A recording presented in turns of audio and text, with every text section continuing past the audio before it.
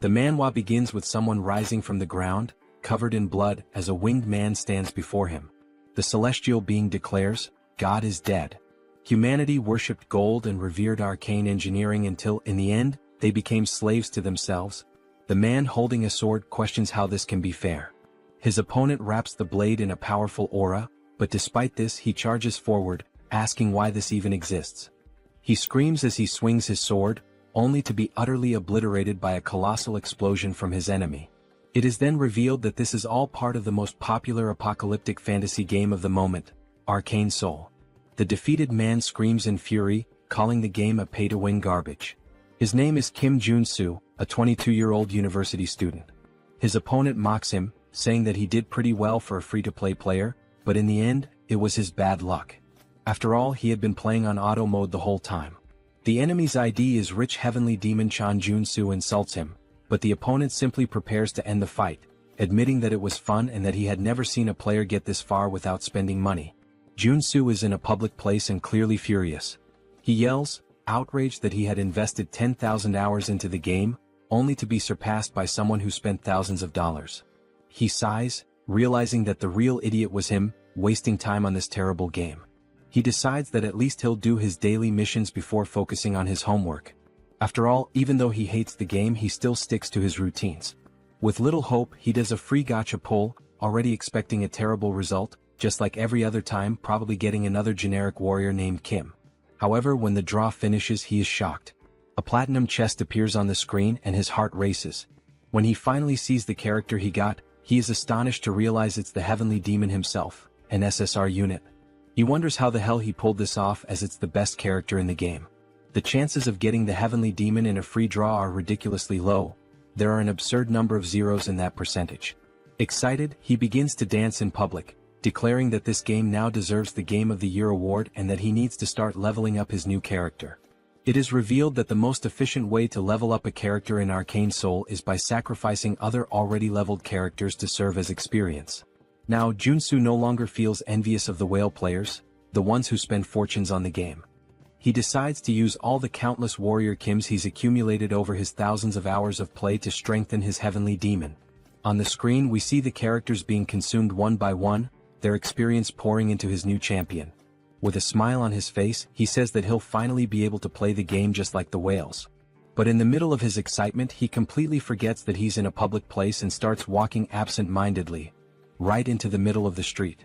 When he looks to the right, he realizes, of course, the phone slips from his hands and he mutters that this situation feels strangely familiar. When he opens his eyes again, he's staring at an unfamiliar ceiling, completely confused. He wonders why he's in a hospital. His head throbs and then the memory comes rushing back. He walked right into traffic like a complete idiot and nearly got run over. He mentally curses himself for being so careless. Suddenly, a woman enters the room, calling him Warrior Kimâ, surprised that he's awake. He furrows his brow and asks what she's talking about. The woman says she'll call the doctor and leaves in a hurry. Joonsoo is puzzled by the name she used, and when he looks at the clipboard with his information next to the bed, he's shocked. It clearly says Warrior Kimâ. Additionally, the report indicates that he suffered a dislocation and a concussion due to the accident. He wonders what kind of absurd mistake this is and lets out a long sigh. Perhaps, deep down, he really does feel guilty for sacrificing all his Warrior Kimâs to gain experience, but that still doesn't explain why his name on the clipboard says Warrior Kimâ. Trying to make sense of the situation, he attempts to get up, but the instant he puts weight on his leg, a searing pain shoots through his body, and he lets out a deafening scream. A nurse rushes into the room, telling him that he can't move yet. Still writhing in pain, he asks why it hurts so much. At that moment, the doctor enters the room and explains that he was hit by a truck and, considering the circumstances, got off with few injuries. Still completely confused, Joonsoo furrows his brow and asks what they're talking about. The doctor responds that they still need to do more tests and that he'll need an MRI and a magical vision test. He freezes when he hears the word magical and wonders what the hell they're saying. Is he having a stroke? Is he still dreaming? Meanwhile, at the reception, they're calculating the costs of his hospitalization, including the tests such as the CT scan and MRI. When they finally give him the total, his heart almost stops. 22.3 million won, around $16,000. Totally outraged, he retorts that he was there for just 4 days, so how can the bill be this absurd? The receptionist, with complete calm, answers that he doesn't have insurance and has to pay everything out of pocket. Confused, he asks what she's talking about. After all, every Korean has national health insurance. The woman looks at him as though he's delirious and responds with a question. What are you talking about? You don't have insurance from the Legion or the Magic Tower. A chill runs down Joonsoo's spine when he hears those names. He doesn't fully understand what's going on, but those words sound strangely familiar. Legion, Megacorp, Magic Tower, Sacred Order. Then it hits him. These are the 4 factions that dominate Arcane Seoul. The world where God abandoned humanity. Where arcane science advanced drastically. Where Earth was overrun by monsters. Where humans modified their own bodies to survive. His mind starts to fail him. He falls into denial. No. The summary? This world is a hell to live in. Hours later, he finds himself in a dark alley shouting at the top of his lungs. Why the hell did I end up in this game? He remembers how happy he was when he went to sleep that night, after finally getting the heavenly demon. But now he realizes the cruel irony of fate. He didn't reincarnate as a protagonist. He became a tutorial character. Maybe this is divine punishment for sacrificing all of his old characters. Finally, he arrives at Warrior Kim's house. Looking around, he lets out a heavy sigh. This crap is smaller than my bathroom. He can't believe this guy was so miserable. Exhausted, he throws himself onto the bed. His body is battered. He has no money. And now, what should he do? Then reality hits him like a punch to the stomach.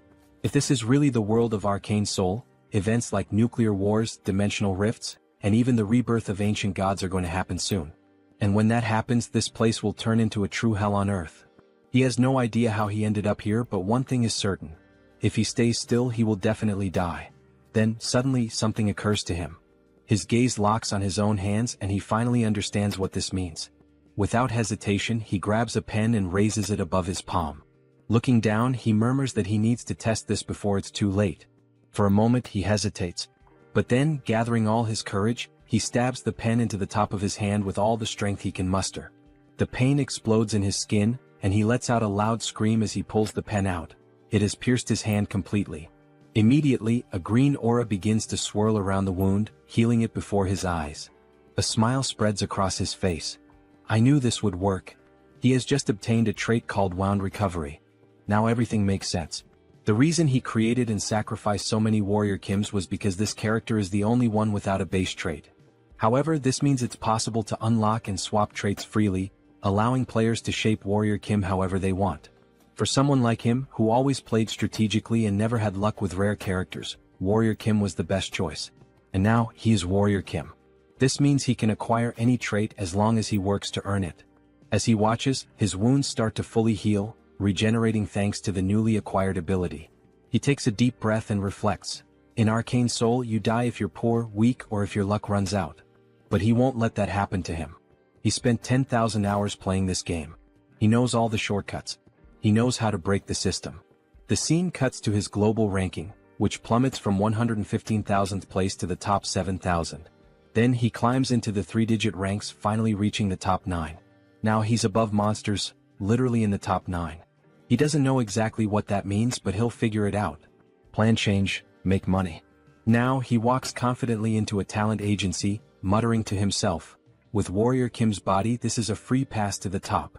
Inside the player registration sector, a man reviews his file and raises an eyebrow. So, this is your first time at a player recruitment office? Joonsoo nods in confirmation. Yes.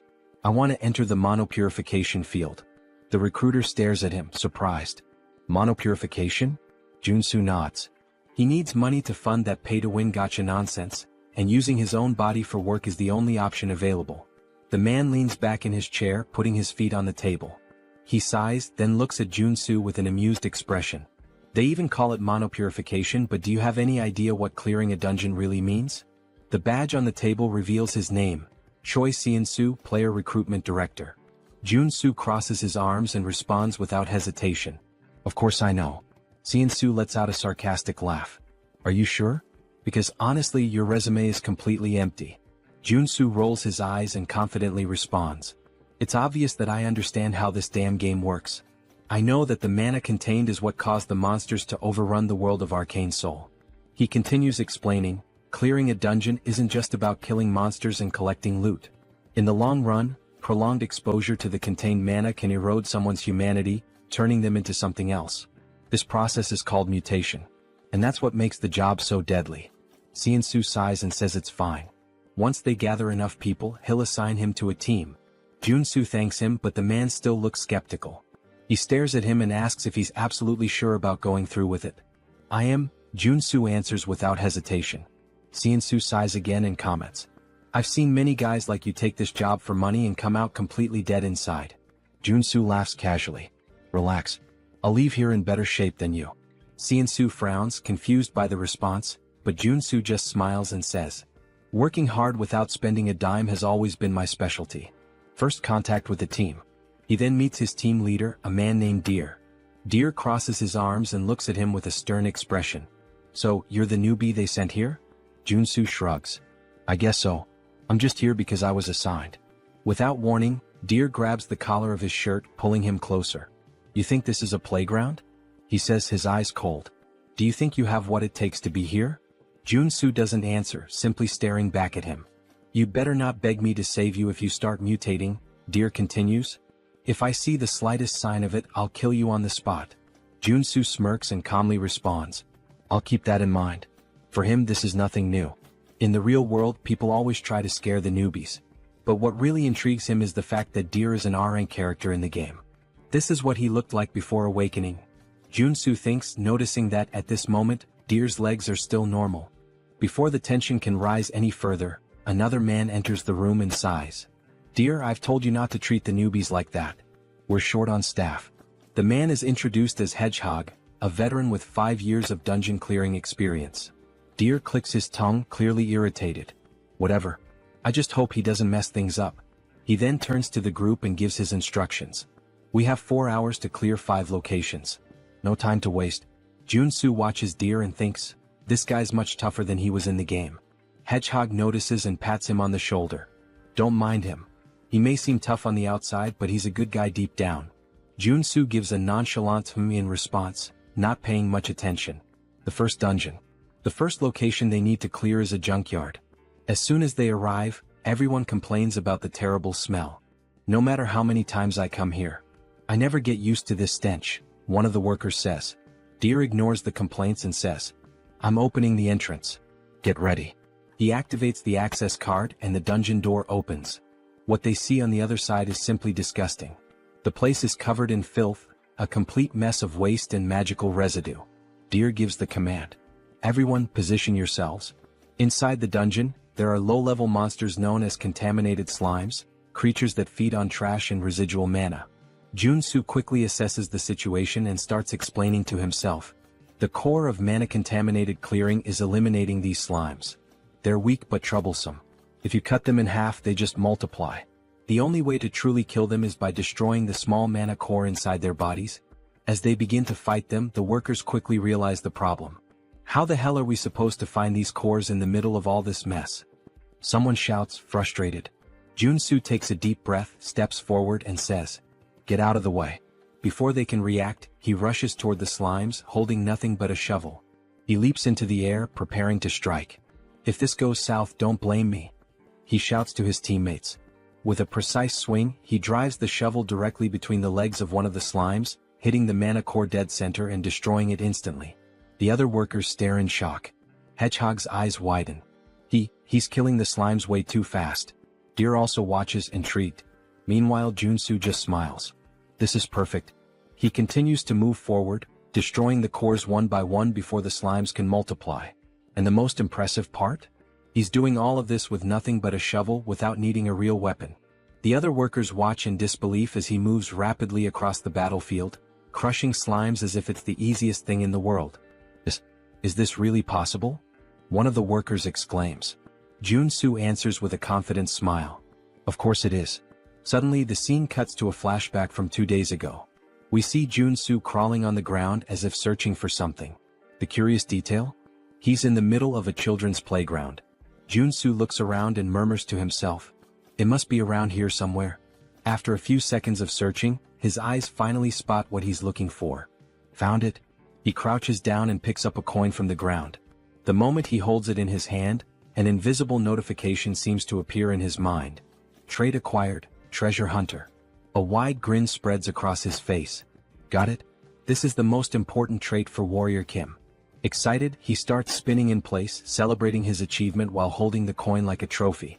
Nearby, a mother watching the scene covers her child's eyes and sighs. Just think happy thoughts. Joonsoo doesn't care about the strange looks and continues on his journey to acquire more essential traits. The price of evolution. He learns some fundamental rules while hunting for important traits. Cut to a less glamorous scene. Joonsoo is vomiting into a trash can, his face completely wrecked. That went too far, he groans. The truth is, to acquire a specific trait, he put himself in the middle of Asmongold's room, or at least something as disgusting as it. The notification appears once again. Trait acquired, contamination resistance. Joonsoo wipes his mouth, panting. That was the hardest one so far. The logic for acquiring traits in this world works exactly like in the game. If you meet the conditions, it's yours. He opens the mental menu and reviews his abilities, explaining to himself that it's possible to equip up to 6 traits at once, and that he can switch between them at will. Now, thanks to Treasure Hunter, he can see the mana cores inside the slimes, which explains why he's able to eliminate them so easily, even the giant ones. However, another slime is attacking his team, shooting a barrage of sticky slime. Deer gives an urgent warning. Don't let that stuff touch you. But Joonsoo simply walks through the toxic substance without hesitation. Finally, all this work paid off, he comments, satisfied. Thanks to contamination resistance, he feels no side effects from the slime. I personally wouldn't stick my tongue out in this situation. End of shift. The scene cuts to the bus on the way back home. Joonsoo leans against the window, exhausted. Even with all these traits helping me, working all day is still draining. Hedgehog smiles and comments. But thanks to you, we finished early today. It was incredible seeing all of that up close. He pauses and asks curiously, "Are you hoping to awaken like Deer?" Joonsoo laughs. "No way. I only know how to use a shovel. Military training to blame." Hedgehog whistles. Impressive. As they talk, something strange happens. Small horns begin to grow from Hedgehog's head. Joonsoo furrows his brow. "Your mutations are getting worse. You've been exposed to too much contaminated mana." He observes his colleague more closely. "You don't look so good. You should rest for a bit." Hedgehog just shrugs and lets out a bitter laugh. "I'd rather mutate than face the debt collectors." Joonsoo sighs, understanding his situation better. "Now it makes sense why you wanted this job. Not exactly the kind of position people queue up for." 4 days later. A time skip brings us 4 days forward. The work finally comes to an end, but everyone is exhausted. "We're done," someone murmurs. The team members are wrecked after days of non-stop dungeon clearing. On the other side, a worker is vomiting uncontrollably, almost doubled over. Joonsoo immediately recognizes him. "Hedgehog. I told you not to push yourself so hard." Deer approaches and pats Joonsoo on the shoulder. "The only reason you're still in one piece is because you're young. Never thought you'd do your part properly, but good job." Joonsoo gives a faint smile. It was thanks to everyone. But deep down he knows the truth. He only managed to do well because of his traits. He watches Deer, noticing that he's holding up surprisingly well against the exhaustion. For someone at our rank, he's holding strong. Before they can continue talking, a desperate scream echoes through the area. Joonsoo turns to find Hedgehog. Something is terribly wrong. A dark aura begins to form around him. His colleagues look horrified. What's happening to his spine? Deer runs over, his expression turning serious. "Hedgehog. Hang in there." Joonsoo understands everything in that instant. Hedgehog is mutating. Deer tries to hold his friend back. "Hold on. We need to get out of here." But it's too late. The mutation consumes Hedgehog completely, and his body explodes into pure energy, creating chaos around them. Joonsoo feels the impact and murmurs. "Shit. Now this is serious." The battle begins. Hedgehog has lost all trace of his humanity. His silhouette now resembles that of a giant porcupine, and his foaming mouth makes him look like a rabid dog. Joonsoo watches the creature and immediately concludes. He's gone. There's nothing left of Hedgehog in there. If they don't defeat him, no one will walk out of here alive. But there's a problem. All the traits Joonsoo has acquired so far are specialized for monster cleaning. None of them are useful for combat. He struggles to find a way out, but nothing useful comes to mind. The first attack comes directly at him. Joonsoo has no time to react. The strike hits him square in the face, sending him flying like a ragdoll into a wall. He crashes to the ground, spitting blood. The power difference, it's absurd. A new notification appears. Trait acquired, endurance. He smiles faintly, wiping the blood from the corner of his mouth. It's still too early to give up. If he wants to survive, he needs to act now. He quickly opens the menu and starts switching his traits. I need something that will actually help. He selects strength, which will increase his physical power. Mana heart, which will allow him to control his magical energy. And endurance to reduce the damage he takes. Let's see what I can really do. The counterattack begins. Joonsoo finishes selecting his traits. Mana absorption allows him to absorb magical energy directly from the environment. Deep breathing accelerates his mana regeneration, ensuring a steady flow of energy. Finally, the last piece of the puzzle. Corruption resistance. Now that his traits are set up, he's much better prepared for combat. Hedgehog charges at him, screaming as Joonsoo activates strength, multiplying his physical power by 10. He swings his shovel back and roars, spinning his body with full force before delivering a crushing blow. The impact hits Hedgehog square on, launching him into the air. Joonsoo feels a flicker of hope. This is working. I can really win this. But then, in midair, Hedgehog starts spinning violently, turning into a deadly ball. Joonsoo's eyes widen. That should be illegal. Hedgehog launches himself at Joonsoo like a projectile, but at the last second he crashes into a rock, losing control and flying back up. Joonsoo yells, completely confused. What am I supposed to do in this situation? He doesn't have time to react. The attack hits him full force, smashing him brutally into the ground. Hedgehog pulls away, laughing, but then his eyes widen as he notices something. From the rubble, Joonsoo leaps out, completely unharmed. Thanks to endurance, his resistance to damage was multiplied tenfold. He winces in pain, groaning. Even with endurance, this still hurts like hell. But he has no choice. If he stops now, he'll die. He steels himself, clenching his fists. With no other option, he launches into an unrelenting assault. Blow after blow, Joonsoo unloads a barrage of punches at Hedgehog, refusing to retreat. But then one of the spikes on Hedgehog's back curls backward and shoots out like a missile. Joonsoo dodges at the last second, but before he can react, a swarm of spikes is launched at him, piercing his body and embedding themselves in his flesh. He is thrown to the ground, completely covered in blood. But he refuses to give up. Joonsoo forces his body up, breathing heavily. Just a little more. He charges at Hedgehog again, preparing for another punch. But then, blood explodes into the air. Joonsoo feels something violently ripped from his body. His mind tries to process what just happened. His hand has been obliterated. His eyes widen in complete shock. His senses still can't understand how this happened. But before he can react, Hedgehog fires another spike. This time, his mind registers what's happening, but it's too late. His entire arm is torn off. The pain strikes him like an electric shock. Joonsoo lets out a scream of pure desperation. But Hedgehog doesn't stop. He clenches his fists, preparing a final crushing blow. Joonsoo closes his eyes, gasping. This is exactly what I expected. Hedgehog lands the blow. The ground shakes violently as the impact hits where Joonsoo had been lying. The price of victory. A flashback unfolds in his mind. He remembers when he used to play this game just as a mobile game. Back then, everything felt easy. All he had to do was press a single button to defeat monsters. He never stopped to think about what the character felt. He pushed it to the limit over and over under the guise of efficient training.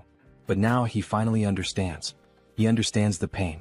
He understands the suffering required to earn even a mediocre trait. And above all, he understands that there is no victory without sacrifice. When Hedgehog looks down, he realizes something is wrong. Joonsoo blocked the attack. His arm regenerated. Before Hedgehog can react, Joonsoo rushes at him with lightning speed. His fist connects with the creature's face, and the impact is devastating. Hedgehog is thrown away, sliding across the ground, incapacitated. Joonsoo exhales deeply, gritting his teeth. There is no victory without a price to pay. He looks at himself. His muscles are pulsating and growing uncontrollably. His body has been pushed to its absolute limit. A notification appears in his mind. Trait acquired, mutant muscles. Joonsoo smiles despite the pain. The real fight is just beginning. The awakening of the monster. Joonsoo's body is still covered in spikes. Hedgehog is thrown against a wall and Joonsoo grins to himself.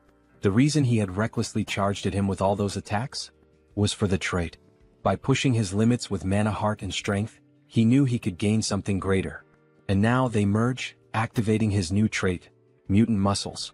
Hedgehog charges at him again without hesitation. But Joonsoo stands his ground. Everything I've done so far was for this moment. Hedgehog throws a punch.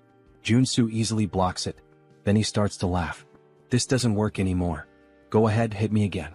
Hedgehog snarls and then his fist deforms, sprouting sharp spikes. He lunges forward, slamming the punch directly into Joonsoo's chest. The impact is brutal. Joonsoo is thrown to the ground, his body pierced from all sides. It seems like he won't get up from this. But then, his body begins to regenerate. His organs rebuild. But something feels off. The regeneration is not just healing him, it's transforming him. Hedgehog watches, confused, as Joonsoo unlocks a new trait, Mutant Body. His arms grow, his structure expands, and his physique now matches Hedgehog's. Joonsoo smiles. Thanks, Hedgehog. I needed this. All of this happened because of you. He moves forward without hesitation. Hedgehog howls and charges straight at him. Neither of them backs down. What follows is a battle of pure brute force. Punch after punch, they exchange blows evenly matched. The monster battle. Nearby, Deer stirs.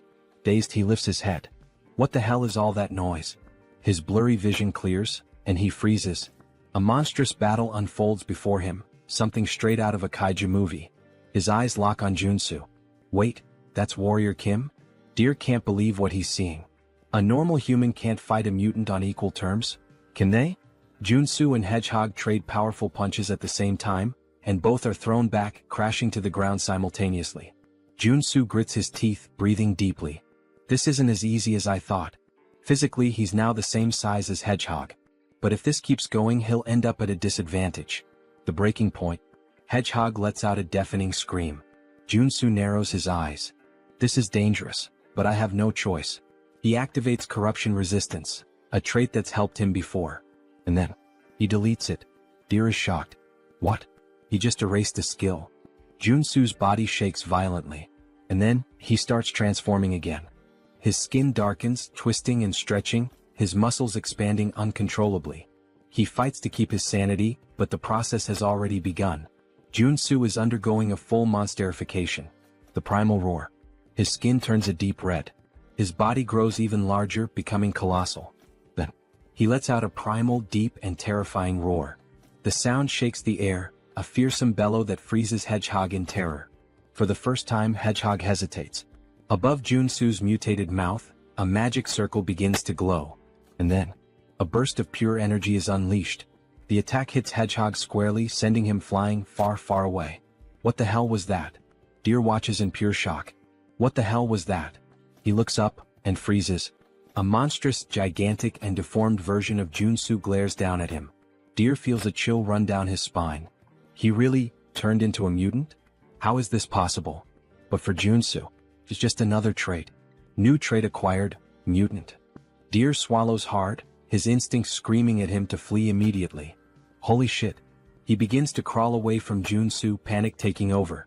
Then suddenly, Joonsoo extends his hand toward him. Deer shuts his eyes tightly, bracing for the worst. But instead of a fatal blow, he hears coughing and groaning in pain. His eyes open. Joonsoo is standing, panting. And just like that, he's human again. The final sacrifice. Then Joonsoo collapses face first into the ground, muttering that he made it. We learn that corruption resistance is the last line of defense.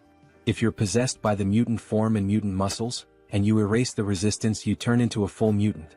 The common belief is that once transformed, you can never go back to normal, but Joonsoo knew otherwise. He needed this, and he was sure he could change the trait back while still thinking clearly, even if only for a second. That's why, even though his body was disintegrating and rebuilding repeatedly, and the pain was unbearable, he kept fighting for his sanity, allowing him to swap corruption resistance for the mutant trait. The end of the battle. The scene widens, showing an aerial view of the area where the cleanup is happening, and Joonsoo is exhausted. He says it felt like every muscle and bone in his body was moving, and he never wants to go through that again. Struggling, he gets up, stumbling toward Hedgehog's body. A purple orb leaves Hedgehog's mouth.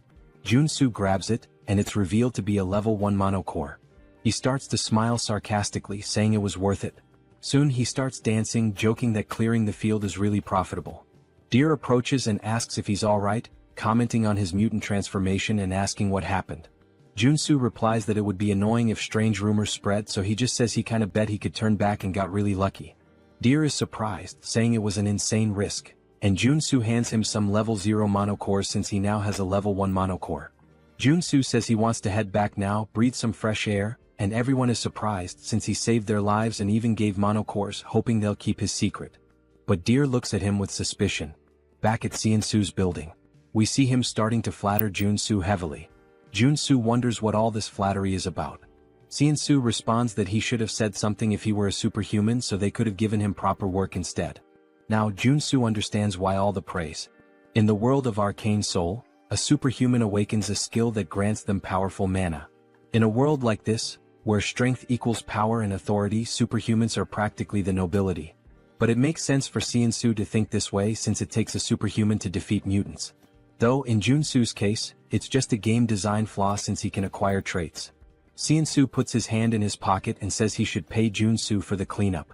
Joonsoo responds that would be nice, trying to stay calm, but inwardly he has that mischievous smile, thinking he'll let Seonsoo think he's a superhuman for now.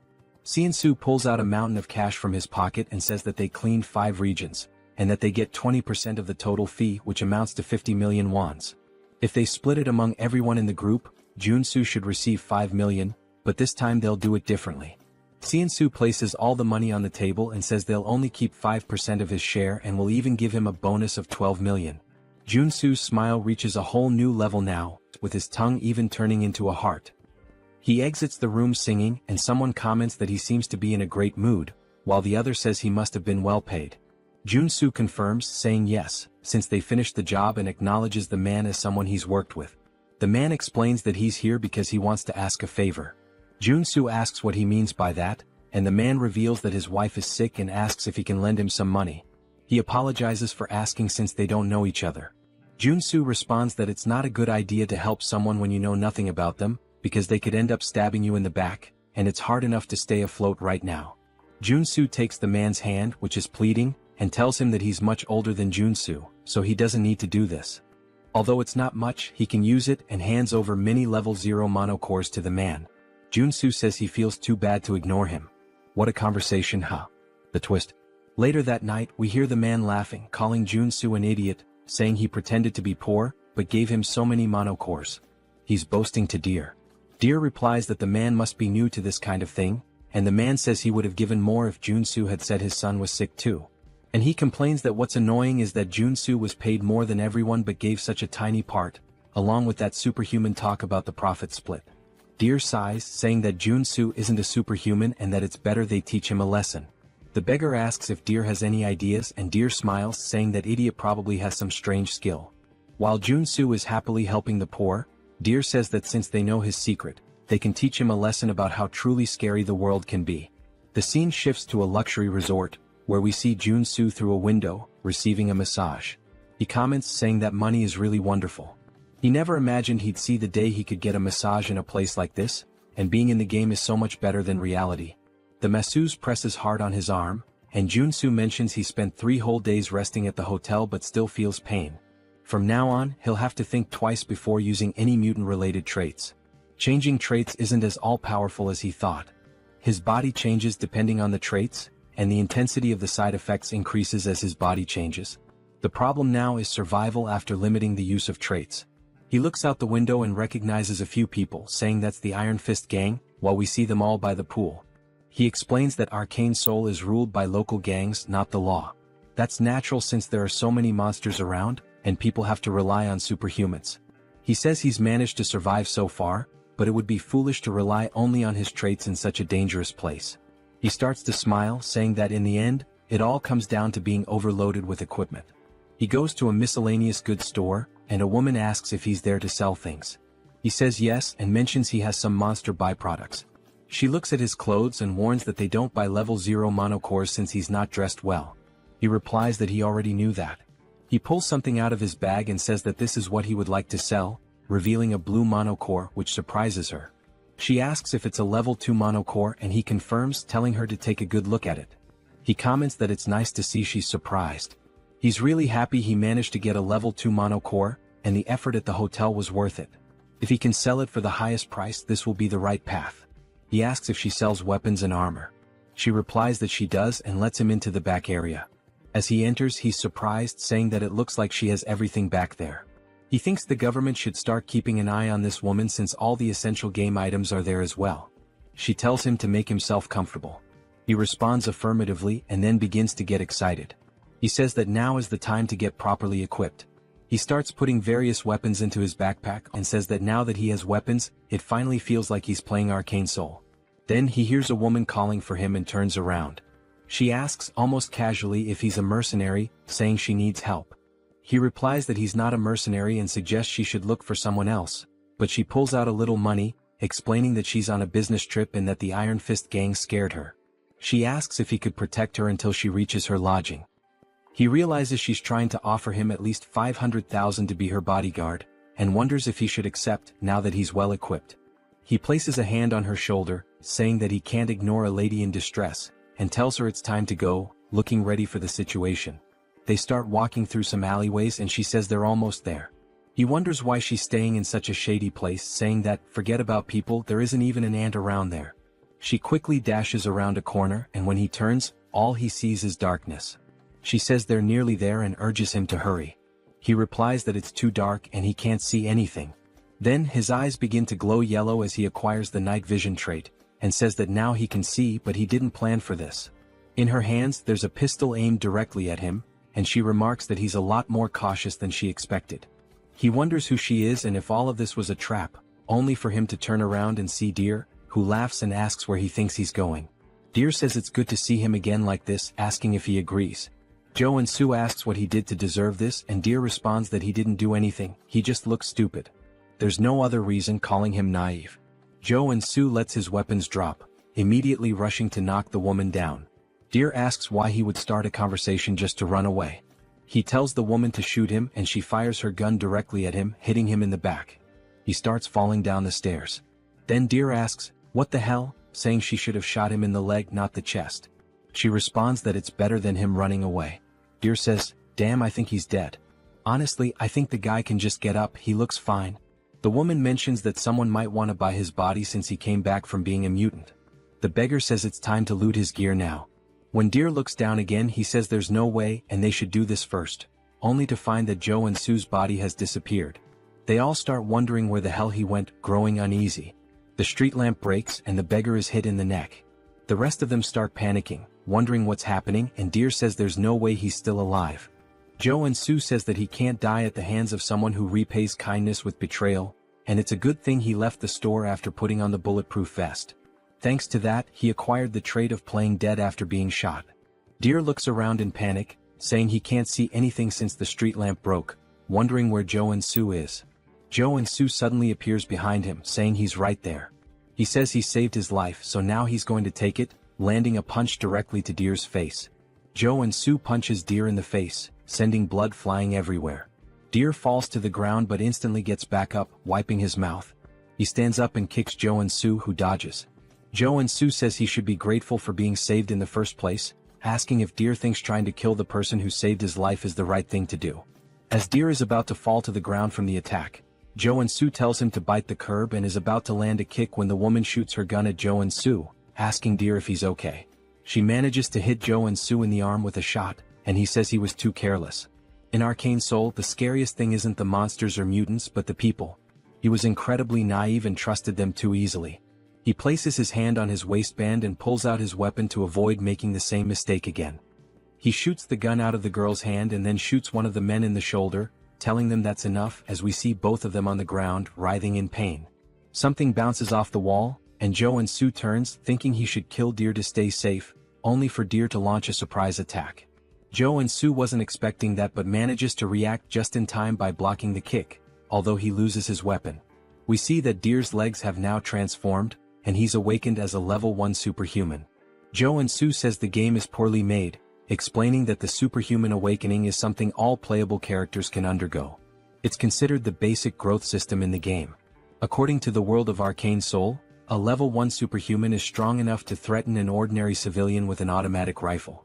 Joonsoo starts backing away to create distance, while Deer declares he will kill him, and now Joonsoo has to deal with a superhuman with nothing but his body. Deer disappears instantly before Joonsoo, and he wonders where the hell he went. We learn that Deer has 2 unique traits, stereoscopic movement and kick. Stereoscopic movement allows him to use his incredible leg elasticity to move freely in any direction he wants. In his case, he's running on wall. Joonsoo looks up and sees him coming from above. He used stereoscopic movement to gain height and is now coming down with a kick, using both the momentum and the height. Joonsoo says he needs to dodge this and he rolls to the side, letting the ground get completely smashed. Deer is surprised and irritated that he dodged, preparing to attack again, saying that this time Joonsoo won't be able to dodge. The impact happens and Deer starts to smile, thinking it's over. But Joonsoo says, "Sorry, but I didn't plan on dodging." As we see, he blocked the kick with a weapon, calling him a mutt who doesn't know his place. He knew buying that extendable baton was a great idea. A few hours ago in the girl's store, he was wondering if a weapon would really be worth it. Since Warrior Kimâ is a warrior class character, even though he gets stronger, there's a limit to how effectively he can use a weapon. That's why he decided to buy a close combat weapon, which turned out to be nothing other than this extendable baton. Each character has weapons and traits that are more effective for their class. We see Deer's leg trembling, and Joonsoo manages to push him back. To defeat Deer, he needed to use a close combat weapon and traits suited for a warrior like him. He swings the baton downward, hitting Deer and knocking him to the ground, then acquires a trait called Strike. This is a trait specific to the warrior class. He then starts spamming his attacks to acquire even more traits, using moves like a downward strike, uppercut, and even an advancing attack. He tries a side strike, though it's unclear if he gained a trait from that moment. Deer searches for an opening and as soon as he finds it, delivers a direct kick toward Joonsoo. Joonsoo hesitates, wondering whether to dodge or not, but decides he can't stop now after coming this far.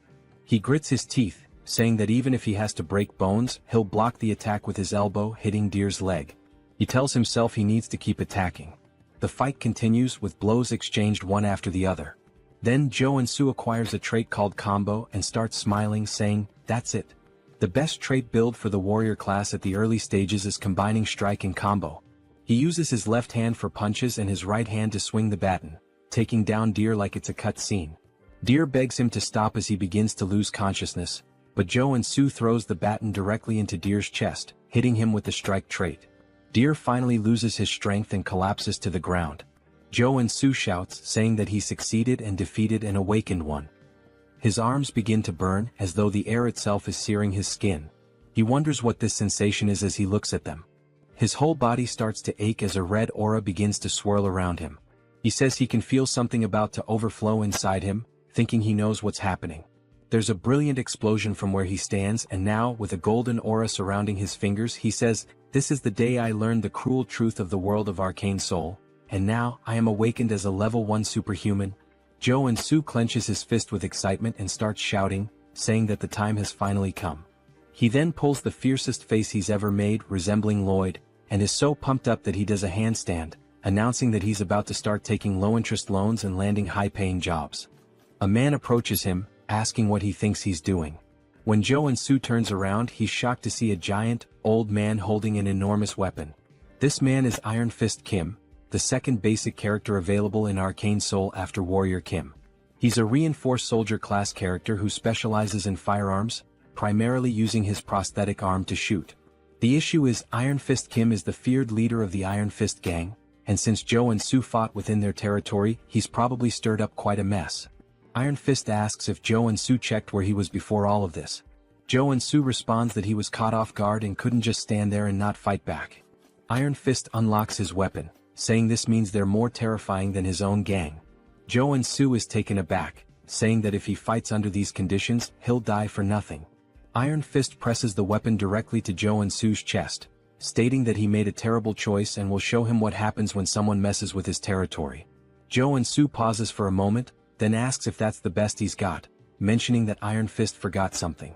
Joonsoo grabs the weapon and puts his finger on the trigger. He shoots himself in the chest, saying that he's not the type to die so easily. Iron Fist is stunned, seeing the guy just kill himself with his own weapon, calling him a psychopath for pulling the trigger on himself. Joonsoo starts laughing, asking if that's all, saying it was easy. We see that he acquired the regeneration trait. Iron Fist laughs, calling his ability interesting. Joonsoo explains that the upgraded version of Wound Recovery is regeneration, and it can only be obtained when you become a level 1 superhuman. He warns Iron Fist that it will be the end for them if they start underestimating him. He realizes he'll need to bluff his way out of this. He points to the triple homicide case behind him, saying that, as they can see, he didn't survive by chance and that he doesn't care who they are. If they mess with Warrior Kim, they'd better be prepared.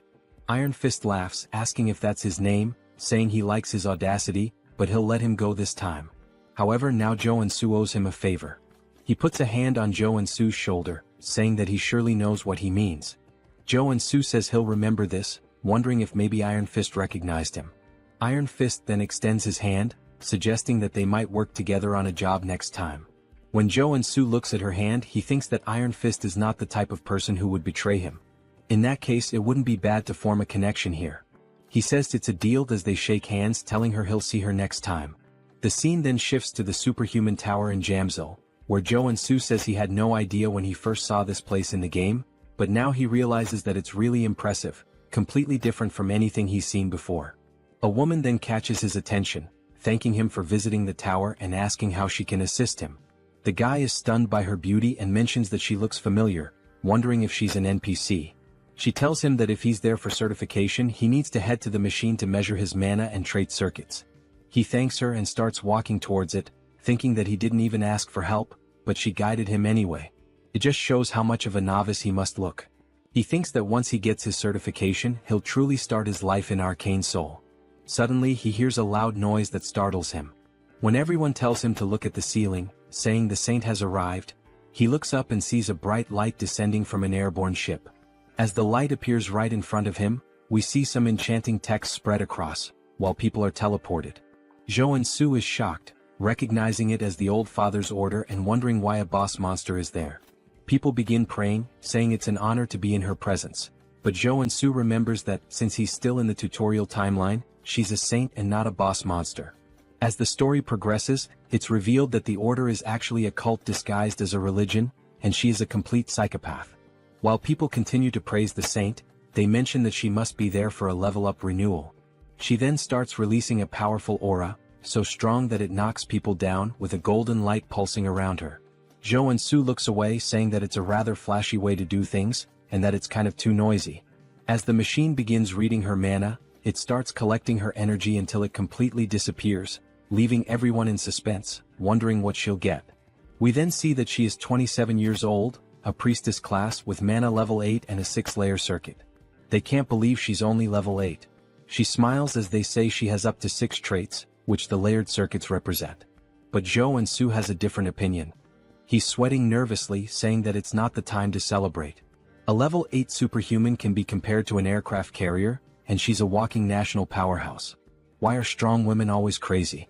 But even if he tried to warn them, they would just treat him like a madman and stone him to death as if it were the Middle Ages. For now, he decides to just measure his mana. It would draw too much attention if he had 6 traits, so he'll lower it to 3. The saint suddenly turns, sensing something. When her men ask what's going on, she says that she's found something that caught her attention. She appears right behind Joonsoo, saying that he has an interesting ability. He says, "Damn," surprised, and then repeats what she just said, asking if she really noticed that he swapped his traits. He freezes for a second as the window remains open. Everyone wonders why the saint is talking to him, saying he looks like a normal guy. She then takes his hands, asking what his name is. He says his name is Warrior Kimâ and comments that the only reason a priest would ask someone's name in Arcane Seoul is. Before he finishes his thought, he's interrupted as she declares that she represents the Old Father's order and baptizes him. Since the Old Father always desires powers like his, she tells him that he must submit and find peace in this hellish world, as the enchantment table begins moving across his arm. Everyone around him envies the fact that he's being baptized, especially because she is the Old Father's first daughter. Joonsoo, however, has a different perspective. He's extremely nervous, thinking that if he's baptized and gains the baptism trait, he will have no choice but to become a paladin of the order. However, the Old Father's order loses to major figures in Arcane Seoul during the war with South Korea, and this figure is none other than the Celestial Demon. As she continues with the baptism, he rips her hand off of him, saying it feels like being forced to invest in a stock that's about to crash. He kneels, refusing the baptism. We see her eyes turn completely psychopathic as she says that he must not have heard her correctly. He responds, saying he's very serious despite being a little exhausted. She starts to control her anger, saying that it's anyone's right to serve or refuse. However, the Old Father has already set his eyes on him. She places her hand on his shoulder, warning him not to forget that a powerful divine energy is already rooted inside him, and that if he can't overcome such a small power, his fragile free will won't mean anything in the end. Then he begins to be enveloped by a yellow flame as he starts screaming in front of everyone. They question how someone like him can refuse the baptism, asking if he isn't religious or something. We see that he's being affected by divine fever, and that he will suffer a burning, endless pain as punishment for refusing the baptism. He was prepared for this, but it still hurts like hell, his whole body burning. This is one of the strongest debuffs in the entire game. The effect causes continuous, searing pain, preventing the person from continuing their normal life. The only way to get rid of it is to go to a temple and be baptized. He refused the baptism thinking about the future, but it seems he might die right here as we see his eyes rolling back. He loses consciousness until someone splashes water on his face, waking him up again. He wonders who it is, only to see the woman from before asking if he's okay. She seems genuinely concerned. He says that no one helps someone affected by divine fever because they fear the negativity will spread to them, and he's grateful that she took the risk to help him. He sits up again, saying that he'll endure a little longer. As he enters a lotus position, he gains a trait called divine resistance. We see that he's starting to build a resistance to the flames. He says he didn't refuse the baptism recklessly either, and that the debuff gets stronger depending on the total mana of the target. Since he's still level 1, the debuff is weaker in comparison, so there are some solutions. The first is to acquire the trait, which he just did, and now he'll focus more mana within himself. It's unclear whether he unlocked his traits or activated mana absorption. Still, he starts screaming in pain, while the woman continues to pour bottles of water over him, telling him that he'll make it. This immediately cools his body, and he says it feels like life-giving water. He needs to focus on this contrasting sensation between the fire and the water. As he begins to balance them inside him, it feels as though time stops. The burning pain and the sensation of cold begin to merge into one, while he uses the mana within him to extinguish the fire. When he opens his eyes, a powerful blue light starts emanating from him. It even blinds the poor girl. We then see that he has gained another trait called Mana Barrier, as the flames can no longer harm him. He smiles, saying that this is the common level 1 skill that a defender warrior should acquire. The woman asks if he's okay, and he replies that he's fine now, thanks to her. But everyone is in disbelief that he managed to overcome the divine fever, asking if that's really possible. Of course, he hasn't fully overcome it, and this is just a temporary measure against the fever, using the barrier. But at least he's free from the burning pain, and the black flame even makes him look cool. Now it's his turn to measure his mana as he steps onto the magical device. He begins to charge up, rising higher and higher. He smiles, awaiting the measurement, and we see that the device reports he is level 1 but has a 6-layer circuit. They can't believe he has 6 traits, saying this is the birth of a super newbie. It must be why the holy figure had her eyes on him. Joonsoo says that he has attracted a lot of attention, and that his goal is to be the overpowered protagonist, but hidden in the shadows. The woman then congratulates him, saying she's never seen anyone start with a 6-layer circuit and that they can now issue his license. They move to another part of the tower, where she places it on the table, congratulating him for being officially certified as a superhuman. He starts crying tears of joy, saying that he worked so hard to achieve this, and she says she'll explain all the privileges. He replies that he doesn't need an explanation as he already knows everything. He begins to list the privileges, and she's surprised at how well he knows them. He says that he's addicted to games, or rather, a doctor in superhumanology. He then warns her that he doesn't like to waste time.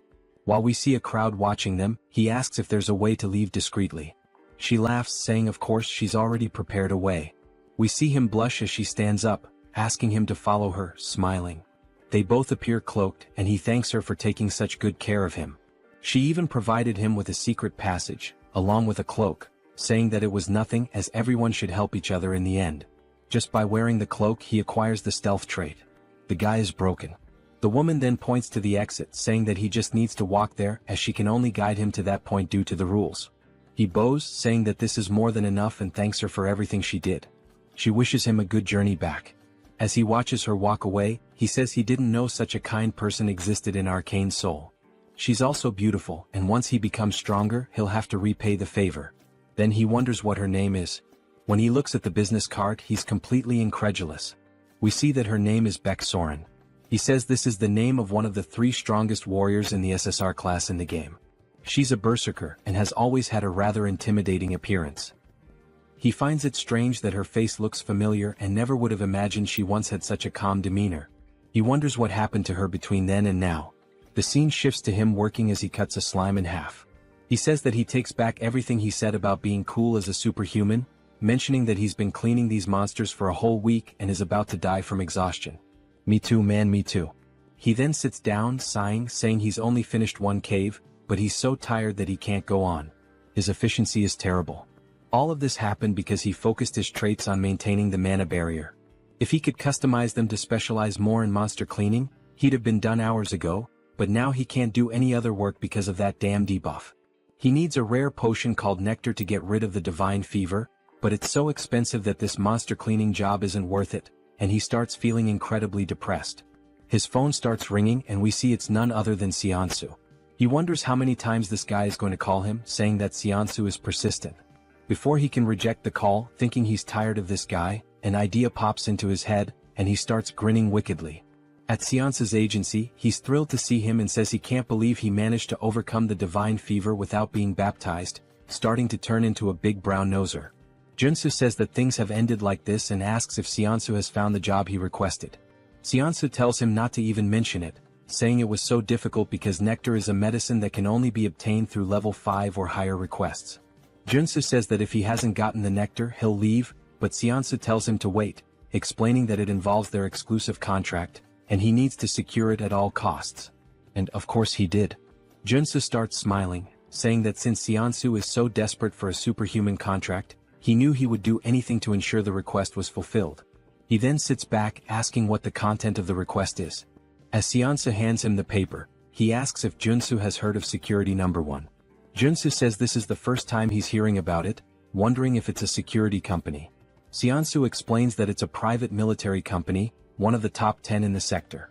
The CEO and the vice CEO are a married couple, both come from traditional martial arts families, which makes their foundation very solid. Joonsoo asks what they might be lacking that would require them to make such a request. Seonsu replies that the issue is their son. He's already over 20, but still hasn't awakened as a superhuman. Joonsoo finds this surprising, given that both parents come from martial arts families. Seonsu says the rumor is that he's already accumulated level 8 mana, but simply can't awaken, which is a mystery. Their condition was for a warrior-type superhuman, level 1 or higher. So, it seems to fit perfectly. Joonsoo then starts smiling, saying that he'll go see them right away. As he heads to their property, we see Seonsu's legs shaking uncontrollably. He says that they're quite busy as they aren't the type to be late. Joonsoo just looks around the house, commenting that it's very expensive. We hear a woman apologizing, saying she's very sorry for making them wait so long. The guy's about to have a heart attack. Finally, we are introduced to them. She says they are the clients. The husband's name is Seo Youngju, and the wife's name is Lee Miria. Seonsu bows, saying it's nothing, thanking them for the time they've spent with them. Joonsoo does the same, saying they must be superhumans of at least level 6, as both have a considerable amount of aura. Youngju sighs and says he can tell this one is weak just by looking at him. Miria tells him not to be like that, and if he's going to act that way he should go back to his room. He sits on the couch, saying he can't do that, and she says he's so stubborn before asking both Joonsoo and Seonsu to take a seat. They thank her, and Miria says that since they've come all the way here, it means they intend to accept their request. Joonsoo says that, first, he'd like to see the condition of their son, as there might be a special reason preventing his awakening. Youngju bangs his fist on the table, asking if he really thinks he'd share that with a novice like him, and he's absolutely furious. Miria tells him to calm down and apologizes, saying he gets worked up easily about anything concerning their son. She says this isn't something they can tell a stranger, but if he accepts the request, they'll call the son in and explain the situation. They're sure he's also desperately in need of the nectar, as they can tell the divine fever is affecting him. Joonsoo says that if it's a confidential matter, but they know exactly what he needs, it only makes him more certain that he will accept the request. He says he'll accept it and asks them to call the son in. While they do, he opens the door. He introduces himself as a Woojin. Joonsoo says it's a pleasure to meet him and shakes his hand, noting that he doesn't feel any mana coming from him. Then he notices something and tells the guy that his cloak is really cool. The guy responds that it's more than he deserves, but he always wears it with gratitude. Joonsoo says he imagines he needs it to seal his mana. The entire family is surprised, and Joonsoo smiles, saying that the moment he saw the gloves he was sure of it. Although it's a matter involving a noble family, he deliberately set the conditions for a level 1 superhuman and used the nectar debuff to summon him. He was baptized under the order of the Old Father. The reason their son couldn't awaken is because he rejected the baptism and sealed his mana to avoid the divine fever. While they couldn't announce this publicly and were struggling with the situation, they must have heard the recent rumors about him overcoming the baptism. So they decided to seek him out.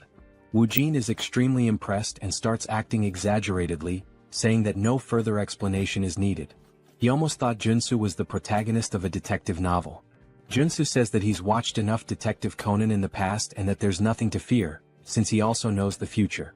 The moment he saw the photo, he understood everything because in the future, Woojin becomes the vanguard paladin of the Old Father's order. He rejected the baptism and resisted, but when his parents lost their power, he gave in and joined the order to help the family.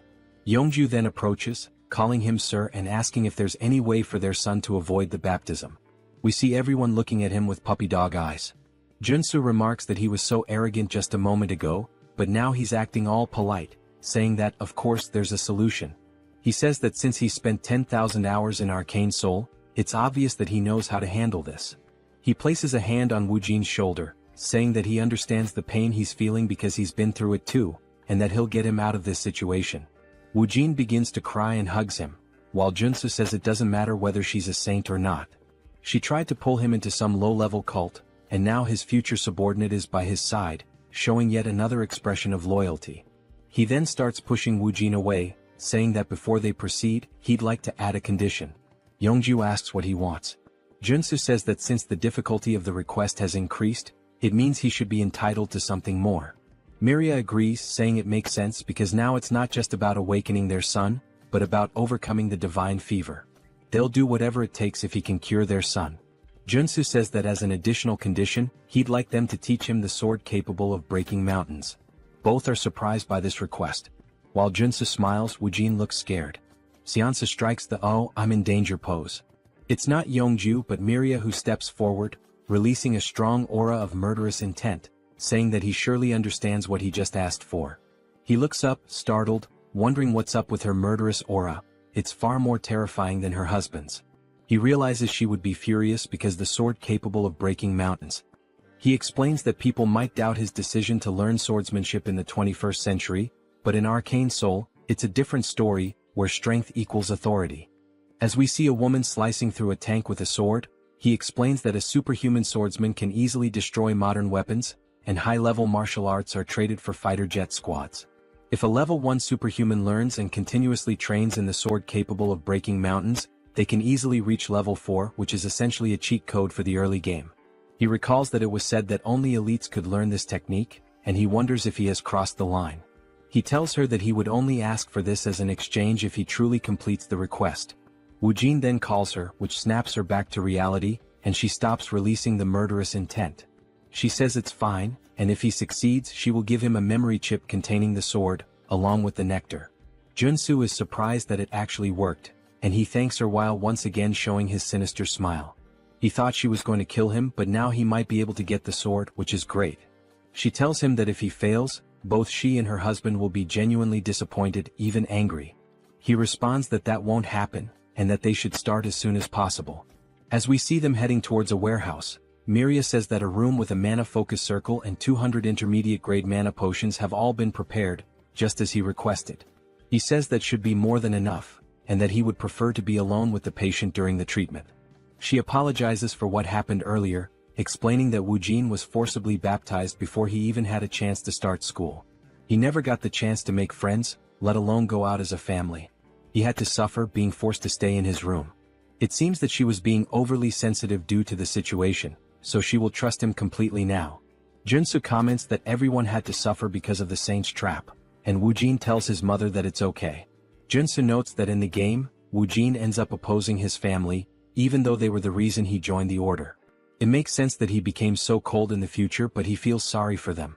He says that he will succeed at any cost, and now that it's just the two of them they can begin. We see Woojin trembling and Joonsoo tells him to take it easy, asking what he's afraid of. Woojin replies that he thought Joonsoo was going to torture him, forcing him to awaken using electric shocks or something like that. Joonsoo asks what the hell they've done to him so far, and explains that the general treatment for curing divine fever is to drink nectar after awakening. However, since he had too much mana in his body, the divine fever was so severe that he couldn't awaken, and he failed. Joonsoo then tells him not to worry but to remember one thing. Everything he sees today is a secret. Joonsoo says he's about to begin. First, he needs to expand the mana barrier to its absolute limit. Then the barrier will weaken. As we see the divine fever starting to consume Woojin once more, he removes the caps from the healing potions, pouring them into his throat, saying that now is the time. Woojin is confused as the cycle repeats relentlessly, and he continues drinking the potions. He comments that it tastes awful. After several bottles fall to the floor, he finally acquires the drug addiction trait. The damage taken and mana consumption increase, but the effects of the drugs are amplified. He says that now, if he focuses on the mana shield with the drugs, he can level it up, transforming it into an area shield. After configuring the shield around him, he wipes his mouth, saying that the divine fever has been completely expelled from the barrier. Woojin says that was amazing, and Joonsoo responds that it's still too early to be impressed, asking him to take off the glove. Woojin is confused, asking if he heard correctly, and Joonsoo explains that he needs to push his hand through the barrier, and then he just needs to grab his hand. Woojin says that the two divine fevers will create a resonant reaction. Joonsoo begins to step out of the barrier while the divine fever starts to burn him again. He says that the pain will be bearable as he stays inside the barrier, and asks him not to question why, just follow the orders. Woojin's heart starts to race because it's the first time he's taking off the glove since he was baptized. He places his hand through the barrier and it starts to burn intensely. It's even more painful than Joonsoo's divine fever, even though it's only his hand. Joonsoo wonders how much mana this guy has in his body, to the point of being terrifying, but he grabs his hand because there's no other choice. Then he experiences one of the most unbearable pains he's ever faced, as if his entire body is burning. He screams in agony, saying it hurts much more than when he was originally baptized. Joonsoo's eyes start to roll back and he says it feels like his bones are being shattered into pieces. He bites his lip, saying that he needs to stay focused and endure it. Then he hears the notification of a new trait appearing, and he immediately jumps back into the barrier toward Woojin, and the two of them fall to the ground. Joonsoo starts to pant, and we see that he's still holding Woojin's arm, while Woojin acquires the damage absorption trait, meaning he can absorb damage from others. Joonsoo says that this was a success, and Woojin is staring at his hand, now gloveless, saying that he can't believe it's still bearable. Joonsoo says that everything was planned to go this way. Besides the barrier, he used damage absorption to take some of his divine fever for himself, which means his fever is severely weakened, and now it's the final stage.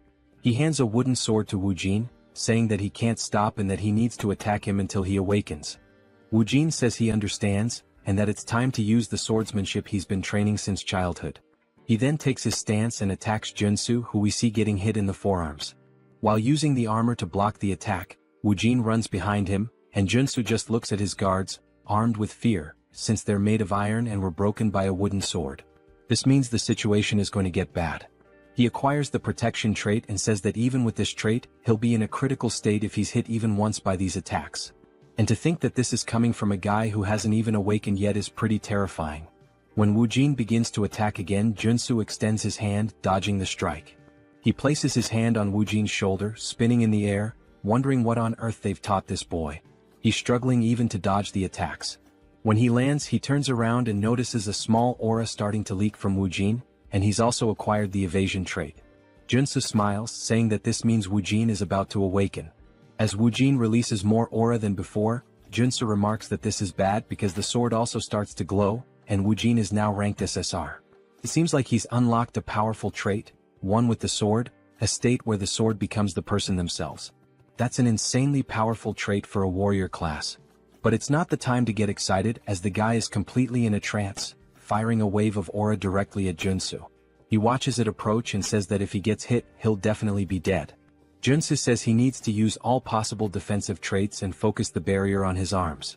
With the help of the mana focus circle in the room, he might actually have a chance, and he begins using them together. The attack closes in and explodes, and the impact alone destroys the ground beneath him, sending out a powerful shockwave. We see a shield forming from the smoke as he acquires the mana shield trait. He says he's glad he managed to pull it off, and that when you combine mana barrier with protection, this is the result. He comments that he really almost died there. Woojin starts to stagger, which surprises Joonsoo as he watches the guy fall unconscious. Joonsoo asks how he can just lie there so peacefully after trying to kill him. He's relieved that Wu Jin is just sleeping since he was a bit worried he might be having a seizure. He probably just lost control due to the awakening. In the game, Wu Jin was a strong character with an SSR rank just like he is now. But because he awakened as a warrior instead of a paladin, he acquired the sword trait as his initial one. Joonsoo then picks him up, saying he doesn't know how this is going to change the story, but Wu Jin is a guy with privileges and immense strength. It's good that he now owes him a favor as he smiles again. This guy might just be a villain. We see Joonsoo lying on his bed, and they're extremely happy that he's truly overcome the divine fever to the point of bowing in gratitude to Joonsoo for everything. Joonsoo says it was nothing, and Seonsu once again becomes a sycophant, holding out a cup for him to drink. Miria gently pats Wu Jin's head, saying it's been so long since she's seen him sleep so peacefully and that she doesn't know how to repay this debt. Yeonju nods and she does the same. He says that, along with the promised nectar and memory chip, they would like to offer an additional success fee. Joansoo replies that he doesn't have to, and the other man responds that he would like to give 1 billion wons, although this may seem small compared to what Joansoo has done for them. Joansoo nearly dies on the spot and forces a smile, saying that it would be painful for his heart to refuse, but of course he's actually overjoyed to hear this. That night, while he and Seonsu are on their way back, Seonsu says it was truly a lottery win. Joansu looks at the reward saying that it looks great. Seonsu asks if he's going to drink the nectar immediately, and Joansu says yes, since he has to do it anyway. He plans to take a break for a while. Seonsu says he understands, as Joansu doesn't want to attract attention from the order or anyone else who might hear about the rewards and try to pursue him. But it's a shame because if he refined the nectar and consumed it, it would significantly increase his mana. Joansu agrees, saying that if he refined it, his superhuman level would increase a lot instead of spending it on treating the divine fever. They head to a hotel, and when Joansu steps out, Seonsu says he'll see if he can find the necessary equipment to refine the nectar, so Joansu should hold on to the drink. Joansu says he'll think about it, but he's not thinking anything of it and he tears off the label. He decides to drink it as quickly as possible. He learned how cruel Arcane Seoul can be during the incident with the deer, and he can't guarantee Seonsu won't betray him. He also has traits that can maximize the effect now, as he's a drug addict with mana absorption and potion dependency. These are just traits. He begins drinking the nectar and drops the bottle due to the pain he feels, describing it as if every fiber of his muscles were being dismantled and reassembled. He closes his eyes trying to focus, saying there's an incredible amount of mana inside him. His eyes begin to glow yellow as he shoots a brilliantly bright beam through the window. He's now reached level 2, but the divine fever still seems to be present. He says this is one of the best tier 1 traits in the entire game, and since it was added to his traits along with the mountain sword, he's relieved as he can now focus on training these two traits without any problems. His phone starts ringing and when he checks, it's Seonsu who says he has something to tell him. Joansu ignores it, saying he'll just train, but the phone keeps ringing several times until he answers, asking why the hell Seonsu is bombarding him with messages. He looks at the phone and sees that it's actually a strange message. He starts decoding the letters and reads between the lines, saying it's telling him to run from the Dagger Gang. He says he can't believe he found a secret message in the text and that the Dagger Gang is one of the rival gangs to the Iron Fist. If Seonsu had wanted to betray him, he would have called as usual to buy time. Considering that he sent the secret message, it must mean he was captured first, and it looks like the information was leaked while Seonsu was trying to prepare the equipment. Joansu starts to feel a little guilty but decides to ignore it since he got the nectar he needed, and everyone is responsible for their own life in Arcane Seoul. Then the scene shifts to Seonsu screaming as loud as possible, and we see him sitting in a chair surrounded by 3 men. They say he's a stubborn man, and despite an entire night of interrogation, he still hasn't said anything about the superhuman rookie. Seonsu says he signed a contract because he trusted him, and he won't reveal anything no matter what they do to him. The man says he didn't want to resort to this but he had no choice. A man starts walking toward him menacingly, holding an axe, asking if he's going to use his right hand or left. Seonsu doesn't answer, and the man raises the axe, laughing, saying he doesn't care and that he's going to cut off Seonsu's right hand. But just before the axe comes down, an explosion happens behind them and they turn, wondering what it was. Then a man starts crawling forward, calling for his boss, saying that a madman is attacking them. It seems like he wasn't lying as we see someone aiming and firing rocket launchers at their building. He says they're about to face the consequences of messing with him. He can't just let someone who keeps their promises in this cruel world of Arcane Seoul be left alone. He pulls the trigger, saying that, with any luck, this will be a good lesson to show them that the war has just begun. The rocket strikes the side of the building, exploding violently and sending armed men rushing out in a panic. They look around frantically, trying to pinpoint the source of the shot, saying they need to find the shooter first. Joonsoo chuckles, commenting that, just as expected, they're spilling out of the building like a bunch of cockroaches. Even though the structure looks like a regular residential complex, he knows for a fact that they were all inside. This is the hideout of the Dagger Gang, a place he's cleared so many times that he's honestly sick of it. It's a complicated dungeon, made up of 6 different buildings. Since this mission is part of the tutorial, he can practically finish it with his eyes closed. He crouches down, then leaps from the rooftop, grinning as he says he's about to speedrun this thing. Nearby, in a narrow alley, a few gang members are patrolling, muttering that this must be the work of Iron Fist, since they're the only lunatics crazy enough to pull something like this. They confidently declare that once they find them, they'll wipe them out. Suddenly, one of them hears a noise coming from a dumpster and decides to check it out. His buddies warn him to be thorough. The man creeps forward, peering down the alley, trying to locate the source of the sound. He doesn't see anything. But in the blink of an eye, Joonsoo emerges from the shadows. Before the man can react, Joonsoo grabs his face with a crushing grip and slams him brutally into the nearest wall. Joonsoo laughs, saying the guy didn't even recognize him despite being right in front of his face. And that when it comes to infiltration, there's no better combo than playing dead and using stealth. With the henchmen stumbling around outside like fools, he takes the opportunity to slip into the main building. He lifts the lid of a dumpster and begins descending a hidden staircase, commenting that this is one of the gang's secret entrances. Moving swiftly and silently through the corridors, he takes pride in the fact that he's avoided combat so far. Pressing forward, he notes the gang's unusual obsession with hostages. He remembers that the boss's room is on the 5th floor, which means he still has a long way to go. Because of that, he decides to advance as stealthily as possible, making sure no one notices him. Suddenly, the building's loudspeaker crackles to life, blaring an urgent announcement. Enemy infiltrated the building. All members, arm yourselves and assemble at the rendezvous point immediately. Joonsoo stands before a door, murmuring to himself that he needs to make a decision. If he exits through here, he'll be in the lobby, which is the most efficient route. The central staircase leads directly upstairs. However, there's a problem. Now that the gang has detected an intruder, they've barricaded the lobby to create a defensive line.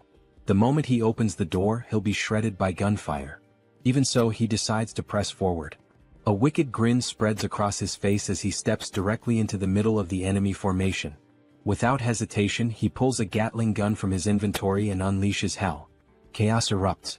The enemies panic, scrambling to retaliate, but the front line is obliterated under the relentless storm of bullets. The rear guards manage to recover and open fire on him.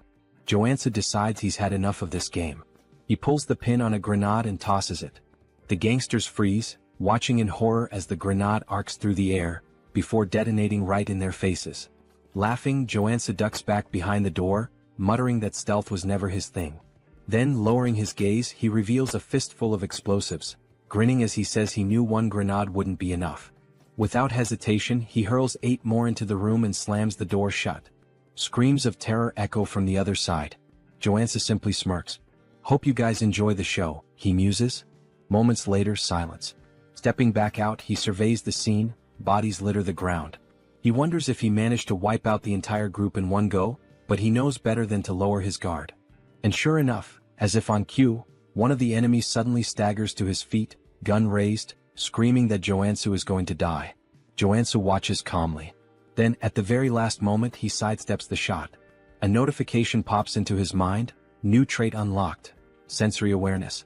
He chuckles. This was exactly the trait he needed from this dungeon. And now, there's not much left to gain here.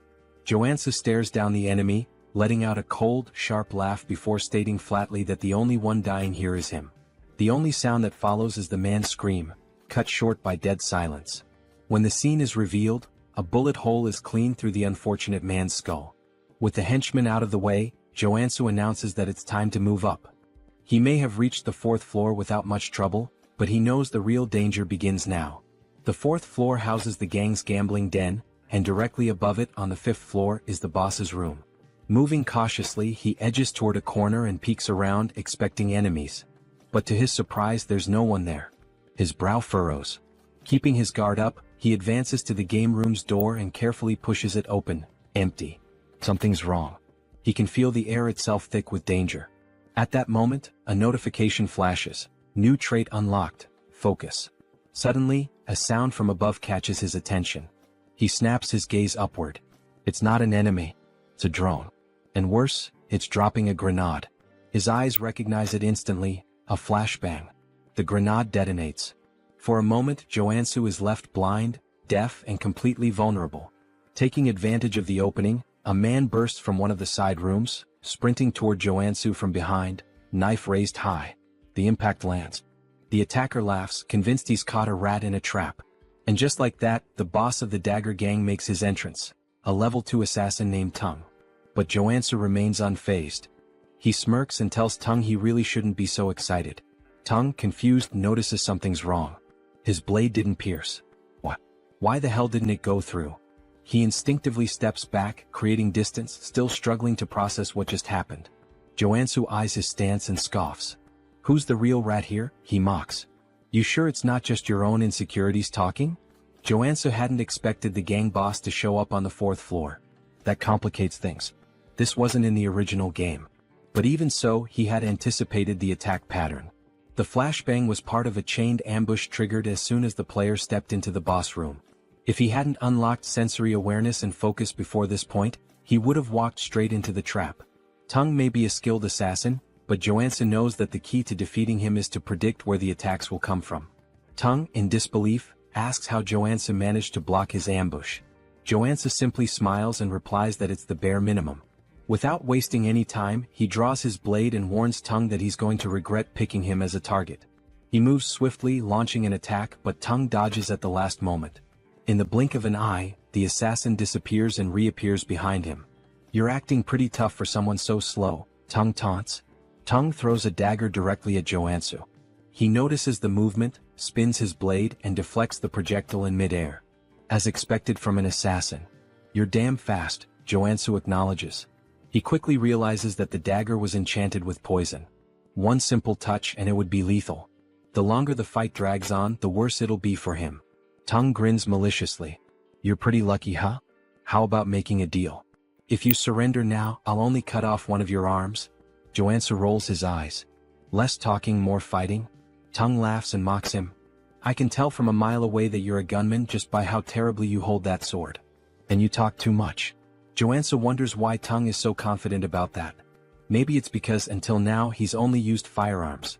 The gang leader charges at him, declaring that he's going to make his death painful.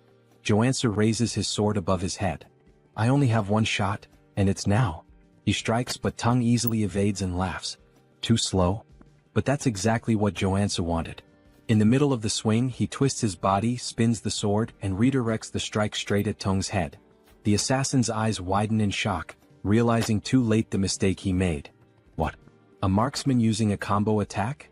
Tung falls to the ground but manages to block the blade at the last moment. Joonsoo smiles, shaking his head. I hate to break it to you, but as soon as I switch traits, I stop being a marksman. He releases a faint aura around his body and declares, Now I'm a classic warrior trained in fencing. He adjusts his stance and activates the Mountain Crusher style. His blade descends with overwhelming force. Blood flies. Tung lets out a scream of pain as the blade tears through his chest. Joonsoo laughs. You dropped your guard. That's why you lost. Tung, on the verge of death, grips his knife tightly and throws it forward, shouting that he won't fall so easily. Joonsoo, completely caught off guard, didn't expect anything more from someone who was already defeated. The impact happens. Blood sprays through the air. Tung is sprawled on the ground, motionless, but Joonsoo looks to his side and sees the blade lodged in his own body. Damn it. I dropped my guard. Amateur move. He feels the poison spreading quickly through his veins. Without wasting any time, he reshuffles his traits to counteract the toxin. He manages to hold on, but the pain is intense. Outside he hears voices. Hurry. We need to get in. There's an intruder in the building. Joonsoo looks around. His vision begins to blur. He feels his energy draining from his body. No time to waste. I need to get out of here. On the 5th floor we see Joonsoo tied to a chair. He struggles until he falls to the floor, trying to reach a shard of glass. I need to get out of here fast. He hears footsteps approaching. He looks up and sees none other than himself. The other Joonsoo crosses his arms and asks, How the hell were you captured? Without waiting for an answer, he crouches down and begins to untie him. Once Joonsoo is free, he can't hold back his tears. "You came all the way here, to save me?" The other Joonsoo merely sighs. "We'll talk later.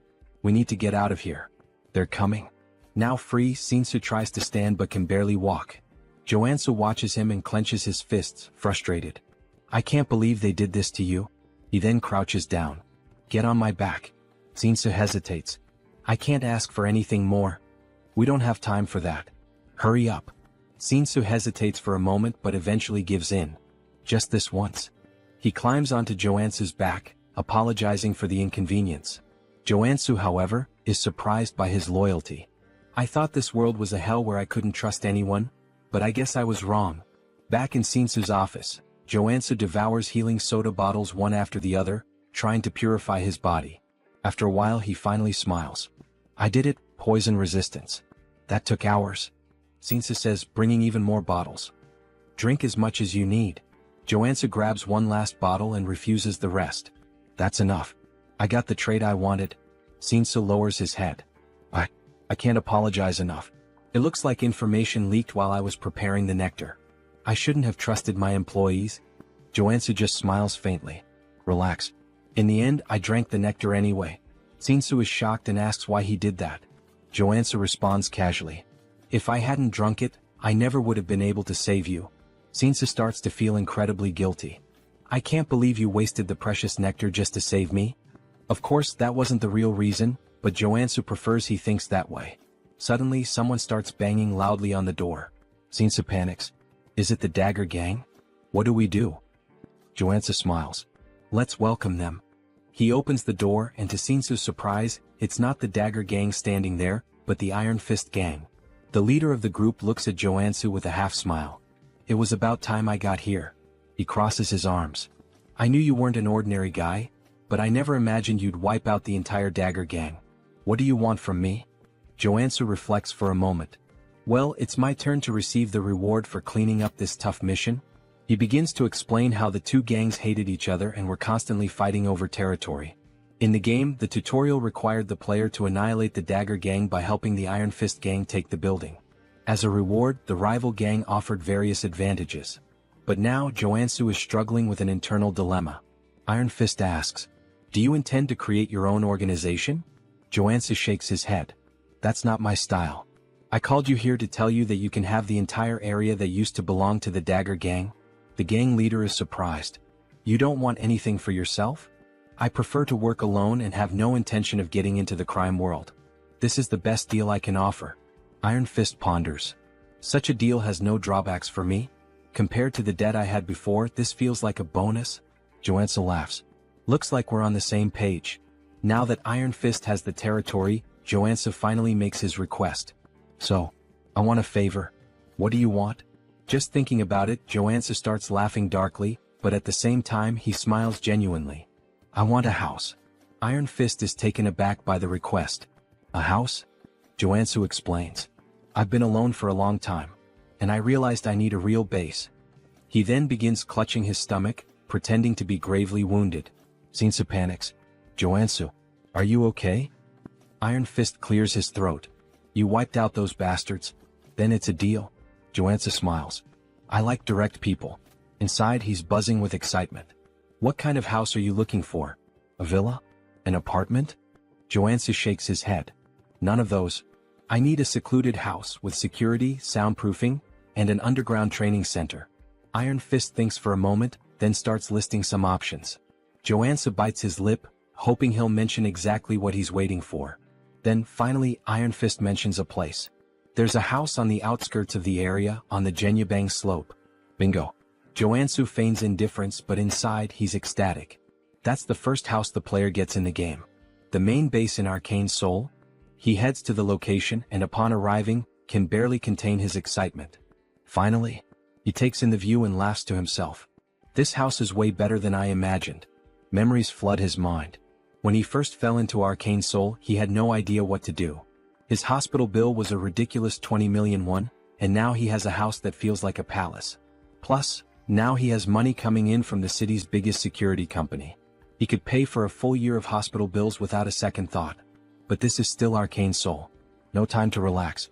The game's story is going to move forward, and he'll have to face enemies like the Saint, who threaten to destroy the city. He grabs his pickaxe.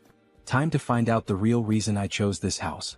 He heads down to the underground training room and starts tapping on the walls. It must be around here. After a few minutes, he finds a specific spot and begins hammering with force. The wall finally breaks. Joonsoo smiles. My instincts never fail. I think I'll finish this faster than I thought. He continues swinging his pickaxe back and forth, deep in the mine. However, things aren't going as quickly as he expected. Man, I had no idea this was so deep when I played. Even so, he's determined to continue. There's no turning back now. He keeps breaking the rocks until, suddenly he hits a water source. Water begins pouring out, and without hesitation he takes a drink. Immediately he feels a wave of revitalization course through his body. This is perfect. Along with the refreshing feeling, his body also starts to warm up. So this is it. A mana spring. As the name suggests, this spring is filled with pure mana. Even characters whose HP has reached 0 can fully recover by immersing themselves in it. Additionally, most debuffs disappear, showcasing its incredible therapeutic power. And guess where one of these free springs is located? That's right, in the house Iron Fist Gang gave him. This was one of the main reasons why this house was essential for his progress. Without wasting any time, he prepares a bath. In the game I handled this with a click. Here it's much more labor-intensive. But it was worth it. He feels the energy flowing through his body, confirming just how powerful this spring really is. He grabs his blade and holds it firmly. This place is perfect for training. Here he can fully heal whenever he runs out of energy. So there's no excuse not to give his absolute best. 2 weeks pass. Throughout this entire time he's been locked in the training room. Now he can activate the black flame whenever he wants while wielding the Mountain Breaker sword. He lifts his blade and strikes downward. Mountain Crusher. In a fluid motion he moves into the second stage. Mountain Divider. Finally he finishes with the third stage. Mountain Piercer. With a precise strike he drives his sword forward. Not only has he mastered this technique, but he's also become accustomed to combining it with the black flame. Additionally, he gained new abilities during his training. Crushing Strike. Single Point. Meditation. Mana Stabilization. Fire Resistance. He leans back, catching his breath. Now that I've completed my training goal, there's just one thing left. The Mana Cultivation Technique. Unlike other skills, this one can't be acquired simply by training. Had he refined the nectar properly, he would have already reached level 3. But since he's only at level 2, there's still residual mana in his body. To fully absorb the mana from the nectar and level up, he needs this technique. The problem? It costs tens of billions of won. But he already knows where he can find a copy without spending that fortune. He heads to an antique shop. The shopkeeper eyes him, confused. Are you sure you want to buy this? It's been sitting in the back for over a decade. At that moment, a memory floods his mind. He recalls when he played Arcane Seoul and discovered this secret.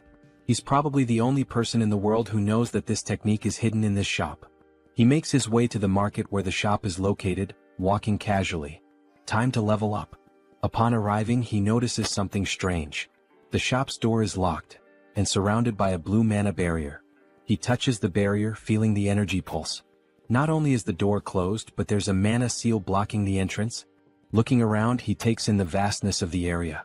This is the market with the most shops in the city. You can buy anything here, but what he needs is locked behind that barrier, and he's going to find a way in. In the game, this shop would be open at any time during business hours. But now in real life it's closed. And not just that. All the other shops around it are closed, leaving only this one standing. This is the complete opposite of how it was in the game. He narrows his eyes, feeling a chill run down his spine. This means that the world of Arcane Seoul isn't exactly as I knew it. He finally spots a store with its lights still on in the market and heads over, asking the man inside if things are going badly. He remarks that even the owner of one of the few shops still open doesn't seem to be doing well. The man responds that it's obvious just by looking at him. He's not in a good situation and has to fight off thugs every single day. How could customers possibly come under these conditions? Joonsoo comments that he thought the Iron Fist Gang was the only one around. The man tells him he's dead wrong. Ever since the Dagger Gang was wiped out, several other groups have been battling each other daily. There's the Iron Fist Gang, the Venom Gang, and the Naked Gang. Who in their right mind would want to step into this mess? Now Joonsoo understands why all the markets are closed. According to the original story, the Iron Fist gang destroyed the Dagger gang and rightfully claimed the territory, naturally bringing the market under their control. But this time he was the one who took down the Dagger gang. Because of that, the market has turned into a battlefield with other gangs fighting to claim it. Joonsoo is considering his next move when he suddenly hears people shouting, telling someone to take them down. The old man says they're at it again, and Joonsoo decides to check out what the thugs are up to. Rounding a corner, he sees a man being thrown into a small tent. A woman confronts him, reminding him that she already told him this was Venom gang territory. She's talking to a member of the Iron Fist gang, flipping him off as she orders him to go back to his own turf. And that's when we're introduced to Steel Scorpion, the sub-boss of the Venom gang. The Iron Fist gang member is bleeding from the mouth. Then, the most elegant voice ever is heard, asking what all the commotion is about. Everyone turns to see none other than our Lord and Savior, Captain Underpants, arriving on the scene with his allies. Scorpion immediately starts yelling that the perverts have arrived. The leader of the naked gang, known as the Exhibitionist, though I'd rather just call him Captain Underpants, declares that this three-way intersection belongs to him and orders everyone to clear out. If you really want to keep fighting, he warns. The Iron Fist gang members start backing off, calling them lunatics and saying they should take this chance to get the hell out. But one of them accidentally bumps into Joonsoo, who sighs, saying this whole thing is a complete mess. The Iron Fist guy recognizes him and Joonsoo helps him up, telling him to focus on his job. Then he shouts, ordering both Captain Underpants and Scorpion to stop fooling around and come to him. The guy he just saved asks what the hell he's doing, and Joonsoo calmly replies that he's here to help. If he wants the market to return to normal, he needs to establish a clear hierarchy. Scorpion barks at him, demanding to know how he dares to tell her what to do. Captain Underpants chimes in, asking if he's trying to make an offering. Joonsoo explains that if he fought at full power he would probably win. But that would only cause unnecessary damage to the merchants. So he's come to a decision. There's only one way to settle this. He's going to unleash everything from the very start and show them his true strength.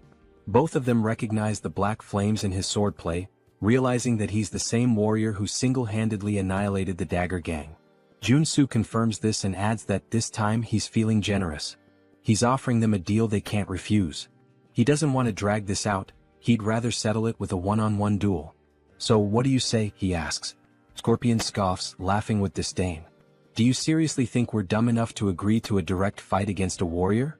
Joonsoo smirks. Don't worry. We'll compete in the area you have the most confidence in. Sometime later, after a bit of negotiation, we hear Joonsoo talking with Captain Underpants. The so-called leader smirks and declares that his specialty is mind control.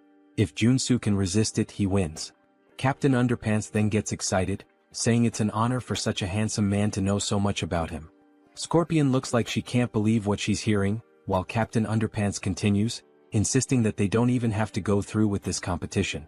Joonsoo can just join his religion instead. Joonsoo replies, "Nah bro, I'm good," and tells him to think for a second. His religion isn't even one of the 7 major ones or even one of the lesser ones, it's literally an unnamed backyard cult. Why would he join a random sect that isn't even listed anywhere?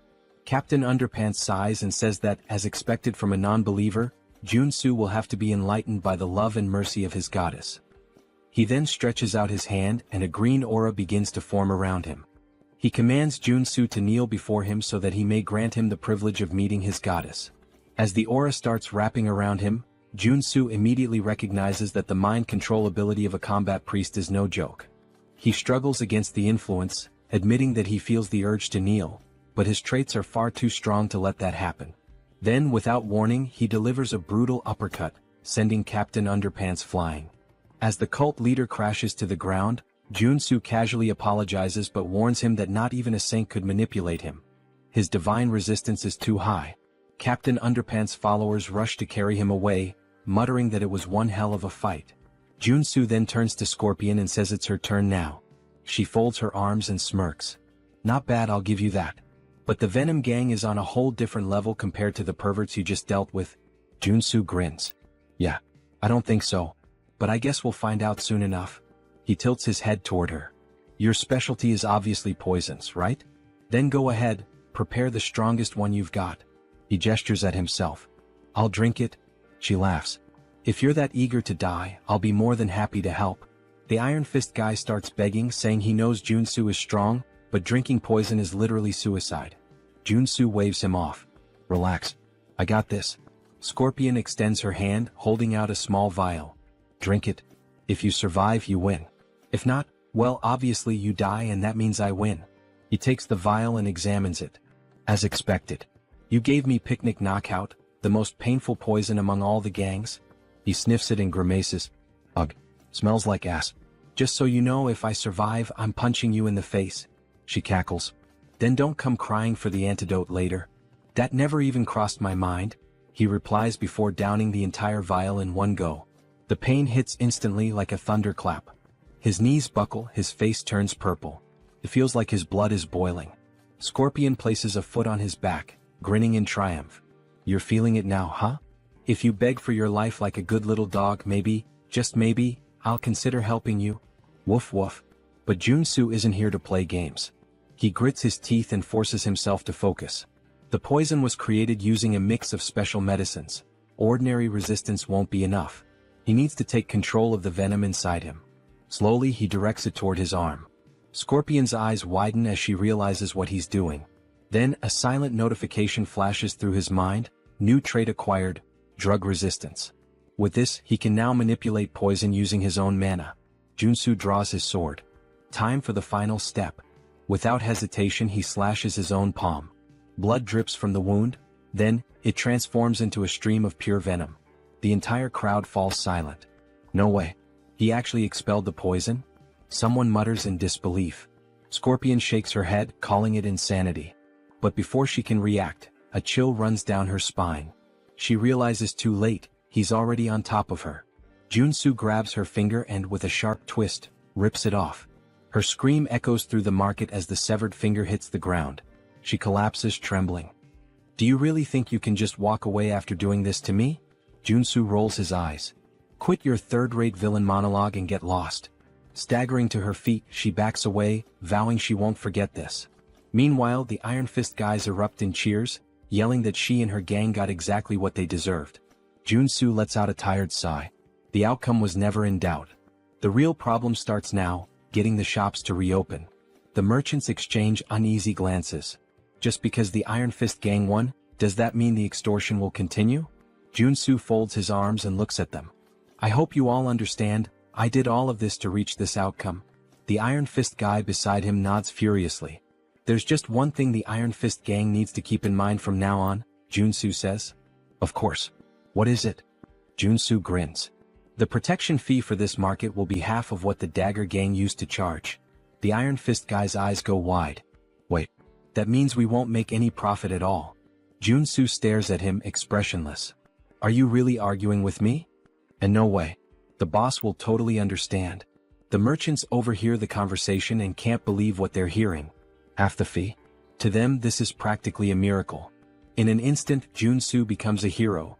They start bowing, thanking him in every way possible. He chuckles. I just did what needed to be done. But I do expect some good discounts now. After all, this market has everything and I plan to take full advantage of that. The merchants immediately offer him an 80% discount. Joonsoo smirks. Good thing I leveled up my NPC affinity. With the antique shop finally open, Joonsoo heads inside. The shopkeeper greets him with a smile. I've heard a lot about you from the other merchants. The hero who saved the market. Joonsoo shakes his head. Nah, I just did what was right. The shopkeeper laughs. Don't be so modest. Those gangsters have been tormenting this place for years. He lifts his bandaged arm and explains that he had to close the shop after getting beaten up. His arm was broken in the attack. Joonsoo frowns. Were you able to get proper treatment? The shopkeeper nods. Yeah, I had a Qigong treatment. Worked like a charm. If it weren't for the therapist, I'd still be in the hospital. There's a Qigong therapist in this city? Joonsoo asks, surprised. The shopkeeper smiles. Yeah, and he's damn good at what he does. I can introduce you. Joonsoo thanks him but says he came here to buy something first. The shopkeeper gestures toward the shelves. We have everything, except what we don't. Joonsoo laughs. Now that's how you run a shop. He scans the store, admiring the quality of the goods. Then, tapping his foot against the floor, he says, I want to see what you've got downstairs. The shopkeeper's eyes widen. How do you? Joonsoo flashes a smug grin. I have my ways. Of course he does. He's a no-lifer. They head downstairs and the shopkeeper explains that he normally never shows this collection to new customers. But for Joonsoo, he'll make an exception. Appreciate it? Below, the secret collection gleams before him, a true treasure trove of magical artifacts. Joonsoo's gaze sweeps across the items, confirming that Chunbok has always had rare pieces, both in the game and now. But the real prize is right there. The hornpipe of the ancestral god, which contains a secret mana cultivation technique. This is the jackpot. Now that he's secured the most important item, he might as well grab a few extras. He gathers everything and sets it on the table upstairs. I'll take these. Chunbok eyes the selection sharply. As expected, you've got good taste. He starts listing each item, but Joonsoo only listens until he hears the price. For everything. 2 billion won. Joonsoo stares at him like he misheard. Chunbok bursts into laughter. Relax, relax. That's the price for a stranger. But you? You're the market's guardian angel, so I'll cut you a deal. 500 million. Joonsoo lets out a relieved sigh. Damn, you almost gave me a heart attack. That 80% discount is a lifesaver. Now, all he needs is a superhuman priest capable of removing the sacred seal on the hornpipe. Luckily, he already has a lead on where to find this person. Purely by chance, of course. He asks Chunbok for the Qigong therapist's address and heads deeper into the city. There, he spots someone knocking on the door of room 101. Hey, anyone in there? No response. Joonsoo presses his ear against the door, wondering if the guy stepped out for a bit. Suddenly the door swings open. A pale man with white hair glares at him, looking more than a little annoyed. What do you want this early in the morning? Joonsoo raises an eyebrow. Dude, it's the afternoon. The man shrugs. Morning for me. Now hurry up and spit it out. Joonsoo studies his appearance and confirms it. This is the guy. I heard your treatments are top tier. The man's expression shifts immediately. His suspicion fades, replaced by interest. Oh, I see. Thought you were one of those gangsters. Come on in. He gestures toward the bed. Lie down. Where's the injury? Joonsoo glances around the room, noticing a statue in the corner. That just confirms his suspicions even more. The therapist frowns. What are you doing? Just get on the bed. But Joonsoo smirks and reaches into his bag. Actually, I'm not here for treatment. He pulls out the hornpipe of the ancestral god and holds it out in front of the man. I came here for you to remove the seal on this item. The man furrows his brows. What do you mean, remove the seal? I'm a therapist, not a priest. If that's what you want, go to a temple. Joonsoo shakes his head. Not a chance. A temple would charge a fortune. Not to mention they might just confiscate the item. He then smirks and continues, but if you do it for me, I'll pay you 100 million won. Priest Kim. The man freezes. How do you know that name? Joonsoo shrugs. Of course I know. You're the third tutorial character in Arcane Seoul. He explains that Kim is a priest of a forgotten religion that worshipped a god who died 3,000 years ago. Among the countless corrupt priests in Arcane Seoul, Kim is one of the rare few who are truly innocent. With so many frauds out there, finding a good-hearted guy like you is practically a miracle, Joonsoo says with a grin. And that means you're going to be very useful to me? He leans in slightly. But let's keep this between us, yeah? The priest sighs, scratches his head and replies, this won't be easy, but I'll try. Joonsoo smiles. I knew you were a good guy. The two sit down on the floor. Kim places the hornpipe of the ancestral god between them, closes his eyes and takes a deep breath. Slowly, a divine aura begins to surround the artifact. The seal weakens bit by bit and he murmurs, it's working. The sacred ribbon wrapped around the artifact starts unraveling, then snaps entirely, revealing its true nature. Just as expected, the hornpipe holds within it the Einherjar cultivation technique. Kim stares at the item in awe. I actually did it? Joonsoo nods. As expected, you've got incredible talent. Kim keeps his gaze fixed on the hornpipe. This is a mana cultivation technique? Joonsoo confirms and thanks him. Then, without hesitation, he brings the hornpipe to his lips and blows. A powerful energy field spreads through the room, hitting him like a tidal wave. His mana circuits start purifying. The bad mana inside me, it's being completely absorbed. A deep sense of tranquility washes over him, as if he's reached a new level of serenity. If he keeps this up, in 2 weeks he'll reach level 3. Kim claps his hands impressed. This is the first time I've ever seen a warrior using a mana cultivation technique. It's a rare sight for sure, Joonsoo replies. Kim grins. You must be exhausted. Lie down for a bit. Joonsoo shivers slightly. I just got hit with too much information at once. I'm fried. He lets out a deep sigh and collapses onto the floor. I'll rest for a while. I'm in your care. Kim chuckles. For what you paid me, you can stay as long as you want. As Joonsoo drifts into deep sleep, a thought lingers in his mind. This guy is really reliable, just like in the game. Having a trustworthy priest around is going to be a huge advantage later on.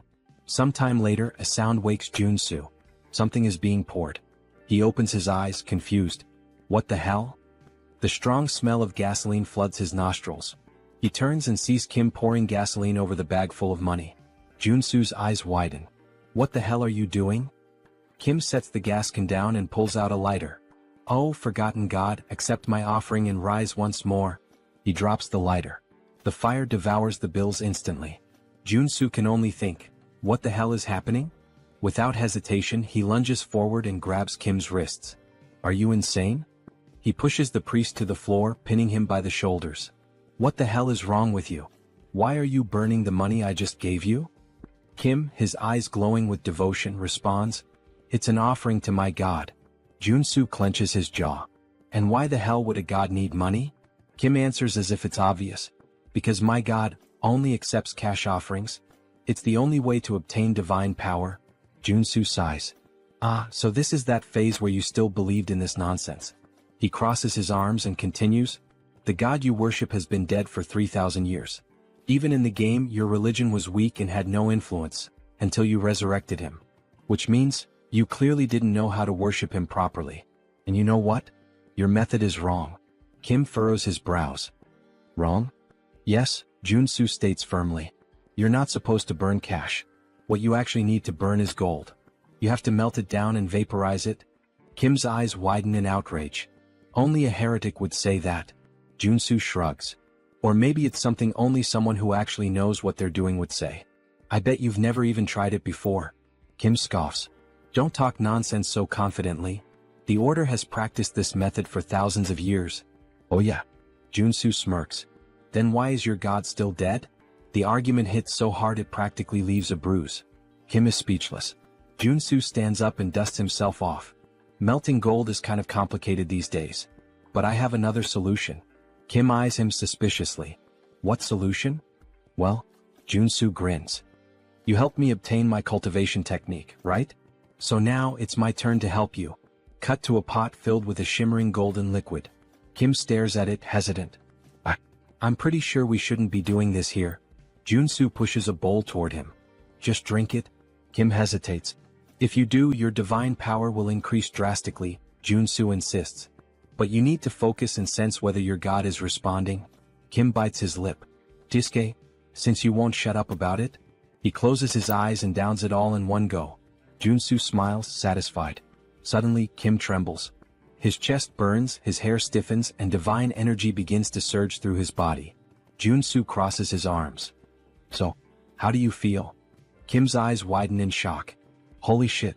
This is real. This is way better than burning millions in cash. Joonsoo nods. Your growth will skyrocket if you stick to this method from now on. Kim wags his tail excitedly. I have no idea how I can ever repay you for this.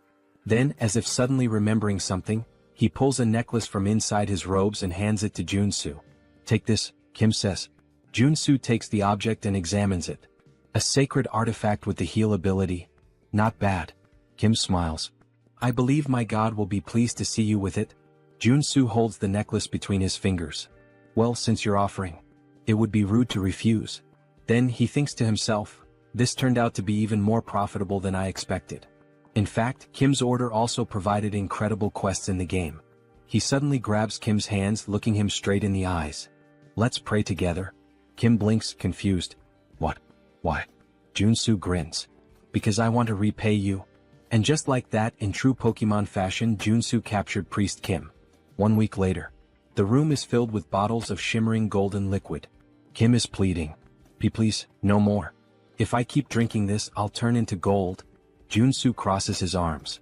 Until you become Midas himself, you have to keep drinking. Kim trembles. I am going to die of mana poisoning. Joonsoo's eyes shine like a shoujo anime protagonist. Do you really think so? He smiles. I guarantee that won't happen. Kim swallows hard. Joonsoo picks up another bottle, grabs Kim's face, and pours the entire contents into his mouth. Now just pray. Kim thrashes in protest, but Joonsoo keeps smiling. Oh, and one more thing, he adds. The 4 tutorial characters each have unique traits. He watches as Kim writhes on the ground. If Warrior Kim had an entirely white body, then Priest Kim? Joonsoo's grin widens. Is completely immune to mana poisoning. This allows his growth rate to skyrocket. The bottle empties and Kim feels like absolute garbage. But then his divine power explodes, forming a glowing circle around him so intense that it blinds Joonsoo. Kim has reached level 3. His eyes widen. At this level, I can even start preparing to become an apostle. Joonsoo laughs. Perfect. At this pace, it won't be long before you're ready. I'd say you've accumulated more than enough divine experience. He then crosses his arms, thoughtful. Besides, now that you're level 3, you need to call a regional assembly and gain official recognition as a bishop. Kim nods. Yes. I have 2 bishops already, and thanks to your help, I've grown so fast that I'll never forget this debt. Joonsoo waves his hand. Oh, relax. I just like helping people. But of course, he's betting everything on the fact that this guy will want to repay the favor for the rest of his life. After all, he wants access to the artifacts in Kim's God's vault. Kim then takes a deep breath. Actually, I'd like to make a request. Joonsoo raises an eyebrow. What is it? Kim hesitates. I need to call a regional assembly, but I'm worried about going alone. Could you be my bodyguard until the meeting? The other bishop will be there too. Joonsoo smiles. Of course. That's easy. Now that Kim has completed his growth, it's time to start the mission line. The next day, the church is still under reconstruction. The faithful surround Kim, congratulating him for reaching level 3. Kim thanks them, but Joonsoo just watches disappointed. What's this? The scale is so small. I can't believe this is all that's considered an assembly. Then a man enters the room. He looks around and scoffs. What a sight, pathetic. The other bishop finally appears. He glares at Kim. Tell me, who gave you permission to organize an assembly? Kim breathes deeply. Every priest in the order has the right to call one. The bishop smiles coldly. That only applies to regular priests? He leans forward. When it comes to an apostate, it's a whole different story. Kim furrows his brow. What do you mean by that? I never renounced my faith. The bishop smirks. Your level increased to 3 in just 3 months. There's no way someone could grow that fast by normal methods. So there's only one explanation. His eyes gleam. You sold out your brothers to gain more powerful divine power? Kim's eyes widen. That's absurd. I just found an efficient method. The bishop sighs. Enough with the excuses. He raises his hand and soldiers enter the room. Capture him. But before they can move, Joonsoo steps forward. Hey, we can't let you scare the kid like that. The soldiers turn to him. And who the hell are you? Joonsoo laughs. I'm his bodyguard. The bishop narrows his eyes. This is an affair of the order. We don't need outsiders interfering. Joonsoo smiles. But I just said I'm his bodyguard. So I'm not an outsider. He crosses his arms. By the way, what kind of boomer logic is that? Kim then speaks up. I just drank gold to level up. This can't be considered a crime. The bishop grows furious. Consuming gold is the act of a heretic. How dare you commit such blasphemy and still expect to escape unscathed? Kim opens his mouth to retort, but the bishop raises his hand. A fireball materializes in his palm. I'll purify you personally and offer you to our God. He casts the spell. Kim screams. The explosion lights up the entire room. Everyone holds their breath. Did Kim? But when the dust settles, Joonsoo is standing in front of Kim, unscathed, with a mana shield still glowing around him. He sighs. Attacking someone without warning? He furrows his brow. Now that's blasphemy. The bishop is left speechless. Why you blocked my magic? Joonsoo smiles. So, you really want to attack a potential apostle like this? The bishop grits his teeth. There's no way a heretic can become an apostle. Kim looks at Joonsoo confused. What do you mean? Joonsoo smiles. Don't worry. He pulls something out of his pocket. Just eat this and pray. Kim blinks. What? Why? The bishop raises his hand again. If you don't want to burn along with Kim, get out of the way. Joonsoo smiles even more. If I prove that he is an apostle? He narrows his eyes. What will you do? Suddenly, a golden aura fills the room completely. Kim falls to his knees, his eyes shining. He begins to pray. The bishop's eyes widen. It can't be. The arrival of an apostle? Joonsoo crosses his arms. There's a reason I didn't make Kim an apostle yesterday. He glares at the old man. It's because you have a serious mental delay. He then gives a half smile. And also, you're a detestable villain who envies Kim. So I need to eliminate you here. He grips the hilt of his blade tightly. The requirement for Kim to awaken, he points, is to consume a golden relic from another order. The bishop's eyes widen. Joonsoo smiles. And with you being accused of blasphemy, it won't be hard to ensure Kim becomes the true apostle. Suddenly, a golden halo appears above Kim's head. His eyes shine. The bishop takes a step back, terrified. Joonsoo raises his blade. Now that the apostle has arrived, his eyes turn cold and sharp. It's time to teach this blasphemer a lesson. He then looks at Kim. By the way, I want to ask something to your god. He smiles. How should we punish a bastard who murdered a bishop out of envy, and tried to blame his own son as a heretic to kill him? The bishop pales. How do you know this? Then, Kim hears the voice of his god. He lifts his head, and with an unwavering tone he responds. The only answer is to kill him. Joonsoo swings his blade, aiming directly at the bishop's neck. The blade stops a hair's breadth from his skin. He smiles. If this is the divine order, I can't refuse. The bishop trembles, his eyes filled with despair. Please, have mercy. Joonsoo runs the blade across his throat. Blood sprays and the body collapses to the ground. The air in the church grows heavy. Everyone is in shock. Someone has just died in the house of their god. Joonsoo then smiles indifferently. The problem was solved before this worm could cause any more damage. Even Priest Kim seems stunned. Still, he was one of our bishops. Joonsoo shrugs. No reason to feel sorry for him. He deserved this. He then looks at Kim. And now, what is your god commanding you to do? Kim closes his eyes for a moment as if listening to something. Then he breathes deeply. He ordered me to go to the Levant region where our order began, and offer gold there. Joonsoo smiles. I told you gold was the best choice. He crosses his arms. Now go there and expand your influence. Kim bows deeply. I don't know how I can repay you for all of this. Joonsoo pats him on the shoulder. You don't have to. I already planned to take advantage of it. Sometime later, Joonsoo arrives home. He stops in front of the statue of Kim. He smiles, satisfied. The reward for helping the priest was worth it. He looks at the valuable items he acquired. Among them, his first holy sword of rank or worth billions. But the most interesting thing is the divine statue, which creates a sanctuary around it. The sanctuary effect turns an area into a safe zone, protected by the will of its owner. If an enemy tries to invade, they suffer an expulsion or suppression effect. In other words, he can train like a madman without worrying about any interruptions. He begins his training. His sword strikes cut through the air. Time to have some fun. He raises his blade, an excited smile on his face. Sometime later, Joonsoo is submerged in the bathtub, holding his breath. He wants to test how long he can last without air. He emerges, looking like a wrinkled old man, gasping desperately. Okay, maybe I trained too much. Even the mana source isn't healing him properly. But still, he had plenty of time to practice his Enherjar cultivation technique and his mountain-crushing swordsmanship. And now, finally, he can assess the results. He picks up his phone. Joonsoo appears on the screen. Been doing well?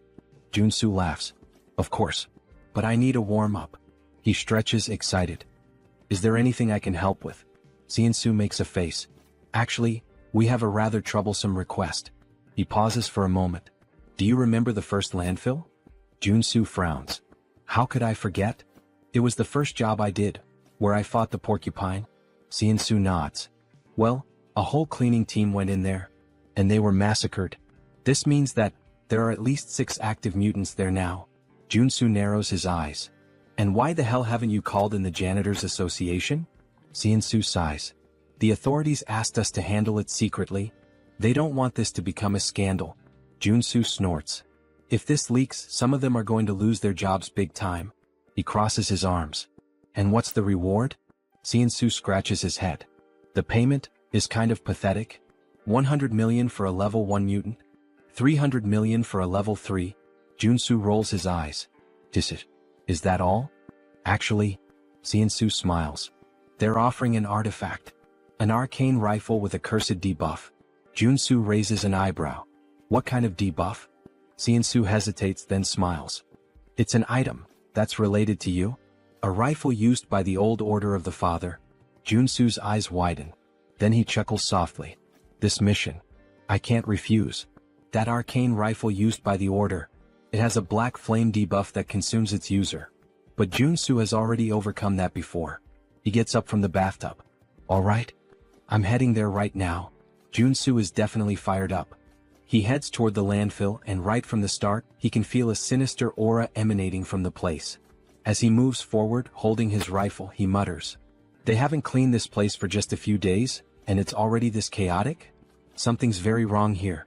His senses are scrambled, he can barely see properly. He needs to prepare for a surprise attack. With a quick movement, he activates his sensory focus. Almost like an immediate warning, he feels something moving fast in the mist. He looks around, tense. The sounds of the creature come from multiple directions. He can't pinpoint exactly where the enemy is. A strong wind blows behind him. He spins around immediately. And there it is, something like a gargoyle bat leaping straight at him. Joonsoo pulls the trigger. Die. The monster is riddled with bullets, but instead of falling, it flies away only wounded. Joonsoo frowns. Is that it? He keeps firing but soon realizes the bullets are ricocheting off the creature's wings. The beast loops through the air and launches back at him. Joonsoo rolls to the side, sliding to avoid the strike. Oh shit. If he hadn't switched to the evasion trait, he would have been torn in half just now. A flying bulletproof enemy? If I keep this up, the longer this fight lasts, the worse it'll get. There's only one solution. He lowers the weapon, aiming directly ahead. The monster charges toward him. I need to end this with a single shot. The enemy gets closer and closer. Bang. The shot hits directly between the eyes. With its last breath, the creature screams, crashing down on him, blood pouring from its head. Joonsoo laughs, still lying on the ground. I won. And on top of that, he unlocked a high-level shooting trait. Then he hears footsteps. The sounds of the fight have attracted more mutants. There are too many. He wouldn't be able to handle them all. But then, he smiles. Or maybe, he would. He activates stealth and hides behind a pillar, near the monster's corpse. I'll wait for them to show up first. In the next moment, a group of ridiculous-looking guys starts advancing. They seem to be made out of modeling clay. Joonsoo smiles, holding a grenade. Ah, it's nice that my little cuties have arrived. He throws a few grenades. Let's see, when you all gather in one spot, goodbye. Boom. The landfill explodes, debris flying in every direction.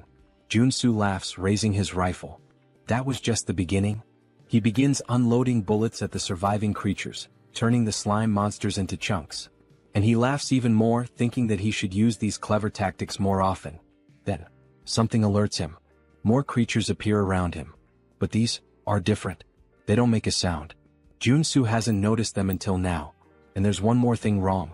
They're not mutants. They're specters from a necromancer. And there are a lot of them. Suddenly, a radio in one of the specters begins to play. A voice speaks directly to him. Can we have a little chat? Joonsoo narrows his eyes. Are you talking to me? Then he sees it.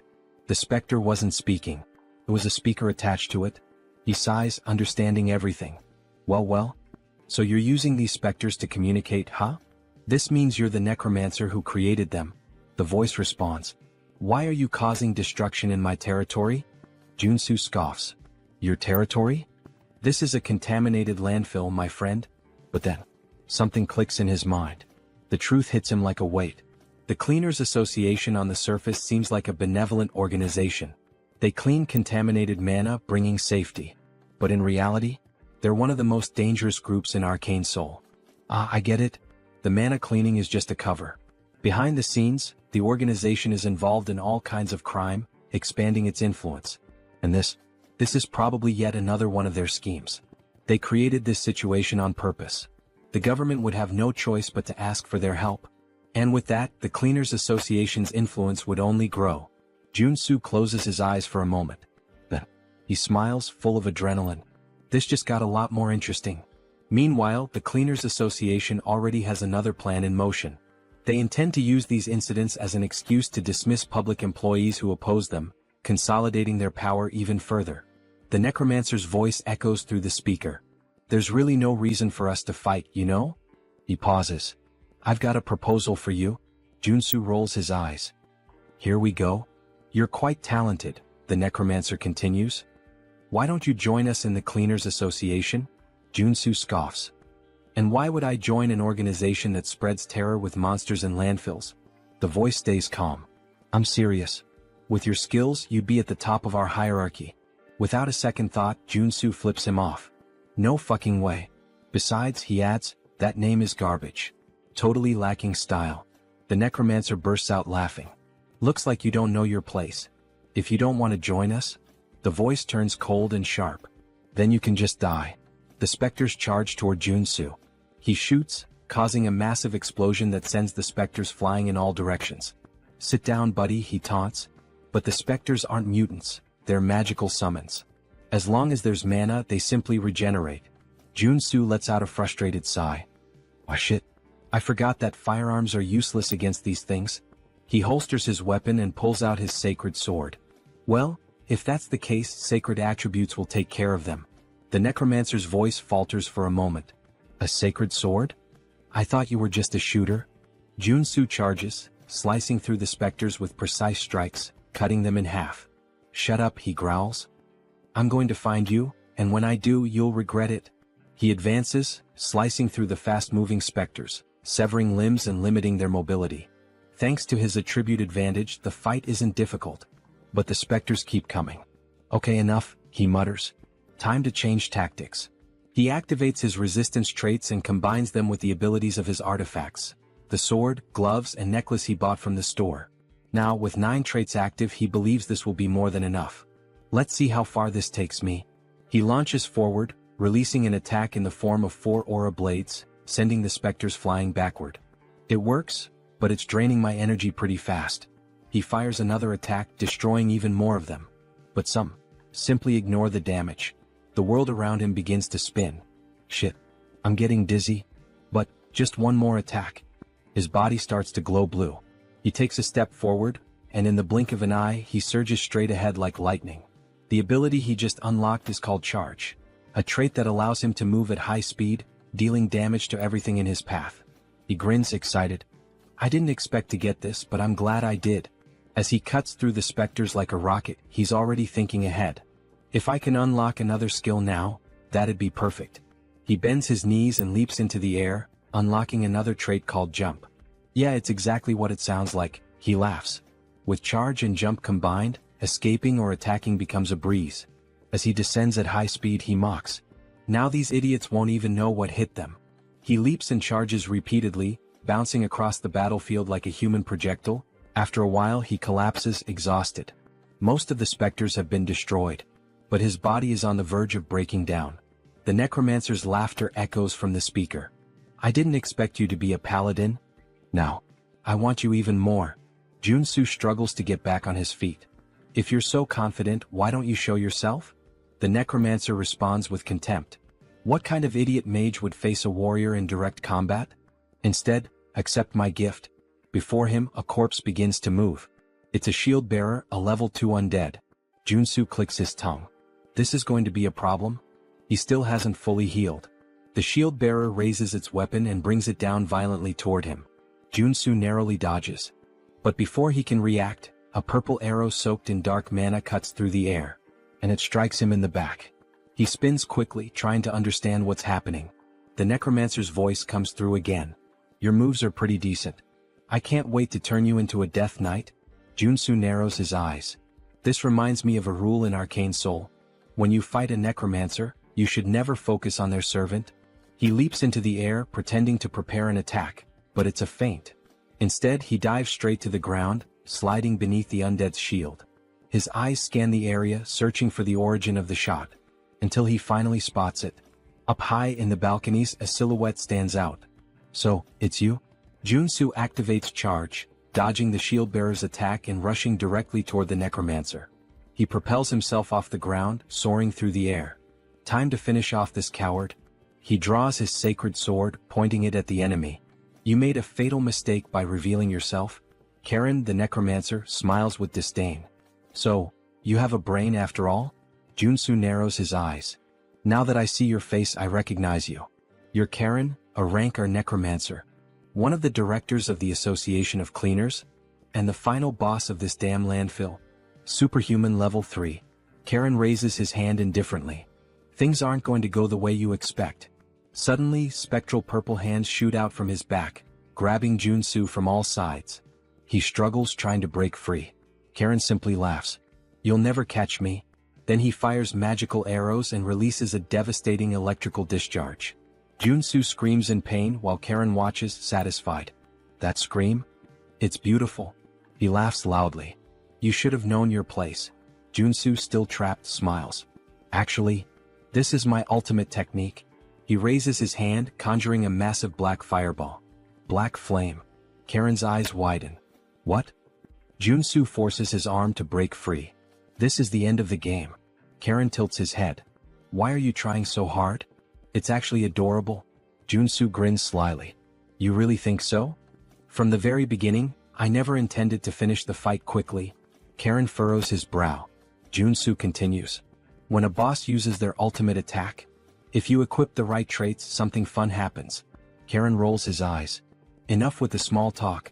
He shoots the black flame directly at Joonsoo. The black sphere, roaring with malevolent flames, advances rapidly. The spectral hands still hold him in place. Joonsoo smiles. It's now. When the three pillars, sword, magic, and physical power, align in perfect harmony, a supreme technique manifests in the face of certain death. It's the ultimate technique. The blade that cuts through everything, both the tangible and the intangible. Joonsoo raises his sword and brings it down.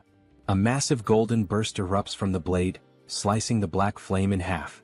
The light illuminates the battlefield. Karen trembles. It can't be. The name of this trait? Cutting lightning. Karen watches in panic as the golden cut heads straight for him. And then, it cuts through his body, splitting him in half. The explosion of the black flame happens shortly afterward. The shockwave hurls Joonsoo back. He crashes to the ground, gasping for breath. Almost died. He lets out a sigh of relief, but a smile forms on his face. He won. Karen, the dungeon boss, was defeated. In the game, if you want to defeat this boss on level 2, you need an entire group. Even at level 3, winning alone with common traits and basic equipment would be impossible. He only managed it because he's been playing this game for way too long. But now, time for the loot. And since he did everything alone, he doesn't have to share anything with anyone. Cut to Seonsoo's office. Seonsoo is waving at Joonsoo, looking at him with admiration. You're amazing. Joonsoo boasts. Oh, it was nothing. Seonsoo lightly touches his shoulder. Joonsoo winces in pain. Hey, be careful. That's where I got hurt. Seonsoo apologizes. Meanwhile, the others around them are just staring, trying to understand. What the hell did they just witness? They thank Joonsoo, still in disbelief. I can't believe you did it all alone. Joonsoo just shrugs. I was just doing my job. He pauses. But there's one problem. He looks around at everyone.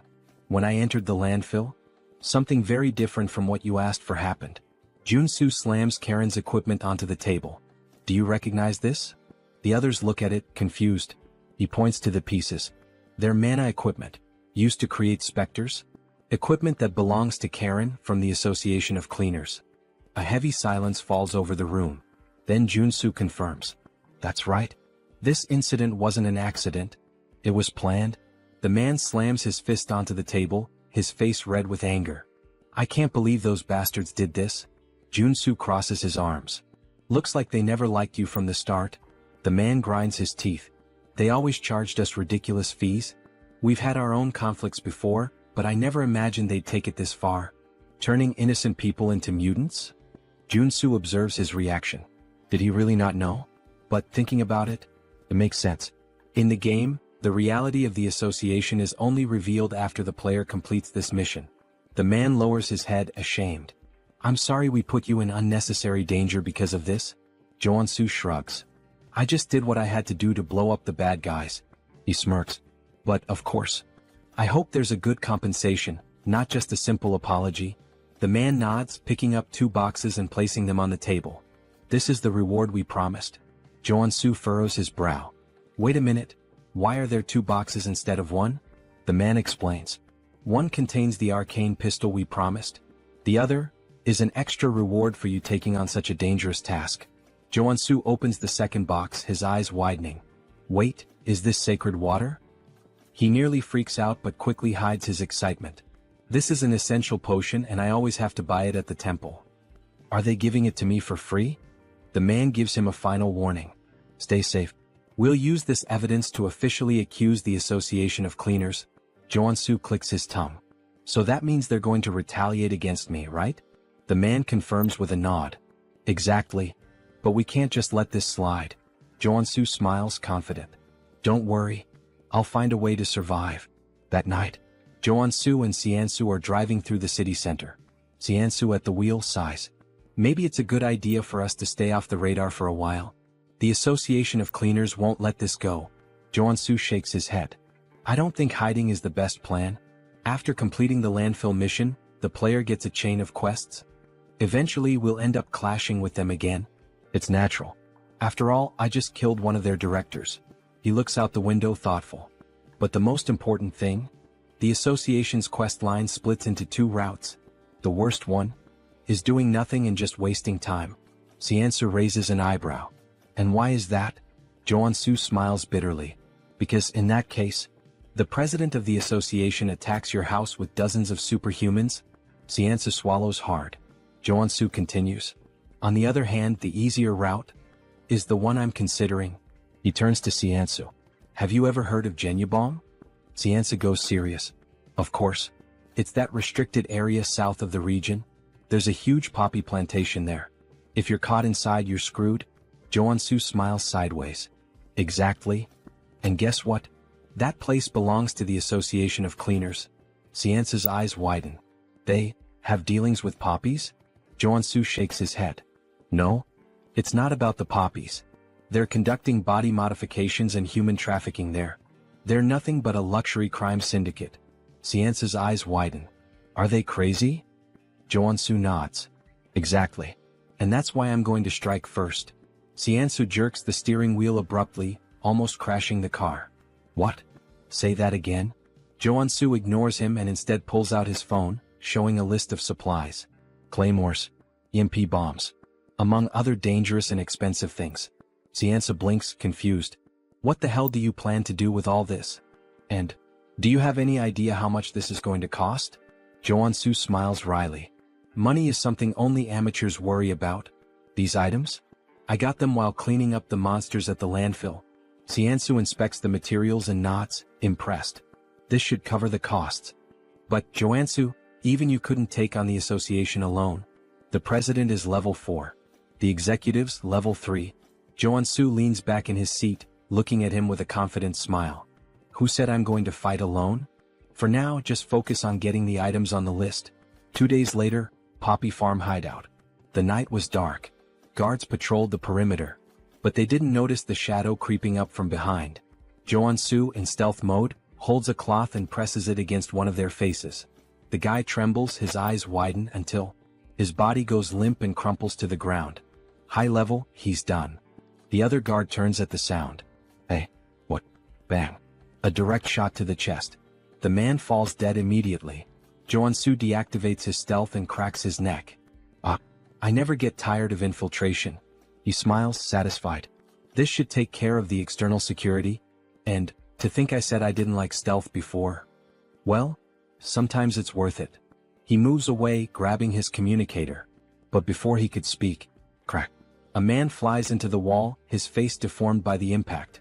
And then he appears. Iron Fist. Thanks for clearing the way. We've taken control of the underground with no trouble. He spits on the ground, scanning the area. These guys are real monsters. They forced body modifications on both kids and adults, and then trafficked them out of the country. Joonsoo nods. That's exactly why we need to put an end to them. He adjusts his earpiece. Did you finish checking the place? Iron Fist walks through the lab, examining the machines. Yeah. This place is a legitimate modification workshop. Joonsoo smiles. Great. Once we're done, it's yours. I'll help you strengthen your men. Iron Fist crosses his arms, studying Joonsoo. This sounds good. But are you sure you can take on the association? If they get involved, it's going to be a problem for everyone. I don't want to deal with the fallout. Joonsoo laughs, pulling out his lighter. Have you ever seen me act without a reason? He lights the flame, watching it dance between his fingers. This farm is their main source of income. But the security here is much weaker than the rest. That means it's the perfect place to start bringing down the association.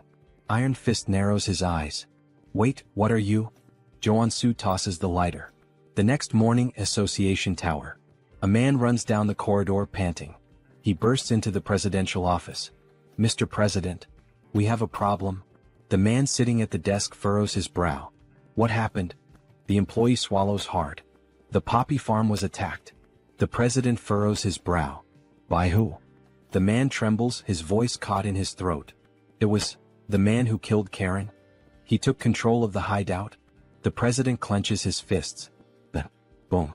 His punch destroys the desk, cracking the floor. How dare they? His eyes burn with rage.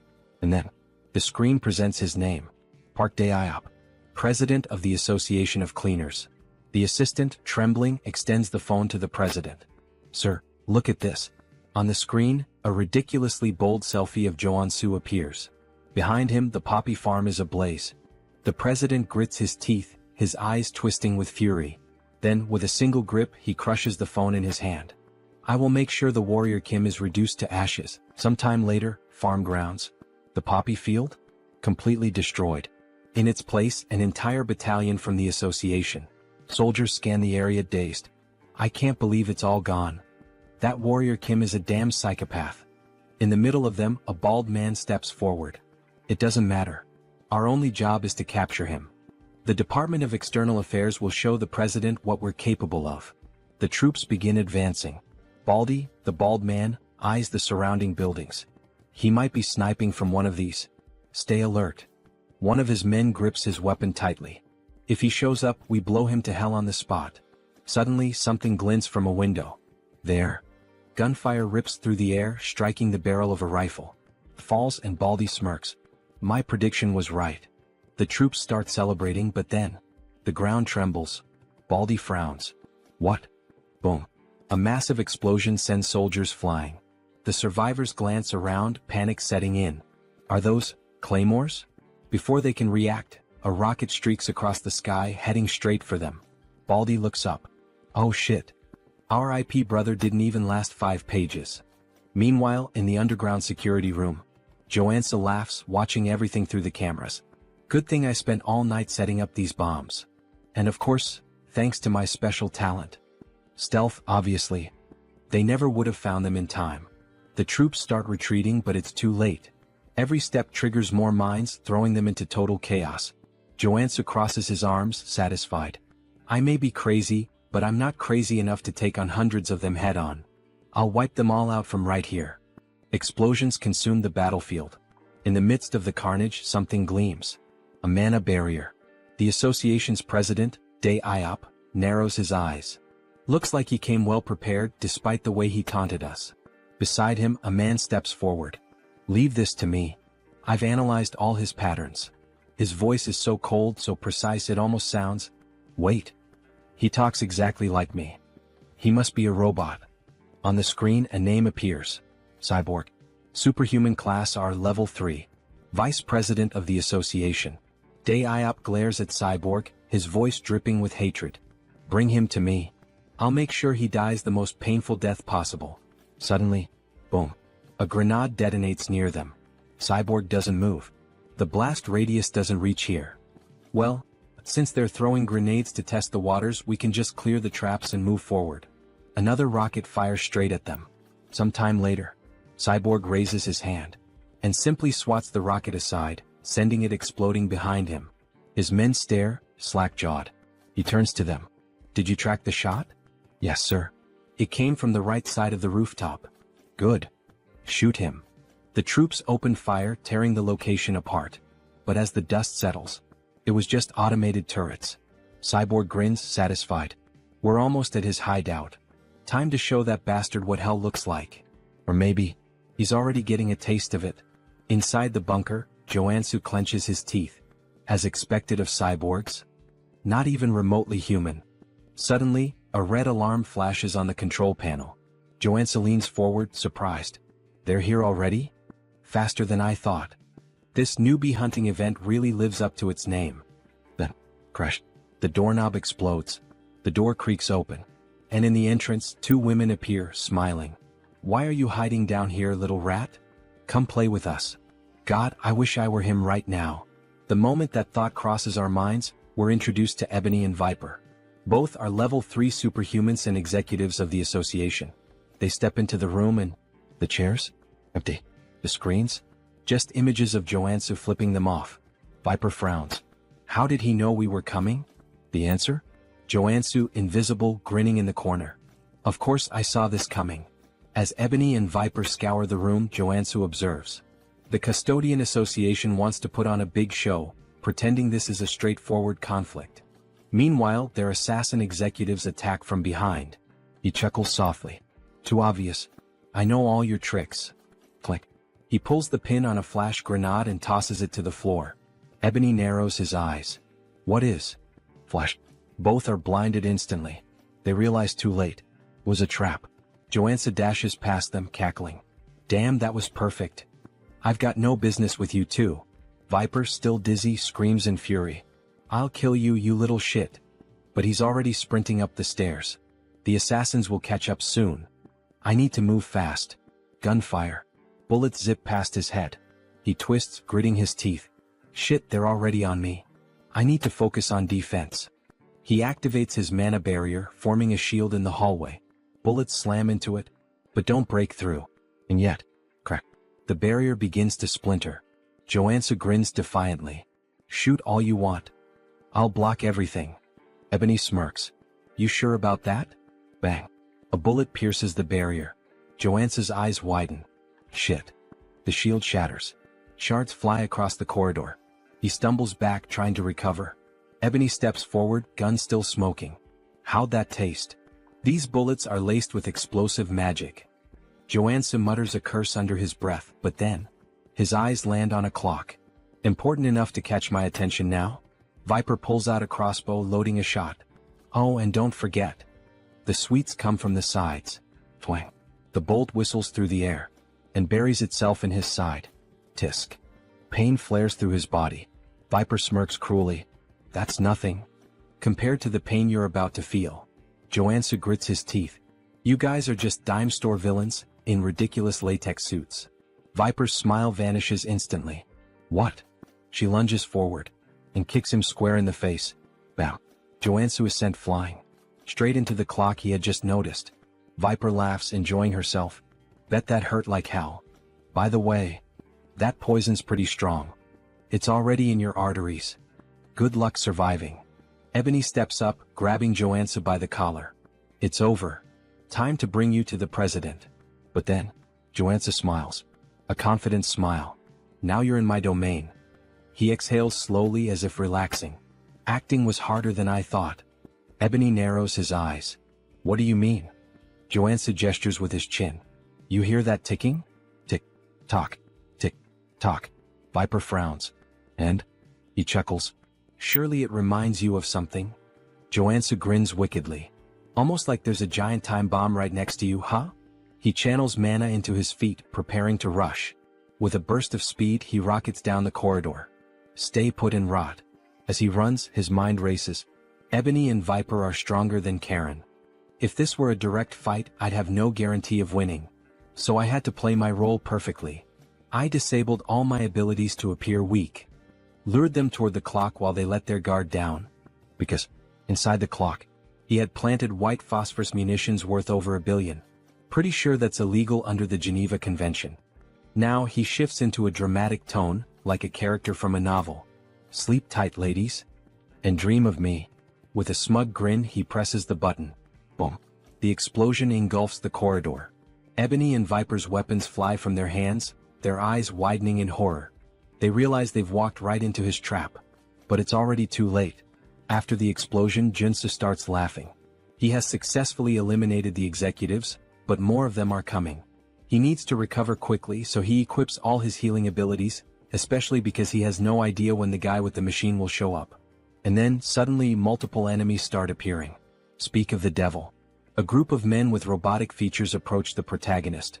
You took down Ebony and Viper? Yeah, Joonsoo replies, grinning. And you'll be the next one buried in a grave in just a few moments. Don't even think about walking away from this unscathed, one of them snarls.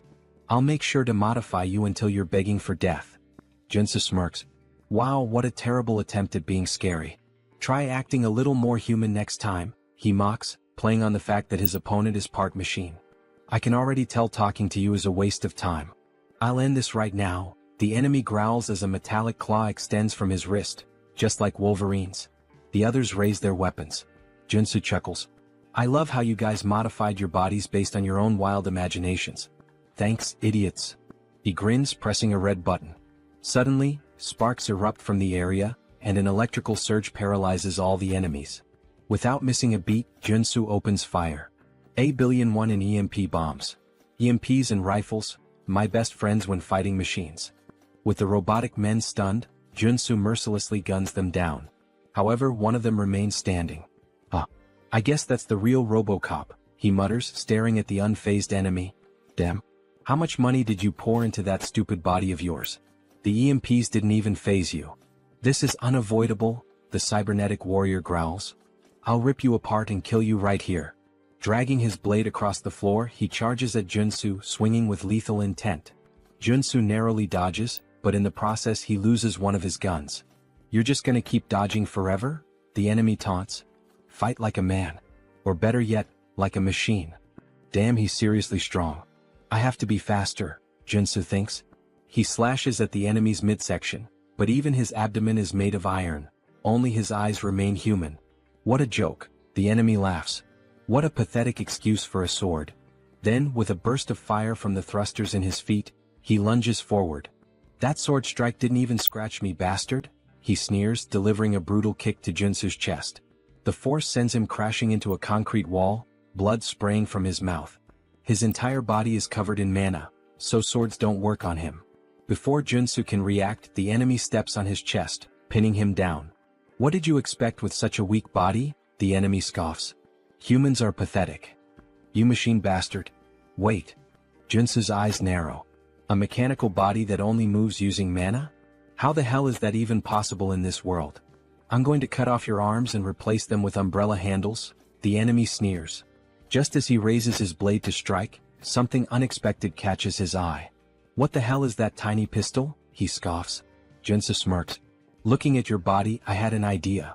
Are you seriously trying to shoot me? Haven't you realized yet? Ordinary bullets can't hurt me. Who said these are just ordinary bullets? Joonsoo says darkly. Black flame. He pulls the trigger. The bullet lodges itself into the enemy's body, and instantly, black flames erupt, consuming him entirely. You run on mana, Joonsoo explains. And black flame burns mana. In other words, once it touches your body, there's no way to extinguish it. The enemy's mechanical body is engulfed in unrelenting black fire, his movements growing sluggish. You really should have stopped modifying yourself at some point, Joonsoo taunts, laughing wickedly as he watches his opponent burn. RoboCop continues to burn. As he falls to his knees, Johnson bids him farewell and drives his sword straight into his eyes, leaving his lifeless body sprawled on the ground. Now there's only one step left in his plan. It's time to wipe out the entire association, he declares, laughing as he guns down every enemy in sight. Explosions erupt throughout the garden. They're just headless chickens without their executives. Run, run, there's no hope for you. The screams of his enemies are music to his ears. Suddenly, a deafening sound rings out, sending a sharp pain through his head. What the hell is this? And then he finally arrives. Eyes glowing red like a tiger's. It's really him, the president of the association. A level 4 superhuman. His gaze locks onto Joonsoo. And then, he leaps. A massive jump, like something out of a superhero movie, soaring straight up and landing right in front of Joonsoo. What the?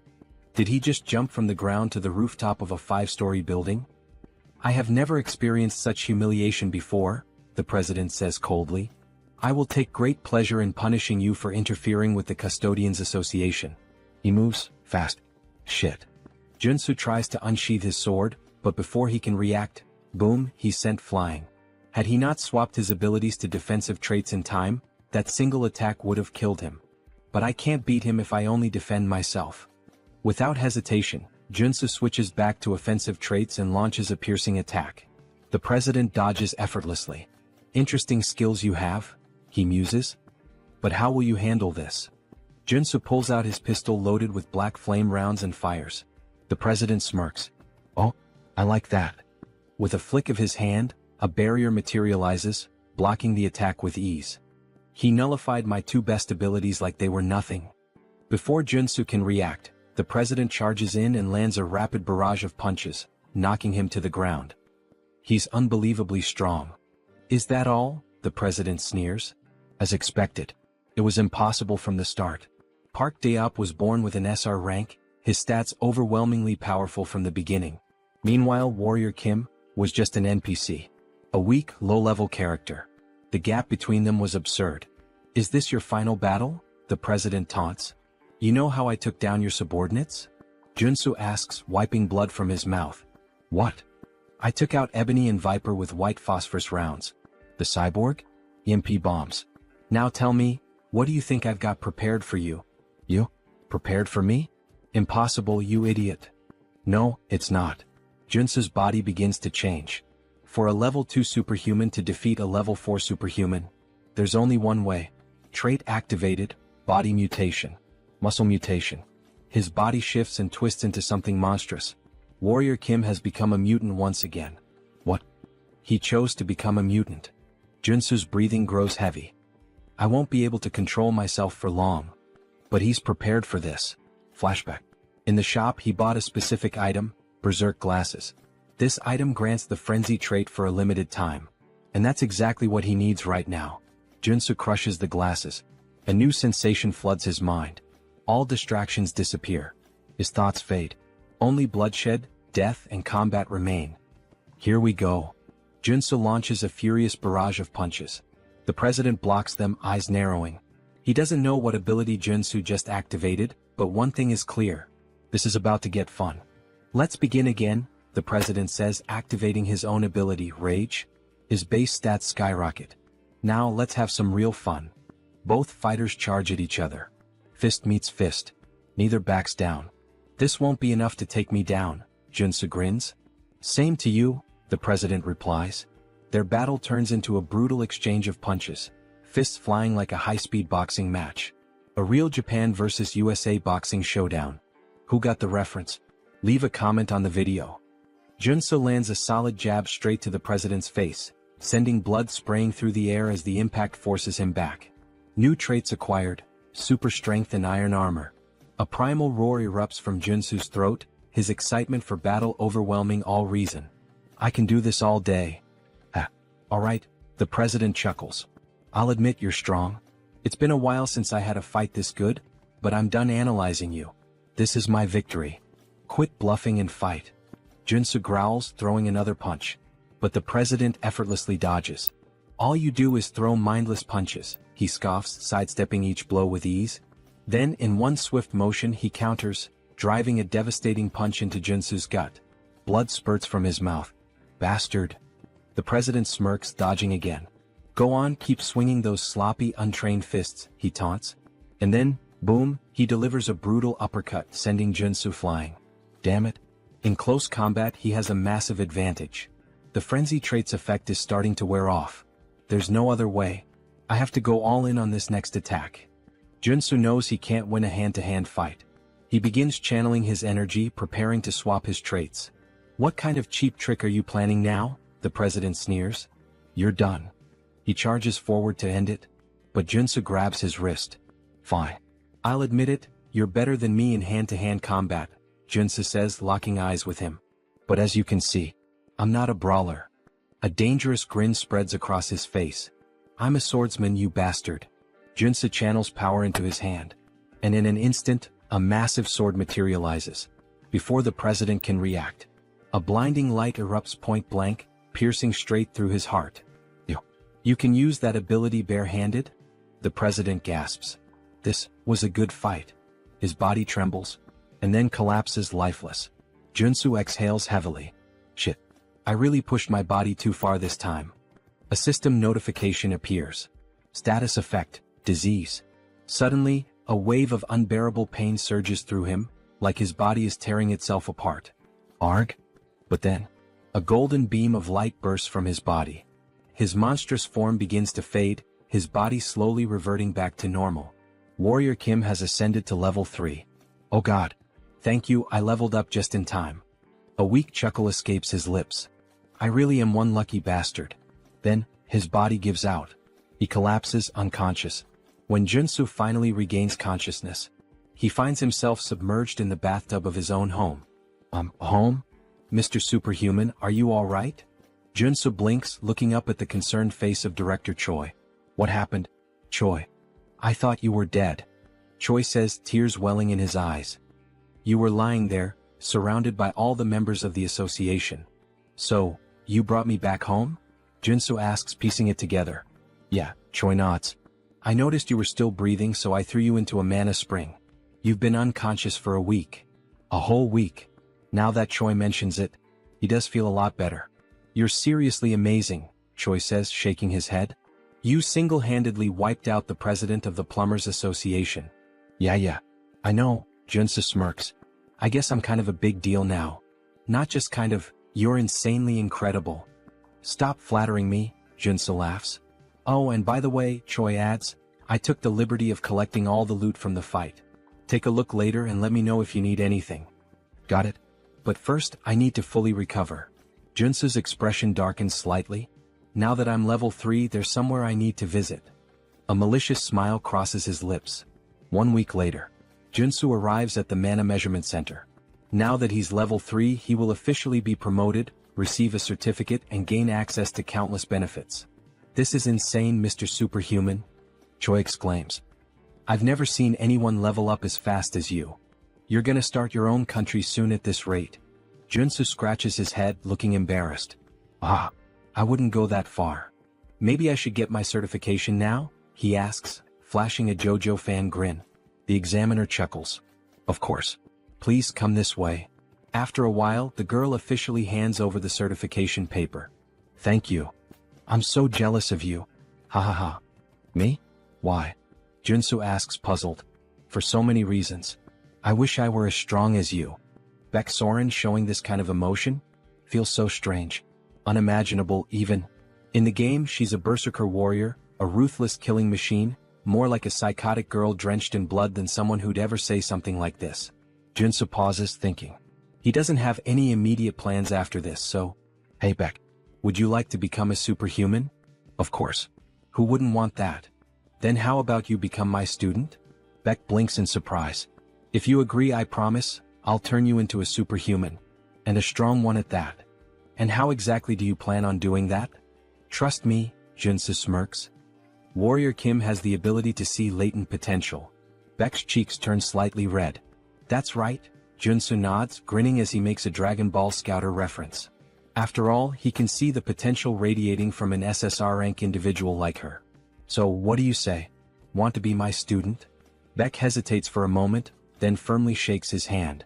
Alright. I guess I can trust you. A wise decision, Joonsoo says. But inside, he knew it, he'd captured her just like a Pokemon master. Now it's time to train an SSR rank warrior. You won't have to pay me anything, Joonsoo continues. Just return the favor once you awaken as a superhuman. That's nice and all, but I should warn you, I already failed to awaken once, even after undergoing rigorous training. It won't be easy even for you, Mr. Superhuman. Joonsoo just grins. Don't worry about that. Just have faith. Because he already knows what will trigger her awakening. He's seen her story unfold in the game. Baek Soren's unique awakening. Star Killer of the Heavens. A trait that signifies an embodiment of pure bloodlust. A force that stains the world red. Berserker level 1 trait effect. Combat experience plus 1000%. While this trait dramatically increases the experience gained in battle, it comes with dangerous side effects. It risks corrupting her mind, turning her into a bloodthirsty psycho killer obsessed with combat. Her awakening event perfectly matches her unique trait. You'll need to prepare yourself, Joonsoo warns. Prepare? I'll need a lot of money? I don't make much in this job, Baek jokes, making a quiet hand gesture. No, Joonsoo shakes his head. You'll need something far more important than money, mental fortitude. Baek tilts her head, confused. But before she can ask more, Excuse me, Mr. Kim, a staff member interrupts. You've been invited to a meeting. Would you follow me to the 5th floor lounge? Joonsoo's eyes narrow. An invitation to the 5th floor? That's strange. As he and Baek step into the elevator, a realization dawns on him. In this tower, superhumans are divided by their power levels. He's being summoned to the 5th floor. That means a level 5 superhuman invited him. Who could it be? As the doors slide open. Professor? Wait, it's really you? A familiar voice greets him. Seo Woojin. A level 5 superhuman. Congratulations on earning your level 3 certification, Woojin says warmly. I'm so happy to see you here. I'm happy to see you too, Joonsoo replies. But inside he's assessing him. Despite his natural-born talent and wealthy family, Woojin reaching level 5 this quickly is still surprising. He's already surpassed me. Also, Woojin continues, I'd like you to have this. He hands Joonsoo a small ornate box. A gift? You didn't have to. Inside, Joonsoo sees the item description. Item acquired, Mana Focus Crystal. A rare artifact that enhances mana control and efficiency. Perfect for Warrior Kimâ. A warrior who relies on mana. For a split second, Joonsoo almost drools at the thought. But instead, he clears his throat and coolly says, I shouldn't refuse a friend's gift, right? Thanks, Woojin. Use it well, Woojin nods. But then Woojin's expression turns serious. Mr. Warrior, he says. There's another reason I called you here. Joonsoo raises an eyebrow. A favor? Yes, Woojin nods. Joonsoo leans in slightly. Why do you suddenly look so serious? Could you help some of my friends who are also suffering from divine fever just like you helped me? They contracted it as well? Yes. The 4 of them have been dealing with this since childhood. They were blessed alongside me. For people suffering from divine fever, huh? Wait a second. Is he talking about those characters? If so, then this is the perfect opportunity to make things a lot easier. Of course, Joonsoo nods, radiating an angelic aura. I could never refuse to help those in need. Thank you so much, Sir Warrior, for your generosity. But before we begin the treatment, I'd like to meet them first. Of course. I'll arrange a meeting right away. Later that day, Woojin's estate. Here they are, Professor. As expected, Joonsoo was right. These 4, they're the supporting characters meant to assist Paladin Seo Woojin.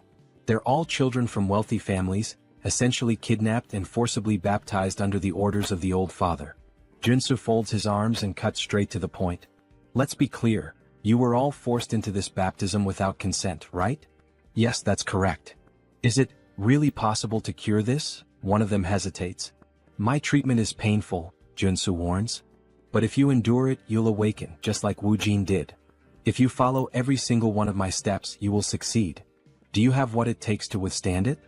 For a moment, the 4 hesitate. Then, in unison, we'll do whatever it takes. Please help us. Joonsoo smirks. Spreading massive black angel wings, he declares. Then let's begin. 1 week later. All 4 of them awakened. We actually did it. Just as Joonsoo had predicted, their innate talent ensured a smooth awakening. Professor, thank you so much. The 4 students burst into tears, overcome with gratitude. Joonsoo nods, satisfied. You endured my method, that credit belongs to you. Well done, students. Just then their parents enter the room. Professor, we can't thank you enough. You freed our children from this curse.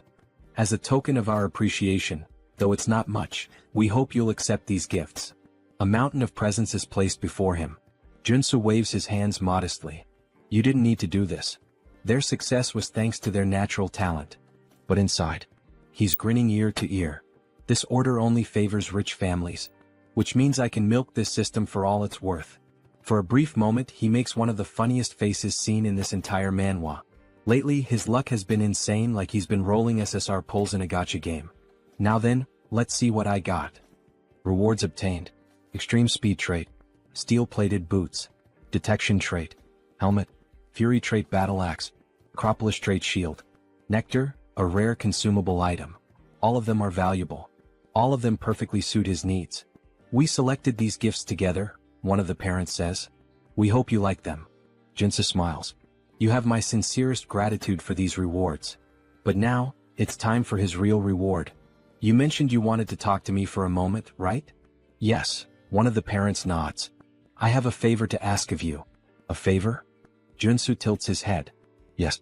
I represent the Galaxy Shopping Mall. Joonsoo raises an eyebrow. All right. How can I help the savior of my son? The man hesitates before answering. I'd like permission to enter the underground gold mine beneath the Harem branch of Galaxy Mall. A gold mine? We don't have anything like that under our shopping mall. Joonsoo smirks. I'm talking about the one hidden between areas A1 and A2 on the 8th floor of the underground parking lot. Are you sure it's not there? The man stiffens. Got him. I don't know how you obtained that confidential information, he says carefully. But even coming from you, I can't grant this request. Joonsoo leans in slightly. I promise you this, I won't speak a single word about what I see down there. Just for one day. That's all I ask. The man stays silent. Joonsoo smiles knowingly. All I'm asking is to keep your little secret, a secret. The next day, Joonsoo walks alongside the girl he promised to help. After smashing through the wall, she stares in disbelief. I can't believe there was actually a hidden space inside this shopping mall. See? Told you, Joonsoo grins. This is the place where you'll awaken. You have no idea how hard I worked to get us here. But, are we really going to train in a dirty place like this? She asks, wrinkling her nose. Of course, Joonsoo assures her, stretching out a hand. I promise, it'll be fun. Characters with the trait star that kills the sky can't be awakened through traditional methods. They have to be pushed to the absolute limit, forced into a life-or-death situation. This dungeon hasn't been discovered by the world yet, but this is the exact place where Baek-soren awakens in the future. Sir Warrior, this place is so dark, and it smells weird. Her voice trembles and she grips her arms tightly. Joonsoo can tell she's afraid. Then, a zombie suddenly lunges at her. She barely dodges in time, but the impact sends her glasses flying to the ground. Warrior. Please help, she cries out. Joonsoo tosses a sword to the ground. The training has begun. Excuse me, what? Kill that zombie yourself. What? Fight for your life. That's what I'm telling you. This is the only way for Miss Soren to awaken. What kind of nonsense is that? The zombie lunges again. Get away from me, you monster. Soren swings instinctively, and in a single devastating slash, she cleaves the zombie in half. Joonsoo's eyes widen. What the fuck? How is that even possible? That was just a single strike, and it had that much power? Baek-soren. Maybe she has even more talent than I expected. As she stands there, sword trembling in her grip, a red aura begins to radiate from her body. Wow, very well, you started off strong. You're so cruel. You can't just tell me to fight without any warning. Soren shouts. But you went all out, didn't you? Yeah, but... Soren hesitates, a sad look in her eyes. As expected from one of the top 3 warriors in the game, even without awakening, she fought like a character with the sky-destroying star trait. The moment she entered battle, it was as if she became a completely different person. You really think I have to fight for myself? Yes, but don't worry, I won't let you die. At least not yet. That doesn't sound reassuring at all, haha. Let's just keep going.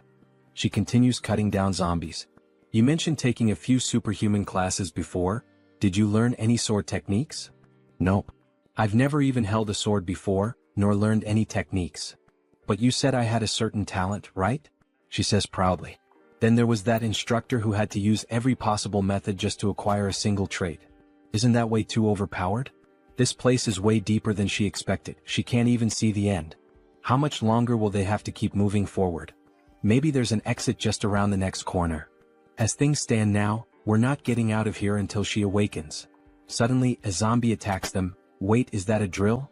Drill-wielding undead. The drill zombies were tough enemies back in the game. Maybe he should help her, but with a devastating strike, she slices the zombie's arm clean off. If you're a zombie, fight fair.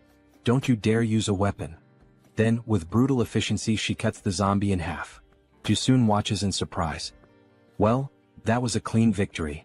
She felt her body moving on its own. But just then, the still-living zombie sinks its teeth into her foot. You bastard. What do I do now, master? Well, common sense says if you get bitten by a zombie, you'll turn into one too. Please kill me before I become one of those things, she cries. Miss Soren, of course I came prepared for this. Wait, is that holy water? Yes. In this game they actually developed a cure for the zombie virus. After the chaos they decide to rest for a bit. She had been so desperate, she really thought she was going to turn into one of those horrible creatures. It's a harsh world out here, but these zombies are acting strange. Some of them are even picking up weapons and using them like gear.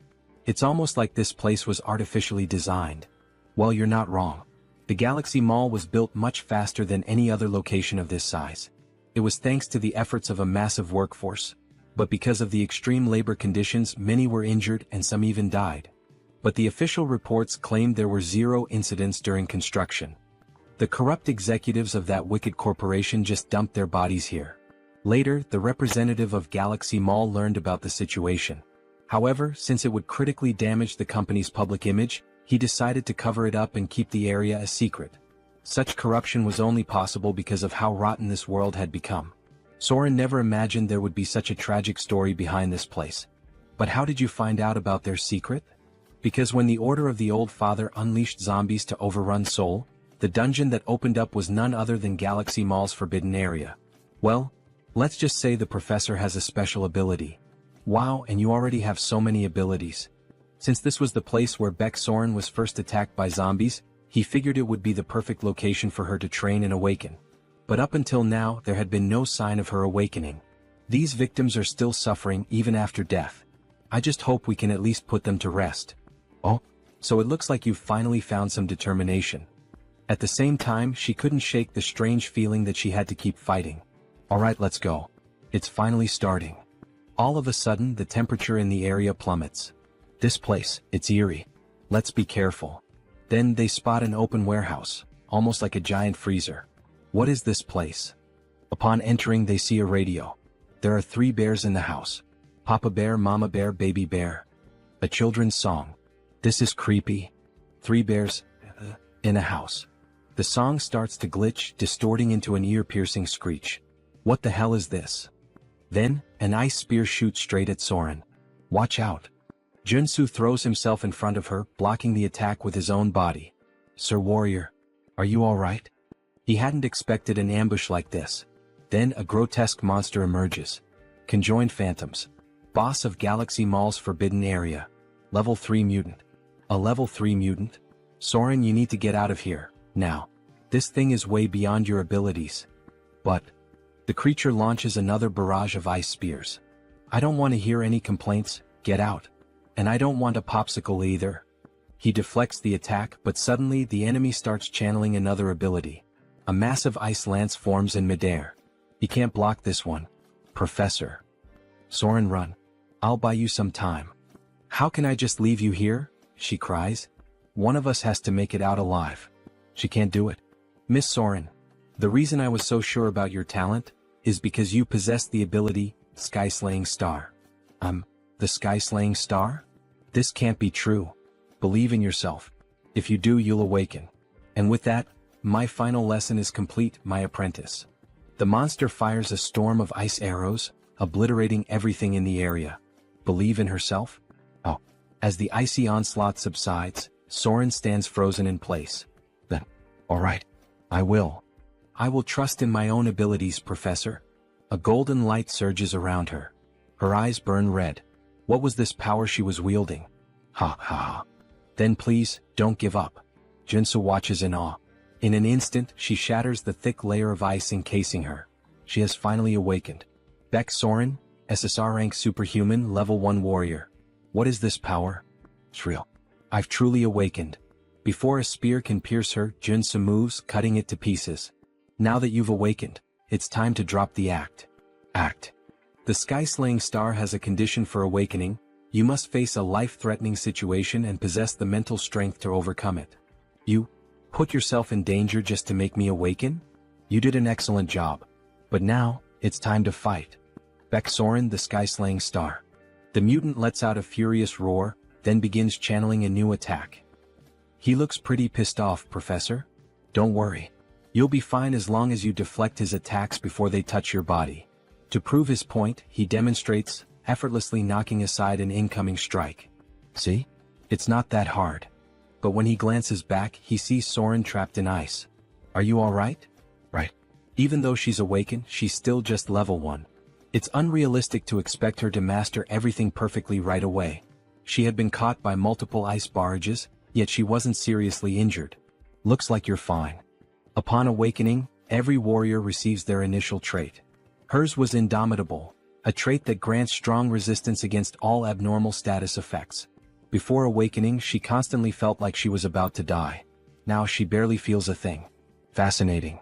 As expected from an overpowered character, she got Indomitable, the best defensive trait. As for him, Since he had overseen multiple awakenings from his previous apprentices, he had gained the perception trait, allowing him to see all of his enemies' traits. A ridiculously powerful PvP ability. Oh yeah, that's broken. I don't think that'll be of much help right now. Well, don't worry about it. For now, let's train with your new awakening. Both of them start running. She acquires the haste trait. Good, you've already picked it up. Her combat growth is incredible. Her body feels like it could take off at any moment. She wants to keep fighting. Watching the professor leap to dodge 2 ice blocks, she instantly learns the same technique. Wait, I'll cut it for you. But before he can react, she's already next to him. What the? How did you get here? Well done. You can already use that ability. It felt like I was flying. Will she surpass Joonsoo in just a few days? Just like Seo Woojin did? Alright, Professor. What's the next move? Use the traits you just learned to pull the mutant's attention. While you keep him occupied, I'll finish him off. I've already taught you everything I could, so it's best to end this quickly. Understood. Soren starts dodging every attack with ease, gliding across the ice as if she were skating. Come on, hit me, you dumb mutant. She suddenly gains 2 more traits. She keeps accumulating traits. Her talent is truly something beyond normal. Alright. Now that I've helped Beck Soren awaken, it's time to wrap this up. Joonsoo channels a golden aura into his sword. With the skill flash, he unleashes a devastating light-infused slash, instantly obliterating the mutant. Whoa. Congratulations, Professor. That was amazing. Nah, that was nothing. Then a phone appears on the ground. So this was the monster's mana core? How does a phone work as a monster's mana core? Well, this happens a lot with ghost-type monsters. A worker who ended up here valued his daughter more than his own life. Before he died, his resentment possessed this phone, turning it into a monster's core. I hope he can rest in peace now, Soren says, tears welling up in her eyes. I'm sure he will. Suddenly, the phone transforms into 2 mana cores. These are called crystals. If you hand them over to someone who knows how to use them, you can get some pretty good equipment. This is an incredible reward, something only obtainable by defeating this area's boss. Suddenly, the ground starts shaking. What's happening now? We already defeated the boss. This area is collapsing. Then what should we do? Have you managed to fully adapt to the traits you just acquired? What? There's no time. Start running if you don't want to die. Now. Both of them take off at full speed. Run as fast as you can, Soren. If you keep going this slow, it'll be the end for you. This is as fast as I can go, Professor. There's still a long way to go before they reach the teleportation portal. If she doesn't push past her limits, she won't make it. Suddenly, large chunks of debris start falling in her path, blocking her way. No, not like this. She just awakened. There's no way she's going to die so easily. There. The teleportation portal. Hurry. Joonsoo can't help her. There's still one last trait she needs to obtain. The reason she became one of the game's best characters was because of 3 defining abilities. The Skyhunting Star trait allowed her to grow rapidly in battle. Indomitable nullified the deadly side effects of Heaven-Slaying Star. And the last trait. Soren keeps running, desperate to survive. A massive rock crashes down, slamming into her arm, injuring her. Damn it. I won't give up that easily. I will survive, no matter what it takes. She pushes forward. Here I go again. Trait unlocked, runaway train. Ignoring the pain, she dashes forward, barreling past the obstacles in her path. Joonsoo loses sight of her. Did she fail? Then out of nowhere she bursts through the rubble, grabbing onto him. Let's get the hell out of here, now. Whoa, damn, something big is pressing up against me, haha. Just as they leap through, the portal shuts behind them. Trait unlocked, narrow escape. Grants a second chance at life when facing certain death. The next moment, they reappear in the middle of the city, still clinging to each other. A crowd immediately starts murmuring. Where did they come from? They look like a total mess. Joonsoo exhales in relief. I knew you could do it. Now that she's obtained the last trait she needed, his mission is complete. Sir Warrior. Beck Soren, are you okay? Can you stand? I'm fine. The hell do you mean fine? Your face is completely red. That's just because. Sir Warrior, just let me stay like this for a little longer. Could you hold me a bit more? Meanwhile, some jealous bystanders grumble in the distance. That lucky bastard. Why couldn't that happen to us? So, returning to the scene where the bastard makes the viewers jealous. Sir Warrior, please let me stay like this a little longer. Could you hold me just a bit more? she says with an angelic and timid face. He has to fix her clothes for a moment, and in the process, we witness something truly beautiful. Alright, done. Thank you, Sir Warrior. You're welcome, Joonsoo replies, his face flushed. That surprised me. It was close, but we made it out. Yes, we did. That smile on her face after awakening. It's definitely a sign that she will be different from the game. Perhaps it's because she awakened in a way that diverged from the original story, where she had survived after an endless massacre. Joonsoo managed to steer her away from the path of evil. Alright, let's get the hell out of this damned mall. After leaving the shopping mall, Joonsoo offers one of the crystals to Surin. Are you sure you want to give me this crystal? It's worth at least 2 billion. Yes. So try to evolve quickly using this material I gave you. This is far too much for a simple gift. Honestly, I don't even know how to repay you for this, or if I should even accept it. Don't worry about it. Just pay me back in the future when you can. Of course, our protagonist had a plan behind this. There was another reason he was willing to spend so many resources to awaken Baek Soren. The Martian sword technique, one of the 3 top-tier sword techniques in the Arcane of Seoul. Once learned, a character experiences rapid growth. However, it's a unique trait that only Baek Soren can use. The only way to acquire it is to obtain the trait in the form of a memory chip.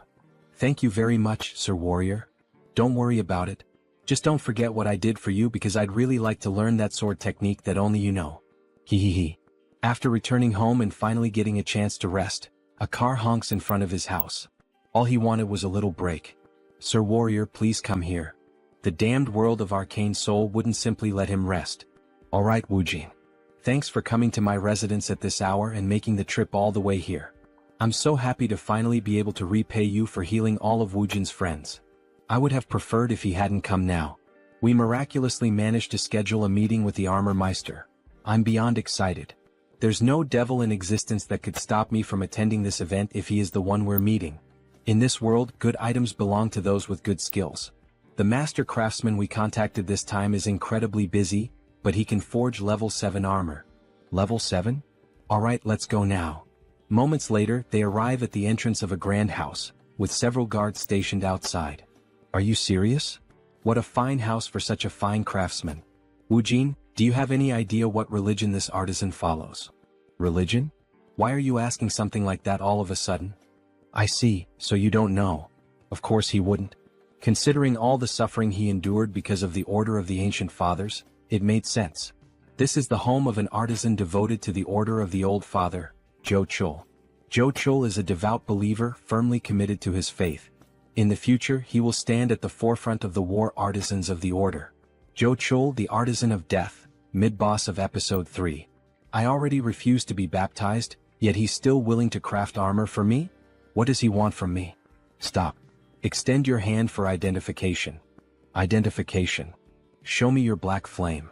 Grabbing the protagonist's hand roughly, what the hell is with this guy? Here it is. He then releases a powerful surge of black flames. Are you satisfied now? Yet the guard doesn't seem pleased. What is the meaning of this? Let go of his hand. We are visitors with a reservation to see the artisan. Stop. Who said you could treat my guest this way? The master artisan, Joonsoo. Level 6 superhuman. Sir.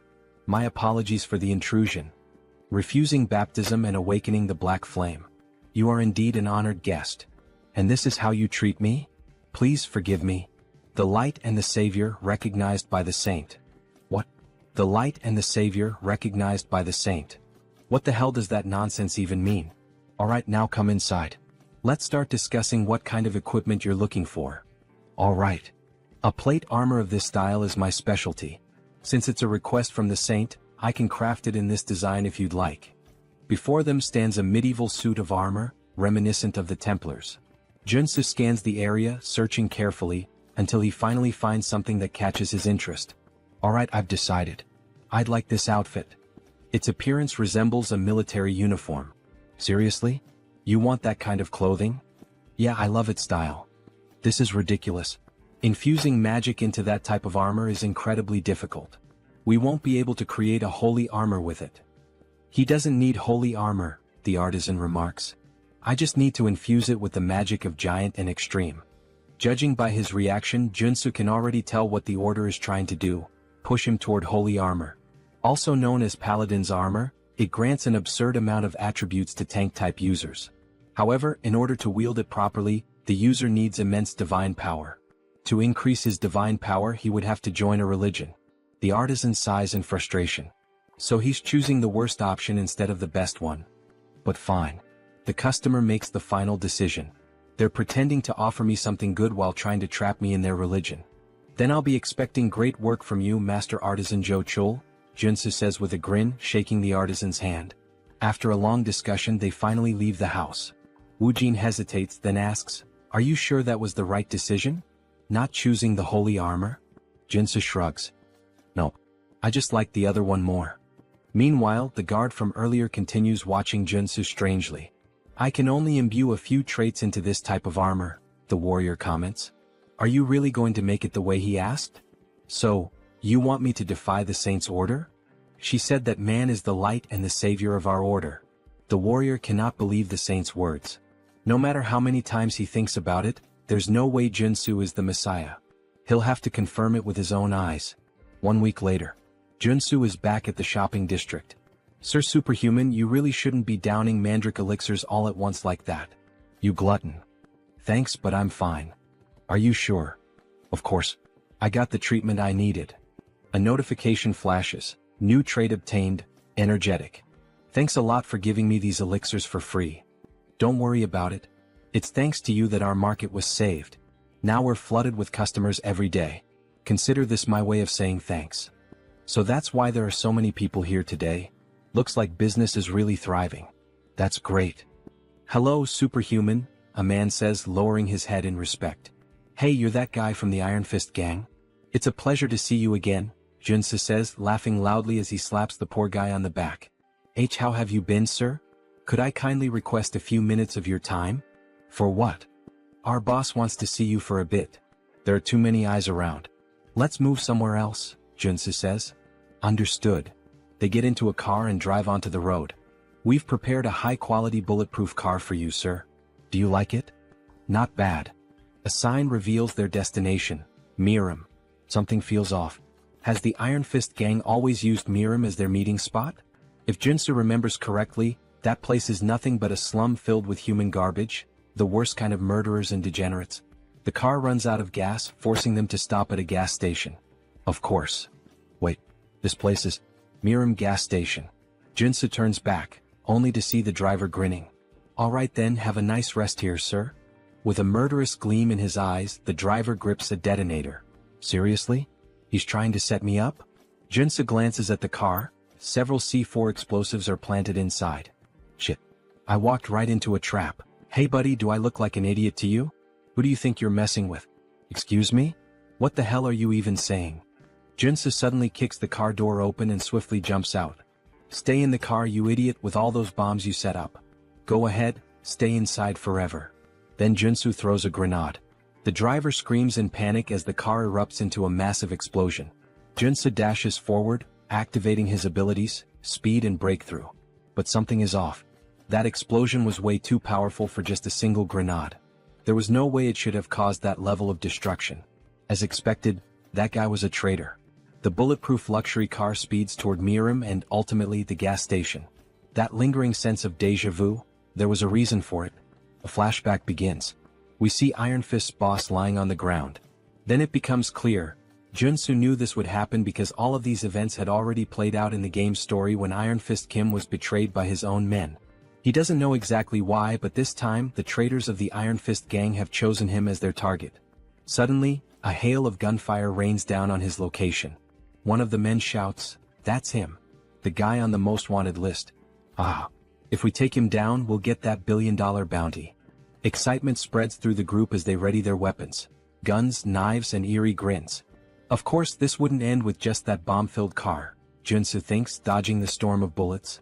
The gunmen keep firing relentlessly. Joonsoo ducks behind a car for cover.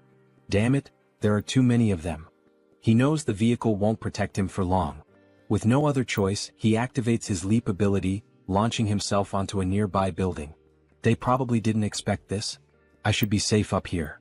But the reprieve is short-lived. There he is, on the rooftop. "Shoot him down," one of them yells. Damn it, they caught on fast. Joonsoo grits his teeth. raising his mana shield just in time to block another volley of bullets. They're not even enhanced. How the hell are they reacting so quickly? What's wrong with these bastards? Then their leader shouts, "Everyone aim for the center of the shield. Fire all at once. Let's end this now." A synchronized barrage slams into his barrier. The sheer force causes it to crack, leaving Joonsoo momentarily stunned. What the hell? How do they have this kind of precision? He instinctively takes a step back, just as a bullet grazes his arm. He clenches his teeth. He had underestimated them. He really didn't want to use these, especially since he had just bought them, but at this rate he had no choice. Reaching into his jacket, he pulls out a handful of odd-shaped grenades. "Here, have some gifts, you bastards." The grenades slowly fall near the enemies, releasing smoke. They begin coughing. What the hell is this smoke? Wait, these are tear gas grenades. Damn it, I can't see him. We can't let him escape. We need to kill him to get the antidote. Who do you think you're chasing if you're not even superhuman? Joonsoo mocks them. Well, anyway, it's time to say goodbye to the failures. Time to get the hell out of here. As he runs between the buildings, he finally manages to lose them. Finally, a group of thugs showing focus almost like superhumans, huh? Joonsoo thinks. There's only one way that could happen: the damn combat drugs. They have serious, harmful side effects, but they can temporarily enhance combat abilities. That's probably how they almost trapped me for a while. Considering they mentioned something about an antidote, Joonsoo is sure that's what they're after. The only problem is, the only person who could lead that gang in Harem is the human hunter. He's the first person that comes to the protagonist's mind. He's a superhuman with excellent abilities, a sharpshooter with deadly aim, focus, and precision. He's the master of cowardice in combat, active in Harem. His methods are simple. First, use the betrayal of an infiltrator to plant a bomb. Second, send in a gang of criminals under the influence of combat drugs. And third, his specialty being a sniper. Knowing this, Joonsoo activates his abilities to see beyond normal vision on the battlefield. With great effort, he spots a distant light coming from a building. Just in time, he narrowly avoids a shot from the building, but despite his speed, the bullet grazes his face. If he had reacted even a fraction slower, he would have definitely been dead. But the risk paid off. He now knows the enemy's location, where they're hiding. Looking out over the city, part of it is on fire, and an idea forms in his mind. Got you, you bastard. He leaps down, sprinting toward the flames to confront the cowardly human hunter, the sniper. He has no choice but to go straight for him. However, the fire is intense, so he'll need to use his defensive abilities. Fire resistance, perseverance, black flame, leap, dash, and the Einhejar cultivation technique. He pushes through the fire, running as fast as he can, even though the flames are burning him. He ensures that the sniper can't see him through the smoke, making it harder for the shots to land. To fight such a skilled sharpshooter, he has to get close. Finally, as he looks up at the building, he sees a red light. So that's where you're hiding, you bastard. I found you. Locating the sniper's position is the top priority when facing these kinds of players. Damn, I can't see him, the sniper grumbles. Maybe I'll need to change positions. As the sniper scans the city, looking for Joonsoo and aiming at every possible spot, he catches sight of a blue trail in his scope. He realizes he has to get closer and create an unexpected variable. Wait, did he jump from that height? The sniper is taken aback by Joonsoo's move. And how dare he challenge a sharpshooter to a shooting duel? With that, the sniper activates all his abilities: sniper, focus, deep breathing, insight, gun shooting, Ein. He fires his pistol, the black flame, at the same time that Joonsoo shoots. What will happen next? Who will win this cowboy-style shoot? Then both fire at the same time. They take a deep breath in this moment of tension. It's all or nothing. The sniper's shot hits Joonsoo's arm. Shit. He really is a damn sniper. And to think that even in this surprise situation he was still able to shoot. But we know our protagonist never does anything for no reason. With a smile on his face, he declares that it's over. He also managed to land a shot on the sniper's shoulder. The sniper is shocked. After all, it was just a shot from a regular pistol. But then, flames start spreading rapidly over his body. Black fire engulfs him as he screams in agony. Joonsoo barely manages to land on the ground, struggling due to his injured arm. Their bullets are deadly, even if they only graze the enemy, because they consume their target's mana. As he writhes in pain, Joonsoo declares his victory, only to realize he has fallen into a trap. A pool of sand appears beneath his feet. It's a magical snare. Meanwhile, Human Hunter starts taunting the protagonist, calling him a brat and a fool. Don't think this is over, you bastard. He pours holy water over himself to extinguish the black flames. Shit, this is bad. If Joonsoo doesn't get out of this trap now, he's dead. The moment I put out this damn fire, I'll fill your body with bullets. You'll look like a damn sieve. Damn it, I need to think fast or I'm a dead man.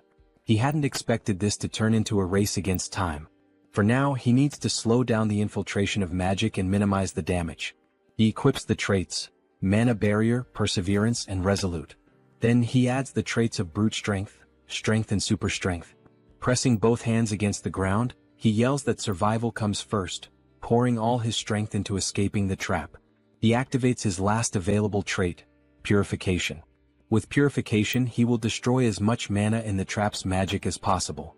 But before he can react, his enemy is already in front of him, fully recovered. The enemy acknowledges the protagonist's resilience against the magical trap, but it's too late. Has he already extinguished the black fire?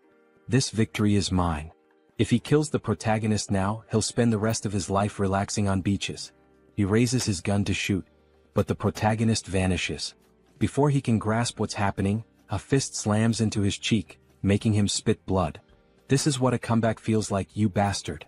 Thank God he managed to obtain the trait at the last second. Earth Resistance. It worked. Since you're a sniper, don't even think about fighting back at this distance. Now tell me who ordered this assassination.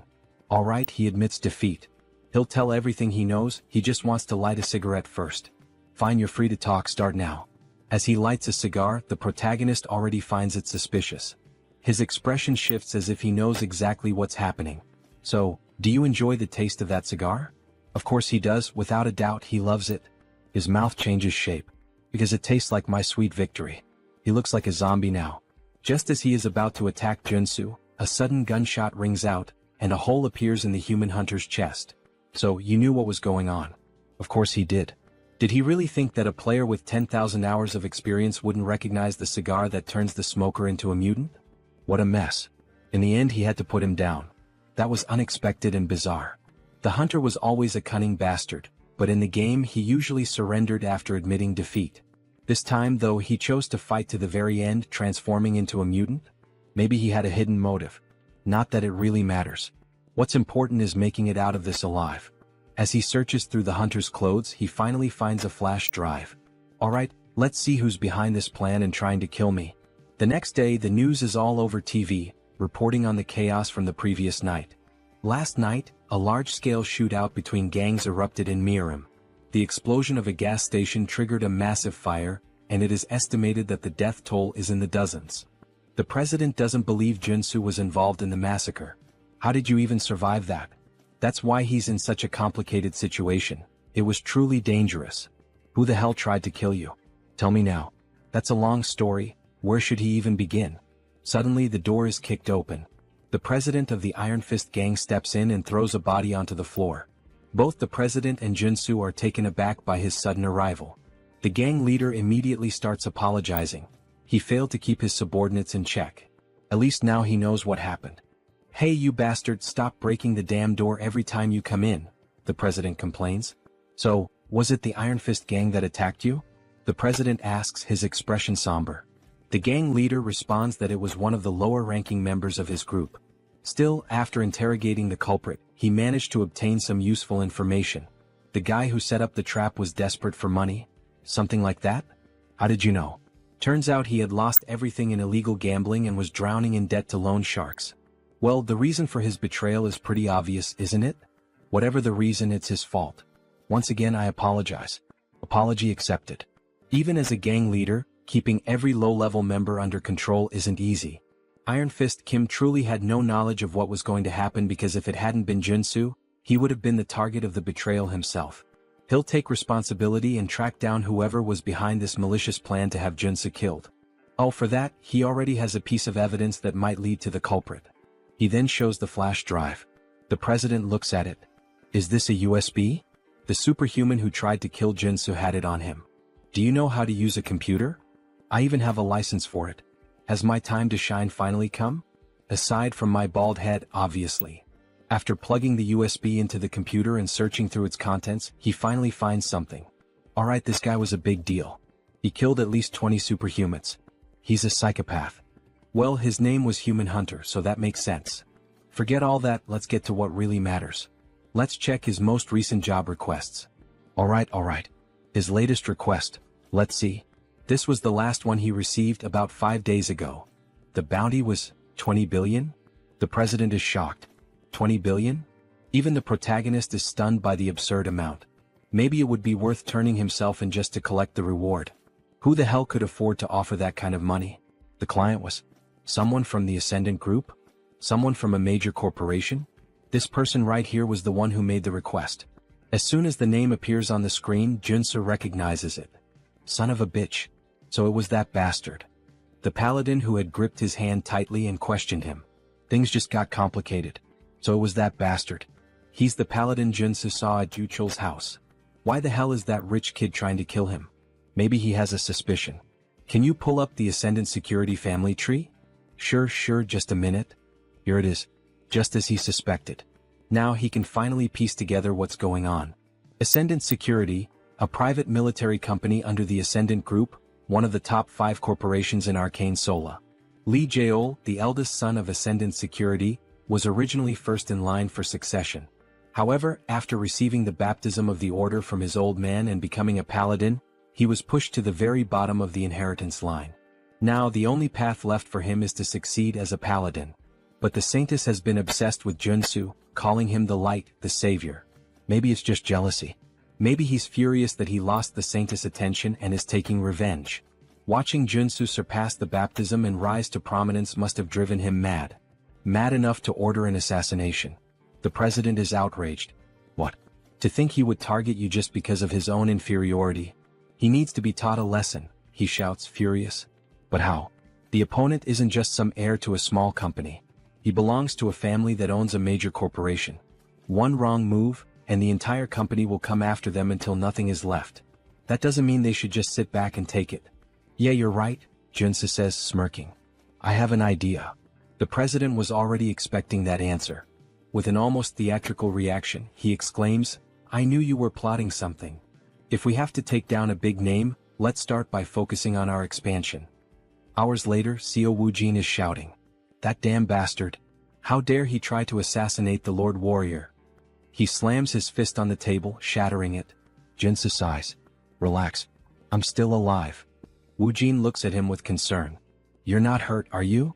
Dear viewers, I'm starting to think he has something different about our protagonist, haha.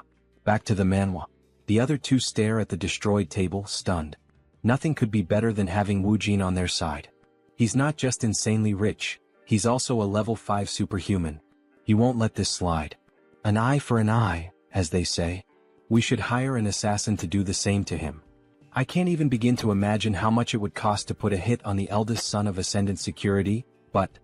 Don't worry, Joonsoo interrupts. I have an idea. What kind of idea? I'm going to challenge Lee Jae-ol to an official duel. A duel? Woojin questions, clearly alarmed. The other two are equally shocked. This can't be avoided. If he lets him go free, he'll just keep hiring stronger and stronger assassins to try and kill him. But that guy is a coward, he'll probably just hire someone strong to fight in his place. Either way, this world is full of unfair advantages. If he wins the duel, he'll receive a formal apology and proper compensation.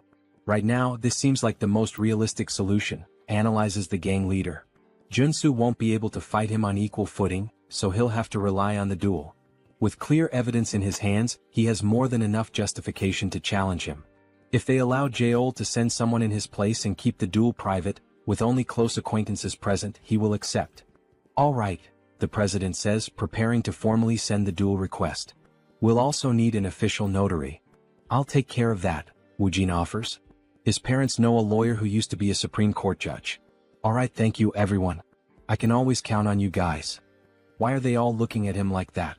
Everyone has a sad expression, almost as if they're mourning him. I'm not going there to die. Don't look so down. Don't kill me off just yet. Are you confident you can win? The gang leader questions. Since your enemy knows your strength, he'll bring in a fighter who's at least level 4. Of course this won't be easy. Especially since he can't use his mutation characteristic in an official duel. This will be much harder than when he had to face that man before.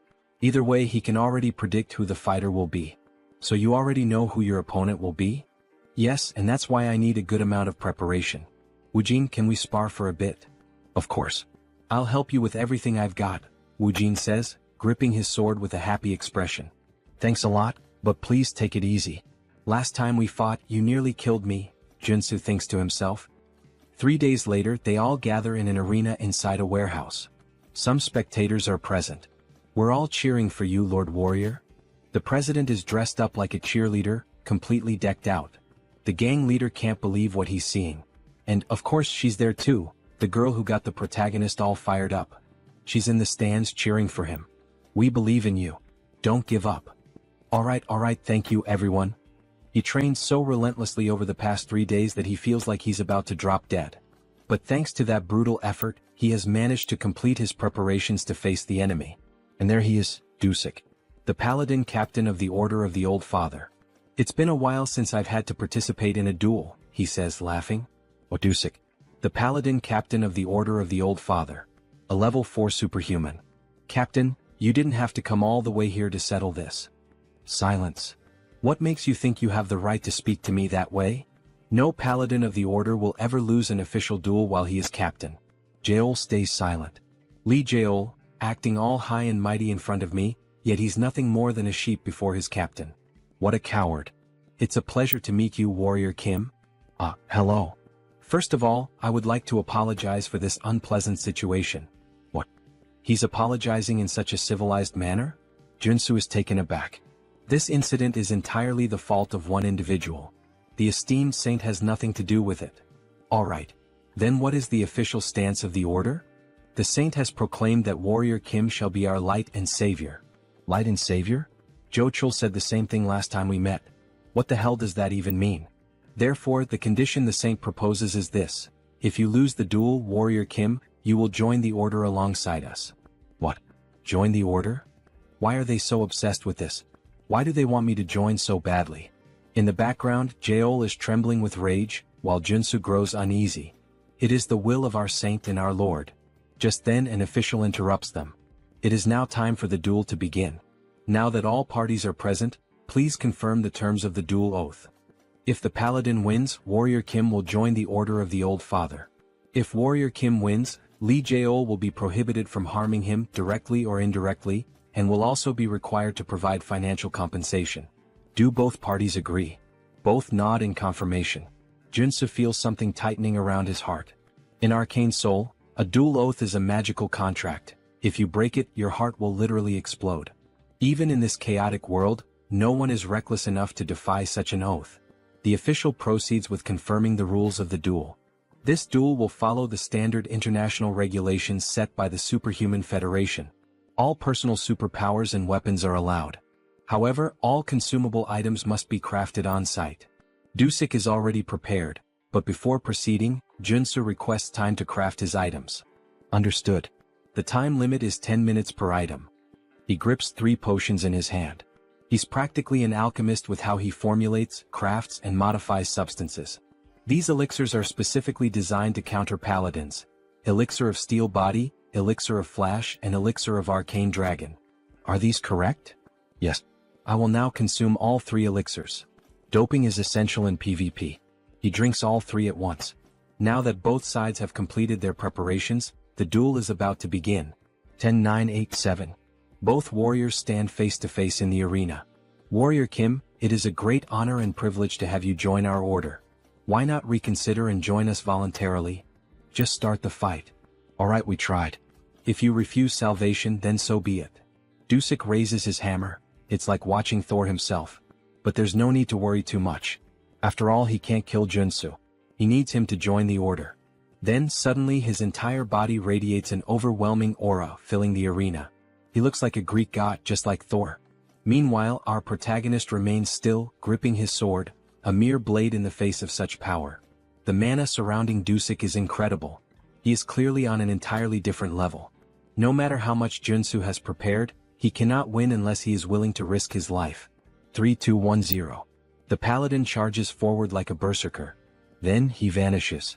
The only thing left in the arena is a trail of destruction carved into the ground. Joonsoo frantically searches for him. Where did he go? Wait, no. He didn't just disappear. He activated his haste ability. A moment later, Joonsoo reappears, right behind Joonsoo, hammer in hand. Warrior Kim, you shall ascend and become a god. As he prepares to bring the hammer down. Wait, say that again. I will become a god. Then Dusik strikes Joonsoo, causing a massive explosion of aura that lights up the battlefield as if two nuclear forces were clashing. Kim's friends watch from a distance. What the hell is that? He's insanely strong, comments the president. Did it really end in just one hit? Woojin questions with a worried look, while the gang leader stands there, speechless at such a display of power. However, our girl manages to see what really happened. Look right there.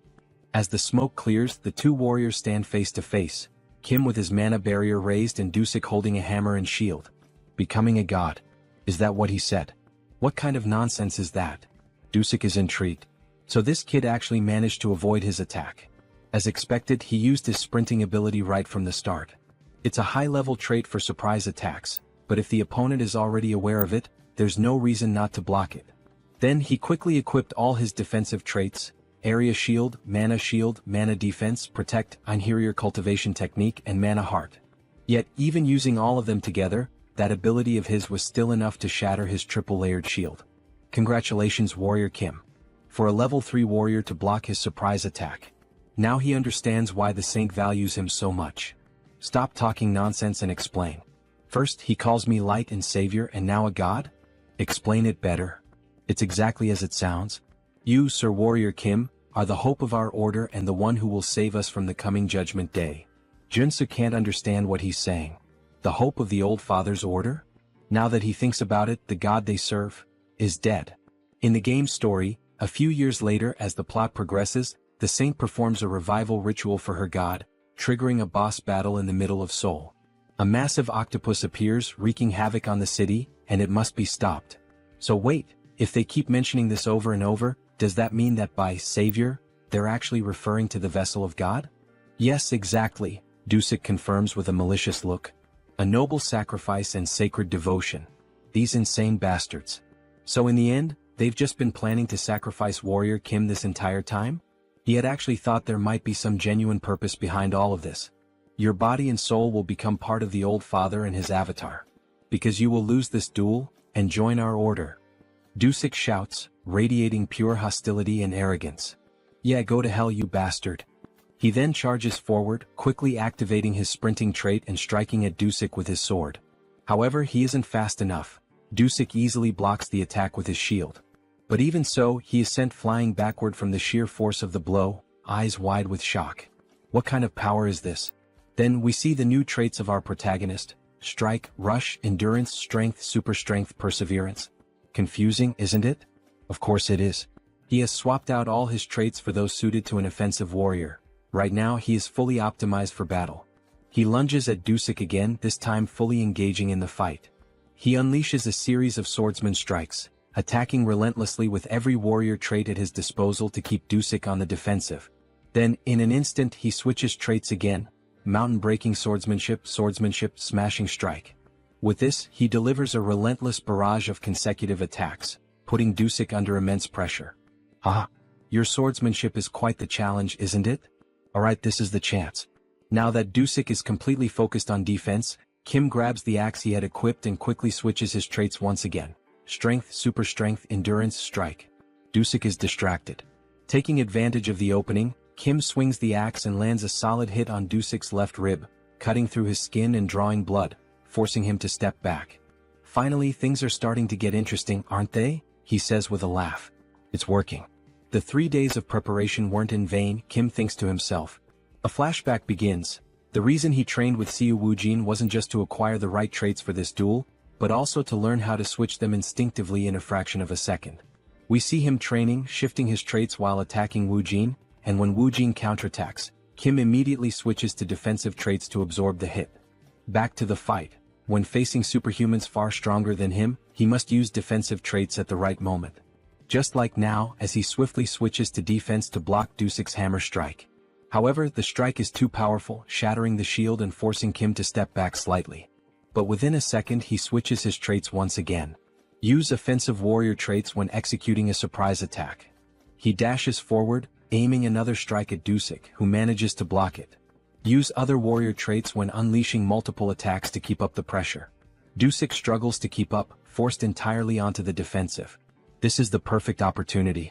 Wielding both his axe and sword, Kim activates his berserker traits, taking full advantage of the opening to push forward. For a level 3 superhuman to fight a level 4, the only thing he can do is continuously switch traits mid-battle. And so, he keeps the pressure on Joonsoo, driving him further and further back. It feels as if he's fighting 4 different warriors at once. How the hell is this possible? Then, in a brief moment of distraction, Joonsoo seizes the opportunity. With a swift move, he disarms Joonsoo, knocking the hammer from his hand and sending it flying across the battlefield. All the paladins watching are stunned. Impossible. How could this happen? Even Joonsoo himself is shocked. He quickly turns to Joonsoo. This kid is actually going to win this duel. But there's no way he will let that happen. He has no intention of becoming a sacrifice for their rotten order. Alright, he admits it. He can't hold back against Kim anymore. He'll fight seriously now. Gripping his shield tightly, his aura begins to surge. He has given up on being Thor. Now he's Captain America. Joonsoo channels power into his shield and warns Kim. This next attack could kill him, so he'd better be ready. Then with a sudden motion he hurls the shield like a spinning blade. Kim quickly raises his own shield to defend. A direct attack like this won't work, or so he thinks. But in an instant, his shield shatters, and the sheer force sends him flying to the far end of the arena. Shit. The power output just skyrocketed. Was Joonsoo really holding back this whole time? Before he can recover, Joonsoo appears right in front of him and lands a devastating punch straight into his stomach, striking in a stance straight out of JoJo. How dare you mock our order? Kim is sent crashing into the wall, spitting blood as his body collides with the thick stone. If he begs for forgiveness now, Joonsoo will accept his surrender. But as Warrior Kim stumbles back to his feet, rolling onto his side, he simply smirks. No. The only way I lose is if you kill me. So be it. Now both warriors engage in an all-out frontal clash, neither backing down. Kim charges at Joonsoo, who manages to block his attack. Then, in a calculated move, Joonsoo allows himself to take a few hits just to land a clean strike on Kim. With all his strength, he slams his shield into Kim's shoulder, cutting deep. The pain is so intense that Kim nearly loses consciousness, but he refuses to give in. In an instant, he counterattacks, driving his axe once again into Joonsoo's ribcage. Joonsoo grits his teeth and retaliates with a powerful kick to Kim's chest, sending him flying across the arena once more. Both fighters lock eyes, exhaustion weighing on them. Their bodies are battered, barely holding together, they are at their absolute limit. Joonsoo declares that it's time to end this meaningless battle. Oh great Father! Lord, hear my prayer and fulfill my wish. From heaven bring down the hammer of your wrath. Raising his shield to the sky, he calls upon a massive storm. Dark clouds swirl, and the arena trembles as if about to be swallowed by a raging sea. Kim instantly recognizes the ability, Joonsoo's ultimate move. Darkness Tsunami. Now that he's seeing it with his own eyes, there's no doubt, this is a catastrophe. If that attack lands, he will lose. 100%. But there is no way to dodge it. If he wants to win this fight, he has to go through it. He stares directly at the approaching tsunami as his sword begins to glow. Suddenly, everything shifts. The colors around him fade to gray, as if time itself is slowing to a stop. He is afraid. But he has to trust in the traits he has built as Warrior Kim. He takes a deep breath, shutting out everything around him as if he exists in another world entirely. Mountain-breaking swordsmanship, the technique he has never stopped training. The swordsmanship, sharpened through battles and sparring against Seo Woojin. The Einherjar cultivation technique, honed through years of dedicated practice. Mana heart, which has grown alongside him. Rush, earned through sheer desperate willpower. And finally, the ultimate trait, one that can cut through any material in the universe, Flash. Then, as if a divine force is descending upon him, a surge of power crashes down over his body. He will trust in his abilities. He will trust in the time and dedication he has poured into them. A brilliant four-pointed star flashes for an instant. Kim launches himself forward, dashing headfirst toward the oncoming tsunami. And above all else, he will trust in himself. He charges straight into the massive wave that gave birth to the tsunami. The entire arena is consumed in blinding light. No one understands what is happening. What the hell is that light? What's going on? Kim's friends question in shock. Then finally the light fades. Kim is on his knees, gasping for air, while in the background, Joonsoo remains standing. Suddenly, Kim starts coughing up blood violently. His body is battered, barely holding on. Joonsoo speaks, his voice steady. That was a magnificent duel, Warrior Kim. But then the truth becomes clear. A massive hole gapes in Dusuk's chest. Kim's power had been so overwhelming that it pierced straight through Dusuk's ultimate ability, shattering his shield and tearing through his body. All that remains is an empty husk, standing lifeless. Then the announcement is made. The judge raises Kim Warrior's arm, declaring him the winner of this duel. His friends start running toward him, and in that moment we get a glimpse of the arena, now scarred by the destruction. Joonsoo is happy he did it. He managed to defeat a superior-level superhuman without using the mutation trait. Professor, he really is the best. That was unreal, almost inhuman, our girl remarks, her face lit with joy. He knew he was capable of defeating that paladin, the president says, tears streaming down his face. He couldn't help it, he was simply amazed by what he had just done against that superhuman, adds the gang leader. But suddenly someone shouts, "Son of a bitch." It's Jaeol gripping his axe, ready to strike Joonsoo. Die now, cheater. However, Siu Woojin was prepared. He reacts instantly, protecting his master as we see a punch followed by a blue explosion, sending Jaeol flying. He crashes to the ground, landing near other paladins after being thrown several meters. How dare you refuse to accept the outcome? That chief paladin Dusuk lost in a fair and honest battle, and yet you still try to attack his teacher? Do you truly wish to meet death now? At last we see Woojin in a fighting stance, his expression filled with rage. Sir Lee Jaeol, do not forget the magical pact both fighters agreed to. If he acts recklessly, his heart will explode. Kim Warrior, because of him the captain of the paladins is dead. We see his heart being crushed by magic, making it impossible for him to even breathe properly. They will have their revenge. The Order of the Old Father will not forget this, the other paladins shout. So they're saying that Kim was the one who killed Dusuk in this duel? Is that really what that worm is trying to claim? Yes, everyone saw it, he was killed by Kim Warrior's hands. Stop talking nonsense, Joonsoo says in a serious voice. The one truly responsible for Dusuk's death was none other than Jaeol himself. Though he was an enemy, Dusuk was an outstanding example of a warrior. He fought bravely for what he believed in and battled to the very end. Without a doubt, he was not someone whose life should have been lost in an open duel, all because of Jaeol's petty assassination plot, driven by his inferiority complex. In the end, he was just a captain trying to protect his battalion, the very battalion Jaeol tore apart and led to his death. In the name of Dusuk's honor, accept the outcome of this duel and uphold your promise. Jaeol begins to cry. Deep down he knows the truth, Dusuk died trying to protect his reputation. Captain, forgive me. We need to leave now, sir. The paladins lift Jaeol and begin to retreat. Not even the Order of the Old Father would dare seek revenge after he had already gone this far. The next day we find ourselves at Seongsoo workforce. The president is on a call, bursting with excitement. That's right. He officially hired the superhuman Warrior Kimâ, the one who defeated the captain of the Order of the Old Father. He understands you'd like to make a request. Alright, my apologies, I'll call you back in a few minutes. Then we see that Joonsoo has entered the room. He had been worried that master craftsman Jo Chul might have tampered with his armor. But no, he had crafted it just as requested, embedding the giant and extreme traits. Wow, this armor really suits him. Here, why not try this on while we're at it? It's a gift from the president. A gift? Seriously, this is much better. It's a handcrafted luxury training suit. It even has self-cleaning and regeneration magic. Very nice, this is quite to my liking. President Choi knows exactly what I like, thank you. Haha, wearing this you almost look like a model. Well done. Then our protagonist makes one of those familiar expressions just like Lloyd. In any case, maybe he can ask Joonsoo for something? And what would that be? Thanks to him, our business is thriving now. But since you have a relatively short work history with us, some people are questioning our contractual relationship. If that's the reason, then he should comply. Do you have any decent work for Kim? Yes, he has the perfect job prepared for Warrior Kimâ. The Sun Magic Tower wanted to study his black flame for research purposes.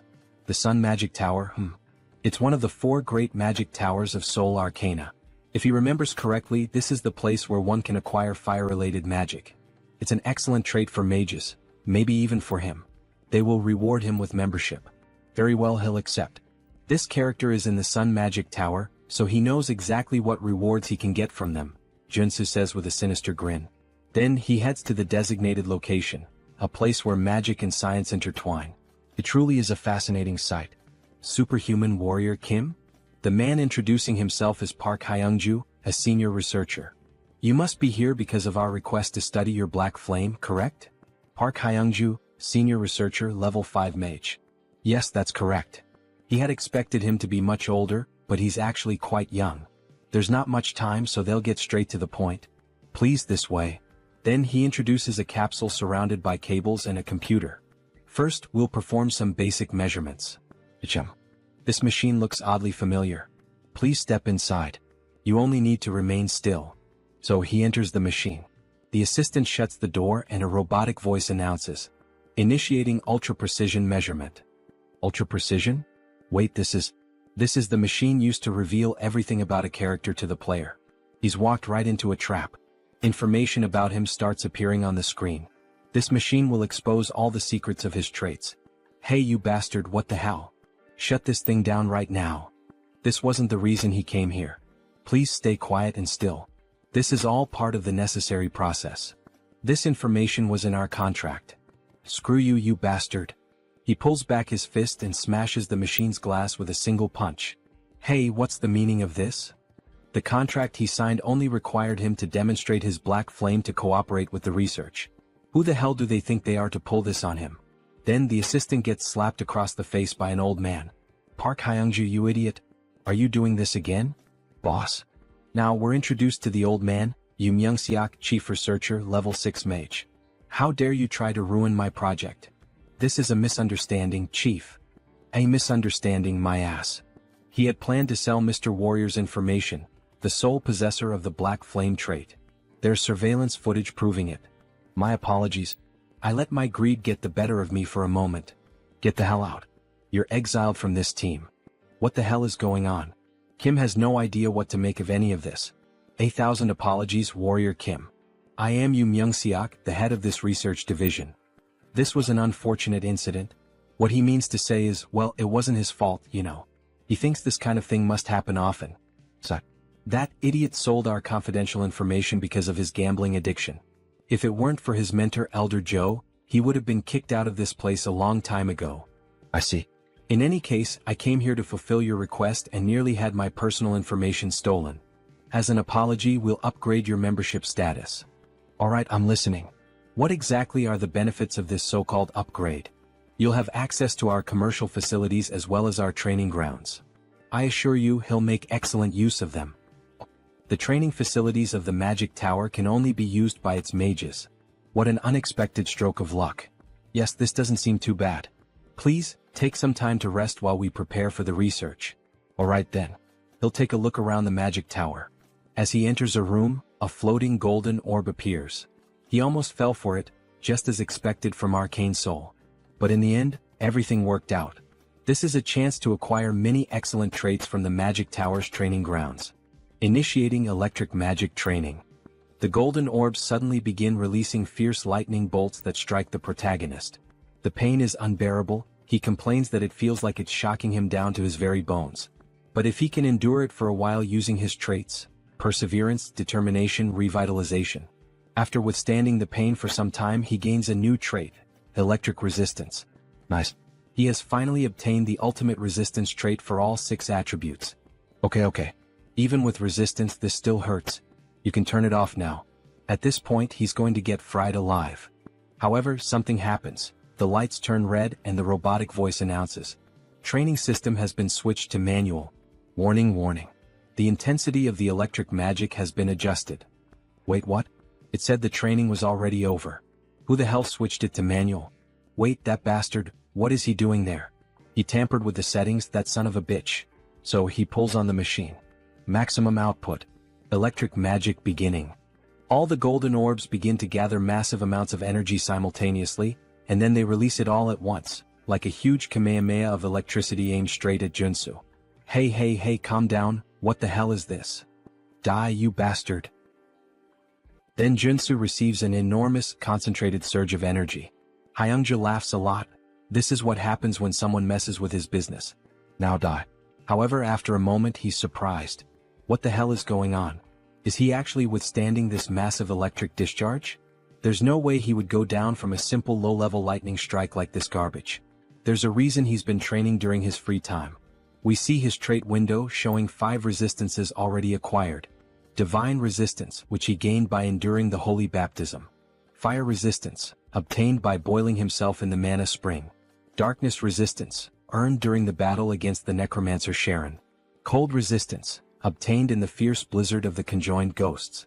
Earth resistance, which he acquired while trying to escape the magic trap set by the human hunter. And lastly, not least important, electric resistance, which he obtained through the training he just did. With all 6 traits now combined, we see a bright green aura surrounding the protagonist's body, as if he's undergoing some kind of mutation. His body begins to change from the inside. His heart starts beating harder as it draws more blood, more veins connect to his heart to increase its power. Then he finally gains a new trait, magic resistance. A green shield forms around him. How thrilling. This new trait came at exactly the right time. Hyungju can't believe what he's seeing. How is this possible? Can he really block a level 3 magic spell using only his body? Is he even human? This is going to be harder to deal with. Attention, attention. The program is now out of control. Please terminate all training and evacuate the facility immediately. The system is out of control. This is going to get dangerous. In that case, he'll start dodging all the attacks using his perception trait. Then he quickly begins evading all the electric strikes, adding 2 more traits, movement and dash. By using this combo, he ends up gaining another new trait, secession. Good. He managed to acquire this useful trait as well. At this pace, he should be able to obtain the high-class trait Air Raid. Damn it, what the hell is going on? Hyungju starts to panic and frantically presses all the buttons. He's really trying to kill the Warrior Kimâ. However, he's stopped by his superior. That bastard of an assistant. He thought he'd heard the warning sounds and came running to check what was happening. What the hell does he think he's doing? Shut it down now before it explodes. Yes, sir. Resetting the training program, resetting the training program. The training program has been stabilized. Lunatic. How dare you try to harm Mr. Warrior Kimâ? Chief, that's not what you think. Harm who? Mr. Warrior Kimâ? He seems to be unharmed after all that electricity. Well, it was definitely a bit electrifying, no doubt. But it was a good warm-up. Everyone present is left in disbelief at what they're seeing. Chief, please forgive this fool. Please don't expel him from the tower. He has nothing else left in the world. What will happen if he's expelled from the tower, asks Kim.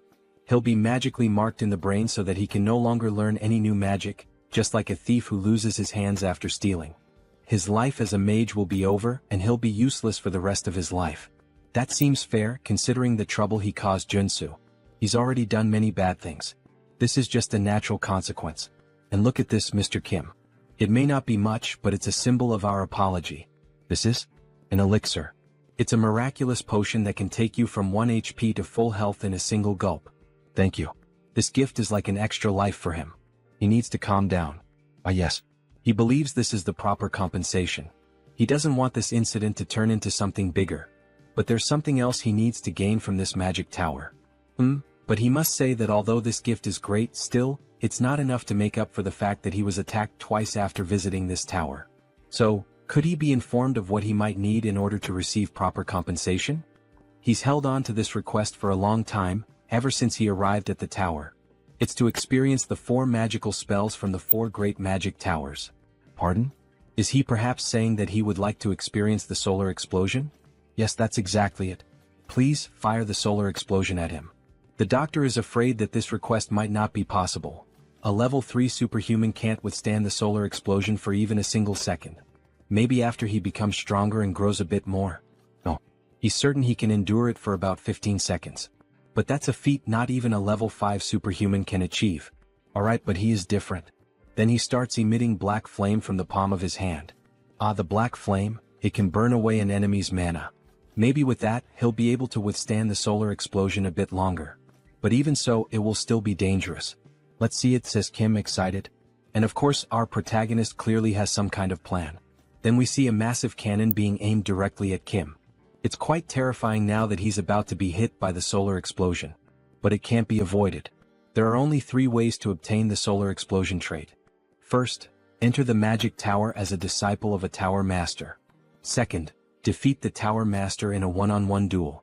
But both of those are only possible for mage-type superhumans, so he can't do either. Alright, pay attention, Warrior Kimâ. We're about to begin the explosion. Get ready. In any case, there's one reliable way to obtain it. He can use a hidden quest, which is unlocked when he builds enough favorability with the tower master. A man who looks slightly old, dressed like a corporate executive.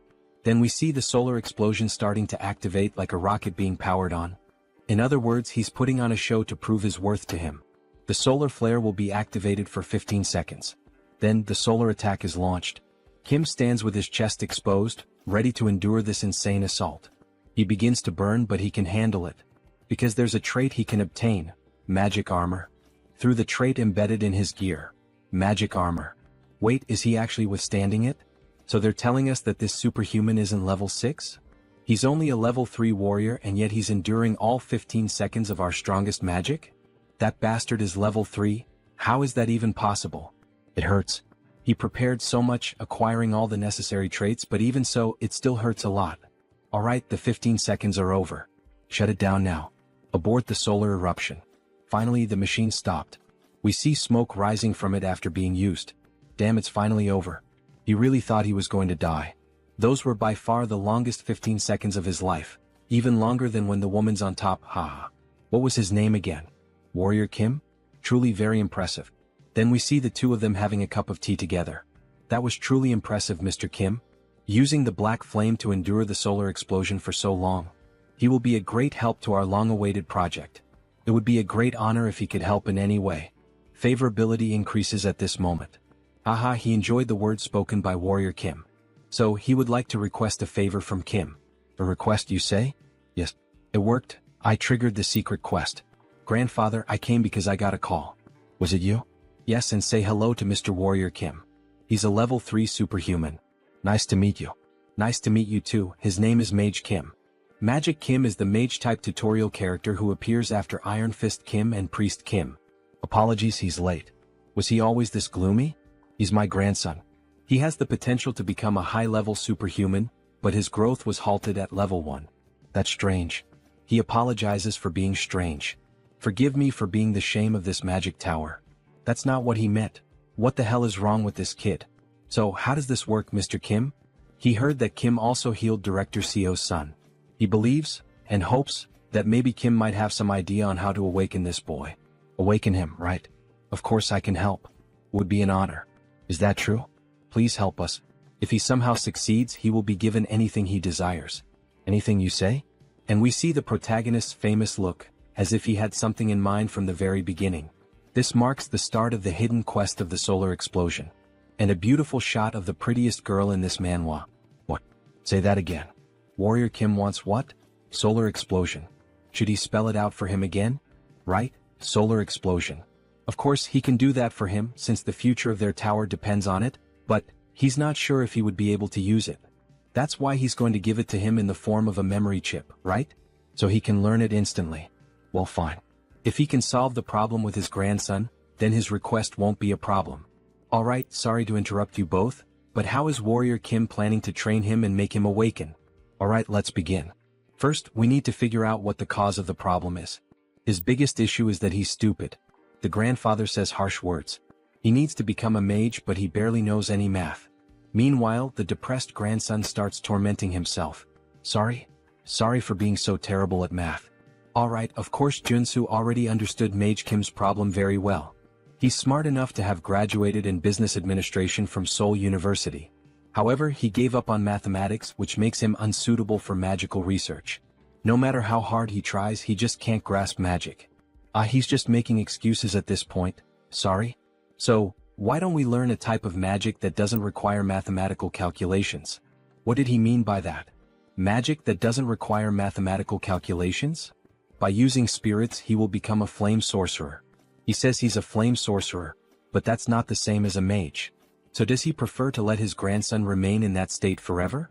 Or would he rather train him as a flame sorcerer, so that he can unlock his potential? Alright, for now, explain your theory in detail. The problem is the magical enchantment, isn't it? Since he can't perform the calculations for the formula, he can't cast spells. So, just leave that difficult task to the spirit that will assist him. In exchange, he only needs to supply mana directly to the spirit. That's not possible, he has no familiarity with spirits. How is he going to deal with one? He just needs to make a contract with a spirit like he already explained. The boy will only be using the spirit's strength. He inscribes just a single spell into the mana circuit. That way the user handles the mana, and the mana circuit handles the spell itself. Incredible, he's right to suggest that we capture a spirit and use it as a mana circuit. Or better yet, we could simply transplant it into his circuit. Ah, that's right. Truly amazing.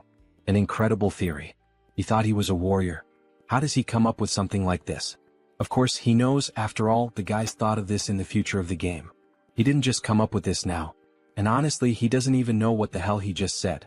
He just repeated what he saw in the game. But there's a problem. The gate to the spiritual realm is closed at the moment. We can't summon any spirits. So instead, we can use spiritual animals. Spiritual animals? Like a phoenix? That sounds difficult. How are we going to find a legendary creature? Don't worry about that. Warrior Kimâ has a way. Then we see several phoenixes gathered, flying. Wow. There really is a phoenix valley in a place like this. Even high-level superhumans have difficulty finding places like this, so how? Contrary to the rumors, it was hidden in the alleys. He also found it by accident. Aha, my god, he really is one of the luckiest. So, about the promised solar explosion. Yes, he'll make sure to give him one. This mission can only be completed with the knowledge of a sweet spot. By the way, how do you plan to use the solar flame as a warrior? You would like to enhance it. So he begins producing the black flames. His goal is to create his own polarization. Polarization, he says? That's not an easy task, not by any means. We've spent a whole decade working on it. This won't be easy, but approaching it as a mage and approaching it as a warrior might produce different results, you know? Who knows? Maybe his polarization is better than yours. Really? Then how about we make a 2-year bet? Let's compare the magical tower's polarization with yours and see which one is better. That sounds fun. How much are we betting? If Warrior Kimâ wins, the director will grant him one wish. But if the director wins, Warrior Kimâ will join the magical tower's security team. Alright, that sounds like a fair bet. Don't forget this promise. Another chance to benefit from the magical tower of the sun, hehe. Alright, now it's time for the verification. Then we see Kim waiting near the operating room. That was incredible, superhuman Kim. And to think that he paved the way for flame sorcery in our magical tower. Hello, boss. Yes, that's what happened. But first, we need to hope that the operation is successful. Indeed. But about that mage who was expelled earlier. That failure? He did a thorough investigation on him after he was expelled from the tower. And it became clear that he received money from the Humo Group. The Kumo Group. One of the 5 largest conglomerates, known for their highly aggressive and predatory commercial expansion. They are mafias, politicians, criminals, and all kinds of bad people gathered in one place, represented by a black crow. They were basically the villains in the game. The problem is not that they stole information from our magical tower. It's that they specifically demanded only your information. Perhaps they are trying to recruit you? You wouldn't want to have to participate in this. You would never join villains like Kumo. Damn, another thing to avoid again. Suddenly the silence is broken. Haha, that was a huge success, all thanks to him. Superhuman Kim. Your grandson is now a mage, no, a superhuman. Ugh, it's good to hear that, but that slap really hurt. Incredible, so this is the power of an 8th level mage. Seriously, really thank you, Mr. Kim. We see the boy surrounded by flames. Mr. Mage Kim. What the hell is this? Is he already as strong as Joonsoo? Starting at level 3? This is the power of genetics. Joonsoo took so long to reach this level. He feels so strange while being able to use magic so easily. From now on, he suggests he drinks fire attribute elixirs to accumulate more mana. He's even telling him how to get stronger, thank you. Good work, Kim. Here's what was promised, your reward. That didn't take too long. Yes, solar eruption. But what the hell is this? Open it and see for yourself. He placed an allowance for him in this bag, enchanted with space expansion magic. I like you, master of the tower. Your favorability is off the charts. Moments later, we see the protagonist back at his boss's side. You received a bonus reward of 5 billion? That's incredible. He thinks it's time for you to get used to his greatness, Director Choi. Anyway, he thinks it might be time for him to take that nectar he's been saving for a while. Nectar, he says? It hasn't even been a month since he reached level 3. Doesn't he think it's a bit early? He might suffer side effects. So, can you refine the nectar, Director Choi? Refine, huh? You can count on me. Then he opens a cupboard with several items ready to start the process. Yes, Director Choi. He just needs the main ingredients. These are the most popular ones. He will gain different resistances depending on the ingredients used, so it's done. We see some items on the screen that grant different attributes. Super resistance, steel, regeneration. He already has super strength and regeneration, and he has steel armor on his shield. He will choose the heart of the horned tiger. Oh, this one? Does it have to be the horned tiger? What's the problem? It's an endangered species, so it's hard to find these days. Endangered? Well, in the next scene we see a car speeding down the road. If that's the case, then he will search for it himself. The problem is how he will find the horned tiger in such a vast area. He is in a wide forest looking like the safaris in Africa. He didn't want to resort to this, but he would rather smell a durian. Surströmming is too much. It's a smell that many YouTubers make videos reacting to and vomiting. Fermented herring from the Baltic Sea. So after vomiting he gains a new trait. Dog nose. God, it still smells like rotten shit in his lungs. But thanks to this trait he can now smell all kinds of things. Like this. He smells a lot of blood here. Was there a predator nearby? That means yes. Here it is. He spots a car with hunters in it. They're chasing some animal. Shoot, guys, over there. Get that damn thing. Shit, other competitors? Wow, that scar. It's not an ordinary horned tiger. King of the mountain. It's the most famous mystical creature of the Chulwan Plains. And it also has 6 full traits. The monster charges toward our protagonist. He will die if he lowers his guard and doesn't take this fight seriously. Then the king of the mountain charges swiftly toward the protagonist, who narrowly dodges the sudden attack. However, even while using the evasion trait, he still gets slightly injured on the face, showing that the monster is a real challenge. He won't have many chances if he plays around. He needs to take this seriously. He has to finish it with a shot. A lethal shot, fast, and preferably one that doesn't damage the heart.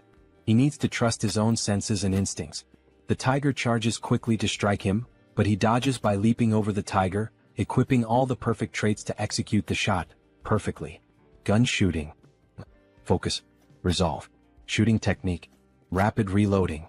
Then, with steady composure, he pulls the trigger. However, he misses the target, hitting only part of the face. Alright, so even after using all those traits, that monster still managed to easily dodge the perfect shot. But he's not done yet. He has one last trick up his sleeve. Face to face with the king of the mountain, he unequips the rifle and draws his pistol, while wielding a sword and a shield. He's feeling confident in his shooting techniques even while fighting as a warrior. So he switches his trait, resolute, for black flame. Then he manages to land the shot. The black flames, which primarily target the enemy's mana, begin to consume the body of the Tiger King. However, even with Kim thinking it was over, the king keeps advancing toward him, as if the flames weren't affecting him as severely as Kim had expected. He narrowly dodges the brutal attack from the king. This thing can still move like that even after being hit by the black flames? What an insane monster. If the black flames aren't enough, then he'll have to engage in close combat.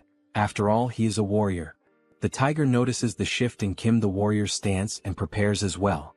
With all its strength in its legs, it charges swiftly at the protagonist using the trait Rush. There it is, the strongest ability of the King of the Mountains. Rush. He accelerates his massive body, weighing over 1.5 tons, and pierces straight through his target.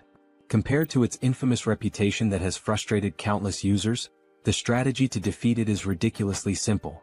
So, with a leap to the right, he narrowly avoids the explosive attack.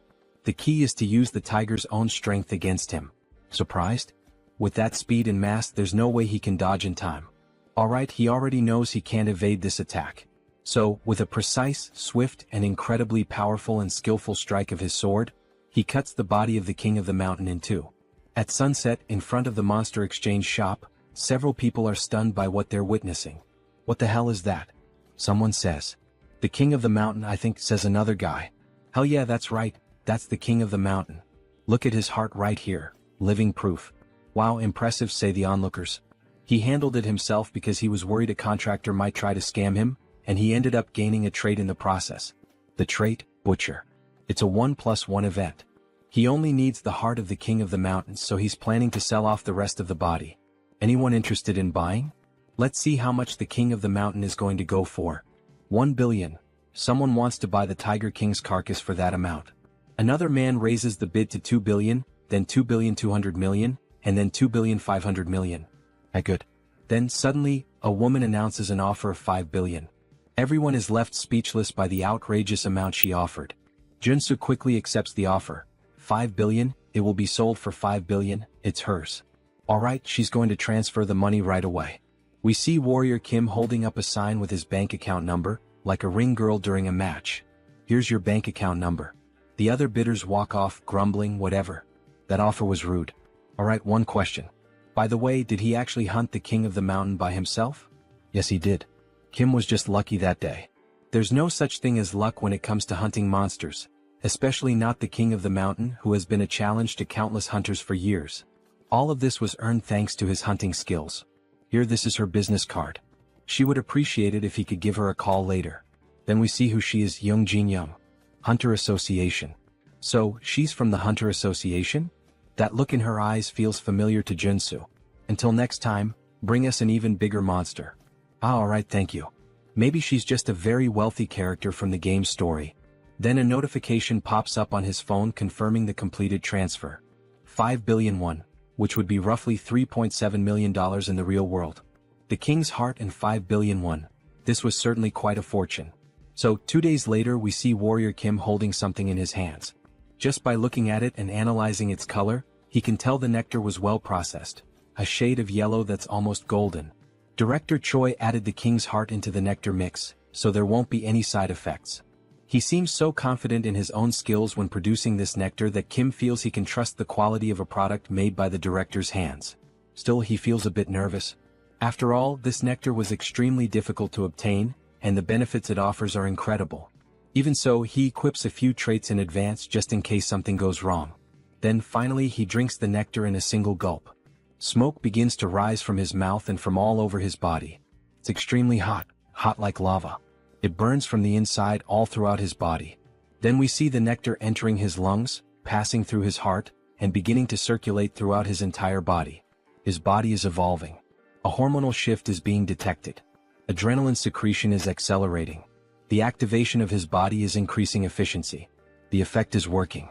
Mana circuits are being restructured. We see his entire body being transformed from the inside. He leveled up. Level 4. His stats increased significantly. Awakened. Level 4. Superhuman, Warrior Kim. Now that he's at level 4, he definitely feels completely different. It's as if his soul has ascended to another plane, to another level. He is, quite literally, a new person now. Audacity, he's gained a new trait. And just as he said, the nectar was successfully processed. Thank you, Director Choi. There's a reason why he went out on his own, hunted the monster himself, and even sold the items by himself. With the 3 traits he gained in battle, strength, super strength, and pressure, and if he can also acquire traits through his equipment using this diamond which he runs along his clothing, he ends up obtaining 2 more traits. Robust and giant, the same ones he had requested from the blacksmith. The preparation work is complete. Now it's time for the final stage. We see all 6 traits equipped at the same time. Then he begins to grow in size by activating the giant trait. However, the system reports, status condition. Significant damage detected in muscle fibers. We see all his muscle fibers tearing apart as he becomes stronger. His skeletal structure is being readjusted. Then, with all 6 traits equipped, the system begins merging them to create a new trait. The traits are resonating, fusing into something new. Then a new trait is acquired. Giant strength has been obtained. He finally achieved this trait. We see Warrior Kim completely pumped up, his body muscular and massive, looking like those strong anime characters with small heads. Giant strength.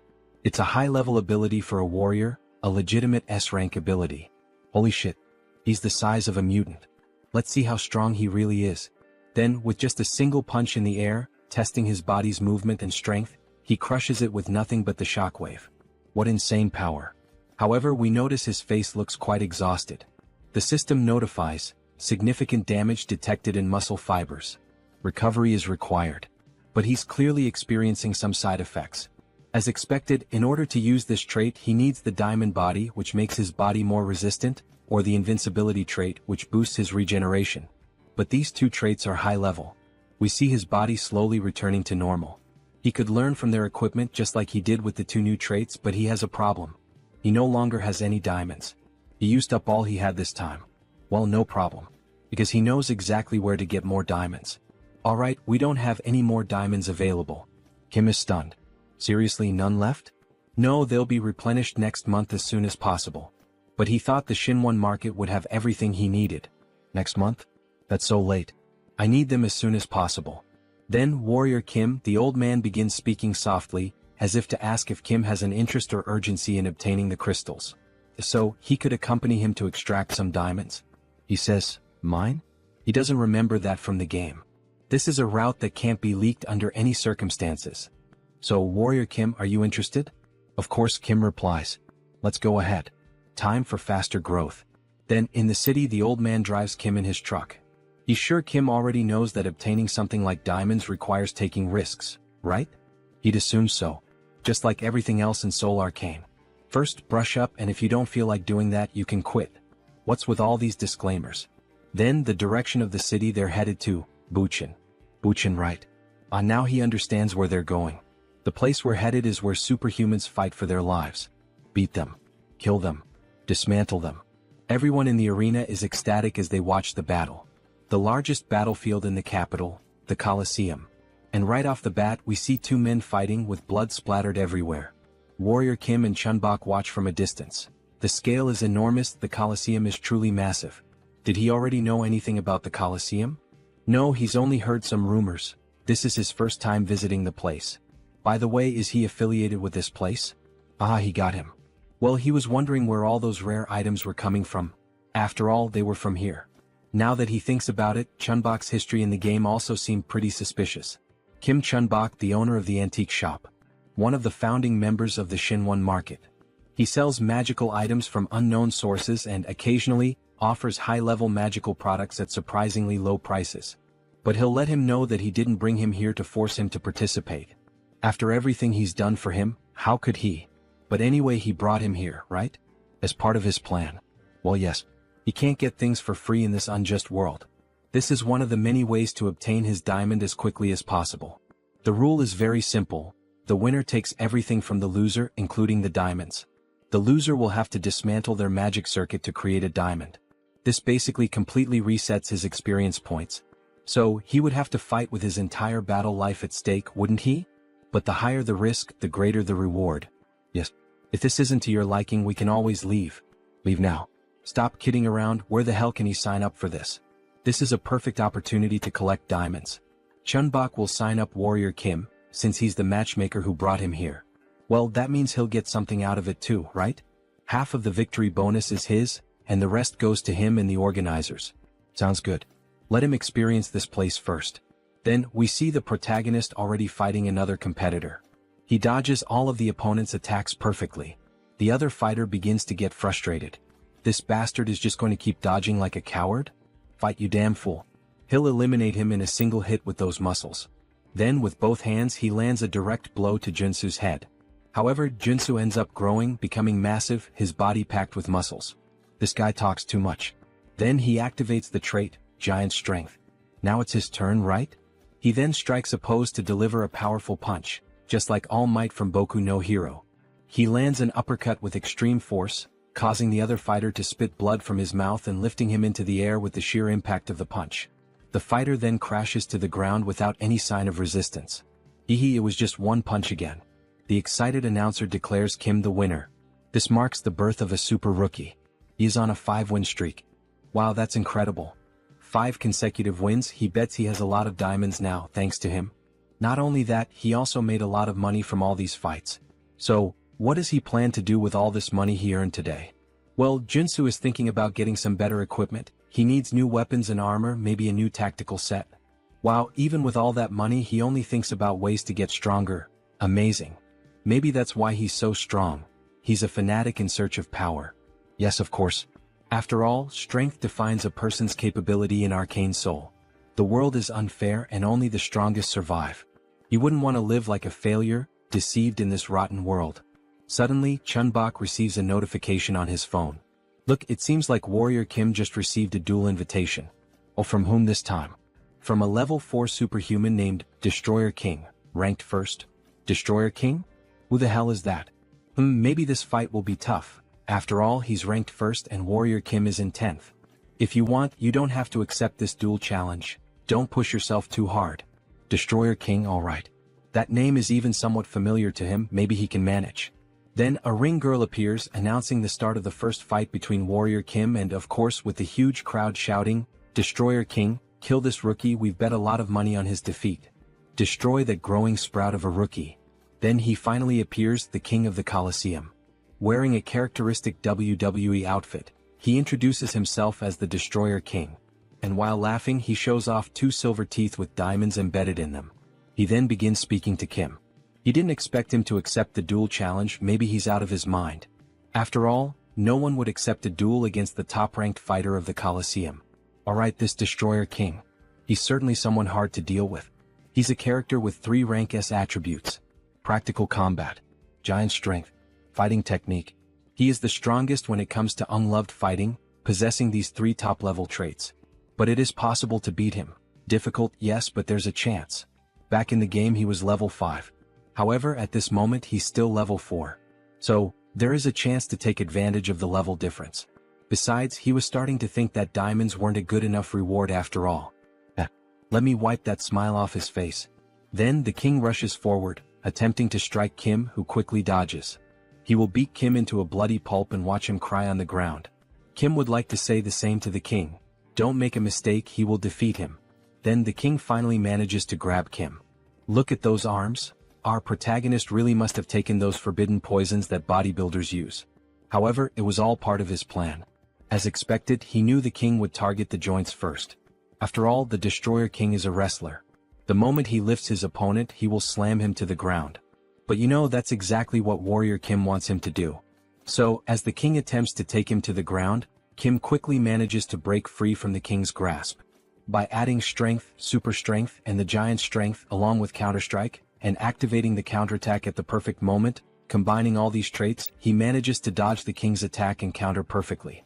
He lands a precise elbow strike to the king's chest. He is able to surpass his incredible technique by combining these characteristics. The king suffers the impact, spitting blood. However, he quickly reacts by grabbing Kim's hand and using the armlock technique, pressing his fists against Kim's neck. But it was already expected that his next move would be this. Kim saw the attack coming from a mile away, so he is able to break free from the king's grip again.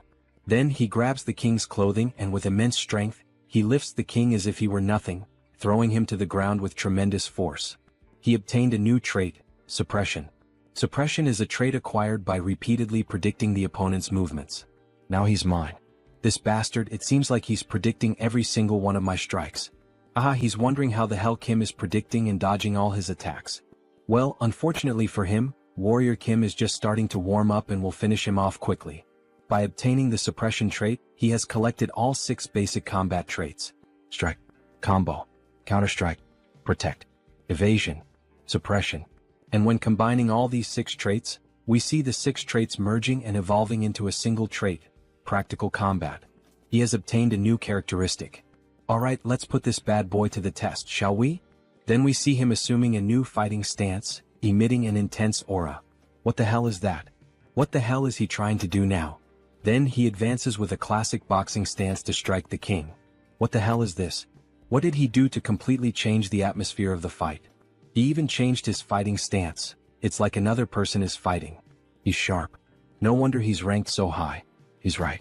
When he first entered the ring he was just a big newbie. Now he's a complete fighter.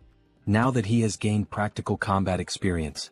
Those blue eyes with that fighting expression remind me of Satoru Gojo. Then he lands a precise blow to the king's stomach. Even though the king blocked with both hands, the impact is still so strong that it forces him to retreat.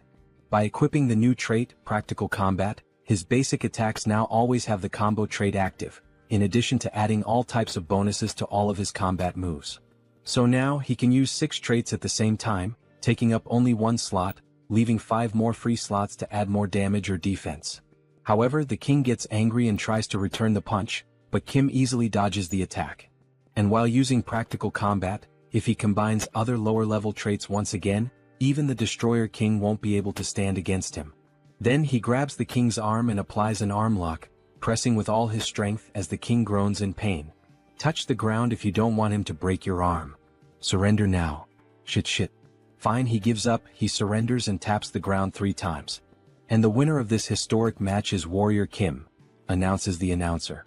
To the surprise of everyone in the Colosseum, he has risen to first place in the Superhuman Level 4 Division rankings.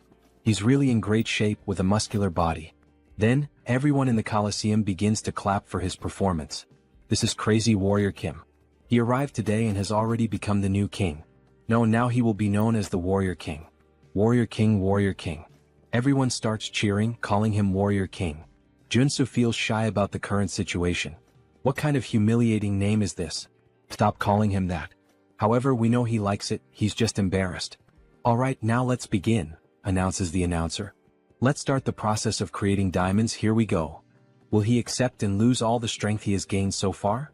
After all, the diamond creation system resets all the experience earned. Or maybe he will use the other option. Then he requests to use the special contract. Exactly what Joonsoo wanted him to request. Alright, are you really sure you want to use the special contract? The announcer asks. The special contract is an agreement made with the organizers when the Destroyer King became the level 1 fighter. The condition is that, if the Destroyer King is defeated, the organizers will provide the diamonds in his place. However, this is only possible with the winner's consent. Will Warrior Kimâ accept these conditions? If he accepts these terms, they promise to give him 10 diamonds. Even the announcer gets excited. Wow, this is an unprecedented deal. Considering that it is expected to extract 3 or 4 golds from the Destroyer King, it's a good deal. He suggests that Warrior Kimâ should accept the offer. However, Joonsoo doesn't think it's enough, he wants more. Both the former king and the announcer are surprised by Warrior Kim's audacity in refusing the offer. The mana and experience points of a level 4 superhuman are at stake. He can demand more and take advantage of this unique opportunity. Alright, in order to accept this agreement, he would like to add one more term. But this does not involve diamonds in the discussion. So what would he like to add to the contract? He wants the item he was using when he first appeared in the game. If he gives him the steel fist, the item he has been hiding all this time, he will accept the conditions presented. Give me that damn SS level magic weapon. He is perplexed by the proposal. What did he just ask for? Steel fist? He has no idea what that is. It's too late to act as if he doesn't know anything. He saw the look of surprise and suspicion on his face. He will accept nothing less than the 10 diamonds and the steel fist. If he doesn't accept, he will lose all his mana and experience points. Damn, how does he know about that? This bastard is very suspicious. So what will be done? He can't refuse Kim's proposal. If he breaks his magical circuit to create diamonds, he will lose all his abilities. Alright, he will give the steel fist as part of the offer, however, he will have to accept a rematch against him in this Colosseum, betting the steel fist again. Fine, that sounds good. They can decide later when the day will be. After all, he is a busy man too. Then we see the new glove being worn by the protagonist. Holy shit, this is so stylish. So clean and fresh. Then a system notification appears to explain the item a bit better. Steel Fist. Increases strength and resistance. Reduces all damage for 10 seconds. Damage reduction? That's totally a scam, Kiki. And of course he also got several diamonds as a reward. Now he could create a high-level characteristic and even have some leftover. This was a win, a victory. So he equips some characteristics. Regeneration. Revival. Wound recovery. Vigor. Energy. If he applies the healing characteristic from the necklace that Father Kim gave him a few months ago during the mission to drink gold, what should happen is, then suddenly, a blue aura begins to consume his body, even his eyes turning white. He then obtains a new characteristic, immortality. Perfect, it worked exactly how he wanted. Now that he has giant strength and immortality, he just needs one more characteristic to complete the warrior's build. He is a true RPG player. Alright. For now, these diamonds will be kept until their usefulness arrives. Then the phone starts ringing on the table. Jeong Jin-young, who is it? Isn't that the hunter who bought the Mountain King? I think that was her name. Then the next day we see the Hunters Association. Thank you very much for accepting the invitation. The guild leader would really like to meet Warrior Kimâ. Oh yes, he would also like to meet the guild leader. Since the leader of the Hunter Guild is an NPC who often gives many missions with good rewards, it might be a good idea to build a friendship with him early on. Warrior Kimâ has arrived. Superhuman Kim, it's an honor to meet him. Kim was slightly startled. Something seems wrong. He is the leader of the Hunter Guild, Yoon Byungjin. We see a classic older man wearing a black suit and red tie, but what stands out are his vampire-like teeth. What the hell is this? This isn't the guild leader, at least not the one he knew from the game. He is the head of the assassin organization. Why the hell is a guy like this here? Something is off. Oh, it's an honor to meet you. I'm known as Warrior Kimâ. Haha, the honor is mine. Right. There were some rumors that after an incident at the Hunter Guild, he was expelled, but the details were vague. Suddenly, someone opens the door, a chubby man panting. Huff. Apologies, he's late. Director Kong, what's going on? What's all this fuss about? Haha, he heard that the person who defeated and tamed the Mountain King was here, so he rushed over as quickly as he couldn't miss this opportunity. This is the real guild leader, the one introduced in the game. Besides, The United Competition is today. How could he miss that? What the hell is going on here? Joonsoo is lost with all this information. Hello, he is Director Kong, a pleasure to meet you. You can call him Kiziak, haha. No, how could he dare to call him by his first name? Apparently he likes to joke around, Director Kong? As expected, he has a good personality just like in the game. Ahem. Alright, if the introductions are over, let's get to the main topic for which Mr. Kim was invited. Mr. Superhuman, we would like to invite you to become a full member of our guild. He's talking about the Hunters Guild? He'll have to think a bit more about this. Becoming a member with full access for free is a good deal. But he's hesitant because of the current guild leader. Ahem, to be honest, the guild is in the process of creating an exclusive hunting ground in Yangqian. An exclusive hunting ground? Yes, to be honest, the position of our guild is unstable. At the moment, we can only hunt with the permission of the two armies, the Western Army and the Eastern Army. But if that permission is revoked, we risk being dissolved. Therefore, our goal is to create a territory where only we can hunt without the need for things like this. A territory between the two armies that allows us freedom. We need someone skilled like Superhuman Kim to establish this. Alright, that sounds very reasonable, but there's one detail. Well, guild leader, this isn't actually our real goal anyway. Our guild leader isn't just trying to stabilize a hunting territory for us. He wants the guild to be recognized as a force, an army, and thus, be acknowledged as a military power in order to create a military kingdom in Yangqian. Wow, and something of this scale can really be created with just the guild? Aren't the generals of the two armed forces people with great influence due to their history of independence and militarism? That's true, so it's impossible, says Director Kong. However, the guild leader interrupts. It's possible. Superhuman Kim, if you lend us your strength, you might even be given the position of guild leader in the future. The position of guild leader? It seems so, his eyes are overflowing with ambition. Well, he should forget about complicated things like that for now and join them. Director Kong will take good care of him. Director. Thank you. Don't you think she can handle something like that? She says with a malicious look. Yoon Byung-jin. A cruel man whose actions are unpredictable. The man behind the assassin organization, not trustworthy. It would be unfortunate if something happened to Director Kong, who will give out rewarding missions in the future. Then Director Kong interrupts her charm. Superhuman Kim, of course if you decide to join us, there will also be tax benefits. You can also enjoy hunting in today's United Competition. Alright, he's made his decision, he has to protect the director at all costs. Fine, sounds good. So he will join. Moments later, we see a truck in the middle of the forest. He owes a favor to Warrior Kim now. He'll take care of driving, just relax. He was worried that the guild leader inviting him first made him have to rush over there. To be honest, he was concerned about the fact that the guild leader approached him, Warrior Kim. Anyway, it's a lucky thing that both of us can ride in the same car like this, haha. We see Joonsoo's ears bleeding, and he complains that the game never mentioned how chatty he was. Director Kong, why are you against the exclusive hunting area? It's because of the Yangqian faction. The Yangqian faction? It's a group of guild members who follow the guild leader. They don't care about hunting, they're just cleaning up the politician's mess. So, the guild leader was trying to recruit him to his side? Exactly. He's doing everything wrong. Shouldn't merit be the most important thing in a guild? Instead of getting involved in nonsense like this.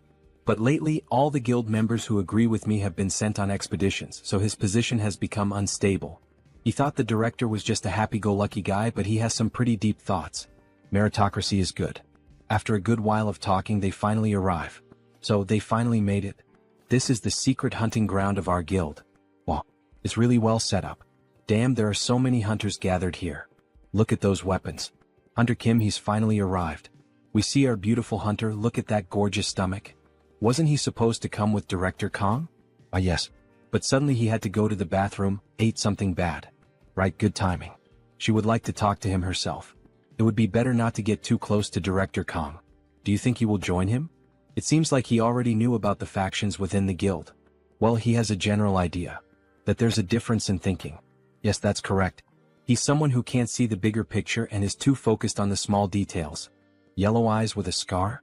He really thought she looked familiar. She was a member of Yoon Byung-jin's assassin organization. Young Jin-young, Wolf Claws.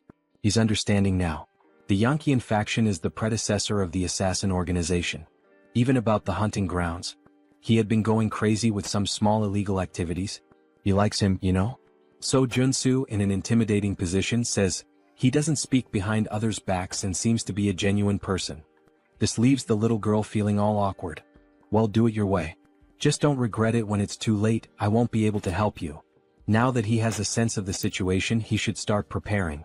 Then we see several sunscreen bottles placed on top of a sink. His face is covered in sunscreen. Then he acquires a new trait, sensitive skin. He only acquired it after buying cheap skincare products and applying them until it hurt. But he finally got all of them. Sensitivity, bright eyes, enhanced hearing, dog nose, God's tongue, sensitive skin. Now he can combine all of these into an absolute trait for hunting. Sixth sense. The sixth sense is a great trait for hunting, but it's also useful in other situations. We see the protagonist with his face all distorted from the excess of products. Should he check if someone is having evil thoughts? Then, as he leaves the bathroom, he is shocked by the situation. Everyone in that area has a purple aura. What the hell is this? Don't tell me most people here are evil? Warrior Kim, finally he found Kim. Let's have some drinks and eat something before the competition begins. These two people are hunters who are like his right-hand men. Director Kang had many good things to say about him. He can drink. But in reality he wouldn't want to drink because of that person whom the director thinks is his right-hand man. He smells like something rotten. The poisonous stench of betrayal. So by late afternoon, everyone was already pretty drunk. Director Kang already needed help just to stay on his feet. Meanwhile, Joonsoo was handling the barbecue, watching the whole situation unfold and thinking about what to do. They don't even know there's a spy among them. What should he do? He needs to tell the director.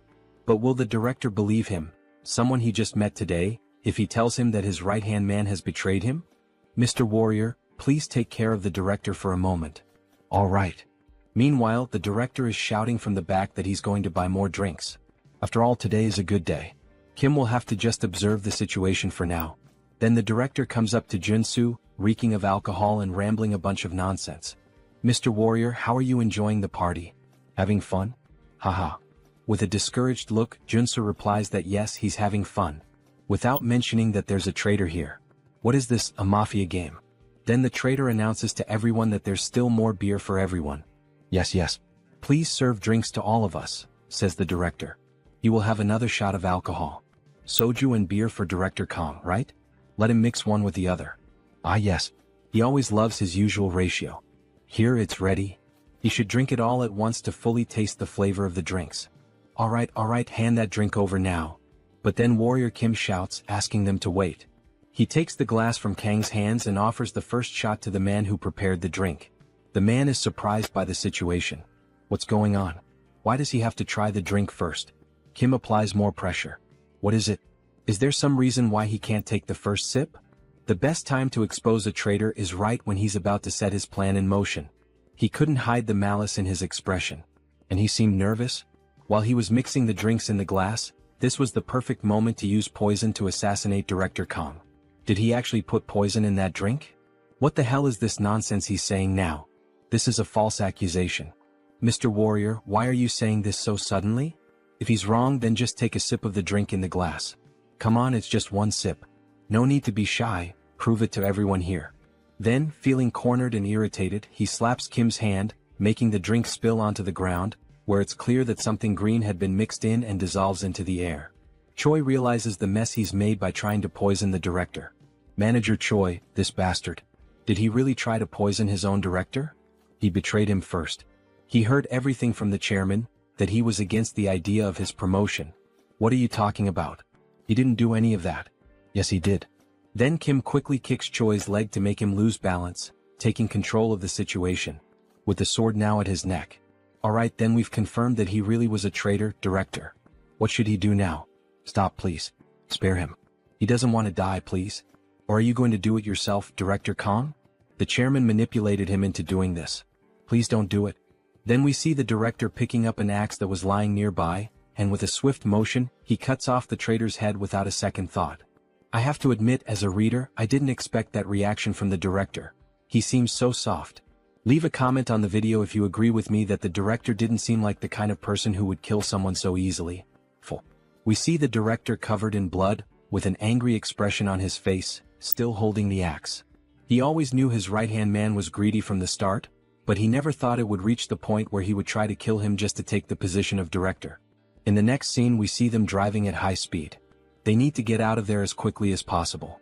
If anyone finds out they killed the spy, they will come seeking revenge. Yoon Byung-jin, that bastard. He thinks he can get away with this? That's why he got rid of all his men. That cunning bastard. Then the sound of a car horn breaks through. The hunter Young Jin-young is on their tail. Director Kong, did he get anything? She heard a rumor that he found the grand prize. No, they didn't find anything special at the camp. No, she insists she heard news about it. That they killed and decapitated Manager Choi. She pulls out a sniper rifle and fires at them. Kim activates all defensive features. Sensitive. Night vision. Enhanced hearing. Insight. Intuition. Focus. To avoid the rain of bullets chasing them, they swerve through the road. After all, an entire fleet of cars is pursuing them. All the vehicles begin firing at the pickup truck of our protagonist. Director Kong leans out of the vehicle and points a magical item toward them. Damn Yankeean group. Those filthy bastards. How dare they shoot at Director Kang's car? Then we see some of the pursuing cars being destroyed in a powerful explosion. However, there are still many more cars and trucks continuing the chase. Director Kong tells Kim to slow down a little because at this speed he can't hit them properly. Wait, let me show you something, says Joonsoo. Show what? Then he lets go of the steering wheel and begins aiming by himself. He equips the perfect traits for perfect shots. Gun shooting. Focus. Resolute. Shooting technique. Rapid reloading. Trait set effect activated, stabilization is applied. With this set effect active, he's able to read every movement. And since he's using my intuition trait, his aim becomes even more precise. Then, with a perfect shot, in true American sniper style, he hits the tire of one of the cars. This causes it to lose control and crash into other vehicles at the same time, triggering a massive chain reaction. Holy shit, what a shot.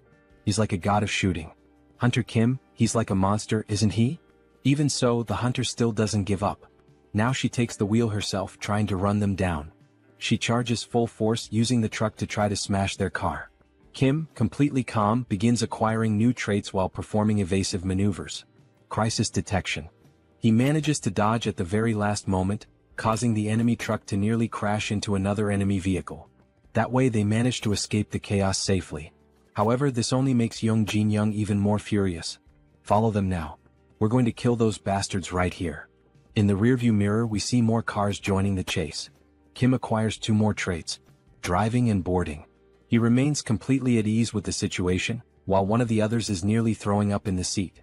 At last they arrive at the military zone. This is Warrior Kimâ, a level 4 superhuman, affiliated with the Hunter Association.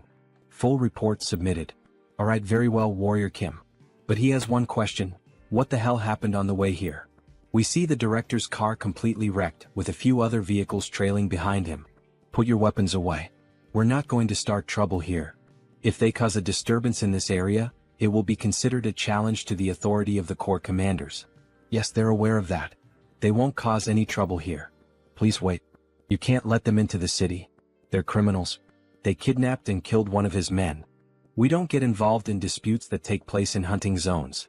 He should already know that, Mr. President. But what if we... Then the guard's aura changes completely.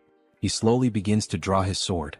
Are you trying to challenge the authority of the commander of the Eastern Army? The president just swallows hard. He knows there's nothing he can do. Kang Kiziak was running away like a rat. Did he hire a professional driver or something? All thanks to our Hunter Kim here. He's good at driving, hunting, and shooting. Thank you for taking down a guy like that. If I had a daughter, I'd let you marry her. Marrying into that guy's family? What a horrible thought. Damn it. You didn't think Warrior Kimâ would take the side of that fat bastard. Director Kong, come over here for a moment. We don't want to see any blood spilled. No. He must not forget, this isn't his territory. He better not cause any trouble here. Then someone suddenly appears, yelling. What the hell is all this noise? Everyone is caught off guard by the sudden voice. It was a short-haired man named Gu Hyungwon, a level 7 warrior, division commander of the Eastern Army. Division commander. My apologies. We were just trying to talk. There he is. One of the 4 division commanders of the Eastern Army. A level 7 superhuman, Gu Hyungwon. He couldn't care less about other hunters fighting among themselves or even killing each other. But they cannot do that on this territory. This shit isn't some damn playground. You two understand, right? He doesn't want to have to say it again. If he sees this happen one more time, before he could finish his sentence, he looks at Warrior Kimâ, thoroughly analyzing him as if he could see everything about him. Alright, he will mediate this dispute between the two as representatives of the Eastern Army. What is this? With all due respect, sir, this is a matter for the Hunter Association. Not even he can get involved in this. This is an order from the heavens. Everyone is shocked. Wait, does that mean the Corps Commander? At noon tomorrow there will be a duel of honor in front of the City Hall. Only one person present at this location may volunteer to fight. What? Why is he looking at me? The loser must offer their head. If anyone refuses the duel, their head will be condemned. The next day, exactly at noon, everyone gathers under the rain near a park. Hunter Kim, is he sure about this duel? He knows he volunteered, but still. Don't worry. This duel of honor was prepared to test me from the very beginning. He must be behind this sudden challenge. Then we see Gu Hyungwon approaching the duel scene, followed by greetings from several members. The level 8 superhuman, the one who stands in the tower called Heaven. The commander of the Eastern Army Corps, the Tiger King Kyujigum. Alright then, let's begin. Judge me as much as he wishes. We see that Warrior Kim's opponent is the president of the Hunter Association. Kim is wielding a shield and sword. It's a shame, Warrior Kim. If only he were on our side, we could have had something wonderful. But he refuses to work with their dirty group. Well, if that's his choice, then he just has to kill him. We see the president transform into what we suspected from the start. He's a vampire. Wow, that bastard is a vampire. He was a shapeshifter? It's understandable that everyone is shocked. Vampires are known as extinct monsters. But Kim has known his true identity from the beginning. And he knows all the countermeasures. The night before, just a few hours before the duel, we see Kim holding a diamond. He went through every exchange house to gather as many as possible. Are you sure that will help him fight this vampire? Just wait and see, Manager Park. Then he begins acquiring new traits to finally reach the Trinity. Endurance, Perseverance, Iron Armor, Acropolis, Resolute, Extreme. Mixing the 6 traits, he obtains a new one, Diamond Body. He will soon reveal it in the duel. He now has the Trinity build. Then the vampire attacks first. With his claws extended, he tries to strike Warrior Kim. However, Kim easily blocks the blow with his shield. How can a mere level 4 block his attack so easily? Because he isn't at a level where a monster could kill him. Then Kim uses the trait, Giant Strength, counterattacking with a sword strike that forces the president to retreat several meters. What the hell kind of power is that? He is utterly shocked. Did you fake your level? The correct answer is this, Giant Strength, Diamond Body, Immortal. It's the synergy of the 3 most powerful traits in the game, combining Diamond Body and Immortal to withstand the full force of Giant Strength. He can exert power that surpasses that of a level 4 superhuman. He then continues attacking the president with full force until he finally breaks his extended claws, his steel claws. Now that it has reached this point, there is no avoiding it. Red eyes and veins appear on his face. He is beginning the transformation. His body starts to change. His face takes on a more vampiric look with huge fangs. His claws grow again. He begins to sprout new arms. Director Kong, what the hell is this? Oh my god. Is he a mutant? This is the secondary awakening of a shapeshifter, using the mutant trait. There is a risk the user will lose consciousness and become enraged, but he gains enough power to annihilate an entire group of level 5 superhumans. That's why the highest priority is to suppress him before this transformation fully develops. Then Kim quickly tries to strike him with black flames. However, the mutant manages to block the sudden attack. He resisted the black flame. He could possibly become a level 7 if he completes his transformation 100%. While Kim was thinking of a solution, one of the vampire's wings hits him in a blind spot, leaving him badly injured. So much power in a single strike. Then the vampire advances, attacking with all his wings at once against Warrior Kim. He finds it truly regrettable, Warrior Kim, thinking he would have to kill such a talented individual. Then he hits him with a powerful blow, attempting to pierce his heart. We see debris on the ground and some black flames around the vampire's body. Wait, why is he still alive? Damn, he was almost screwed this time, he nearly died. Then we see him using the new item he acquired from the tournament, Steel Fists. Effect: reduces all damage for 10 seconds. But what the hell is this? With his awakened power, he should have died right there with no chance of survival. Yes, he's right. If his black flames hadn't slowly halted the mutant's growth. Had your fun? Now it's his turn. Now that the transformation has stopped, there's only one thing left to do. He begins to gather golden energy in his sword. Kill this before he reaches 100% transformation. Then he unleashes a pure energy slash, the same one he used to defeat the president of the staff while using the mutation. Say goodbye, hideous monster. What the fuck? We only see a trail of golden light on the vampire. Even the sky started to clear after the heavy rain. He actually defeated the level 5 vampire. He still can't believe it even after witnessing it with his own eyes. Phew. It was a fierce battle. He knew from the beginning that he would win. He defeated the president of the association. We're screwed. Screwed, he says. Hunter Young, say something, what are we going to do? But she remains silent, showing no reaction, only a look of sadness in her eyes. What is Director Kong planning to do with the association now that the president is dead and there's a vacancy? He's not sure what to do, but what if Hunter Kim were to take the position of president? It would be great to have him as president. No thank you. The director knows the association better than Joonsoo could ever imagine. So he wants to believe the director will do a good job.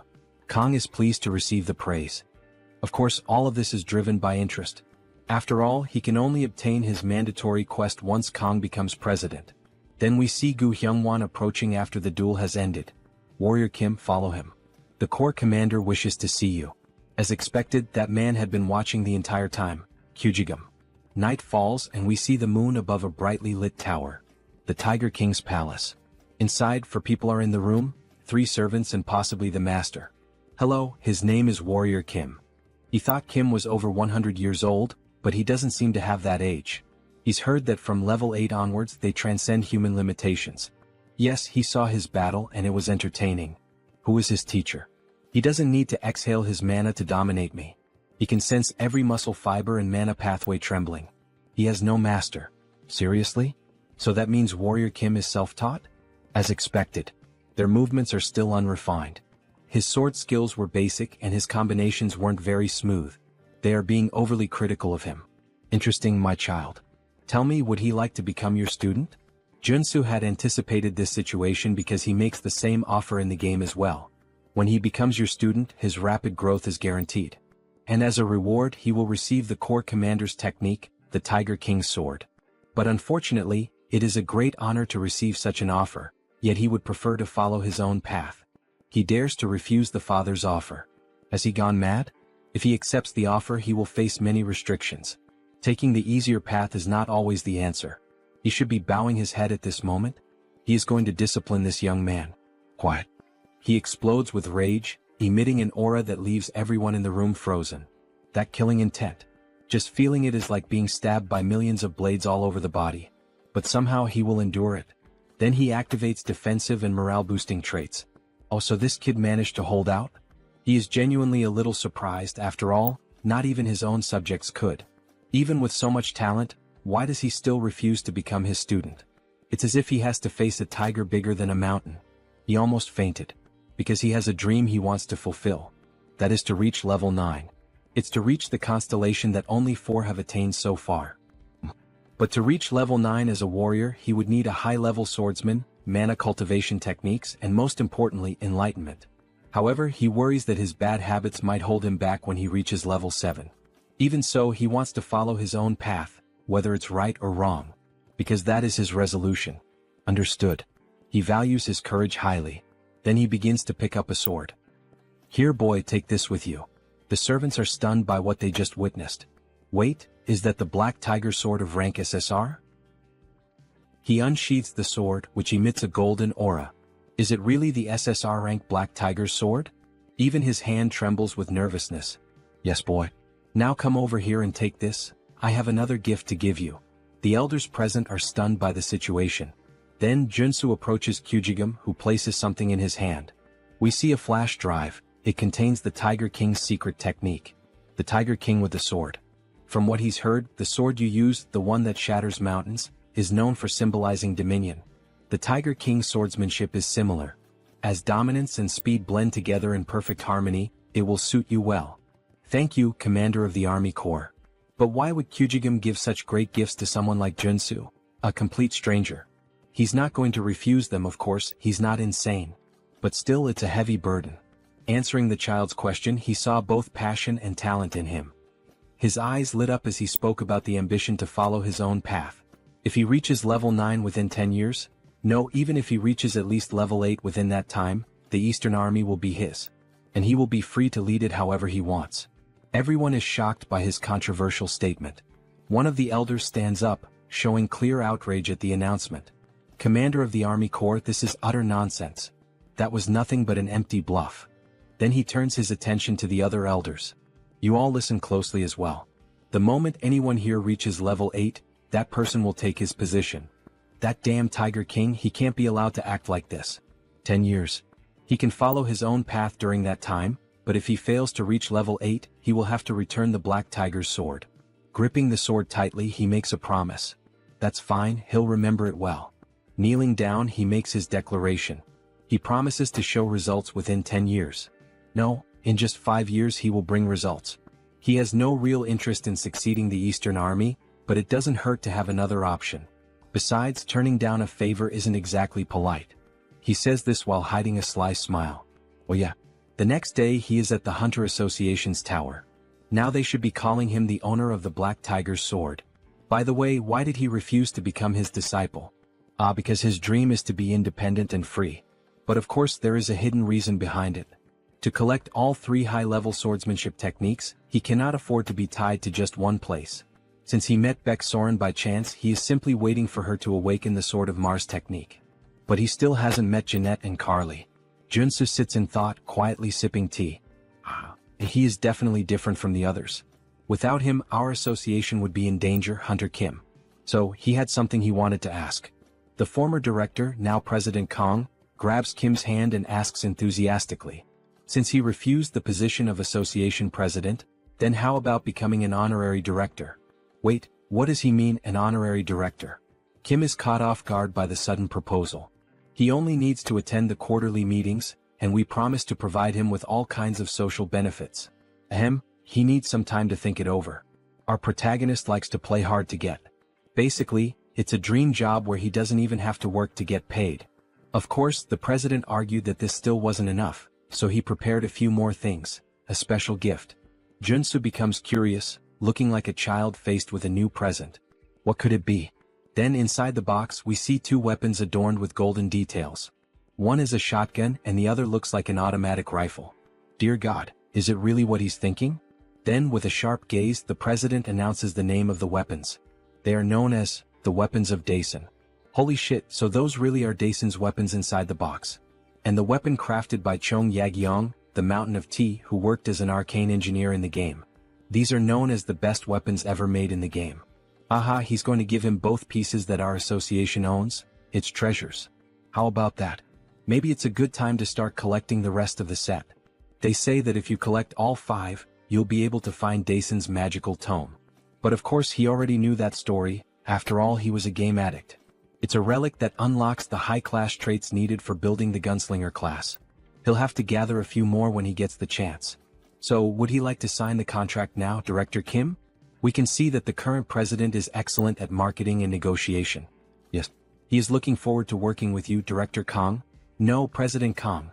Then the 2 share a firm handshake, symbolizing their commitment to the agreement made today. He absolutely loves this president.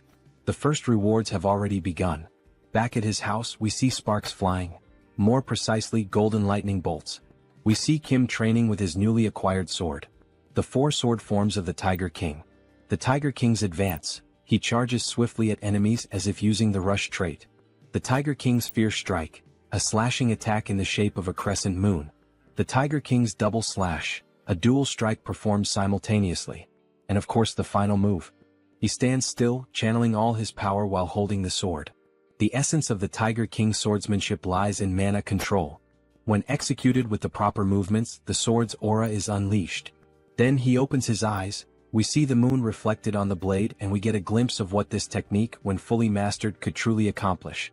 The Tiger King's elevated sky, a technique powerful enough to slice even a star like the sun or the moon. We see an ancient master demonstrating that it's possible. And at the same time, we witness the raw devastation unleashed by Warrior Kimâ. He's still far from being able to cut a star, but judging by the damage done to the reinforced wall and the short amount of time he spent refining the new sword, we can already see its firepower. However, it seems he'll need to train much more to master it completely. He's only able to draw out this level of sword aura thanks to that item. Even so, with a smile on his face, he's gained 2 new traits, so the training was worth it. The system announces the 2 new traits, Quick Draw and Moon Slash.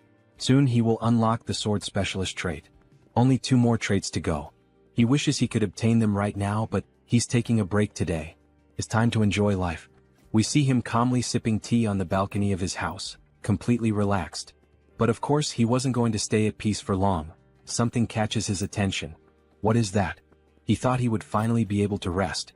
Then he sees a car parked in front of his house, with a wounded man lying on the ground. Warrior Kim, please help. No, actually, save his younger brother. Wait, that's Iron Fist Kim? What the hell happened to him? Later that same day at night, the 2 of them are on the rooftop of a hotel. So his subordinates betrayed him because he opposed the idea of the business? They were running a human trafficking operation without Iron Fist's knowledge. He punished the instigators, and they betrayed him for it. We see his metal arm torn off, and his face and body covered in injuries. You know, this probably isn't everything. What? Then he equips a few espionage traits. Detection, intuition, insight. His gaze changes completely, becoming far more serious as he analyzes the building that used to be Iron Fist's headquarters. Iron Fist Kim was betrayed in the game's storyline, but he thought it ended when the human hunter was killed. Even though Iron Fist Kim has already been mostly neutralized, there are still many armed individuals standing guard. Right, that means they're looking for Warrior Kim. After all, he's the one who killed the human hunter when a bounty was placed on his head. The other 2 brothers, the bomber and the demolition specialist, are probably involved in this. He's going to enter through the main entrance. In the meantime, the other should find his younger brother. The main entrance? Is he insane? He's sure there will be traps there. Why would he? Just trust him. After all, he's a level 4 superhuman now. You know how it is. Then, in great style, he begins reloading the weapons he received from the president. The bullets float through the air as if charged with mana and electric currents. Not to mention he's armed with top-tier weapons. Then the door opens and Kim enters carrying the automatic weapon. It even looks like an AK-47.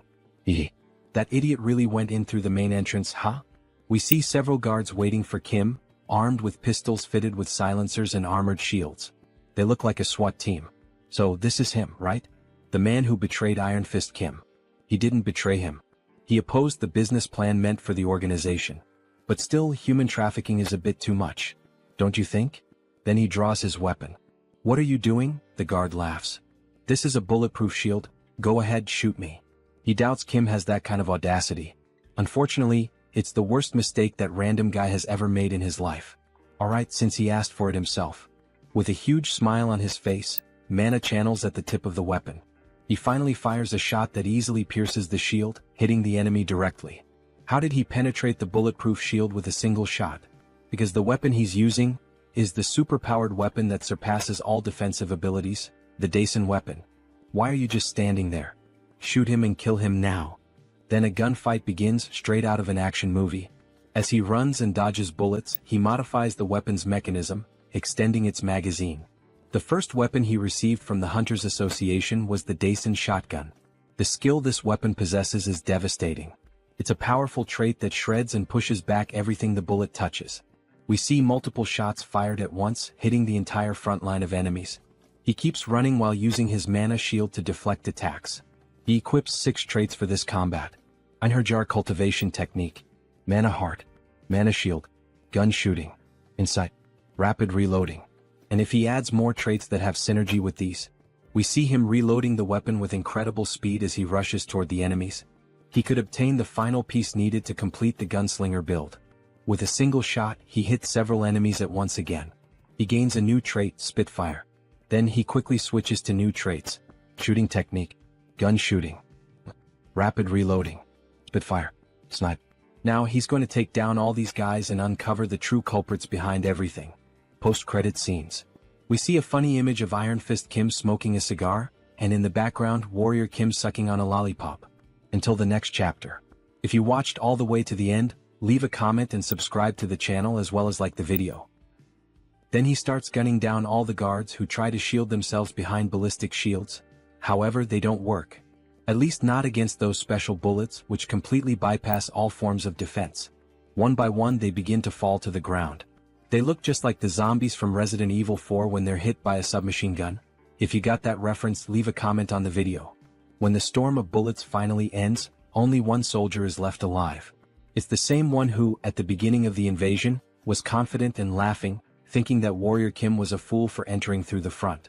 What the hell? How did he manage to pull all of this off on his own? This guy is literally a one-man army. There's no way he came up with this entire plan by himself. Where are the others? As he interrogates the last remaining soldier, a phone on the ground begins to ring. Kikik, very well done, Warrior Kim, for getting past those worthless soldiers. Alright then, Warrior Kim, let him give you a little farewell gift. Wait, what does he mean, a gift? Suddenly, he hears a deafening sound coming from above. No way, that can't be. We see a massive explosion heading straight toward him. The noise he heard was the bombs detonating inside the building he had just invaded. The building is shown in ruins. Columns shattered by the force of the blast, chunks of concrete falling from the sky. Pieces of metal torn in half and collapsing. Anyone left inside wouldn't stand a chance of surviving. However, that's not the case for Warrior Kim. By using the trait known as dash, he managed to run fast enough and leap through a window, narrowly escaping being consumed by the flames or crushed by the building's debris. We get a clearer view of the building's condition. These lunatics. They used the entire structure as a trap. He's going to have to teach them a lesson. He activates the trait, trace, to locate the two brothers. We then see a red line extend from the protagonist's hand and spread across the floor, moving as if it had a life of its own. Something that wouldn't stop until it had tracked down whoever he was looking for. Eventually, it reaches a new building, stopping on the 25th floor. So that's the way then. They can try to hide all they want. With his traits, he can find people like them with his eyes closed. However, before he even finishes that thought, he's suddenly caught off guard by a ballistic missile flying straight at him, which he narrowly manages to dodge.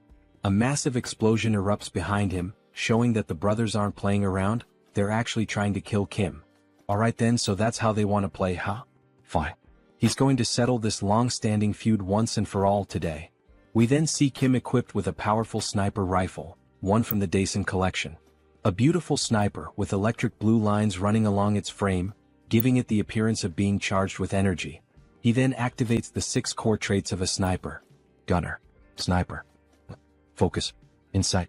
Intuition. Alright, let's see what these bastards are up to. He brings his eye to the scope and begins aiming.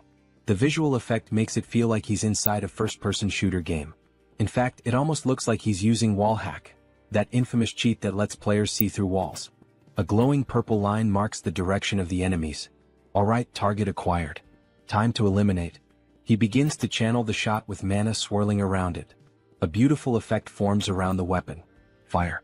As the brothers attempt to escape, one of them takes a perfectly guided headshot straight to the skull. If he ever pursued a career as a professional FPS player, he'd definitely make it big. Hey, what the hell just happened, brother? We hit ourselves intentionally between the buildings, so how? You'd better find a good place to hide. Because the shots he's firing now can't be blocked by walls. That's because these are special bullets that pierce the tangible to strike the intangible. Then we see another shot fired in their direction. They're known as soul bullets. The bullet flies straight between the buildings and hits the second brother directly in the head, making it a double kill. Warrior is the MVP. He didn't finish them off completely because these bullets strike the soul instead of the physical body. But that's even better, because others will take care of the rest. He then grabs the brothers and throws them to the ground like gifts, dropping them in front of Iron Fist Kim. As he assesses the situation, he hears someone calling out, "Brother. Everyone's alive and well. We've been protecting your younger brother, boss." You have no idea how worried he was. Worried both for his brother and for the rest of the team who had been taken hostage. Wait, where are the other members? All the captured members escaped safely. They're currently hunting down the traitors. What are you going to do now? We'll have to start erasing all traces of the human trafficking operation. But of course, before that, he's going to punish those who dared to mess with our organization.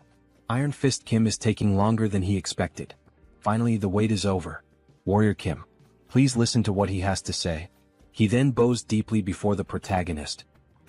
What happened? Tell me everything that happened. Please, he begs. Teach him how he can become as strong as Joonsoo. He's learned from this incident that he needs to become stronger to protect his people. And that right now he doesn't have the strength to do that.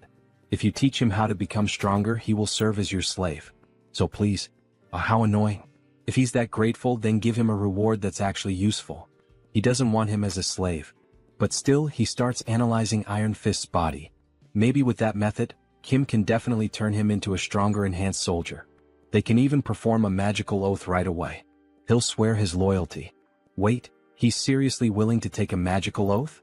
Yes, of course he is. Alright then. He's going to train him like he's going to die starting tomorrow. Thank you. He swears he'll serve him well, sir. Maybe it's finally time for him to have a loyal subordinate. The next day we see an abandoned area with several destroyed buildings surrounding it. Warrior Kim and Iron Fist are walking through the deserted place. Wait a minute, wasn't this place? Yes, this is where the body modification facility is located, the one we took from the Caretakers Association. That's right. And it's probably the place where those traders continued their human trafficking operation. Wait, this place? He told those guys to use this facility only for enhancement purposes. Wait then. He finally realizes the reason they're here. You brought him here to modify his body? Yes. This place is the best for enhancing a reinforced superhuman soldier. Today he will undergo a biological mutation and have prosthetics implanted at the same time. At the same time? But isn't that dangerous? Many people suffered mana overload attempting that. Don't worry. You just need to make sure the combination of the mutation factors and the prosthetic components is correct. We see a massive metal door like the entrance to a secret hideout once controlled by the former organization that ruled this territory. Inside we see Warrior Kim working at a computer, programming the correct combination of mutation factors and prosthetic components. Meanwhile, Iron Fist is inside a green capsule. There are fewer ingredients than he expected. But it should be enough for a level 3 superhuman. Maybe those bastard soldiers of his stole some of the ingredients. The process of creating reinforced soldiers requires a method that is both standardized and unorthodox. Mutation factor plus prosthetic component.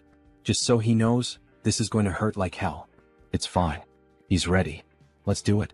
Alright then. Time to get this party started. He clicks the mouse. The capsule begins to emit a strong green radiation, lighting up the entire room. We see his body fully exposed to the blast. Then, looking inside the capsule, we see a high-speed spinning blade. He stares at it in fear, trying to imagine what's about to happen. Then, more blades appear and start slicing through his entire body, especially his mechanical arm, from which metal fragments go flying inside the capsule. He screams in pain. After all, his whole body is being torn apart. Iron Fist Kim from Arcane Seoul. His combat style relies on a prosthetic arm used as a melee weapon and a submachine gun for mid-range attacks, making him a versatile attacker. So, instead of choosing materials specialized for either short or long-range combat, he chose the trait of versatility, keeping open the possibility of transformation. And finally, if he manages to incorporate this mana core, then he inserts it into the machine, causing the green liquid to flow into a syringe, which is injected directly into his neck. Iron Fist begins to undergo a mutation. His entire body starts to bulge with glowing green veins, his eyes shine intensely, and he screams in agony with a deafening roar. It almost looks like he's turning into the Hulk. The protagonist looks a bit uneasy at the start of the transformation, but then a sly smile creeps across his face, as if everything he had planned was going perfectly. A huge success. Ah. He starts laughing like a mad scientist. We see the capsule slowly opening with thick steam pouring out. And then Iron Fist Kim. We see the foot of a beast. We see a massive mouth filled with sharp teeth. So, how does it feel to be reborn? He has transformed into a werewolf, the first one to appear in the story of the Manhwa. So this is what it feels like to be reborn. Werewolf mutation factor. The mana absorption through the prosthetic allows for the mutation, which is a necessary step for the rapid growth of an enhanced soldier. If he starts to recover, he shouldn't have any trouble reaching the intended goal. My God. Thank you so much, sir. What should the Iron Fist gang do from now on?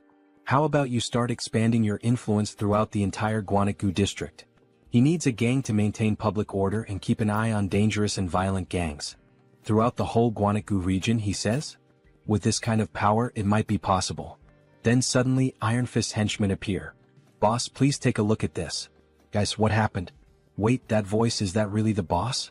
But what the hell happened to his body? He enhanced himself by modifying his own body. By the way, what brings you all here? Alright.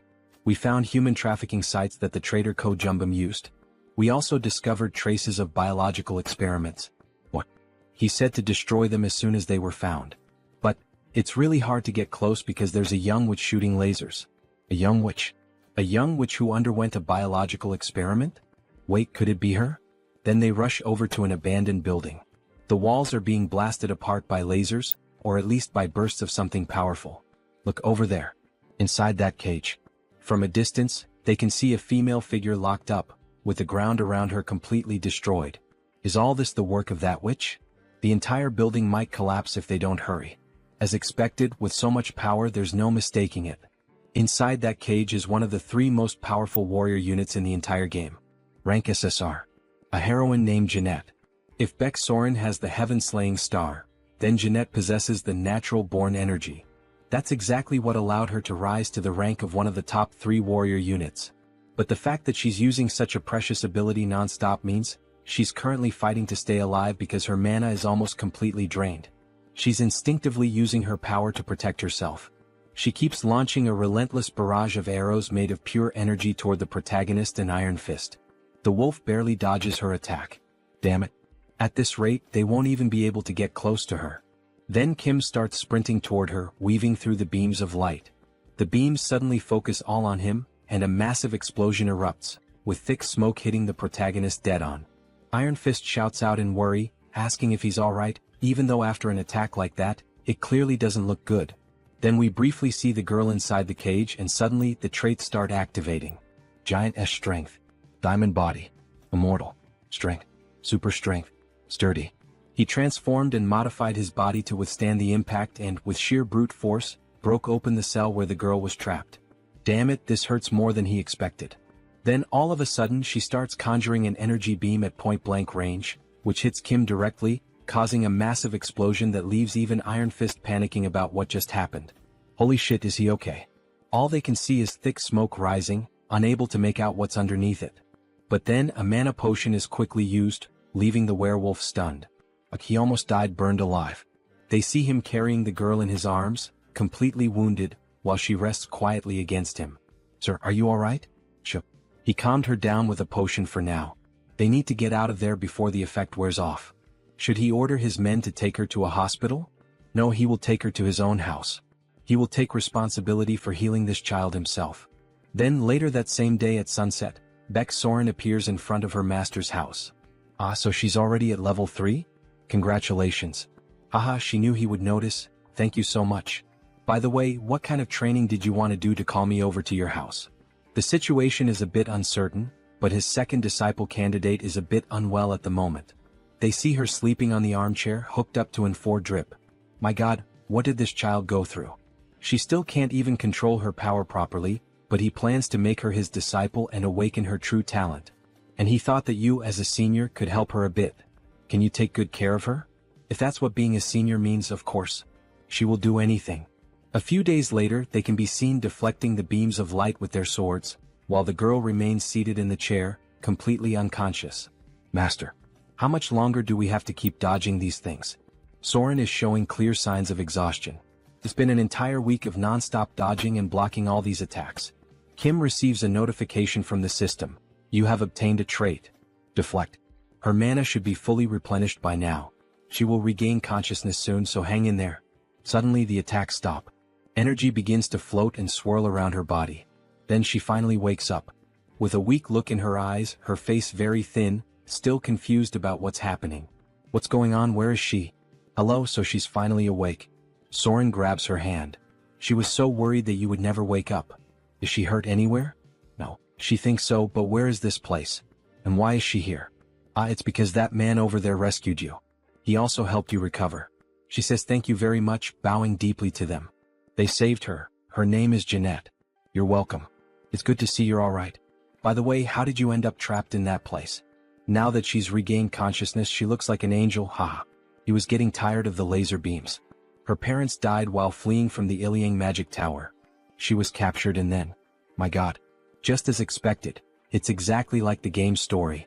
Jeanette, you are more than welcome to stay here if you have nowhere else to go. Actually, he would like to accept you as his disciple. Wait, her. Why her? Yes, so that she can avenge her parents' deaths. He will teach her to become a superhuman.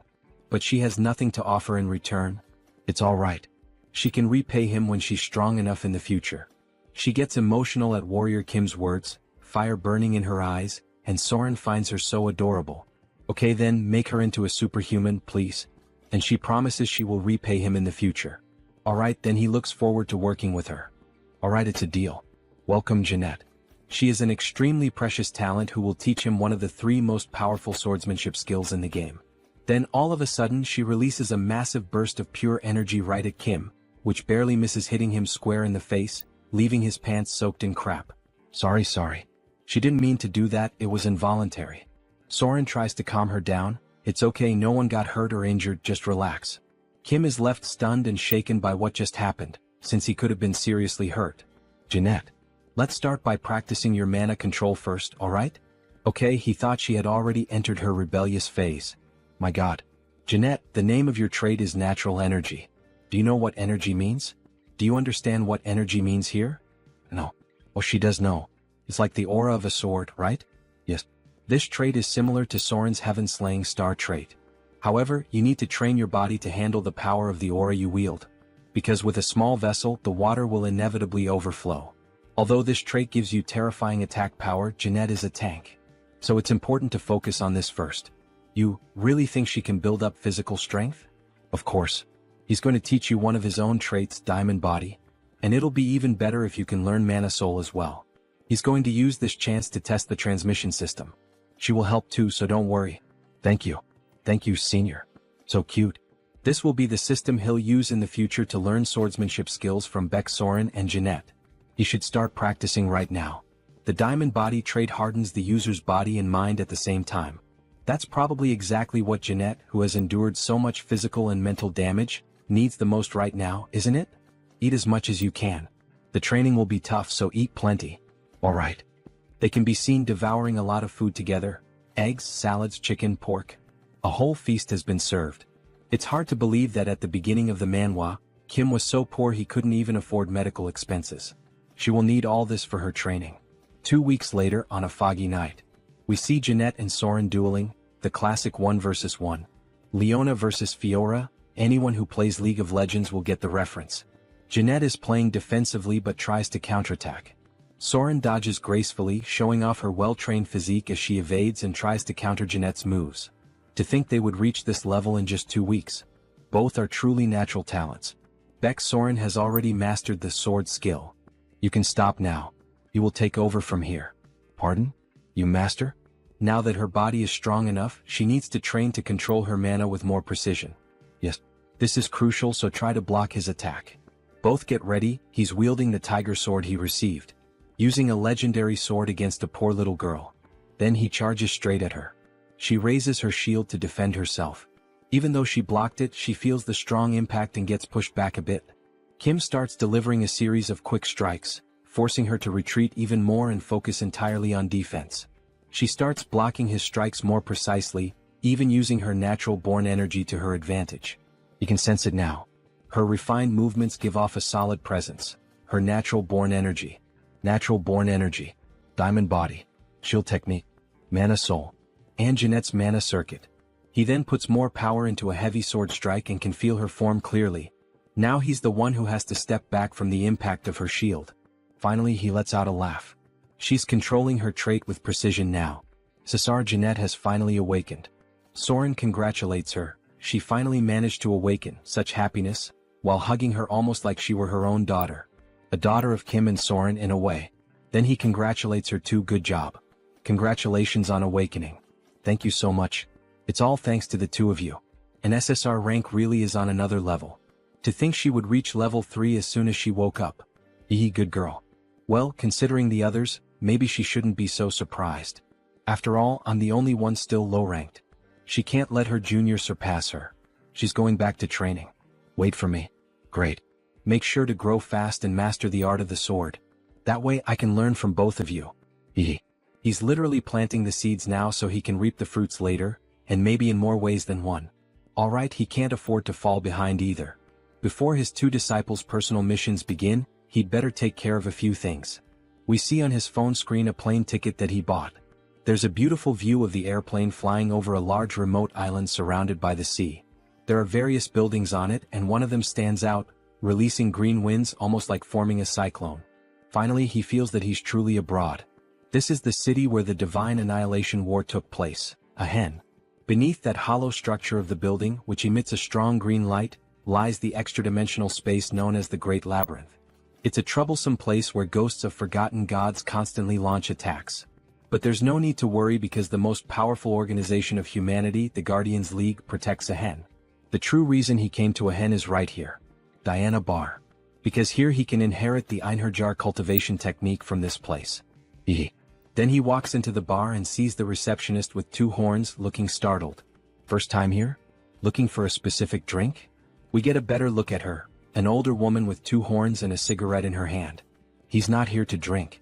He's here to get some information. Information, he says? What is he looking for? He's looking for a man named Sigmund Sigurdsson. He will make sure to pay her very well for the right information. I see. She's afraid that won't be enough. Her husband is currently in very bad shape because of his illness. Now that he thinks about it, he remembers reading something about Sigurd having lost his wife. Madam, if that's the case, he can take a look at your wife? This might end up being much easier than he expected. Then the next day we see a house by the beach with a beautiful view and sand all over the ground. She's going to tell him in advance, but Sigurd will be very sensitive, so please forgive him. He understands. Sorry, Sigmund. A guest asked about your wife's illness. Oh my God, she sees that some guests arrived before them.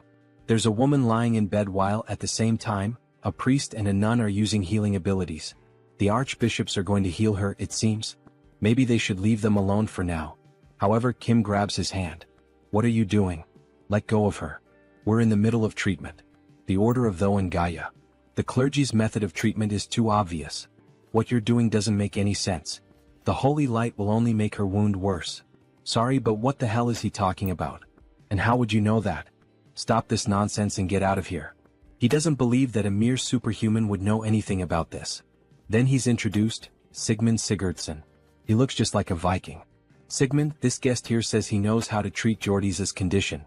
Maybe you should hear him out. Jordy's is in a situation where every second counts. She should be receiving holy light, not this nonsense. Then her body starts levitating as if she's being possessed by a demon. Jordy's. No, let's resume the treatment. This can't go on like this, it will only lead to disaster. Then the nun starts using holy magic again. However, the woman just levitates even higher, leaving everyone terrified. Jordy's? Her eyes open, and a dark aura begins to emanate from her body as she screams in pain. What's happening to her? Resume the treatment immediately. It's too late. We can't stop this anymore with just light. What? Are you saying she has no treatment left? He starts to panic. But Kim answers him. No, she still does. Your wife's illness comes from the fact that she received the stigma of the demon god of the pitch-black Simmeries, right? How do you know that? Do you really know how to cure her? Yes, he's been telling the truth since the moment he stepped into this room. Then he kneels down and begs, he pleads, please save her. If he saves his wife, he swears in his own name that he will do anything Kim wants. And with that familiar sly smile, Kim accepts. All right, he will save his wife. But he will have to keep his promise to do anything. Kim then begins the treatment, equipping 6 traits. Einherjar cultivation technique, mana soul, mana amplification, focus, mana focus and mana stabilization. Then he starts the treatment. Stigma. It's a disease contracted from the demons of the labyrinth. It's one of the worst debuffs where a decaying deity marks the soul. The demon's soul gradually drains the victim's life force. Her convulsions stop. He just put her to sleep with his mana. Do not wake her up. Sir, we brought the materials you requested. Great. Let's start immediately. Then we see the entire room in darkness with candles lit and a mark drawn in blood. It looks like a satanic ritual. He begins creating potions using his best traits for this purpose. Formulation, crafting, modification, intuition, insight, and focus. We lit all the candles, sir. Are you sure we can cure her with this treatment? It's more of a hope that she can overcome the disease than an actual cure. This debuff can't be easily removed even in the game, because the more healing you apply, the more vitality this thing gains. You'd basically be trolling if you did that. Therefore, to overcome the stigma, he forces her to drink the potion he made, and after that, she starts vomiting blood and something begins to come out of her mouth. You have to draw out the hidden sprout that's causing this debuff. Black flames start pouring out of her body, and the symbol drawn under the bed begins to glow too. She starts levitating again and little by little she begins to transform. 2 horns start growing on her head. Bat wings begin to appear on her body. Why is Jordy's turning into a demon? Are you sure this is the right treatment? Yes, he is. It's going very well. And while holding a cross in a hand blessed with holy water, he says, because demons must be punished personally. Then he punches her right in the stomach with the cross. Begone, demon. Our protagonist, besides having the ability to possess countless traits, has now turned into a priest. A strong light begins to fill the room, all the black light drains out of her body, leaving only a golden glow. She finally falls back onto the bed. Darling, are you alright? Can you hear me? Can you see me? Sigmund? What happened? Why is he crying? Darling, you had been asleep for almost a year. Of course he was sad. You really would have died if it hadn't been for him. Now it's your turn, archbishops. He leaves the rest of the treatment in their hands. After all the commotion, Sigmund thanks Mr. Kim. By the way, what brought you here all the way from Korea? To meet you, of course. Me? You said you would do anything, right? He needs you to teach him the Sigurd cultivation technique. Sigmund's ancestor is Sigurd, the most famous mortal hero in Norse mythology. The Sigurd cultivation technique, passed down through his bloodline for generations, is a superior trait of the Einherjar cultivation technique. They sit down and Sigmund begins gathering energy and places his hand on Kim's back. He starts transferring the Sigurd cultivation technique. Every cell in Kim's body starts awakening. His mana attribute is changing, stronger, more resilient, more durable. His heart is undergoing a transformation infused with mana and the new technique. Then a new system notification appears. Sigurd cultivation technique. You have obtained a trait. His total mana just increased by 30% or more. With this growth, he shouldn't have any problem learning more sword techniques. Then they are interrupted by the priest and the nun. Sigmund, we've finished Jordi's treatment. She should fully recover at any moment now. Really? Thank you so much. You truly are incredible for curing the stigma. By any chance, do you know how to treat other stigmata as well? Well, actually, he does know a few methods. Really? Could you please teach us how to help our patients overcome their stigmata? We'll pay the proper price, of course. They really want to learn what Kim did. Maybe he can use this chance to become more familiar with the two orders. But of course he's going to teach you. Both of your orders and the Guardians League work so hard to keep the Great Labyrinth under control, right? Oh my god, is he really going to help us? Even though the game only gives two options, he knows a different path, He absolutely cannot accept any payment from you too. He's going to teach you the methods for free. He says it with an angelic face. You truly are the esteemed saint of this era. Where is he? All I can see is light.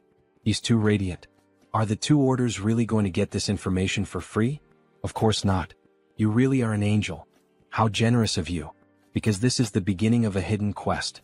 Now his usual devilish face returns, always taking advantage of others. Then, when night finally falls, the villagers begin to celebrate in the village. A toast to Lord Kim. They start drinking from large wooden barrels, the kind that resemble those used by the Vikings. Lord Kim. He's now the hero of our village. Drink it all. Down to the last drop. Ah. Their faces are already red from drinking so much. Kim says he'll drink within his limits. Oh really? Our hero isn't as strong with alcohol as he looks, huh? Dear, you can still drink more, can't you? Ho ho ho, of course. Then they raise their mugs full of beer once more, making a toast to life. Just how much do these people drink, anyway? Meanwhile, he is passing out from exhaustion after working so much. Then we see a flashback to 1 week earlier. Kim is in an auditorium with several priests, nuns and members of the church. A man is chained up around the torso, possibly suffering from the same illness as Jordi's. The foundation is demonic blood, but the method changes depending on which demon granted the soul mark. He spread the method to overcome it to both orders and to the League of Guardians, and began traveling to save warriors who were suffering from demonic stigmas. So, at the very moment the mark takes over the body, he once again exorcises another demon. Driving a stake into the body can expel the demon possessing it. Wow. Long live the superhuman. He performed a miracle. He changed Akin's fate just like that, so I guess the grand festival makes sense. But what he really needs now is rest. A good rest and a vacation. Phew, he barely made it through. The Nordics really do know how to party. Ichem? Ah, superhuman, there you are. He was worried he wouldn't get the chance to thank you. Then we are finally introduced to who that man is. Director of the League of Guardians. A director. He came rushing over as soon as he recovered. Do you have a moment now? Ah, he's a bit tired at the moment. He thinks it's better if they talk later. Ah, what a shame. Our league president really wanted to meet you at least once. If he's not available, there's nothing we can do. He'll explain everything properly to the president. No. Suddenly, all his exhaustion vanishes. Please show the way immediately. If it's the president of the League of Guardians, he knows who that is. The youngest disciple of the heavenly demon. The Blood King SSR. It's an honor to meet you. He is Warrior Kim. Nice to meet you. He is Qinwei, president of the League of Guardians. Blood King / Qinwei. The president who protects the labyrinth and the dedication of the League of Guardians, he knows it well. Thank you for your words. It's simple, but please have a seat. They said you spread the cure for the soul mark in Aachen? He's truly impressive, just as they had heard. Does he know Warrior Kim? In this world, there's no information that doesn't reach the League of Guardians. He heard you were called a rising star of Korea. Would you consider becoming his disciple? What? What do you mean by that? You happen to resemble his master quite a lot in temperament. Like someone with a vision that sees beyond. You mean, the heavenly demon? Yes, the heavenly demon. The greatest martial artist of all time, his skills reached the heavens. Although he has been in closed-door training and hasn't been seen for over a decade. The disciples of the heavenly demon, Divine Lord, Demon Marquis, Blood King. All of them are SSR rank in level 8, but the heavenly demon is on an entirely different level, level 0. And the reason for that is the heavenly demon's divine art. It is the ultimate technique of offense and defense, a cultivation art of mana, and even a movement technique, because it embodies the most powerful martial art in the world. Although the heavenly demon's divine art was passed down to his senior disciple, which is a shame, his own blood heaven divine fist art is still not something to be underestimated. Anyone who seeks power would never regret it. Unbelievable. The blood heaven divine fist art is level 1 among martial arts. This is a golden opportunity. But he thanks him for the offer, but fears he cannot follow him, President. What? Is he saying that he's not good enough as a master? Not at all. It's just that he already turned down an offer to become someone else's disciple. Then he shows the tiger sword he received. The silent sword. It seems he met Master Gu Gijium. He cannot do something that would dishonor him. After all, he is a historical figure of Korea. If you think about it, the blood heaven divine fist art is on the same level as the silent sword's invincible style. So it's not exactly irreplaceable.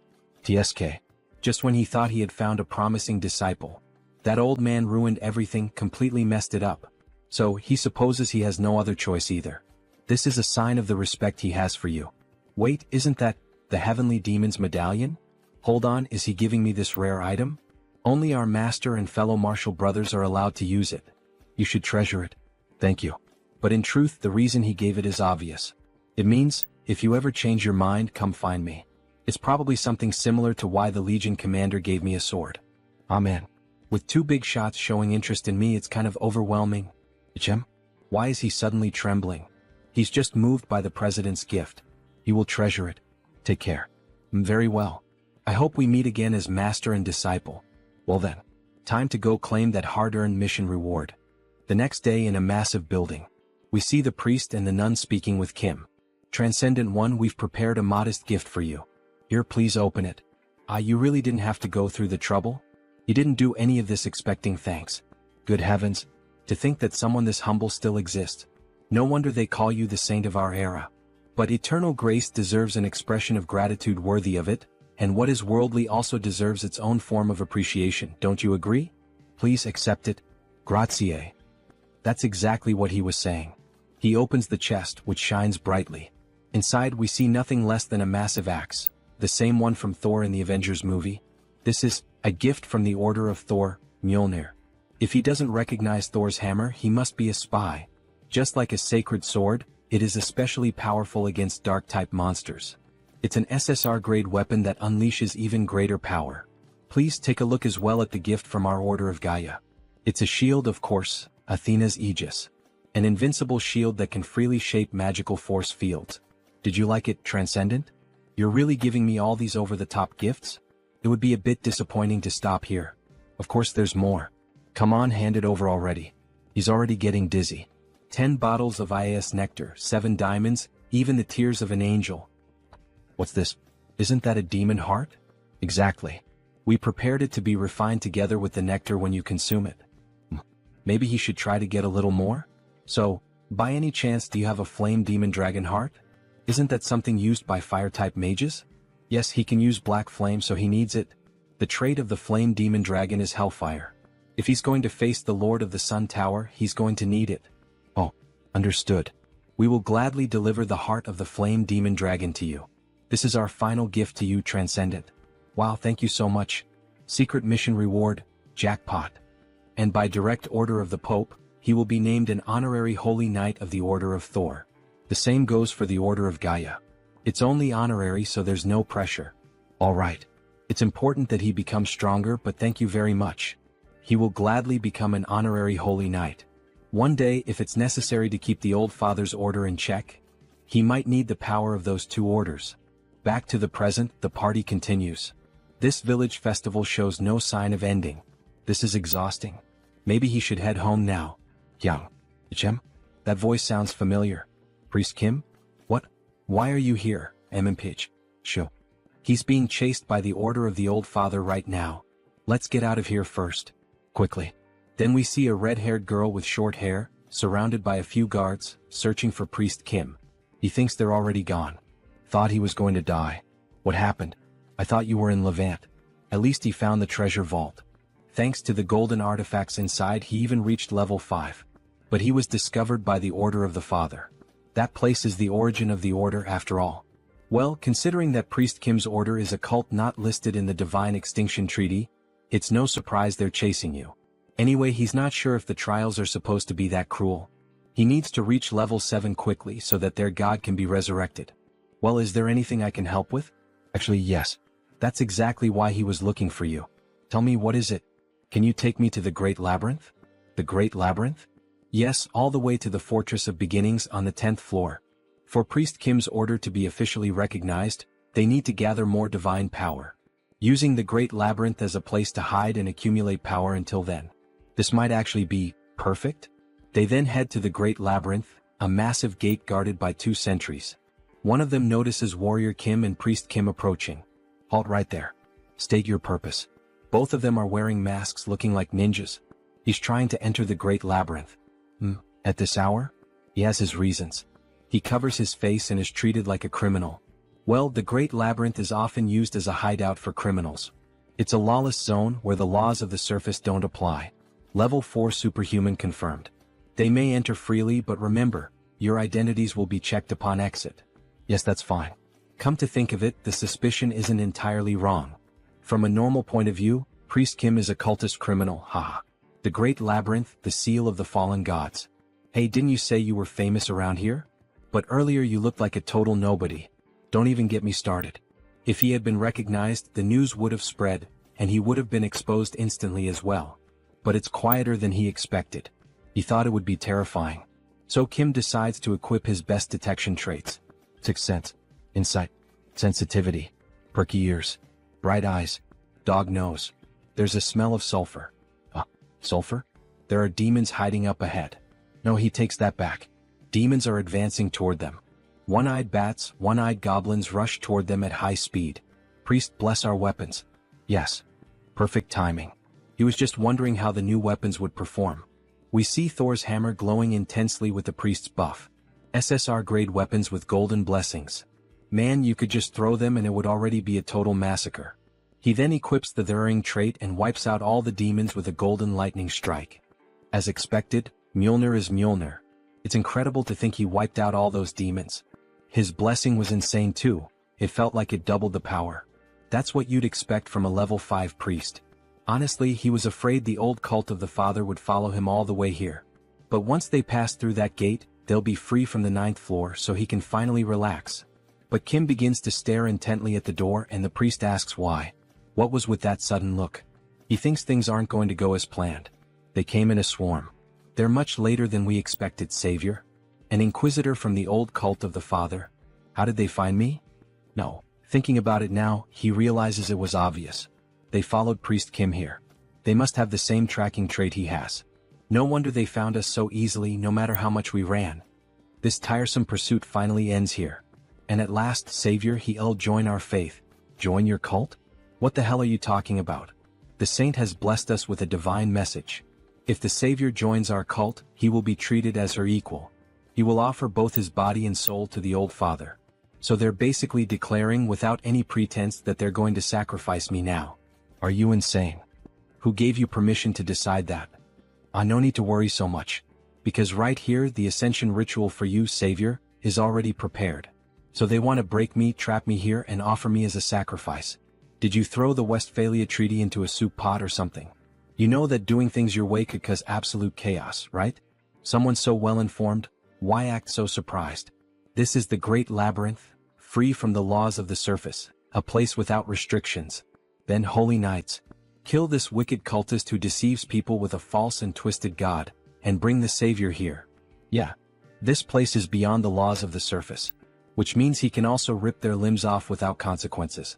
Kyung, do you think we can handle this? There are 2 level 5s and the rest are all level 3 or higher. We can do it. Because he has. Priest Kim, bless me. Yes. All the high-level traits he's gathered and the weapons he's earned. He then throws the blessed grenade toward the enemies, which explodes right in the Inquisitor's face, causing a massive blast boosted by the priest's buffs. What a cheap trick you're trying to pull. These little toys won't even scratch my skin. We see the guards taking position to defend her. Then, suddenly, Kim appears above them with a massive missile launcher. He equips his best traits: gunslinger, shooting, aiming, rapid fire, insight, black flame. He fires multiple missiles at the enemies. It's useless. Old father. Protect your children. Then, in the shape of a cross, lightning strikes down from the sky and forms a powerful magical barrier. It precisely deflects all the missiles. This is the true power of the old father, savior. Well, up until now it's only been friendly punches. But now the real punch is coming. Then he activates the new trait he acquired, Sigurd's combat method. His hand starts crackling with electricity, and the mana overflowing beyond its limit makes his blood boil. My head, it feels like it's burning, blazing like molten fire. A blue lightning slash cuts through all the enemies. His heightened senses pick up every detail of the world. He finds someone with an opening. Then he draws the tiger sword and strikes. Collapse. Multi-strike. And he slices one of the enemies clean in half, as if cutting through a slab of meat. The formation's been broken. Return to your original positions. Wait, something's wrong? He tore through our weakest line. With eyes surging with energy, the soldiers panic. He's going to wipe us all out before we can regroup. Kim activates the technique, Tiger King Twin Striker. With 2 X-shaped slashes, he annihilates several enemy soldiers. Do not retreat. The great old father watches over us. Sword Shadow Knights form a wall. Where do you think you're going? Tiger King Fierce Blow. He quickly slaughters the soldiers before they can form a new defensive position. Inquisitor. The enemy is advancing. What should we do? Please give us an order. Accept a glorious death. What? Your deaths will please the old father in the divine kingdom. This is his will, you must not avoid it. We can see she's a sadistic bitch who doesn't care about death. A difference in numbers and levels means nothing before the savior. It's utterly overwhelming. Tiger King Rising Slash. Meanwhile, he keeps slaughtering the weaker enemies. And she, watching such a display of strength, with that golden aura surrounding him. This is. You're so magnificent, savior. It's an honor to witness the true face of light. So, are you finally thinking of sending out the stronger ones? Yes. She'll send some truly loyal ones your way.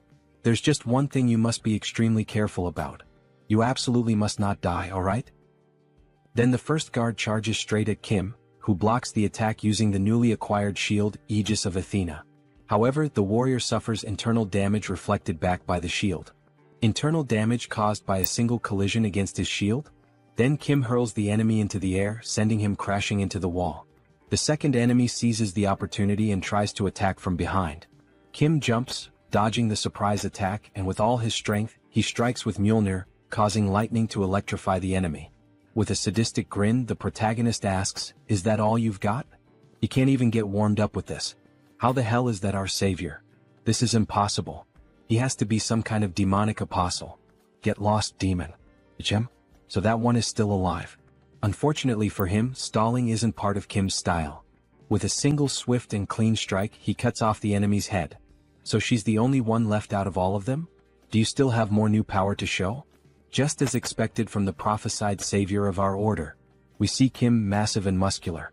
He's equipped several traits for this battle: Giant Strength, Mana Soul, Smashing Strike, Tiger King Swordsmanship, Sigurd Cultivation Technique, Moonlash. On top of that, he's receiving multiple buffs from Priest Kim. As he prepares for the final blow, he asks, "Are those your last words?" What else does she need to say? All that's left now is to wait for his soul to reach the divine land. Then a massive explosion erupts, and we see the body of that lunatic lying on the ground, along with her guards. Wow, he really took them all down by himself. It was all thanks to his blessings. Nice work. Did you see how she kept talking until the very end? That's why you don't mess with fanatics. Disgusting. It was almost frightening. Anyway, maybe he overdid it a bit. There's nothing left to loot because he destroyed everything. There's still that shield. Ah, it's broken too. That's a shame, but thanks to that battle just now, he gained 3 new traits: destruction, massacre, fierce assault. He managed to gather the necessary materials to create a high-level trait, one capable of facing 1,000 foes. In the end, the loot's not bad at all, huh? Finally, we've reached the 10th floor. Congratulations, mission accomplished. He wouldn't have made it this far if it weren't for you, brother. He'd still be stuck in that Qigong therapy. Hey, at least he admits it, It was all you. He didn't really do much, so that's why, here it is, the Heart of Abundance. Heart of Abundance, SSR. Increases all stats. Possess trait, luck. An SSR level artifact. What a great reward. Kim's eyes practically light up. He found it in Levant's treasure vault, the one he told him about. Apparently, it's an extremely valuable artifact and he thought it would suit him well. Thanks, man. You really know how to pick a gift. By the way, where are you headed now? He's gathered a lot of good stuff, so it's time to return to South Korea. To find the final item he needs to reach level 5. So he finally returns to South Korea. He had missed the fresh air of his beloved hometown so much. South Korea, Gangwon-do. He thinks the place was somewhere around here. Maybe he should go deeper. Then, suddenly, a masked man appears behind Kim with a knife to his throat. What brings a stranger all the way out here? We see a skeletal hand. This guy is hiding his body, but he's the skeletal serpent, a character of SR rank. Looks like Kim has found the mutant's hideout. The man said, "What brings you here?" Kim replies that he has business to attend to. This area is restricted. Turn back. Wait, but Kim thought this was the path to Hope Village, wasn't it? How do you know that name? The place he arrived at is the Village of Monsters. However, the mutants call this place Hope Village. Someone who knows the real name of the village? It's like a password he can use to get in, He'll guide you there. Follow me. Thanks. Good thing the one on patrol today is the skeletal serpent, because for a mutant he's actually a pretty flexible guy. So they walk deeper into the forest, where various plants, roses, and beautiful trees are shown. There are even drawings made in archaic styles. As he approaches the village, the other mutants begin to wonder why the hell a human is there. This place is Monster Village. It's where the item he needs to find is located. Then we see massive feet approaching the area. Skeletal serpent, why did you bring a human to our village? We see that those huge feet belong to a bear wearing clothing and moose antlers. He knew the real name of our village, the skeletal serpent replies. He said he's here to do business with you. But I've never seen him before. What business? Kim becomes slightly nervous in the bear's presence. The challenge is that most mutants, having been ostracized by society, are closed off and hostile. He's here to make a request. A request?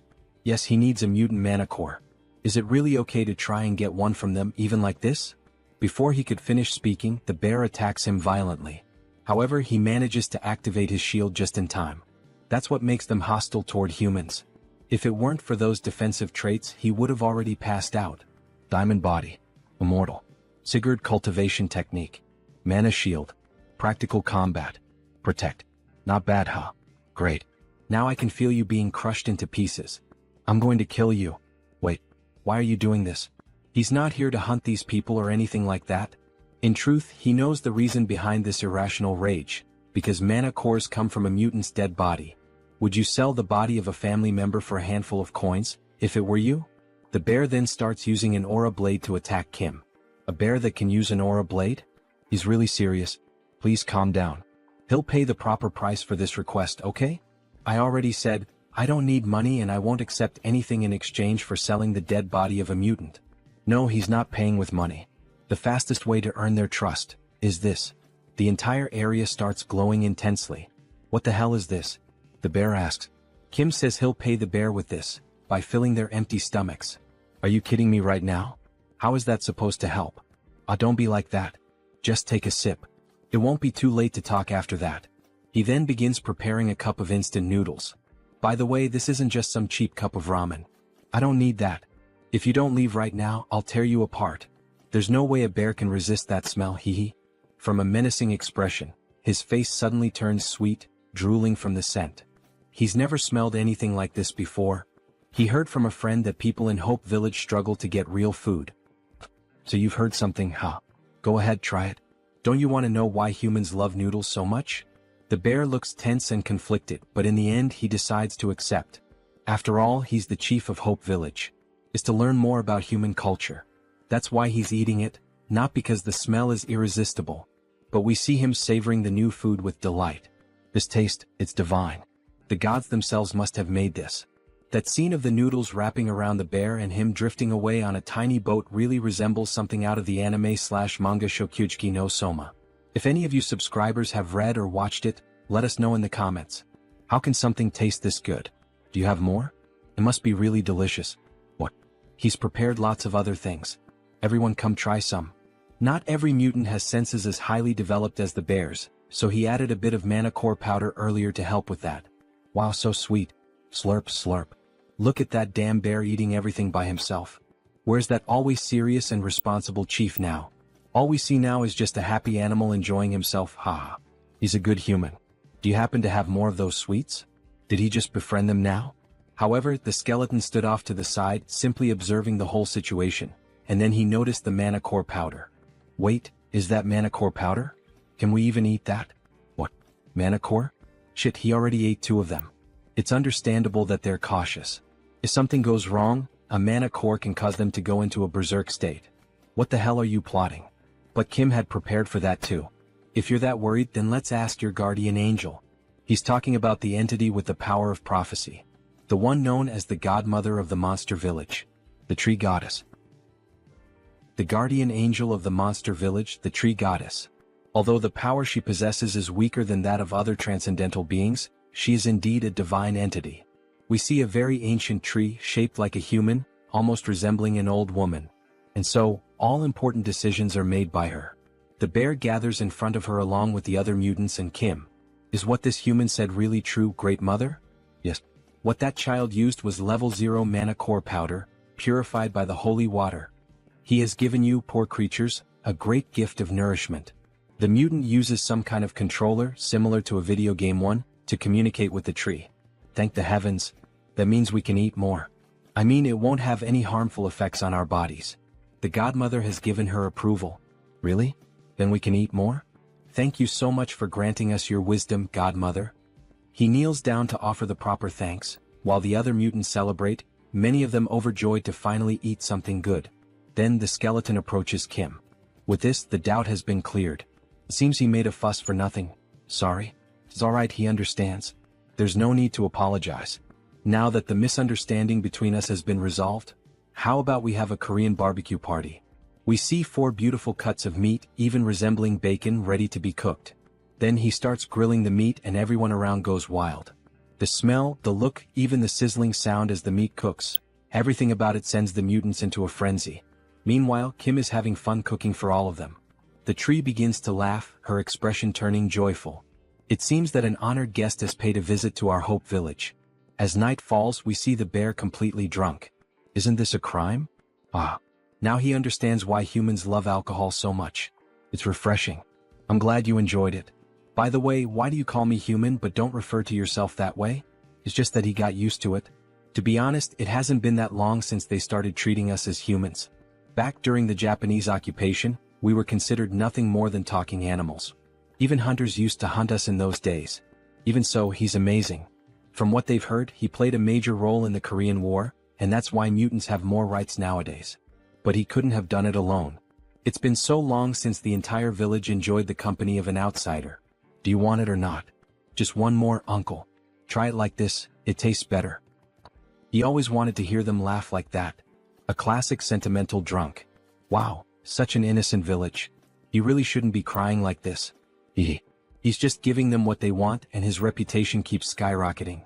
Alright, you said you needed a mana core, right? Here are 4. Go ahead and take them. Reputation quest complete.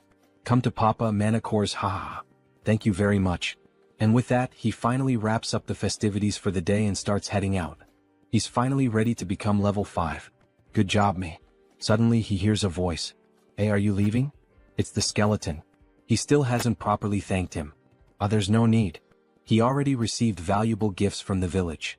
But the skeleton feels that he gave the village something far more precious than that. Understandable, since they hadn't had real food in decades. With a somber tone, he says that if he ever needs more mutant mana cores next time, just let him know. he'll gladly give him his own. What? Please don't say something like that again. He has no intention of taking the heart of someone who's still alive. He's not that kind of person. But he's serious really. He truly means it. Because he received a prophecy from our godmother. She said that he was destined to give a part of his body to someone who would return my blood and flesh. Okay, Korean barbecue isn't worth that much. He knows the skeletal snake's quest has something to do with this, but he's never heard anything about a mana core being part of it. Maybe it's just a metaphor? She could be talking about something other than her mana core. Of course he'll find out when the time comes. You can go now. Sorry for taking up your time. Alright. Take care. He's looking forward to the day he sees you again. Obviously, that skeletal snake is hiding something. The next day we see a new house, quite large even with a pool. Yes, finally. What's right in front of me now is the large single-family home that will be mine from now on. The entire property spans over 660 square meters. And there's even a pool. But it's not just those perks. The real reason he came and chose this place. He takes an elevator down to the basement of the house. It leads to the high-quality, high-security secret training center. Yes. He never thought he'd see this day. Kim is truly happy. Enjoying the nice weather, sir? Yes, Director Choi. Thank you so much for suggesting this amazing place to him. Don't mention it. Still, why did you decide to make the move so suddenly? Because his disciples have been visiting his home quite frequently lately. He just wanted to provide them with a better environment. He also needed a bit more space. And since you brought that up, of course he's already prepared everything. Please feel free to use this to help you reach level 5. We see a massive capsule, equipped with advanced technological components. Hello, Master. She is a magical spirit born to support you, Master. How can she assist you today? First, precise measurement. From this point on, leveling up requires a more complex process. To achieve the best results, he needs the help of a spirit. Beginning precise measurement. Inside the capsule, all of his attributes, abilities and powers begin to appear on the screen. Level 4 Warrior Class. Musculoskeletal Class, Giant. Musculoskeletal Class, Diamond. Healing Class, Immortal. Mana Class, Soul. Mana Class, Sigurd. Battle Class, Tiger King Swordsmanship. So that's how it's structured. However, several error messages suddenly start flashing on the screen. He doesn't understand what's going on. Master, there's been an error in reading your mana circuit. That's probably his fault. He's capable of altering his mana circuit in real time. That's actually top secret information, by the way. Is that even possible? That's not recorded in any of his data. She just saw it with her own eyes. So yes, she just witnessed it herself. That's why he'd like to prepare a level 5 elixir that suits him well. The spirit pauses in thought. A regular elixir wouldn't work, but if it's custom-made, it's possible. Really? The performance does match the high price, huh? Please tell me all of your abilities. Please tell her all of his abilities. Alright. First of all, he possesses 11 high-level traits, successfully registered. The Master's abilities total 136. The design has been completed based on the Celestial Throne elixir. Celestial Throne? He's referring to that elixir that only exists in theory. Is everything ready for the elixir's production? That's not the elixir he expected, but that's fine. He trusts that the spirit found the right elixir for him. Absolutely. Let's begin.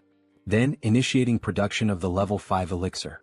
We see the mutant's mana cores being used in the process. The full moon night has arrived. The house is lit up from top to bottom. Congratulations on becoming level 5. Congratulations, Master. We brought you some gifts. How did you know? That man over there told us. Great day for a party, don't you think? Congratulations, Warrior. You told them, Director Choi? Of course he did. It would have been a waste not to celebrate an occasion like this. Then he hears an explosion. It was fireworks from the first family he helped. The great achievement of Warrior Kimâ. Congratulations, from security number 1. Wow, unbelievable. He turns red like a strawberry. You too, Woojin? You're making me embarrassed. Oh, and by the way, there's also a flower wreath at your door. Congratulations on reaching level 5, Warrior Kimâ. From the Order of the Old Father. How far has this news spread? Is this supposed to be a provocation? Now that he's level 5, he'll have to act discreetly. Everyone will be watching his every move. And they send me something like this? He starts tearing apart the flower wreath. While Kim was tearing it apart, a car pulls up beside him. A beautiful woman with purple hair and dressed in executive attire steps out. Finally, more women are starting to appear in this manhwa. So, who the hell is that now? Everyone, even everyone's mother, is coming to his house today. Superhuman Warrior Kimâ, right? Congratulations on reaching level 5. Aw, thanks. But who are you again? Apologies for the late introduction. She is Song Hee-young from the Kimâ group. Third daughter of the Kimâ group. Song Hee-young, level 6 superhuman. Gasp. She's the youngest daughter of the Kimâ group. And what business would the Kimâ group have with me? We were thinking of leaving a request. A request, huh? Wait a second. From what he knows, the Kimâ group is in the middle of a succession war, isn't it? Getting involved in the internal affairs of the Kimâ group will only make things more complicated. The wise choice is to refuse the request right here and now. We wish for him to participate in the 5 consecutive duels that will be held for the succession, as the champion. Then she begins to open the briefcase she was carrying. The compensation will be more than satisfactory. How about this as your payment? There's no doubt, this girl is strange. Those ears and eyes, and those marks on her neck. Wait a second. That pistol. Is that the gun that holds the power of destruction among the Daisen weapons? That changes everything. Bring me the contract right now. Time to get some rare items. The next day they head straight to the main building of the Kimâ group. Such generosity on her part. Imagine her offering a Daisen weapon. He already owns 2 from the Daisen series. She knew he would accept the offer. Since she's willing to pay that much just as a fee, he can't help but wonder what she'll give him if he actually wins the duel. She will give him another weapon from the Daisen series, one that has the Paralyze ability. Wow, seriously? It's like one of those buy one get one free deals? Well, yeah. If he manages to win consecutively, she'll give him even more incentives. But he shouldn't get too greedy. After all his opponents will be level 6. He just needs to defeat the one she tells him to. Other than that, he can relax. And so, the day of the tournament finally arrives. A massive arena with a huge crowd watching the spectacle. Even Kim is impressed by the sheer scale of these duels. The two of them walk toward the designated area and end up encountering Hee-young's brothers. Look who showed up, the little sister. They thought she wouldn't dare appear in this stadium to try anything, yet here she is, wearing that look of disdain. However, she simply ignores them and heads toward her seat. How rude of their sister. Eldest son of the Kimâ group, Song Hee-jun. Level 6 superhuman. Leave her out of this. This is a fight between you and me. Second son of the Kimâ group, Song Hee-cheol. Level 6 superhuman. It seems the two of them don't see Song Hee-young as a threat. It makes sense considering she's still young. The first duel will be between the champions of the eldest son and the second son. Yes, both are extremely strong opponents. We see the first superhuman. Mr. Armored Soldier, level 6 superhuman. Mr. Pyromaniac, level 6 superhuman. A level 6 cyborg and a level 6 human who manipulates flames through a mutant factor, huh? Being a conglomerate, they certainly have many enhanced soldiers. Please pay close attention to this battle. The Armored Soldier, team leader Kim, was hired by her second older brother. He is considered the key figure to watch in this tournament. And so, the battle finally begins. He charges straight at the enemy, trying to grab him with his own hands. However, Mr. Pyromaniac starts laughing and activates his ability. He brings his hands together, forming a cannon, and says, "Solar Flare." Mr. Armored is caught off guard. Flames, an enormous explosion, is unleashed directly at Mr. Armored. Song Hee-young is taken aback by such a powerful display. The cyborg is fatally burned by the explosion, leaving everyone in the arena hearing his screams of agony. After the explosion, only destruction and ashes remained in the arena. Song Hee-cheol, the second son, is left in a state of shock. Everyone present in the arena wonders, could he be dead? Meanwhile, the first son gives a wicked smile, knowing that victory is drawing near. That flame just now. He's not an enhanced soldier, but a mage capable of casting the solar flame spell. But isn't murder forbidden within the Tower of Solar Magic? He activates the insight trait to get a better view of the opponent. That aura, isn't it the eclipse buff? Could he really be who I think he is? President Song, is it our turn now? Yes, but he'll go first. Please finalize the preparations. Are you sure about this? That pyromaniac is covered by a veil, so she can't gather any information about him. She thinks it would be better to leave him to another level 6. He can win, because she believes she knows who he is. He is the mage who was banished from the Tower of Solar Magic, Park Hyungju. He ended up working for the Kimâ group. Then the teasing between the brothers begins. He wonders if the person brought by their youngest sibling can defeat the pyromaniac. And finally, the two stand in the arena. Facing each other, it's time to settle the matters of the past. The gleaming sword catches the attention of the eldest brother.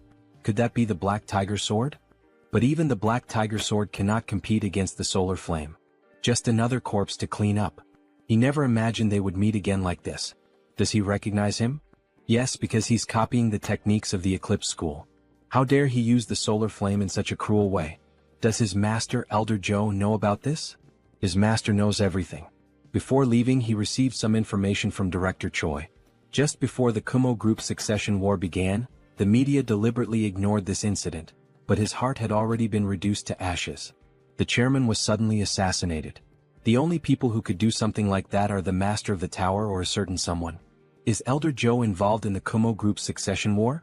It's truly a terrifying thought, but still within the realm of possibility. He needs to confirm that later, after dealing with this first. Before he can finish that thought, the enemy is already launching another solar flare.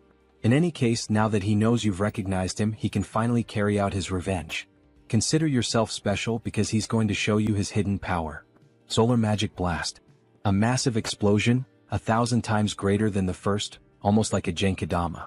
However, Kim, using a shield and with his bare body, withstands the blast. So it's true, you endured a solar flame with your entire body, huh? But a solar magic blast is completely different. Turn to ashes. He enhances the explosion, shaping it into a flaming Kamehameha. Impossible. A level 6 casting a magic blast? How can a level 5 superhuman resist something like that? Before she can finish her sentence, Kim interrupts, asking if he's done with the fireworks. Now it's his turn. Even though he's striking a macho pose, he barely survived that last blast. Good thing he leveled up before coming to the duel. Let me borrow your flames for a moment. Impossible. How did you steal his solar magic blast? Well, you'll see, you'll find out soon enough. He uses the hammer to summon clouds and lightning, all enhanced by his traits. Giant strength, diamond body, mana soul, Sigurd cultivation technique, practical combat, throw. He channels all the energy gathered into the hammer and unleashes it in a counterattack against his opponent. Once you've had a taste of this. Wait, at this rate he's going to die. He surrenders. And a massive explosion erupts. After all, it was the solar magic blast combined with the power of the Mjolnir hammer. The entire arena is lit up, and in the end, only the hammer remains on the ground, surrounded by ashes. One less to worry about. All three brothers are shocked, and at the same time furious. What the hell just happened? A mere level 5 human defeating a level 6? Something's not right. Now then, shall we prepare for the next battle? Night falls and they return to the Kumo Group building. Thank you for completing the request along with the bonus. This is your reward for the victory. We see several briefcases filled with gold bars, and, of course, the promised weapon. The fourth piece of the Daisen series is now in his possession. Only one more to go. And that's not all. She did say she would provide incentives, right? It's not much, but here it is. Kumo Boots. Effect. Ignores inertia, Mr. Magic Shoes. What do you mean it's not much? Rich people are really generous. He's not so sure if he should accept something this valuable. Please, you've earned it. 3 consecutive victories. That was truly impressive. After that, he won 3 more matches in a row and then withdrew. The remaining champions finished the tournament, and he left with Song Hee-young as the victor. He could have faced more opponents, but he didn't want to reveal everything he had in this tournament. Because the entire world was watching the Kumo Group's succession war, across every possible channel. Newspapers, news broadcasts, the internet. So, does that mean she's now the main candidate for succession? Of course not. The duel was merely a pretext to persuade the council. Her brothers were certain they would win, but their plan failed. Still, they won't give up so easily. I see. It's true she's at a disadvantage since she's the youngest. The only thing the Kumo Group believes in is not morality or the law, it's overwhelming strength. Yes, but she has no intention of letting them do whatever they want. And that's why she would like to entrust him with a new mission. What kind of mission?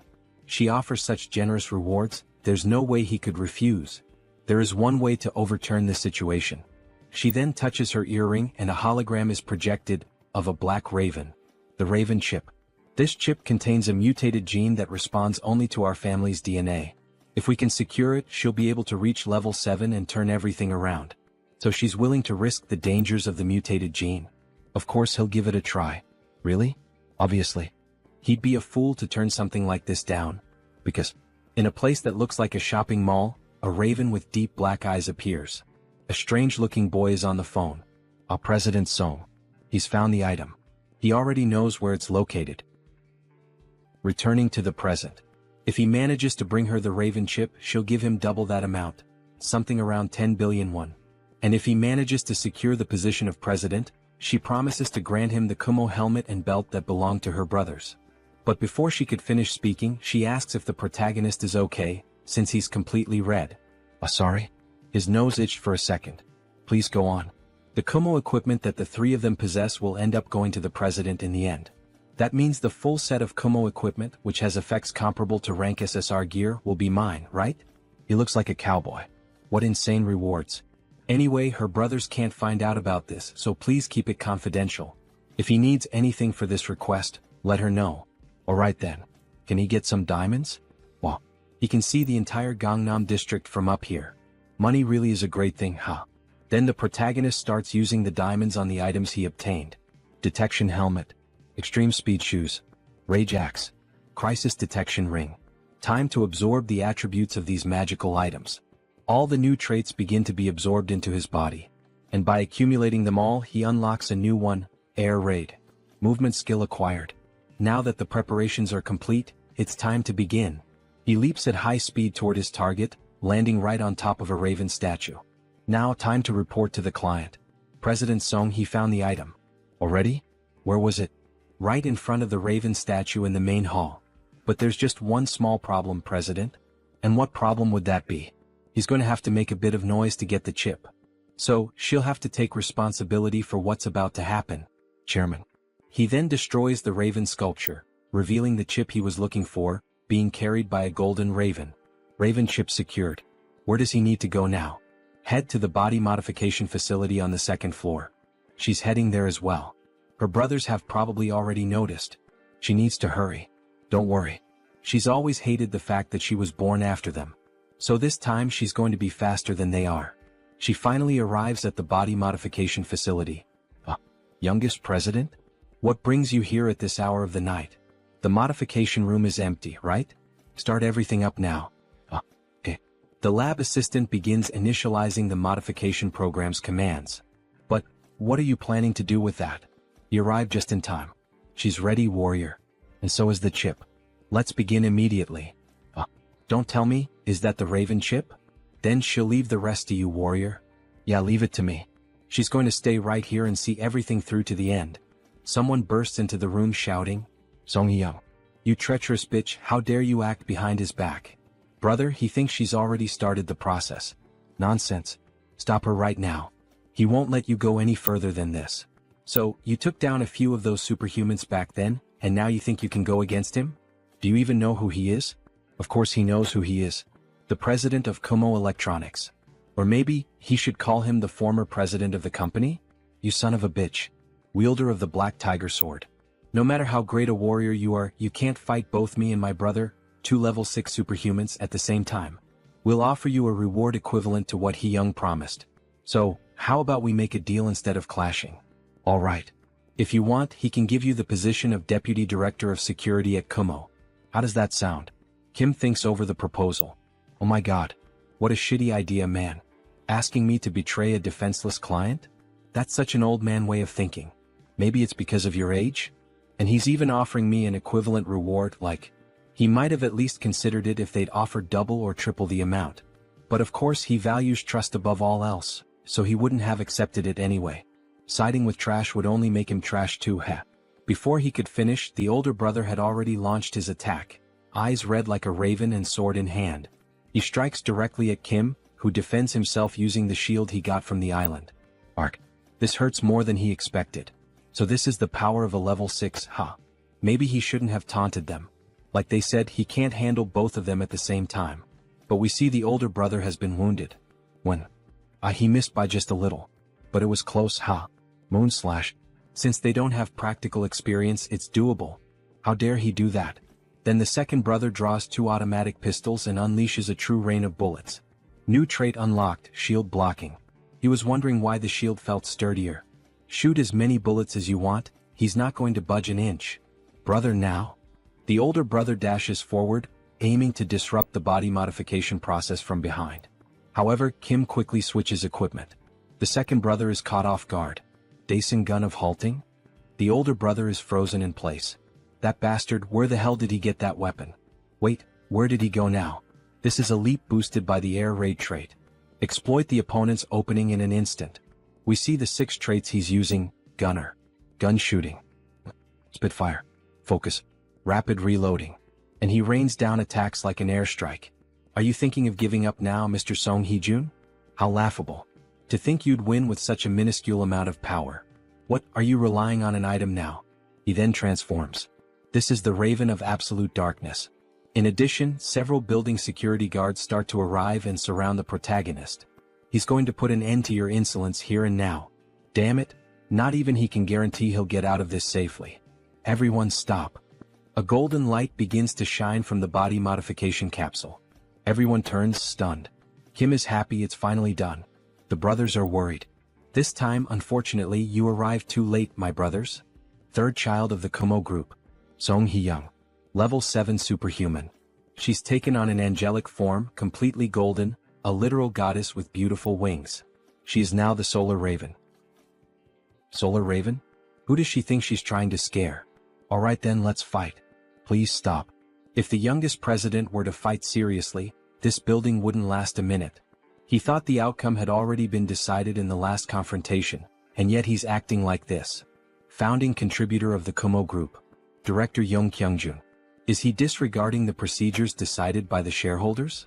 Now father-in-law. That's not what he meant. If that's not what he meant, then could he be plotting something beyond the president's death? He gets nervous and decides to back down. At last we have a better view of the new president. A beautiful angel, or rather, a beautiful raven. Congratulations on reaching level 7, President Song Hee-young. He'll see her at the shareholders' meeting to elect the next president. A few days later, both are on the terrace of a luxurious house. As tradition dictates, her brothers have withdrawn from all their businesses and departed for the United States. Congratulations. She's about to become the next president of the Kimâ group. Fufu. It's all thanks to you. Did he receive the items from her 2 brothers as promised? Kimâ helm, Kimâ belt, Kimâ boots. Ah yes, of course. Thanks to you he's completed the Kimâ set. Ah, if you have more requests in the future just call me. While sipping her fine wine she remembered. Now that you mention it, she actually has one more proposal for you. What kind of request with a high reward is it this time? Then she offers a different prize. SSS rank ring. A ring? Sir Warrior, would you marry me? Sorry, but he's going to have to refuse. I can't understand this protagonist. He gets so few chances with women and refuses this beautiful level 7 woman? I'm suspicious of this protagonist. Back to the Manhwa. What? But why? There's no way you'd be lacking as a partner. And you're right about that. You have both wealth and beauty.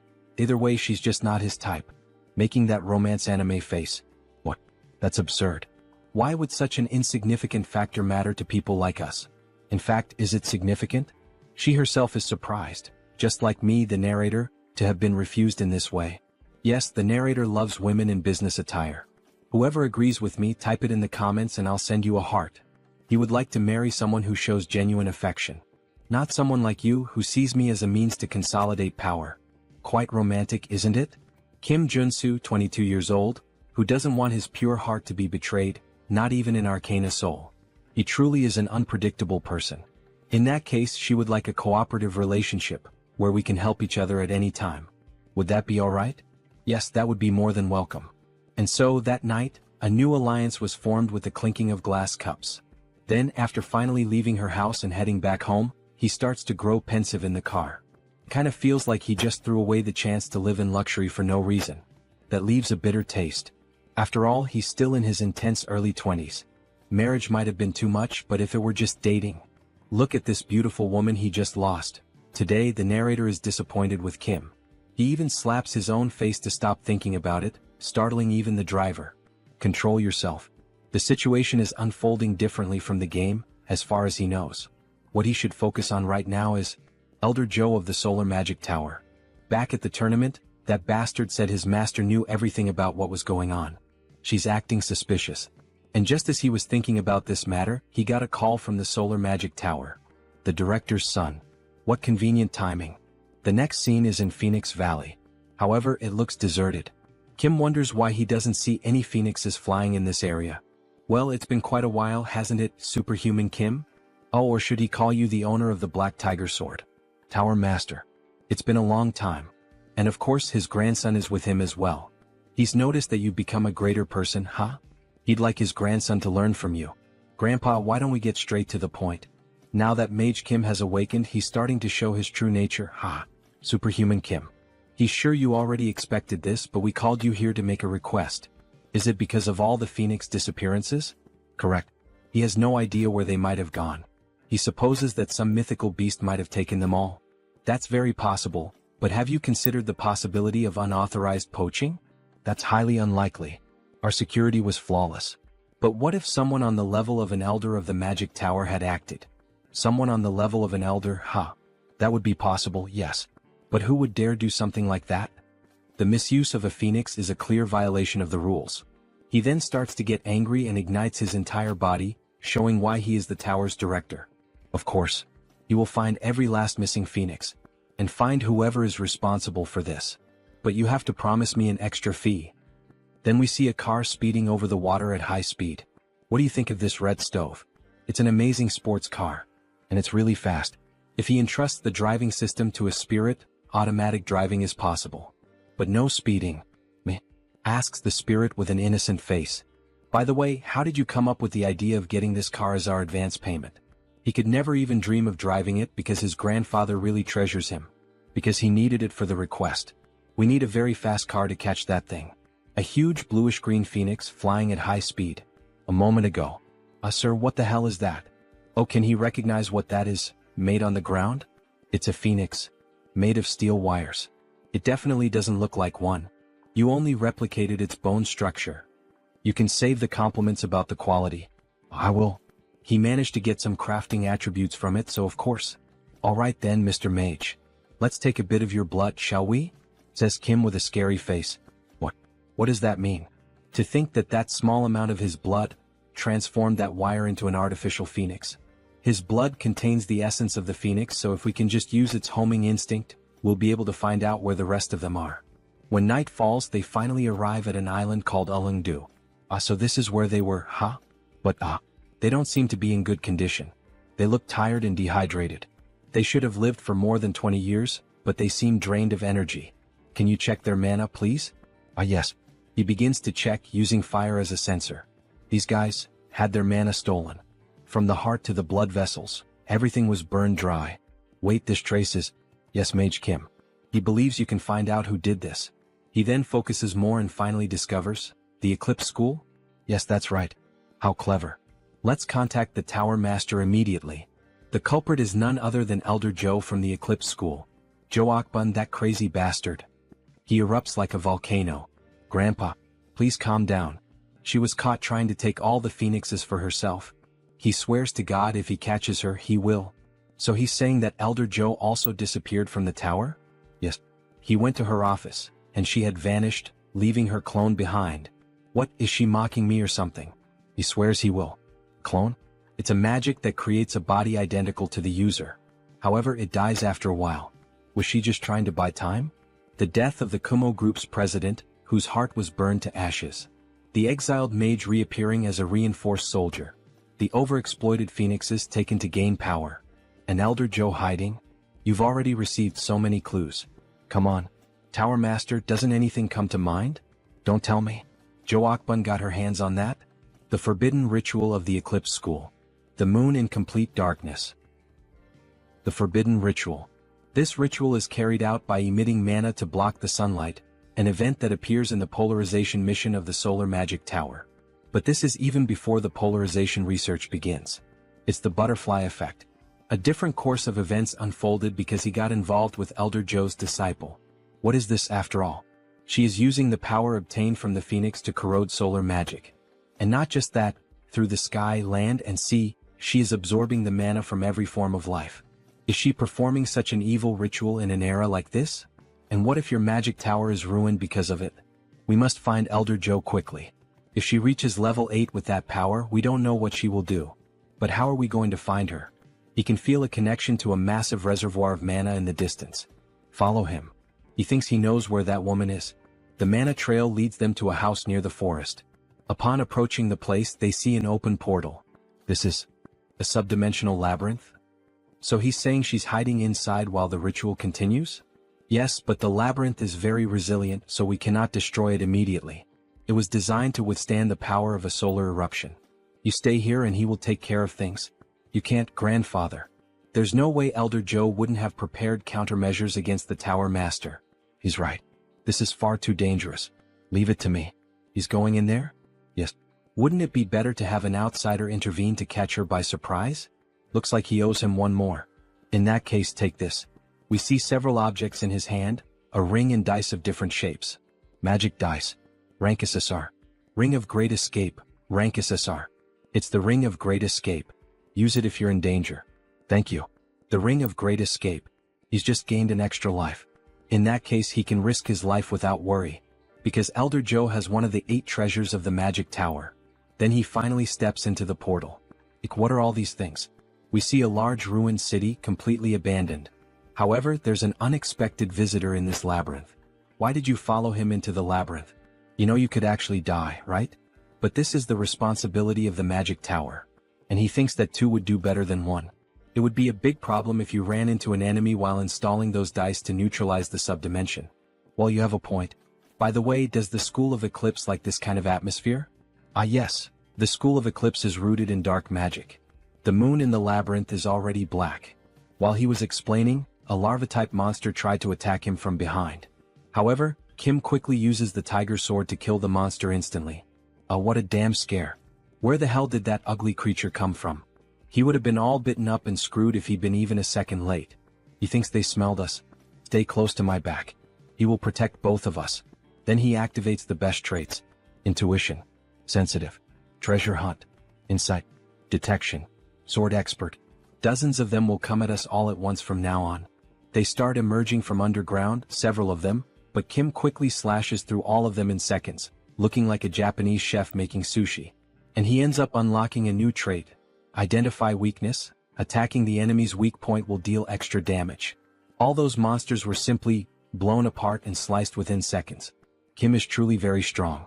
However, from the top of the mountain, an old woman with a huge staff appears. Stop. How dare you set foot in this place? The crime of obstructing a great cause will not be taken lightly. She uses her power to create a crack in the walls, causing several rocks to start falling on the protagonist. Elder Joe is indeed a difficult opponent. But he's not going to die in a minigame like this. Hold on tight. What? Because he has already experienced this pattern many times in the game. He can see through everything. Then he activates the traits. Giant Strength. Air Raid. Intuition. Insight. Detection. Sensitive. He can see the battlefield with an overhead view, where each stone will fall and which route he should take. Running quickly, he saves the 2 of them from a terrible death. Only the rubble of the walls remains, and Kim emerges from the ruins in giant form, carrying Mage Kim. Are you alright? Yes, I'm fine. By the way, where is this? It's the place where the mana flow is concentrated. Install the neutralizer, please. Alright, he finishes it in a second. However, the old woman suddenly appears in front of him. You little rat. You've walked into your own grave. Mr. Mage, dodge. Then, by some miracle, he manages to dodge that powerful attack. As expected from a level 7 mage. He would have died instantly if he had been hit. It will be difficult to face her with normal methods. Mr. Mage, he will distract her. So go. Yes, then he will also have to reveal his trump card. Where do you think you're going, you little rat? Hey Joe Akbun, you old witch. He has to provoke her. Seeing you doing something like this all of a sudden, you're using the Kumo Group Chairman's magic circuit to keep yourself young, huh? Or have you gone insane because you're already too old? She wanted to obtain the Solar Raven through his disciple, but you ruined everything. Well, none of that matters anymore. Because the Raven of the Deep Darkness will do. Does he really think he can keep avoiding the power of the School of Eclipse? Yeah, right. Your school is nothing but a loser third-rate school. Have your eyes gone bad too? You can't seem to land a single hit. Lol. You little bastard. The old woman truly gets pissed off by the protagonist's provocations. Magic dice installation complete. Activating. He's already installed the neutralizer? Grandfather, now's the chance. Good. The power of the subdimensional space is weakening. Time to show some of his own power too. He begins creating a whirlwind of fire, and the labyrinth slowly starts to give way under such power. Mr. Warrior, the labyrinth is shattering. Yes. It seems the Tower Master has done his part well. No. This can't be happening. Her magic, her power, and her world. Her body begins to melt along with the world, and we see that part of her body is robotic. It would have been complete in just a few seconds. It's all because of you, it's all your fault. Filled with rage, she tries to attack the protagonist with a massive burst of dark magic. He quickly manages to withstand the damage with the steel fists. Holy crap. He blocked it with the steel fists, but damn what power. Even so, he won't fall behind when it comes to speed. Damn it. Why won't her attacks land? He vanished from her sight. Then he activates the new trait he gained, Identify Weakness. He found her weakness.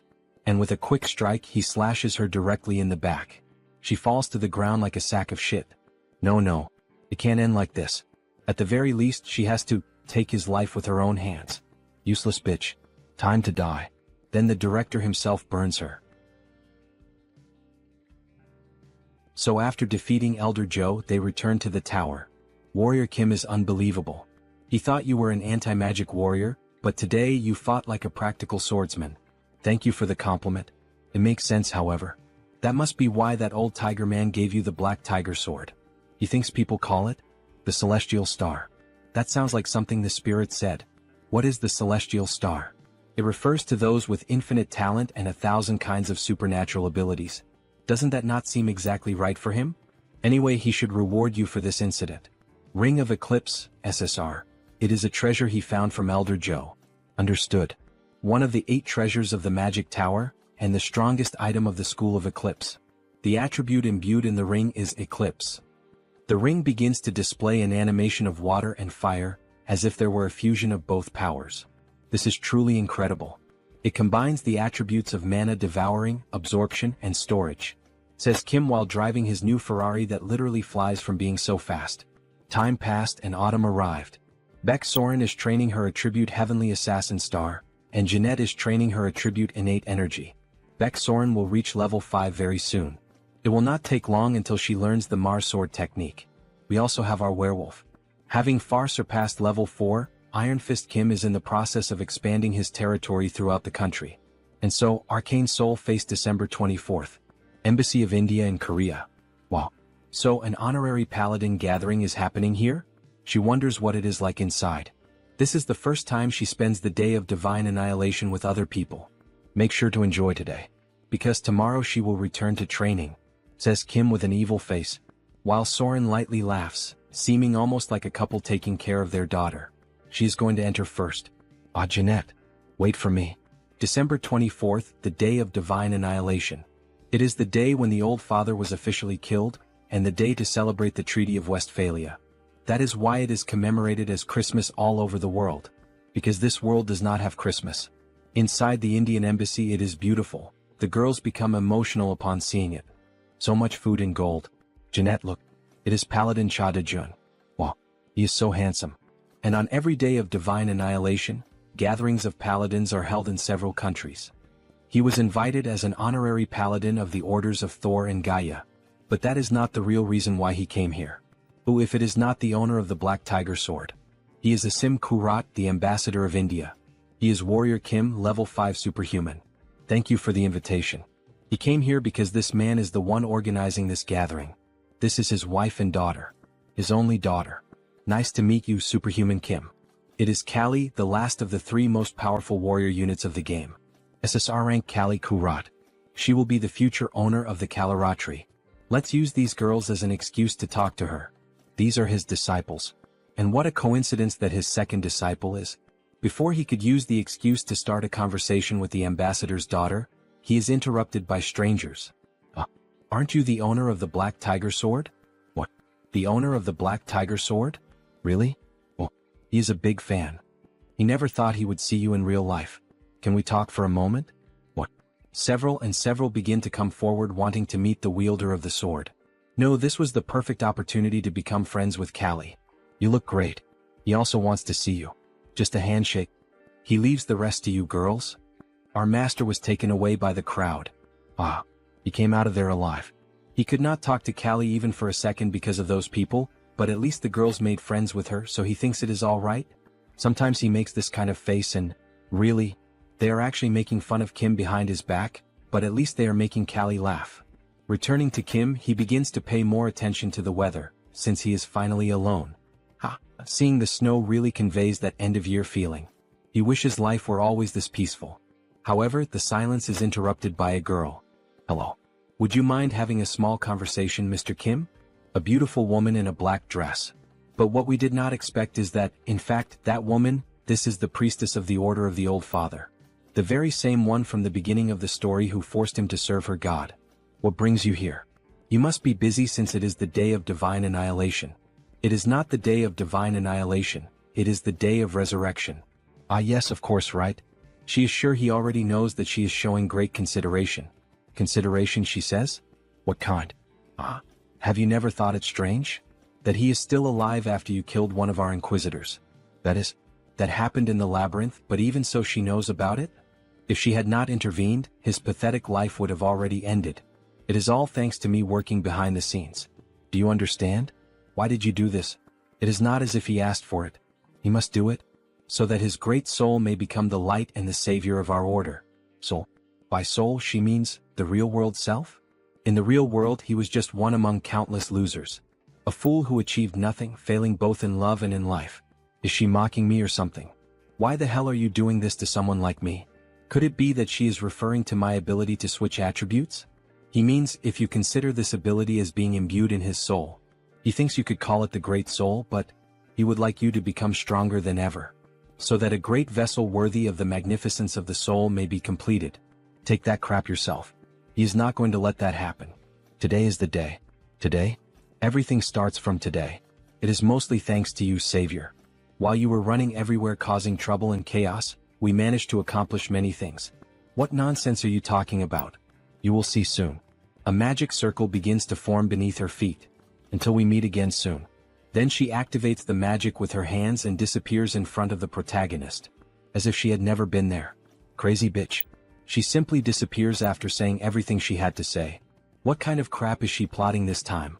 Everything starts from today, she said. The main story of the game has not even started yet. Arcane Seoul. It makes no sense that Episode 1 with content equivalent to a full expansion pack would begin now. But today is the day of divine annihilation. On the very same day Episode 1 begins. December 24th, 11 hours 59 minutes and 27 seconds. Back in the game, the mysterious words of the priestess marked its beginning. Could it really be? The seconds keep passing until reaching 59, and when it finally turns to December 25th, a huge explosion happens right behind Kim. What was that? What is happening? Damn, it has begun. Episode 1, Terrorist Attack in Seoul. Bombing attacks all over the city begin to be reported. Mysterious monsters also begin to appear at the event of the Indian embassy. Before they could attack, they are struck by sniper shots. Our protagonist has already rushed to save everyone. The owner of the Black Tiger Sword? Protect this side with the other paladins. Understood. And what about you, sir? There are people he needs to protect. It looks like the war in Arcane Seoul is really about to begin now. The manhwa is getting even more exciting. See you in the next recap. The attack began with monstrous serpents attacking everyone at the embassy. However, the two disciples of Warrior Kimâ tried to defend everyone. Ambassador, are you alright? The terror in Seoul struck the entire city of Seoul. In the game, Callie's parents end up dying precisely in this terrorist attack. Ah yes, thanks to you. Hey, look behind you. With this as a turning point, Callie, devastated by grief, decides to become a superhuman. Then, the serpent is quickly sliced into pieces without having a chance to attack the family. The girls already knew whose technique that was, Professor Kim's. Won't he let this happen in this temporal life? Come to me, the rest of you. He is a busy businessman, as you can see. After finishing off the monsters, Kim leaves in the flying car and starts making calls. Hello, Commander? If it isn't the superhuman Kim. Sorry, but he is very busy right now with the terrorist attack in Seoul. He will have to return your call later. No, he has to tell him this right now. This terrorist attack is happening throughout the Seoul region, but there is only one real target. The president is in danger. What? Is that true? But he received a report saying that the Blue House was safe? That is true, but the president is not there. It is obvious where the single president would go on the night of the day of divine annihilation. He will send you the location. He will see you there. It is the building belonging to the president's secret lover. We have arrived at the destination. Should we land on the rooftop? There is no time for that. Anywhere the president stays, no matter how briefly, has strict security. To bypass the security procedures and enter immediately. He then jumps from the car and gains momentum in the air to break into the building. He will have to destroy the specially made glass. He manages to break into the president's lover's building. Wait, could he by any chance be the owner of the Black Tiger sword? Are the two of them alright? Forget that, look behind. Then Kim is caught off guard by a sword attack from a mysterious woman. An explosion occurs from the clash of both swords. She is going to cut him into pieces and hang him at the Gwanghwamun gate. That old tiger will love this. The Japanese sword Demonic Blade Masamyun. It is a weapon that inflicts a guaranteed random curse with every strike that lands on the enemy. Wielding two weapons, huh? Very well then, let's see how much he has learned from that old man. She then unleashes a slashing attack from a distance. Kim quickly switches the hammer for the shield to parry the attack, however, even so he is injured.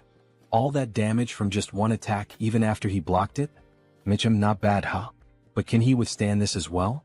She launches another slashing attack. Kim tries to stop it by matching her strength, but he ends up losing and is hurled against the wall. He cannot keep going like this. The Empress of Massacre prioritizes offense over defense. To survive even one more second against her, he will have to close the distance. He will not stand a chance if he only blocks her attacks. He quickly rushes to her back with impressive speed, the same technique he used to defeat the old woman of the labyrinth. However, she manages to keep up with that speed. How cute, now die. She strikes the shield again, however this time Kim switched the traits to endure more. Giant Strength, Diamond Body, Mana Soul, Fierce Assault, Resonance, Shield Strike. This ends up reflecting the attack back at her, sending her flying. Then he quickly switches to the hammer charged with energy and tries to strike her. You damn bastard.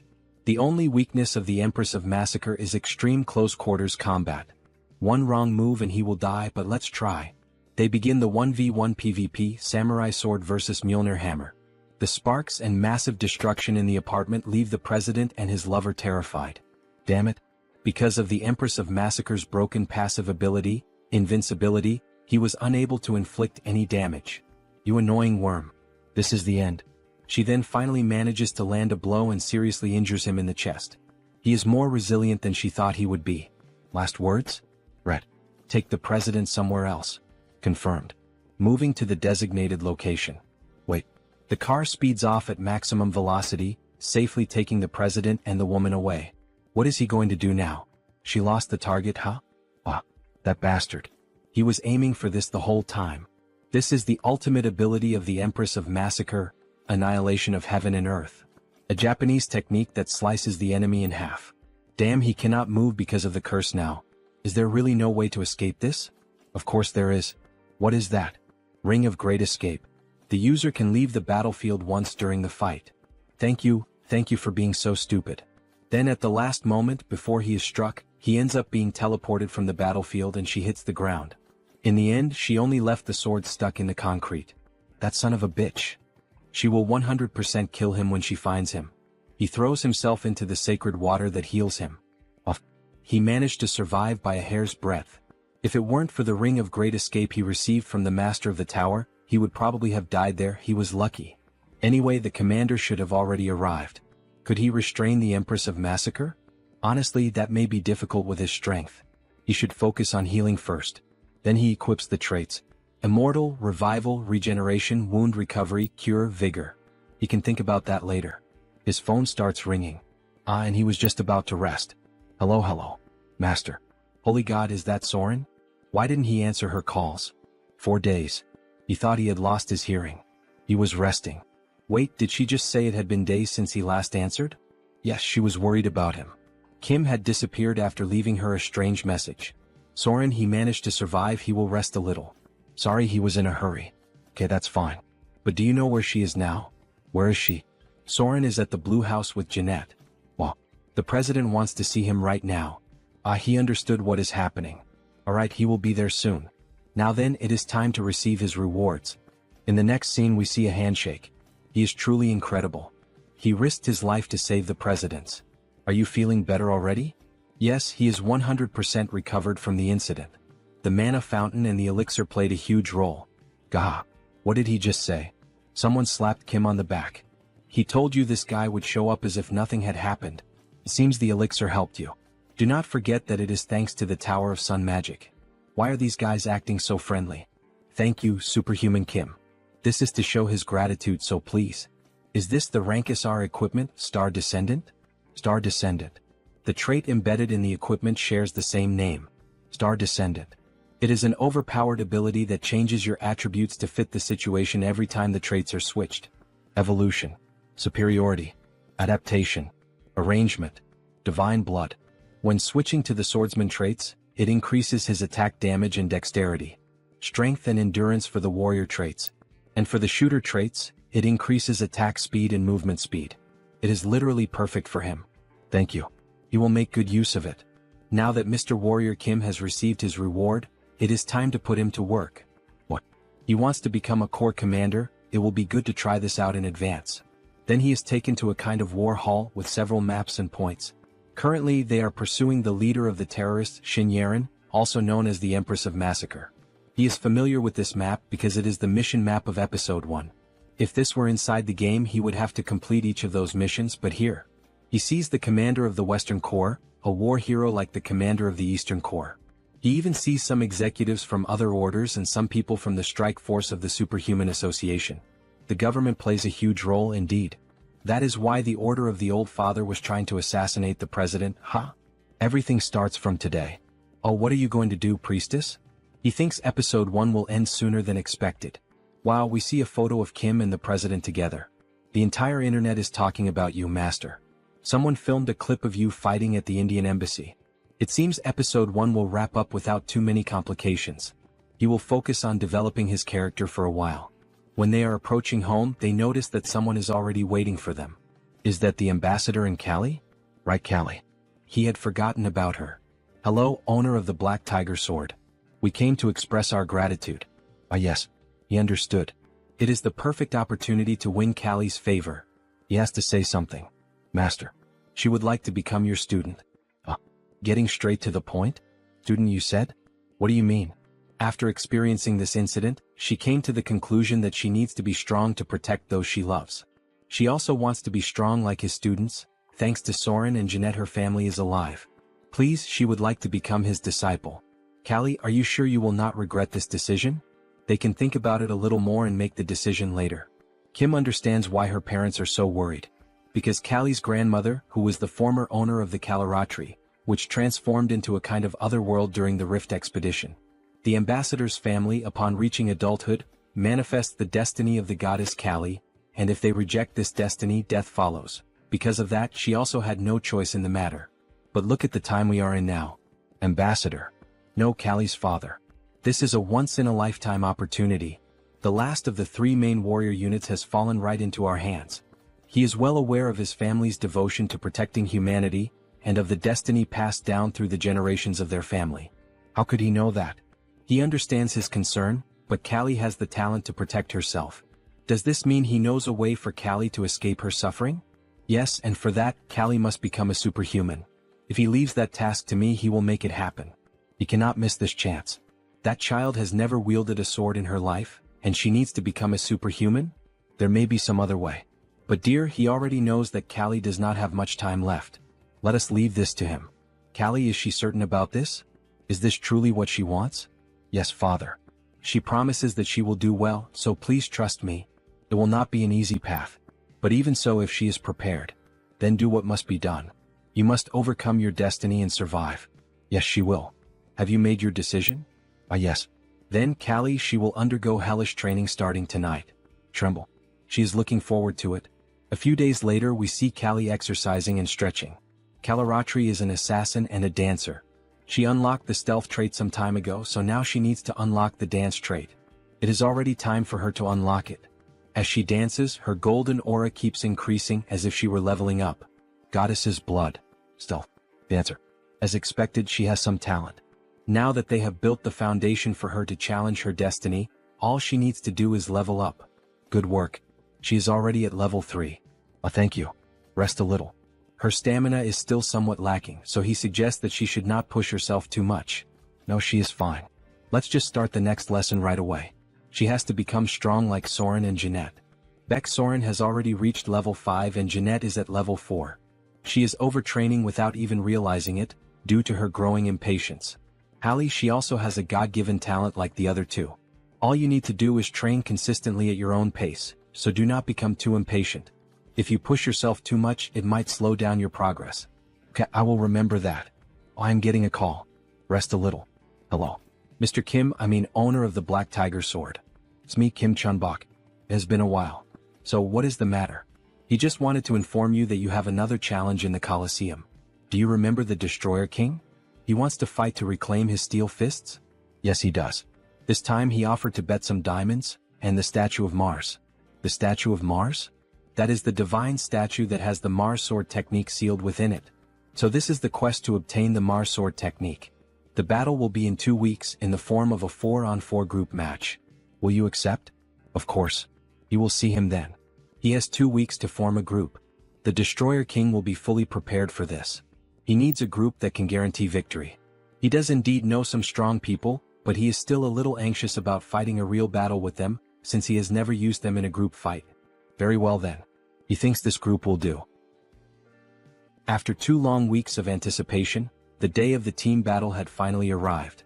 The arena was filled with tension as the fighters began to make their entrance. Leading the opposing squad stood the imposing figure of the feared Destroyer King. Right behind him marched the other formidable names, the Wyvern King, the Dark Demon King, and the Angel King. Despite his aged appearance, the leader radiated strength, proving he still had enough vigor to face his enemies head-on. Each member carried with them the promise of unleashing their full might in the clash to come. Old or not, everyone stood equal before sheer violence. The expectation had been that a few high-level fighters would appear, yet no one anticipated the arrival of the foremost veterans of level 6. Even so, there was no reason to falter. On the opposite side of the arena, the leader of the Warrior King's team emerged, Warrior Kimâ. Known as Iron Fist Kim, a lone wolf armed with a mechanical arm, he prepared to push his limits with the power that had been granted to him. Priest Kim stepped forward, proclaiming that even their god would answer the call of his brothers. Beside him stood Magic Kim, ready to give everything in honor of his grandfather and the Magic Tower. A few days earlier, the group had gathered at his summons. For them, his call was undeniable. It was their chance to repay Superhuman Kim, the one they owed so much to. He would have rushed to answer immediately, even in the middle of a meal. A traditional team had taken shape, composed of a warrior, a reinforced soldier, a mage, and a healer. The formation was one he knew all too well, though it carried a clear drawback. The greatest issue lay in their defense. Yet reassurance came from a brother who claimed to hold a support skill that could balance the flaw. Even so, the weight of responsibility seemed to press down on him, though there was no need for such harshness toward himself. In the end, they were up against the veterans of the Colosseum, making a direct victory nearly impossible. The question lingered, what plan could he be preparing to use? They needed to hold on to 2 guiding principles, explained through the example of chess. The first was to advance. The second was to fight. Back in the present, the clashes had already erupted across the arena. Iron Fist Kim clashed with the Destroyer King. Priest Kim confronted the Angel King. Magic Kim faced the Dark Demon King. Yet the fight unfolded in a messy, chaotic fashion. The struggle was brutal, filled with raw pain, resembling nothing more than dogs tearing into each other. Blows landed recklessly, even dragging at hair in desperation. Such tactics served one purpose only, to disrupt the opponent's specialty. Since every combatant was a mage, relying solely on fists left no room to unleash their special abilities. Meanwhile, Warrior Kim was engaged in battle against an airborne foe, the Wyvern King. The enemy dared to mock them with such a low tactic, showing not a shred of respect. Yet everything was unfolding according to plan. Their opponents had underestimated them, allowing their formation to break apart. The Angel King began preparing to unleash his light cannon. Fire erupted as the aerial battle revealed itself to be the Wyvern King's domain. Still, Warrior Kim carried a method of his own to counter it. He unleashed the trait Air Raid, granting him the ability to move freely through the skies, evading incoming fire and positioning himself strategically above his foe. To everyone's shock, he too could fly. Channeling Tiger King's soaring heaven, he delivered a massive slash downward at his opponent, leaving the enemy caught in a dangerous position. At Dawn's strike, the blade drove him into the arena floor, erupting in a brilliant golden explosion. The Wyvern King had fallen. Curses rang out as the realization hit. The Uncle Wyvern had been taken down. Distracted, his gaze turned elsewhere instead of the opponent before him. giving Iron Fist the chance to drive a crushing blow into the Destroyer King's stomach. The strike ended with his weapon aimed directly at the opponent.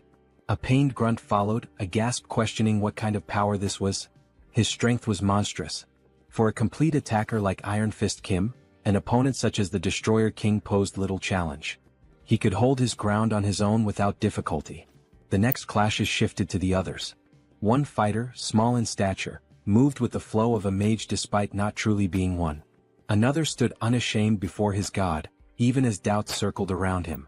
A message had just reached him, declaring pride in his actions. Step by step, they were performing exactly as instructed, their coordination falling into place. He had forbidden the two of them from using any magic. The restriction seemed absurd. How were they supposed to fight? The command was simple: stay close to the opponent and keep brawling. In time, an opening would reveal itself, and that was when their magic would come into play. The white mage struck first, casting a burst of light that blinded even his own allies.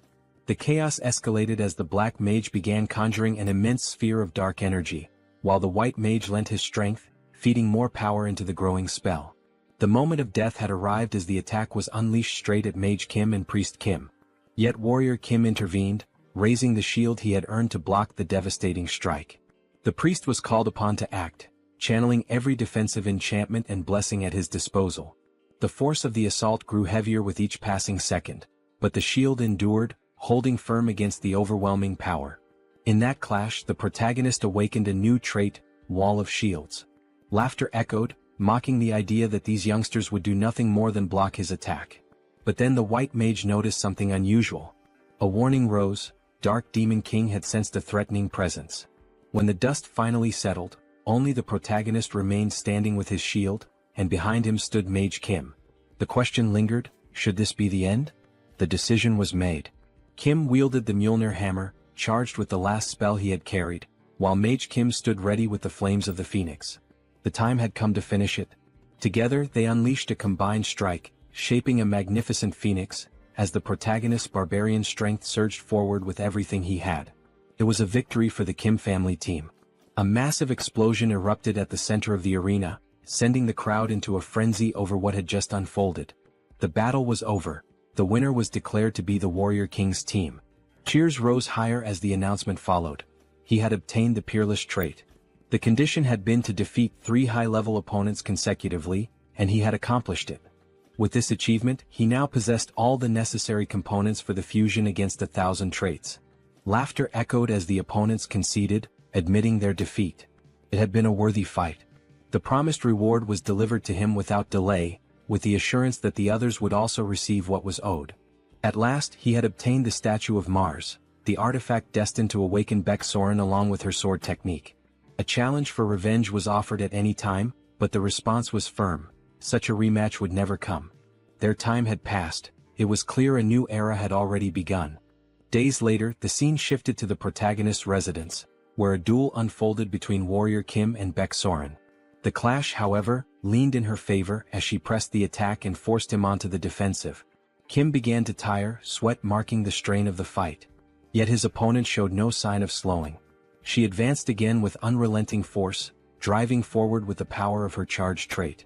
In that moment, the overwhelming might of the heaven-slaying star revealed itself. A few hours earlier. Pardon? He is giving this to me? Yes. The Statue of Mars is somewhat useless to him. It is an item that only responds to her, the star that slays the heavens. No wonder that the moment she merely touched the statue, it began to shine intensely. But it gives off a strange feeling just to look at that thing. Her eyes slowly start filling with power little by little. It is all right, she does not need to resist it. She only needs to let her instincts handle the mana. The 3 main sword techniques are martial arts, but they are also techniques for cultivating mana. The reason he never taught the disciples a special mana cultivation technique was precisely because of this. At last she understood and grasped it. With her eyes glowing red, she swiftly draws her sword and unleashes a red tornado of pure mana, something tremendously brutal. This is the true power of the star that slays the heavens. The power of Mars, the god of war, and the star that slays the heavens. Using the traits: heaven-slaying star, indomitable, runaway train, sword expert, narrow escape. And now she has finally awakened the supreme trait, Mars sword technique. This is incredible, but she cannot help imagining dark thoughts in her mind. That is only natural since it is the power of the star that slays the heavens. She just needs to accept it and focus on fighting, and she will become even more extraordinary. Thank you. She does not know how to repay him for this.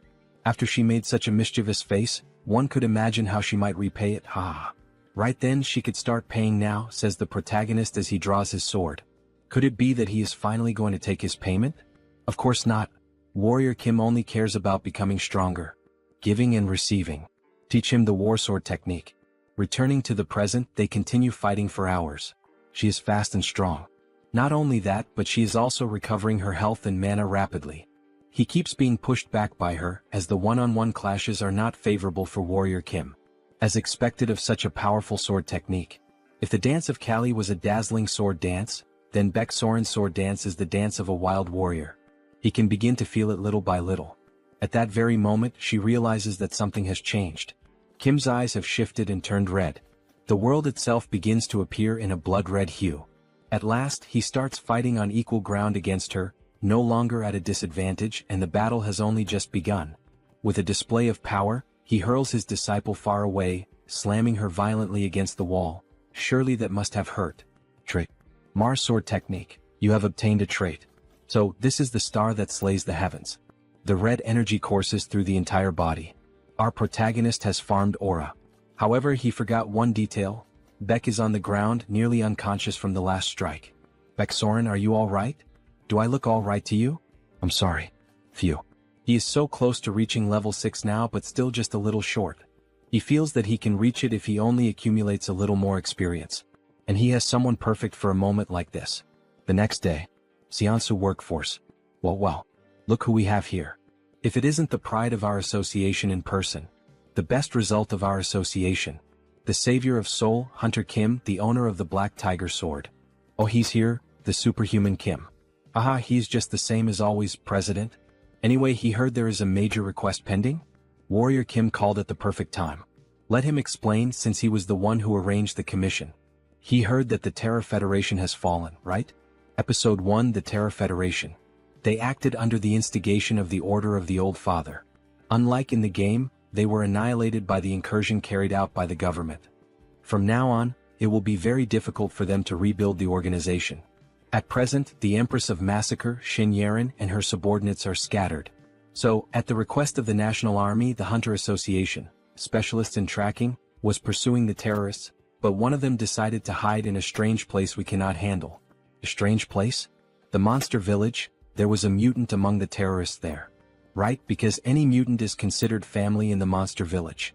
But a terrorist is still an extremely dangerous individual. It has been difficult because that bear mutant has been protecting him. But to think that he has a connection with the monster village. That is almost like fate. So that is what happened. But he cannot simply accept this request. To reach level 6, he cannot go against the monster village. Yet refusing this request outright is a bit. Here is his photo. A chameleon mutant who hid in the monster village. Look at him. This guy is basically screaming that he is a terrorist. This guy is a mutant? Yes, is there a problem? That guy is not a mutant. Sub-boss of episode 1, Mr. Chameleon. He is a bio-enhanced soldier. The terrorist deceived the bear. He will accept this request. And so, the protagonist dashes off toward the forest. As soon as he uncovers the truth, he will cooperate. He does not know if the man will listen to him, but he will have to try persuading him. As he was approaching, an explosion suddenly burst from the sky. An explosion in the monster village. Chameleon. He is beginning to take action. The fire starts spreading quickly through the forest. Some mutants collapse on the ground, unable to breathe as if they had been poisoned by something. But what just happened? It is a magic burst bomb. Owner of the Black Tiger Sword? Why are you here? He heard that a chameleon from the Terra Federation came to this place. It must be him. He is a criminal pretending to be a mutant. What, pretending? Chief. Skeleton Snake has disappeared. The chameleon who was with Skeleton Snake has also vanished. Skeleton Snake? This is not the time for panic. At this rate, everyone will turn into a bomb and explode. Quickly raise the barrier now. Just obey me. Okay, fine. Oh Godmother, please protect us. Then the sacred tree begins to channel energy and form a barrier around the mutant city. He is still alive and all the other mutants start breathing again. Please maintain the barrier. He will find the terrorist and Skeleton Snake. Are you sure he will be fine on his own? Then Warrior Kim equips the hunting traits, Phantom Eyes, Intuition, Insight, Detection, Clairvoyance, Trace.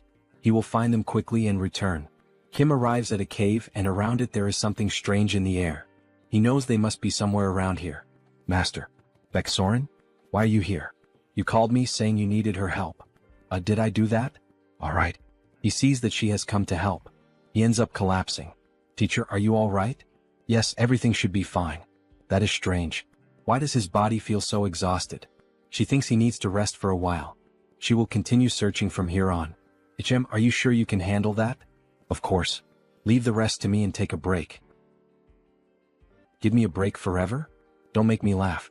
Who would be fooled by a hallucination like that? Is this holy water? But it's already too late. Then an explosion ends up happening, and it is finally revealed who that cheap copy of Baeksoren was. We see Skeleton Snake tied up with several mana pouches inserted into his body. That damn chameleon, he's using mutant bodies to create bombs. Those batches of mutants were far too easy to take advantage of. Thanks to them he managed to prepare the perfect terrorist attack. And now that he has lured that bothersome owner of the Black Tiger Sword, the Empress will be delighted. Some men appear behind him, forming an ambush for Kim. Does he by any chance think that this alone is enough to bring him down? This is a good moment to test it. He recently completed the set of Rage, Fighting Spirit, Fierce Assault, Destruction, Peerless, and Massacre. With this set, he now has the combination of the Mars Sword technique in matching against 1,000. With the union of the sword and hammer, he forms a red lightning bolt that leaves everyone in the room frightened, the same as Baeksoren did when she finally unlocked the new power. But what the hell is this power of his? They didn't tell us anything about it. All of you ended up choosing the wrong person to anger. He charges forward with everything against the poor NPCs/secondary characters. After some time fighting, we only see blood dripping from his sword. So this is the Mars Sword technique. There's almost nothing left of this place, only useless NPCs lying on the ground. Such a fearsome power now in his hands. After finishing the fight, he runs with Skeleton Snake to the mutant city. The bear tries to communicate with him, asking what the hell happened, while the other mutants watch the situation. Skeleton Snake was exposed to mana for too long. This is going to get out of control, son. Please tell the Godmother tree to help now. Okay. Oh Godmother. Please save Skeleton Snake. It's too late. There's nothing she can do now. How could this be? Then the snake herself begins to speak. Dear Bear, tell my friend. Are you okay? Are you coming to your senses? Bear, please finish the job. What the hell is he saying?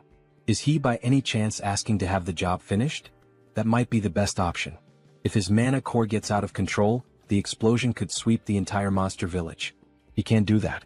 Even if he has to die, he can't do that. He thinks he has an idea. Is that true? But the chance of failure is over 90%. And if things go wrong, he could be in danger. However, because he received a prophecy from our Godmother. She said that he was destined to give a part of my body to someone who would return her blood and flesh. That strangely made me think. Since Skeleton Snake helped me so much to get here, it's worth risking his life. He doesn't care as long as this can save Skeleton Snake. Even if it's a 1% chance. Please do something. He understands. Please prepare a bathtub. We'll bring one. And the Hunters Association should be waiting outside the forest right now. Please allow their entry. Under Kim. These are the things you asked for. Do you need anything else?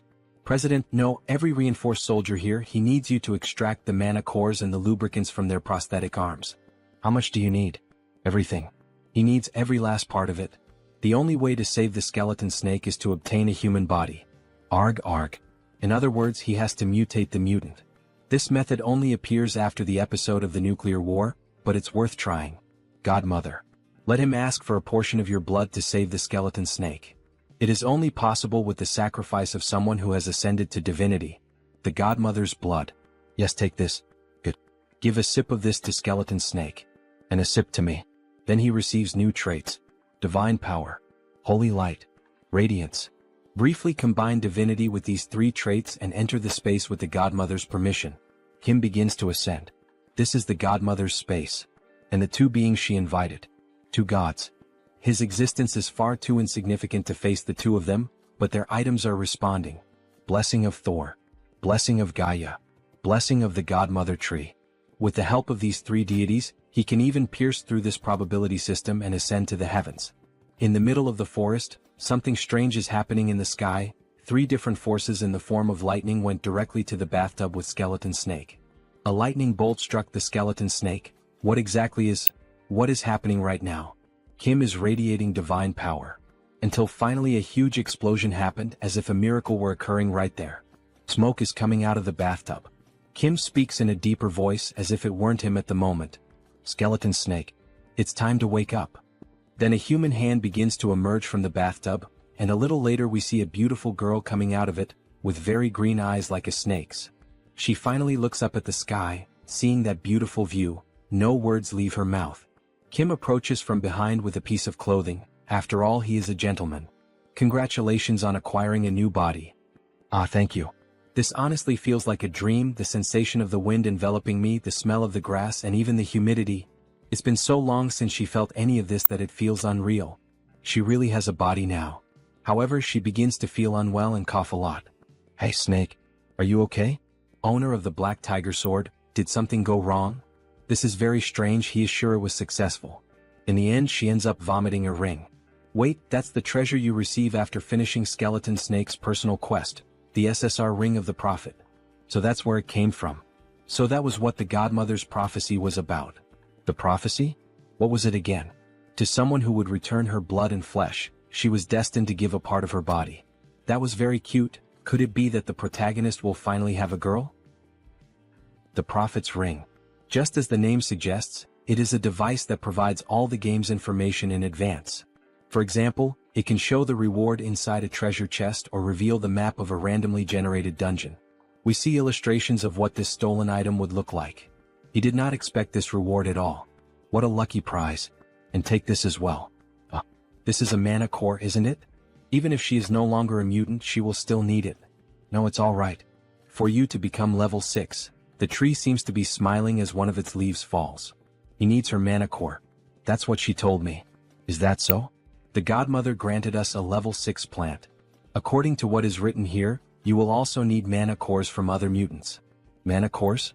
He is the benefactor of our village, so this is nothing. He will give him all the mana cores he has been keeping.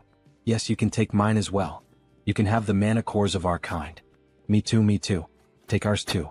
Everyone wants to help Warrior Kimâ, the one who from the very beginning tried to be their friend and protect them. All of these must be mementos of their masters, parents, or friends, but even so, they are giving them up so willingly. Everyone, thank you so much. After a few days, we see a huge building and inside it, all 4 of them making funny poses with sunglasses. It is so bright, so huge. Is this building really yours, master? Yes. He bought it recently. Money is power. Now he obtains income without needing to work. With this, he can cover the necessary expenses for training. Welcome, Superhuman Kimâ. Oh, Director Choi. It is still early and you are already here? Of course. He is the manager of this building now. He is nothing without responsibility, sir. Of course, that is why he chose him. Now we are business partners, Director Choi. Yes. Once again, it is a pleasure. Now, he thinks he should take him for a tour of this building. Where to first? Jim, she would like to eat something delicious. Me too. Alright, we can start things after we eat. Then we can go to the food court. However, Kim interrupts him. Let's go to the training room. Damn protagonist who only thinks about training, no wonder he is so strong. Let's see how strong his disciples have become. Kali Kurat level 3. Jeanette level 4. Beksoren level 5. They begin training in the new training place. Kim is equipped with his training traits. Black Tiger Swordsmanship. Sword Expert. Sword Aura. Sigurd Cultivation Technique. Focus. Training. Warrior Kimâ level 6. He pauses his personal training a little. Everyone is making steady progress. Now he can focus only on his own training. Thanks to the Prophet's Ring, he managed to obtain the artifact necessary to reach level 6. Moreover, he managed to learn the supreme technique of the Eastern Army, the Black Tiger Swordsmanship. Now that he has obtained so many traits, the high-level trait, Master of Swords, is not very far. However, to use the Master of Swords trait, the mana cultivation technique he is currently using will not be sufficient. He is already having difficulty controlling the Mars sword technique with it. It seems the time has come for him to go to that place. To the place where the god resides. Sweden. Great Palace of Stockholm. He arrives at the entrance and there is an angel waiting for him. Mr. Warrior Kimâ, unfortunately he will not be able to enter the place. He is an honorary paladin of this place. Even if he is a paladin, he is currently at level 6. It is dangerous. Please visit again when you reach level 7. Yes, he already imagined this would happen. It is understandable, since there is a saying that anyone below level 6 will die instantly upon seeing a god. But it is not as if there were no way. He gives a rose with white flowers. This is a mythical item from Norse mythology, the regret of Mistiltein. He really managed to bring it here. Gem with this, she understands. Allow her to guide him to God. She will allow you to witness the greatest of lightnings. Good thing he prepared this in advance. Some time ago at the square in Sweden. Before meeting Thor, there is something he needs to prepare. There is a quest that gives the regret of Mistiltein as a reward. He needs to complete it before meeting him. From what he remembers, he needs to find the distinguished individuals in this market. Then a mysterious hand goes on Kim's shoulder. Longtime brother. Mr. Sigmund? He did not think he would see him here. It really has been a long time. What a coincidence. It is all thanks to our new family member. Your new family member? We have a son now. We brought our son to receive some blessings. Wow. Congratulations. He is so curious to know what our son will be like. She is sure our son will be strong just like the father. Still a little lovebird couple, huh? Now that he thinks about it, this was the sacred land of the Nordics. Wait, the god who blesses babies in Norse mythology is... Wait, you two are here to receive the blessing of Frigg? But he heard that she was already dead. That's right. But there was a prophecy. In the castle floating in the sky, and in the lowest place, seek the rune that guards the twilight. Take the rune to the open field, board the skyship, and bring the world to order. Only then will the goddess smile. Interpreting the prophecy, the castle floating in the sky must be the great palace, and the lowest place must be here. We have already found the rune as well. Would you like to see it? This is the rune? Well, runes can also mean secrets or knowledge. Wait, this image. What happened? Is there a problem? This is the birth of the clearest and purest god. The birth story of Mistiltein? Now he understands. The distinguished individuals he had to find were them. He needs to help them receive Frigg's blessing to complete the quest. My brothers, may I join your journey? This is the field mentioned in the prophecy. That's right. In the sky with the flying chariot they see the battle of giants. And this is the skyship from the prophecy. It is a legendary ship built by the ancient dwarven king, Skidbladnir. It is a portable fortress that can be put in the pocket when folded. The most coveted item in Arcane Seoul today. 500x reduction. It can be put in your pocket. It is a flying portable aircraft carrier. Isn't it magnificent to see it with your own eyes? He wants it desperately. He could not obtain it in the game. This is the sadness of an F2P player. So, according to the prophecy, take the rune to the open field, board the skyship, and bring the world to order. Only then will the goddess smile. We have to take over Skidbladnir and defeat those titans, right? Yes, but many have already died trying to covet that ship. It will not be easy at all. Not easy, he says? Nah, it's hella easy for him. Bro, calm down, there's a pregnant woman in the back seat. As he closed in on Skidbladnir, the portable fortress revealed its defenses. Cannons emerged and unleashed fire, turning the approach into an aerial clash. Projectiles tore through the sky, incoming fast, confirming the threat. The moment had come to prove his strength. 6 new traits activated in sequence: driving, boarding, focus, phantom eyes, intuition, and sensitive. With everything set, he pushed forward at full force. With the car at ultra speed, he weaved through cannon fire and slipped past the waves of explosions. The system blared warnings: danger, too many projectiles closing in, evasion nearly impossible. The command was clear: accelerate. The vehicle surged forward, dodging collisions by a hair's breadth and breaking free from the storm of missiles. Through the smoke, something emerged. What looked like a grin was in truth the protagonist's car. A new trait awakened, one with the vehicle. The connection fused him with the machine, making it entirely his. The car shifted, transformed like a mechanical giant, a living weapon under his command. The target stood clear. Kim hurled himself into Skidbladnir and unleashed a devastating strike, Thor's hammer dropping like a bomb. What the hell was going on? Why would a paladin of Thor act like this? He didn't even believe in gods. Odin's name echoed in frustration. Why send that bastard here? But calling on a deity meant nothing now. Skidbladnir belonged to Warrior Kimâ. Moments later, only laughter could be heard. The clash had been brutal, a fight to remember. All that remained was to bring the place under control. Yet the question hung in the air: how would he make it work? The master's voice cut through the chaos, confident.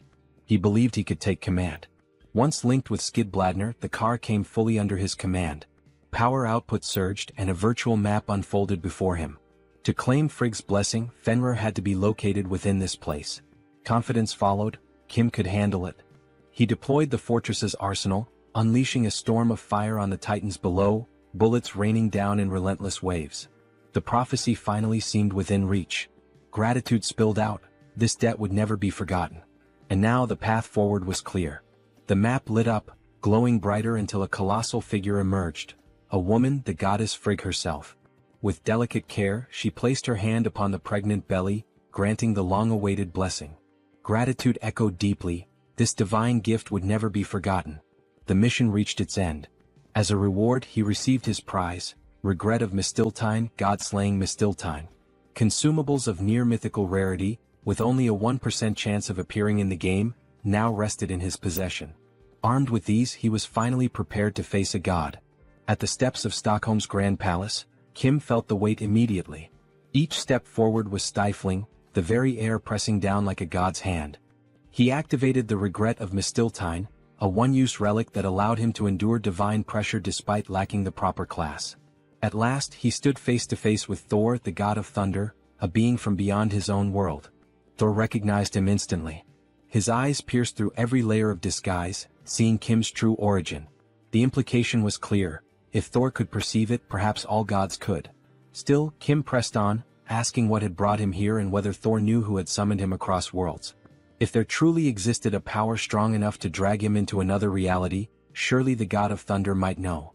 Thor grew serious, thoughtful for a moment, and then admitted he did not. What? Thor truly had no knowledge of who had done it, no clue, no trace. How was Kim supposed to know? Could it have been the old father who summoned him here? But that one was already dead. Probably not. If a god out there had burned that much power, Thor would have sensed it.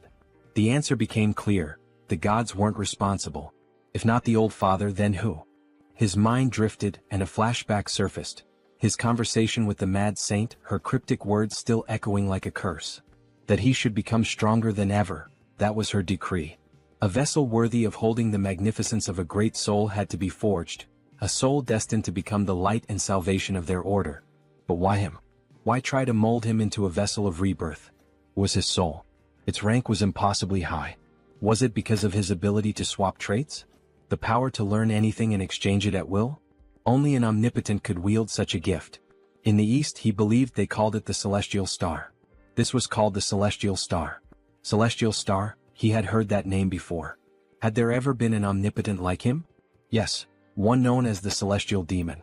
The way she spoke made it sound as if he resembled her master, as if he carried eyes capable of glimpsing the future. So that's why the Blood King had said those words. In any case, he had to do his best to escape that filthy order that still followed the old father. If he managed it, he'd be named as the Blood King's Archangel. Archangel? The title hung in the air. He had no intention of dying though. The promise was clear. After death, of course, little one. To be honest, he thought reviving might not be such a bad idea. Was he serious? He had no desire to remain trapped in this ridiculous palace, sipping nectar for eternity. It made sense. Thor himself was also a god of war. He remembered the opening line of Arcane Seoul, God is dead. In the divine annihilation war, when the old father fell, every defeated god perished, while the victors were all imprisoned. After being locked away for so long, Thor had to be itching for action. Yet even so, war still felt like too much. In the end, the divine annihilation treaty had been made for humans. Still, Thor would cheer him on. What he sought was a power strong enough to break free from the old father, and that power Thor would grant. A colossal bolt struck Kim, not just any lightning but the thunder god's own. His entire body convulsed under the shock, pain tearing through him, screams ripping out despite every effort to hold them back. As always, the protagonist took the harshest, most brutal attacks this manhwa had to offer. See you in the next video. Use it well. Then our protagonist gained 2 new traits. Thor cultivation technique. Lightning. And we see Kim warrior in a badass pose, after being burned by the lightning. We're done, baby Mjolnir.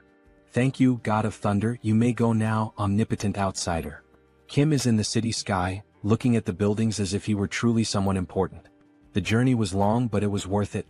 He didn't plan this, but he obtained the God-Slayer Mistiltine, which removes invincibility traits. He even managed to get the Skidbladner. Maybe he should take a trip with his disciples. Jeanette and Callie will love it, hee. Jim, what's that siren sound for? We see a huge building engulfed in flames. But what the protagonist didn't know was that the burning building was the new one he had just acquired. In the next scene we see the entrance of a hospital.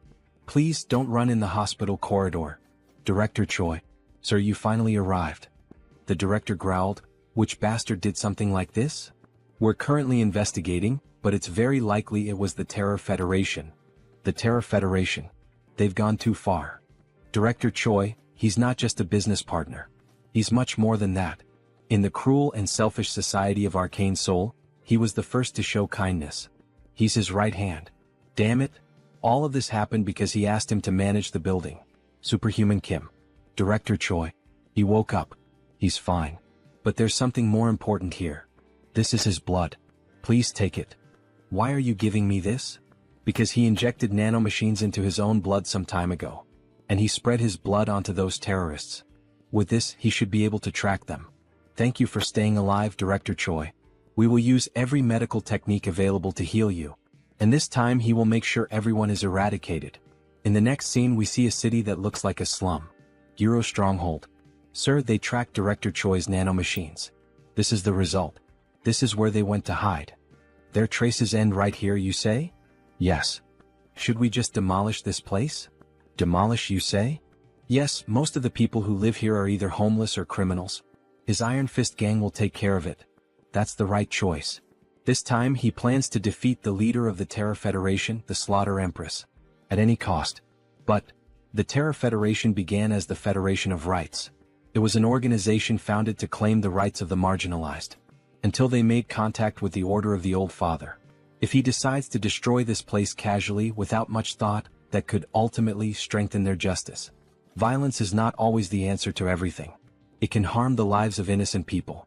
Of course that's true, but do you have another plan in mind? We have to demolish and rebuild. With that, what do you mean? From now on, we will re-urbanize the Gyuro neighborhood. That's his plan. The re-urbanization of Gyuro advanced without many problems.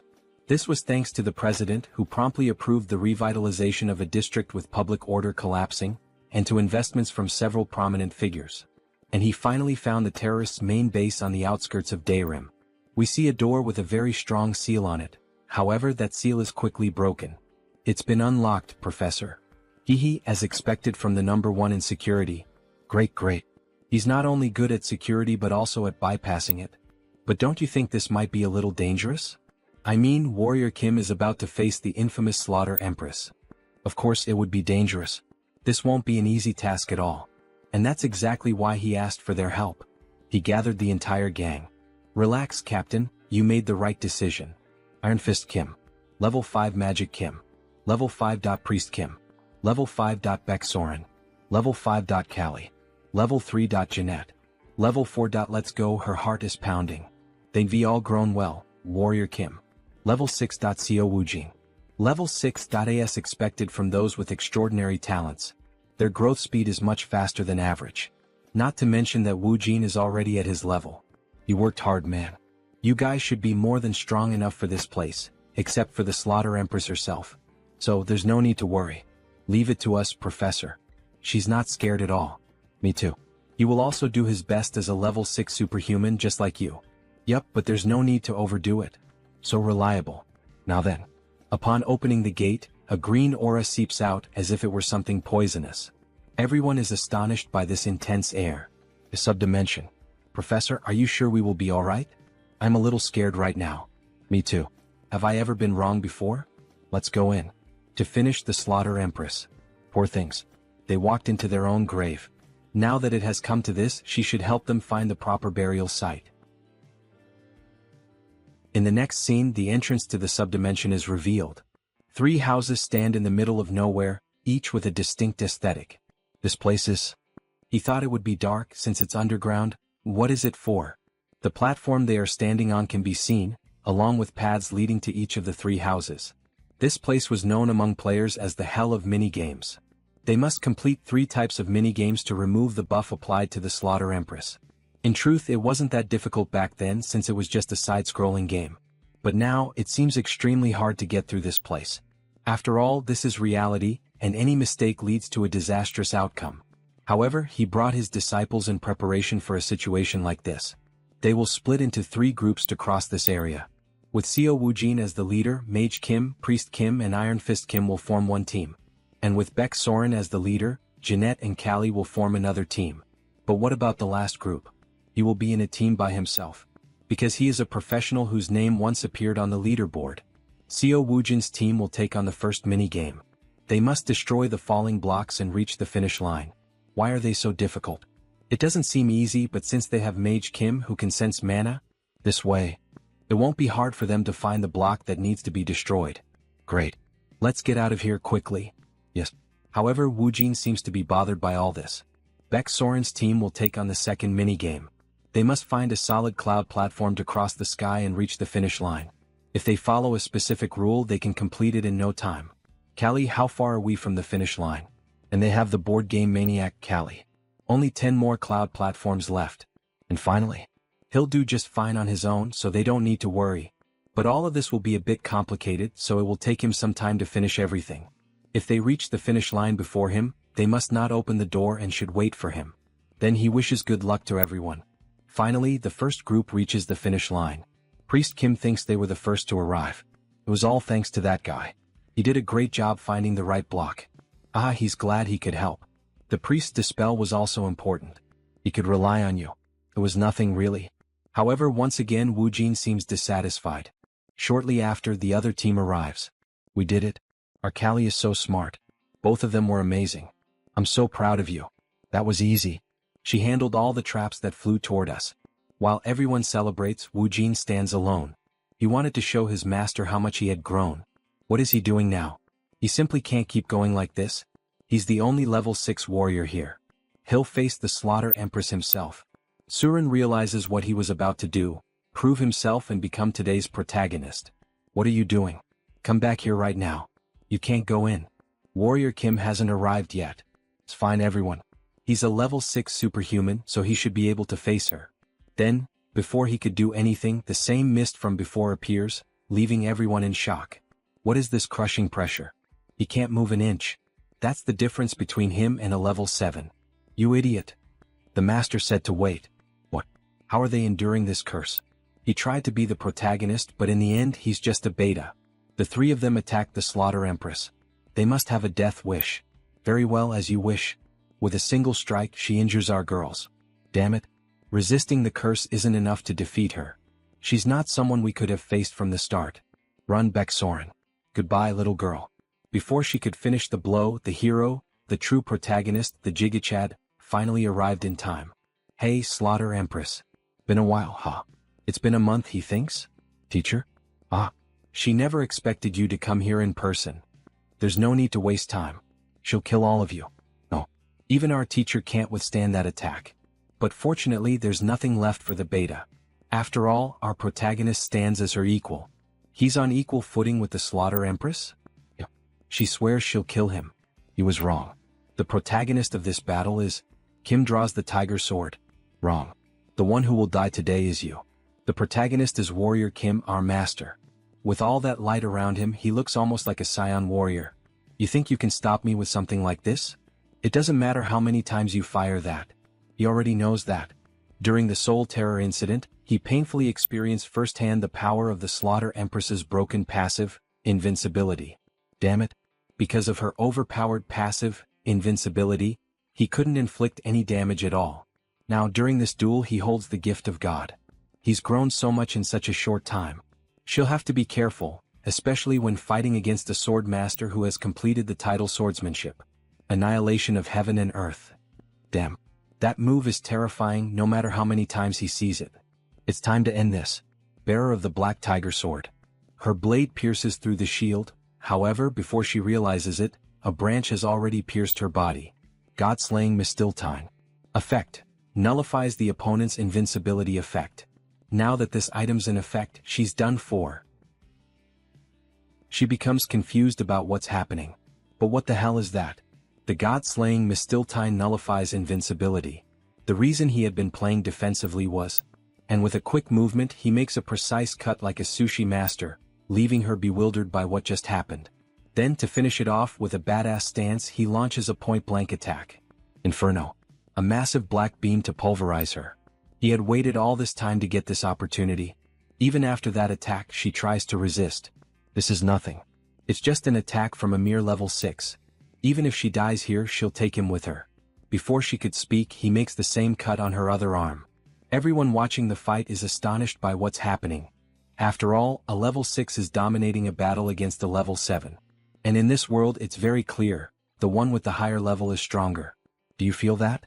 This is a battle that surpasses levels. With several quick slashes, he finishes her off as if slicing meat to be served on a plate. You deserve this. And even after all that, she still remains conscious, with a devilish smile, asking to be finished. The final boss of episode 1. He won't refuse, and with one strike he finishes the job. The Slaughter Empress is completely dead. To think he actually defeated the supreme martial artist. What a great achievement. Incredible. Brother, at this rate he's going down in history. Haha, he's happy to see that all of them are safe. However, there was one who wasn't happy. The professor. He apologizes since because of him he almost ruined the professor's plan. Alright, since we got it, stand straight, man. Masamune, the phantom blade of the Slaughter Empress. It has a good attack attribute. Not only that, it never misses and inflicts a random curse upon hitting. Sounds like an incredible sword, doesn't it? As expected from the blade once wielded by the Empress. Alright then, Beck can have it. What? Why isn't he the one using this sword? He's more suited to straight blade styles than sabers. Take it. He thinks it would be perfect for her. Alright then, thank you very much, master. The star that slays the heavens with the phantom blade, huh? It's going to be amazing. It'll be fun to watch. In the end, that bastard just wants to see everyone become stronger. Now, let's see what the Empress was hiding behind that enormous door. Let's collect the rewards. Then, after opening the door, only a blinding light appeared. The place was filled with gold coins and all kinds of treasures. The Empress was like a dragon to have hoarded all that. So many coins. And they're shining. There's so much money in this treasure. She must have plundered quite a lot during her terrorist attacks, huh? Brother, what do you plan to do with all these jewels and gold? Well, we'll probably use it for repairing the damage caused by the terror, along with restoring his building. With the exception of that, of course. He picked up an automatic weapon. He found the last one of the Daisen series. Now he has the complete set of Daisen weapons. Days later, the reconstruction of the building began. And we see a new scene. Please, I beg you.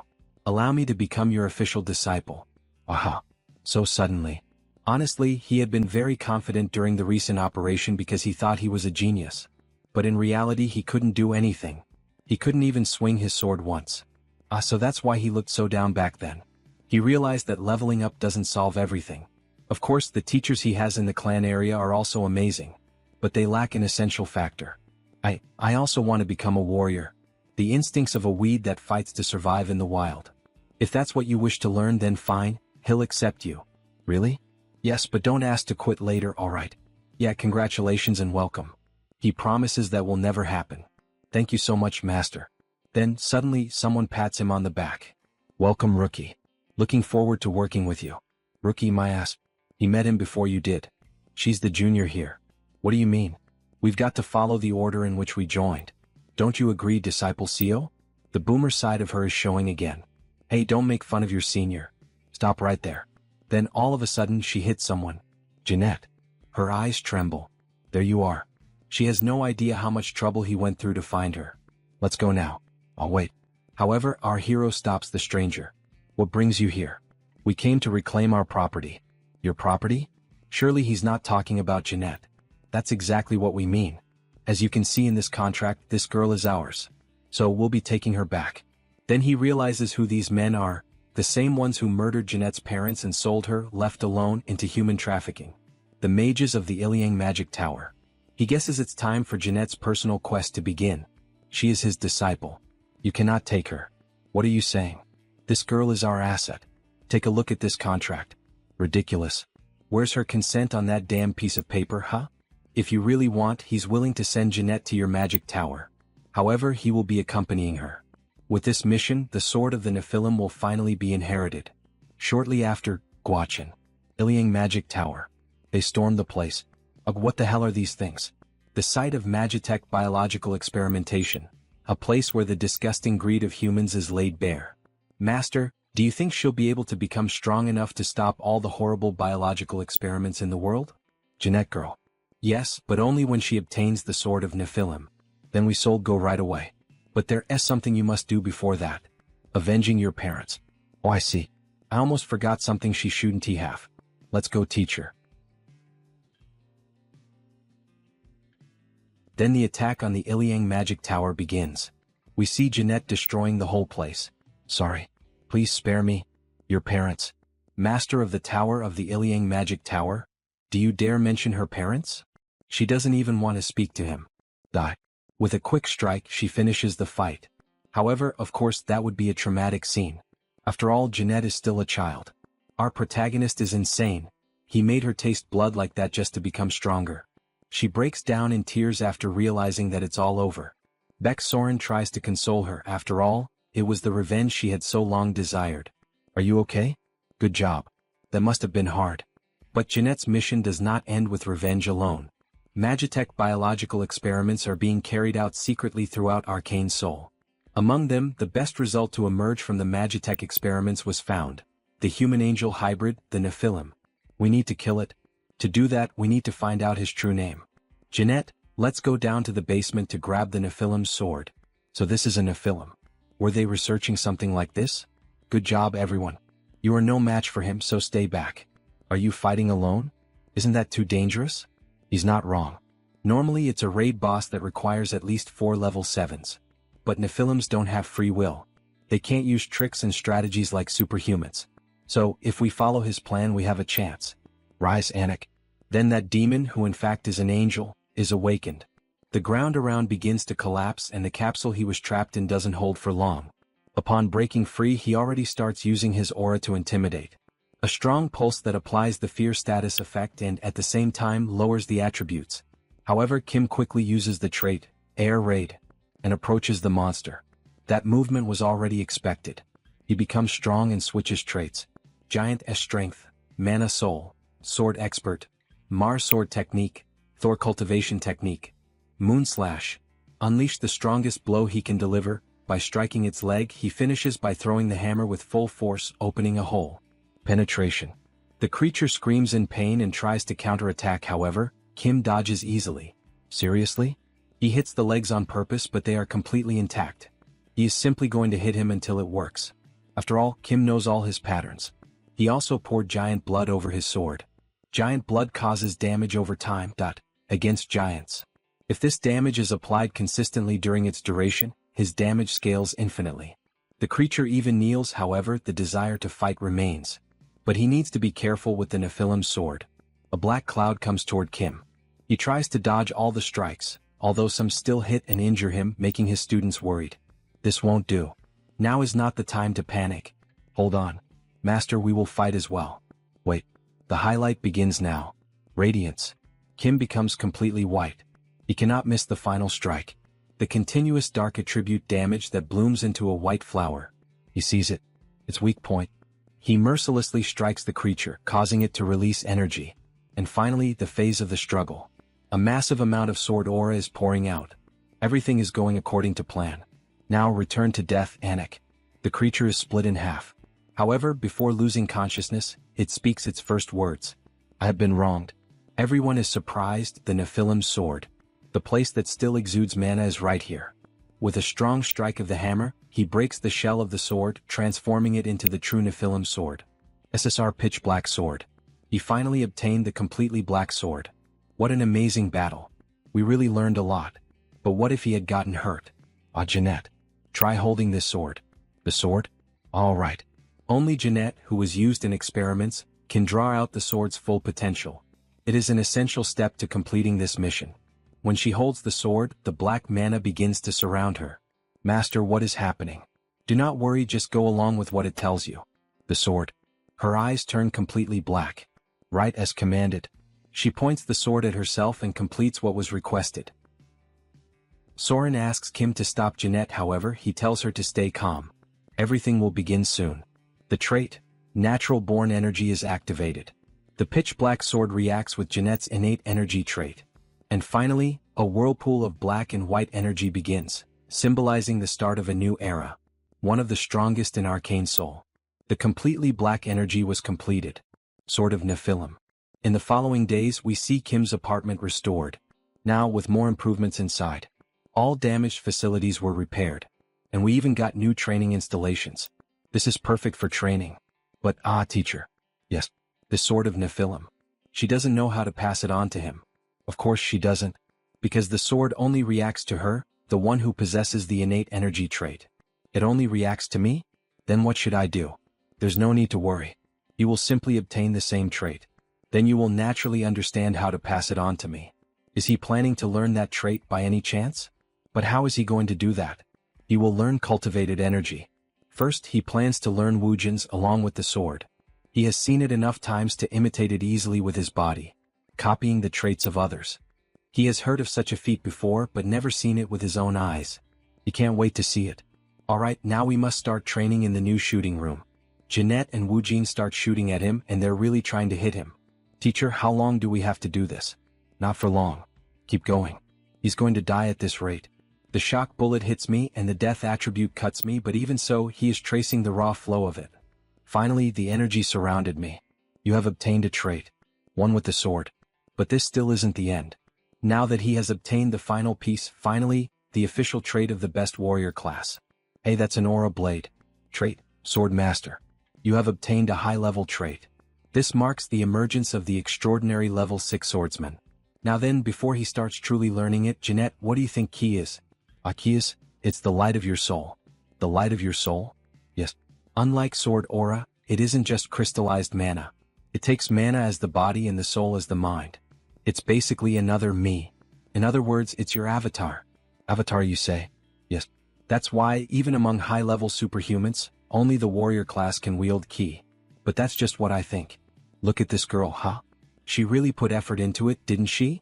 But if it's just energy taking a tangible form, can't you also call that an aura blade? Now that you mention it, it's kind of true. Ki is more than just the concentration of power. It can be seen as the path to transcendence. When it goes beyond mere visibility and becomes fully tangible, it signifies a great transformation in physical properties. So that means when you use Ki, your soul. No, your class is elevated. Now she understood. The Nephilims sought to refine their Ki to strengthen their souls, because they desired to elevate their existence to become divine. That is why Nephilims, born as half-angels, always mastered Ki instinctively, as naturally as they breathed from birth. Kim had an idea. As naturally as they breathed from birth? That means he had been using the trait as an active skill. But I have to use it as a passive skill, huh? Teacher, hold your sword and close your eyes. Don't use your sword aura like you normally do, just breathe. Slowly and comfortably. Inhale and exhale. This place, it's the space of the Nephilims who sought to become gods. So this is the main point. It is to understand their desire, the starlight unfolding before his eyes, the staircase ascending to the constellations, and the light of the soul. All of these are truths that cannot be conveyed through words. Warmth, exaltation, and ecstasy flow through his entire being. Only now does he truly feel it. Then Kim begins to grip the sword tightly. A moment of sudden enlightenment. He succeeded. Trait, Sword of Nephilim. You have obtained a trait. Congratulations, teacher. Congratulations, teacher. Thank you, everyone. Good job, Jeanette. No, it was all you, teacher. Superhuman Kim, we have a big problem. Director Choi? What happened? Chairman Song of the Kumo Group is in critical condition. You mean Chairman Song Hee-young? How did a level 7 superhuman end up in critical condition? She has been poisoned. The elixirs didn't work and she's only getting worse. The elixir didn't work? There's only one poison capable of doing that. Poison blood. And it was only used once in the game. Episode 2, The Harbinger of the Zombie Outbreak. In the next scene we already see our favorite girl in a much worse state. The doctor is performing chest compressions to resuscitate her. What happened? President. If she dies, we're all finished. Damn it, she was fine just a moment ago. Stop. Mr. Kim, superhuman. This disease is not something a doctor can treat. They begin the new treatment, giving her a liquid medicine that quickly takes effect. President, can you hear us? Are you all right? Secretary and Mr. Kim. Am I indebted to you again? Think of it as payback for helping with the redevelopment last time. What exactly happened? Her condition suddenly worsened and she lost consciousness. President, I'm sorry. It seems there was an attempt to poison her from the outside. Poisoning? When did this happen? You had recent contact with an animal, right? An animal? Ah yes, she petted a stray cat before fainting. Yes, that's it. That cat was a disguised shapeshifter, acting under someone's orders to assassinate President Song. You already know the truth. Did you catch the culprit? Of course. He already knew the criminal's method. For a veteran like him, this is easy. Tell the truth, shapeshifter. Damn, it was the Black Jaguar cult that ordered the assassination of President Song? He doesn't know what he's talking about. Then repeat after me. The Black Jaguar is a miserable offspring devoured by the winged serpent. Say it. Son of a bitch. Judging by the reaction, there's no need to ask anything more. If you want to live, hand over the heart's blood. Hey, I don't have that. Then I have no reason to let you live. Wait. He'll give you this in exchange. So please spare my life. A dragon necklace. Great. Keep that safe then. Good reward, amazing, haha. So, can I go now? He will never come to Korea again, he promises. Alright, go. If you manage to get out alive. We even managed to get an antidote from the shapeshifter. By forcefully opening up his body, haha. I see. Who ordered her assassination? The Black Jaguar cult. To be precise, it was probably an order from the Old Father cult behind them. In episode 1, they used the Terror League to try to cripple the government. This time, their goal was to assassinate the president of a conglomerate. Isn't that a cult based abroad? Why did they target me? Recently, because of the funding for suppressing the Terror League. As a saint, she would be worried, but he can't say that the Old Father cult is behind it, because there's still no evidence. He doesn't know the reason either. However, he found out where the Black Jaguar cult is hiding. So she will make an official request. Please, find the people who tried to assassinate me and tear them to pieces. The next day, they appear on the bridge overlooking the sea, the Han River. Superhuman, they say everything is prepared just as he requested. But is there really no other reason to go this far? We're just trying to secure evidence. There are other methods, of course. But, Episode 2, the zombie incident. If we want to prevent a terrible event in Seoul, this is the only way. We'll make an example of them as a warning. To the Black Jaguar cult and any backers hiding behind them. Backers, she will see when it happens. Now please begin. Evaporate the moisture, cast the great magic. A huge beam of light falls from the sky. The sealed zones that those guys installed beneath the Han River are finally having their entrances revealed. And then what is that now? Film quickly, hurry. Begin the operation. Interdimensional projectile bombardment, begin. Prepare the interdimensional projectile bombardment. 3, 2, 1. Fire, crush them completely.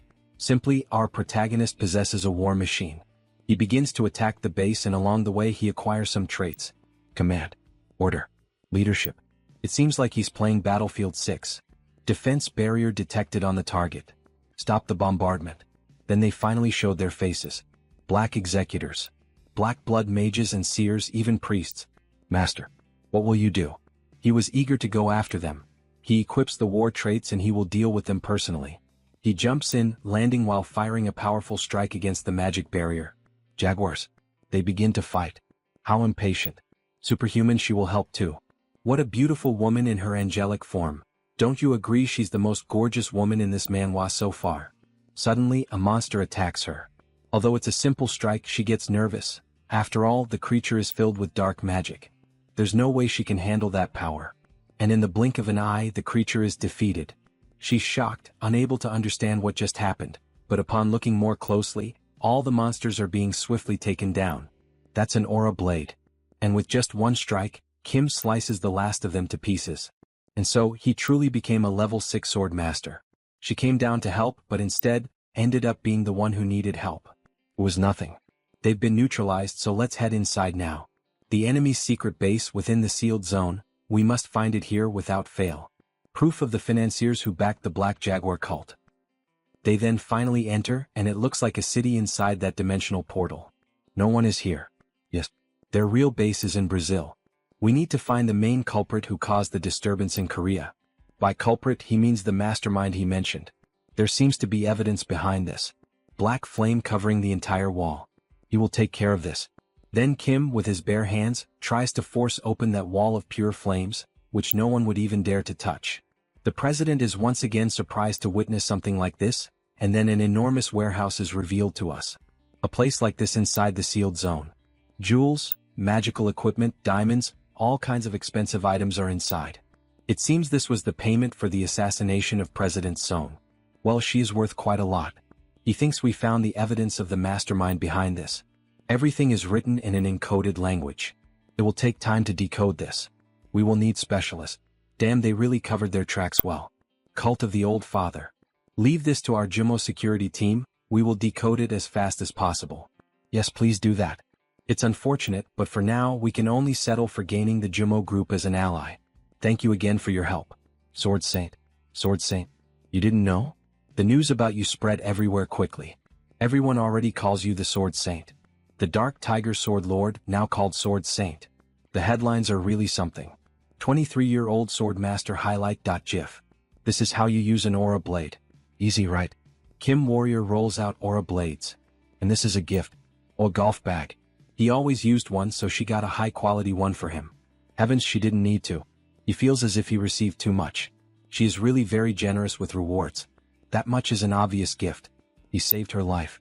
As expected of the generous President Song. She is on a different level from the others. So, regarding the secret documents of the Black Panther sect and the Moor cult, we will contact you as soon as they are decoded. Where will you go now, Sword Saint? He will do the same as President Song, he will attempt level 7. To stop episode 2 he needs to become stronger. World of the Gods, Thessaly, Greece. Hey, stop pushing. Follow the line. As expected, it is really crowded. Makes sense. The only way to reach Olympus is through the Temple of Gaia. It is also difficult to enter. When the Olympian gods faced their downfall, the final battle happened here. The reason he came here is because one of those gods, the ancestor of gods and giants, the goddess Gaia, called him. But, to physically enter he must complete a task first. After that, when you meet the god, you become a spiritual being, you gain the privilege of immortality. That cloak, he is a holy knight. Why is a holy knight walking around like this? He could just ride a Pegasus and fly away. Pegasus is just appearance without substance. It's not his style. If you're going to have a mount, you need at least a wyvern to look stylish. When he approaches the door, the guards greet them. Nice to meet you, Holy Knight Kim Warrior. We are the guides of this place. You know me? There's no one who doesn't know the guardian of the stigmata. We'll escort you, please come inside. That person is the guardian of the stigmata. Yeah, she saw him in Germany too. My goodness, my goodness. They never thought they'd see him here. It's magnificent and beautiful. It feels completely different from Thor's Grand Palace in Stockholm. He's really enjoying the perks of being an honorary Holy Knight of the Gaia Order. We've been waiting for you, Holy Knight. The parchment he's touching contains his task. A task, the mandatory random quest needed to meet a god. Please let it be an easy quest. Please. He who ascends the heavenly path, go to the Georgia Valley. Above the gold mines, from the Golden Dragon, bring back the Golden Fleece. But of course this would be the most difficult mission of all. Oh God, how could you give me the hardest quest of all? The Golden Dragon, of all dragons, he has to deal with that bad-tempered one. Isn't this too much? With the small sound of a step, the dragon was awakened. Kim holds his necklace and starts talking to the dragon. Let's have a talk, you giant lizard. Wait, he just spoke, the dragon says in surprise. Wearing the dragon necklace allows the use of dragon tongue. Good thing he got that loot from the shapeshifter. Strange creature, what do you wish to say? He has beaten the golden dragon in the game before. If he wanted to kill him he could, but if the golden fleece gets damaged, he needs to stay calm. He came to give a warning. What, a small creature, a human, thinks he can say something to a dragon? Relax, we can at least have a short conversation, right? He equips his traits for PvP. Right, this human actually has some power. Say that again if he has the courage. Yes, staying stuck in here is never going to make you a dragon lord. What? Well, think about it. He has been here for 2,000 years and made zero progress. At this point there is no hope. Insignificant creature, what do you know to speak like that? That is why he will tell him how to become an ancestral dragon. In exchange, give me the golden fleece. As if his insolent words weren't enough, he still dares to aim at his treasure. He thinks the dragon won't give him an answer. Well, if you don't want it, then forget it. You will remember this as your last words. Die. Good lord, for a dragon he really, mental damage works way too well on him. His fleece. Give that back right now. A pathetic creature dares to touch his treasure. Then how about this? You can't burn this, right? The golden fleece is an item of immortality and resurrection. With this alone, taking down the golden dragon is easy.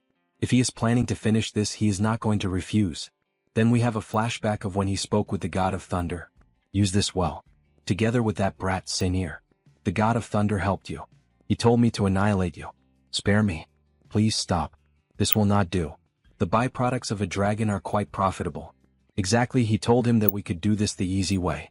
He has level 7 trade elixirs and evolution materials. How could he let this slip by? In the end, Kim never had the intention of helping the poor dragon, he only really wanted his body to obtain precious materials. Alright then, let's collect every little piece. Sometime later we see a beautiful place. A welcome guest has arrived. It is an honor to meet you. He is the warrior Kim. Yes, child. She has observed him for a long time. If you have something to ask, ask. Thank you. The thunder of the north said that he was summoned by something that is not a god. Do you know who summoned me here? If this happened on the surface or underground, she would know. She also does not know, child. So, from the heavens? There are other possibilities besides that. Hidden dark dimensions or other worlds beyond the Great Rift as well. Then could it be, was it the saint of the cult of the Old Father? It also doesn't seem to be her. If someone summons a soul from another world, the summoner's soul would be severely damaged. There is a high chance that the one who summoned him has already perished. The saint's soul did not seem damaged. If it wasn't her, then who was it? It seems that she didn't help much. Instead, tell me one last wish. Then you would grant me a level 7 blueprint suitable for me? The goddess's reaction was strange, as if she did not believe what he asked for. Fine, she must give him everything he wants. With a bit of magic, Kim receives the level 7 blueprint. It seems that there is more than that. They are the level 7 and level 8 blueprints. She also prepared the corresponding skills and the materials. You are giving me even level 8. With this, defeating the saint is not that far away. Up to level 6, a mutant mana core is necessary. Level 7 requires a humanoid otherworld mana core. And for level 8, you need a non-humanoid otherworld mana core. Then what about level 9? Is he going to need the mana core of a god? He is already overwhelmed. How am I supposed to gather all of this, and what about the extra materials? Child, there is no need to worry too much about a future that has not yet arrived. Your fate is already running toward a turning point. That is true. Now he needs power to face the final boss of episode 3, the level 8 saint. Thank you, O Goddess Gaia, the most generous and merciful. Be careful. The second wave is approaching. The second wave? Yes, withstand the wave and reverse your fate. If you cannot, he will be devoured. It is obvious what the second wave refers to. Episode 2, the zombie crisis is right in front of us.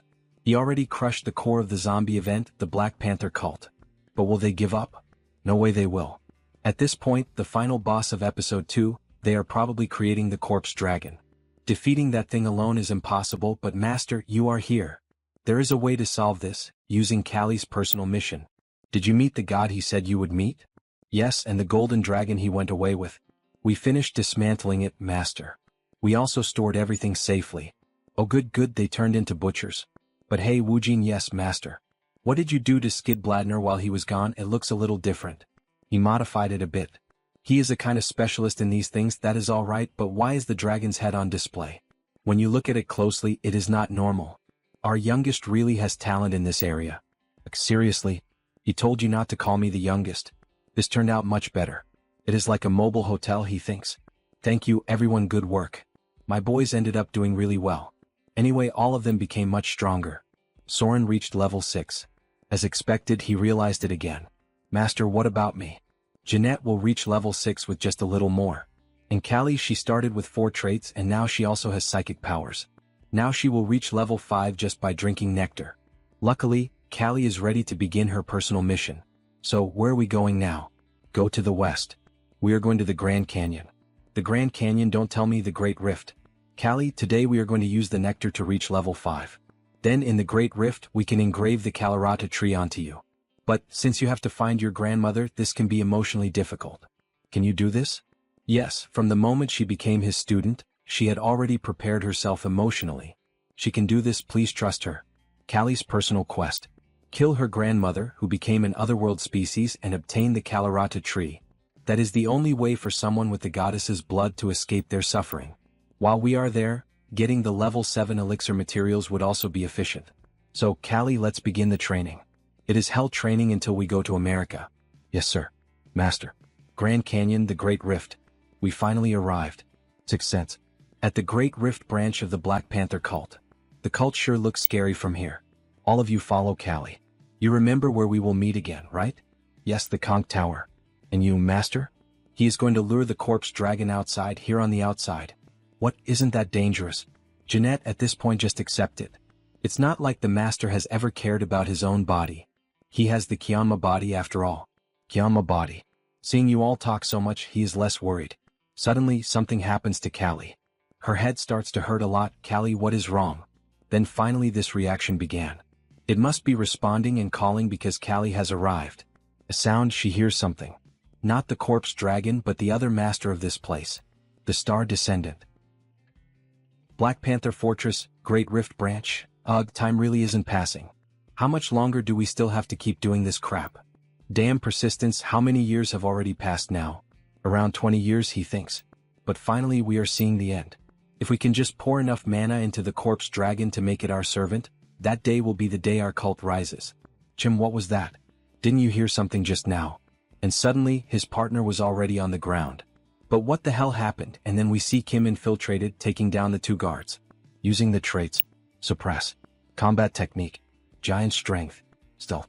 You miserable bastards, how do you expect to survive with such lousy surveillance like this? That's negligence of duty, you know that, right? Not that he's complaining. Looking at the cameras, Kim realizes the difficulty of this mission. He can't face that many people alone. They are level 5 superhumans trained in the Great Rift. After stealing the identification card from one of the guards, the plan is finally revealed. So the method he came up with, Lord Edmund, identity confirmed. The idea behind all of this is to trap all of them inside. Emergency detected. Emergency detected. Lockdown fangs activating. Meanwhile, the mana induction inside the corpse dragon continues. But what the hell is that noise? Look up there. What are the guards doing? Priest, look there. We have an intruder. What? How did he get inside here? Kill him immediately. Alright then, let's see what his new weapon is capable of. We have a flashback of when he invaded the enemy's portal, where they exchanged information, and found these fine weapons inside a box. Take this, the weapon of invincibility. Damn it, why do the bullets keep coming non-stop? Block with your shields, don't let him escape. What? But who is going to guard the corpse dragon's seal? Then suddenly the priest is eaten by the dragon. Gua run. With a roar, the dragon frightens everyone around. Kim needs to quickly switch traits to withstand the pressure exerted by the dragon. Magic resistance. London. Domain barrier. Mana shield. Mana armor. Mana barrier. As expected from an episode that has a boss, this is no child's play. Eat this. He fires the bullets directly at the dragon's head. The bullets with great difficulty pierce the dragon's thick hide, causing damage and making it even more agitated, leading to a massive explosion. Damn it. It isn't even in a complete form yet and it's already this strong. Traits. Aerial assault. Swift. Acceleration. Crimson jewel, just a little more. Almost there, just a little more. Master. Over here. Great. Callie, is this the right place? Yes, she can hear the whispers. They say we are getting closer. Meanwhile, the dragon is approaching them. Damn it, did he arrive too late after all? No, we made it. And suddenly, a white beam falls from the sky, striking the dragon squarely on its back. Who dares to oppress the descendant of the sacred star sovereign? Great Rift Boss level 7, child of the stars. You pile of rotting flesh, it seems it has already lost all sense of fear. Then the 2 of them begin to fight like a battle of giants. Well, the 2 of them are fighting. If this keeps up, we might end up getting a free victory. If we leave them alone, they will end up settling things between themselves. That would be great, but the child of the stars is not that stupid. His true plan begins after this part. He throws Thor's hammer toward the blue monster. This miserable insect dares. Meanwhile, the dragon takes advantage of the opportunity to attack the enemy directly. At first glance it may look like he is helping the corpse dragon, but all of this is part of a plan to summon her. Very well, today all of you will be offered to the sacred star sovereign. Come, my daughter. She has finally arrived. Callie's grandmother, the tentacle woman. Wait, so this is my grandmother. And with that, all the main actors step onto the stage. Giants clash against each other and swordsmen do as well. A dance and martial art that is beautiful, graceful, and hides deadly fangs. Blood God dance. A technique powerful and troublesome enough. But it is nothing compared to the Mars Gladiator style. Traits equipped. Mars Gladiator style. Master of the sword. While they fight, Kim pays attention to the battle of giants. As expected, the child of the stars has the advantage. Finish this now, my child. The order to end the corpse dragon is finally given. Now that the tentacle woman is about to move away, this is our chance. There was a reason he made them fight the corpse dragon first, to drain its strength. Exactly because of this. A crucial moment. You dare scheme above your station. Submit quietly and become nourishment for the star sovereign, insignificant insect. This is bad. Quietly offer yourself to the Star Ruler, you lowly vermin. Then they begin to battle and Kim protects himself with the shield. Ugh, she still has some strength left. But that's no problem. Because he's prepared for it. Kim is a paladin who has been blessed with Gaia's protection and Thor's strength, and he releases an extremely powerful lightning bolt directly at the monster, leaving it paralyzed. Why now? Things should be wrapping up over there too.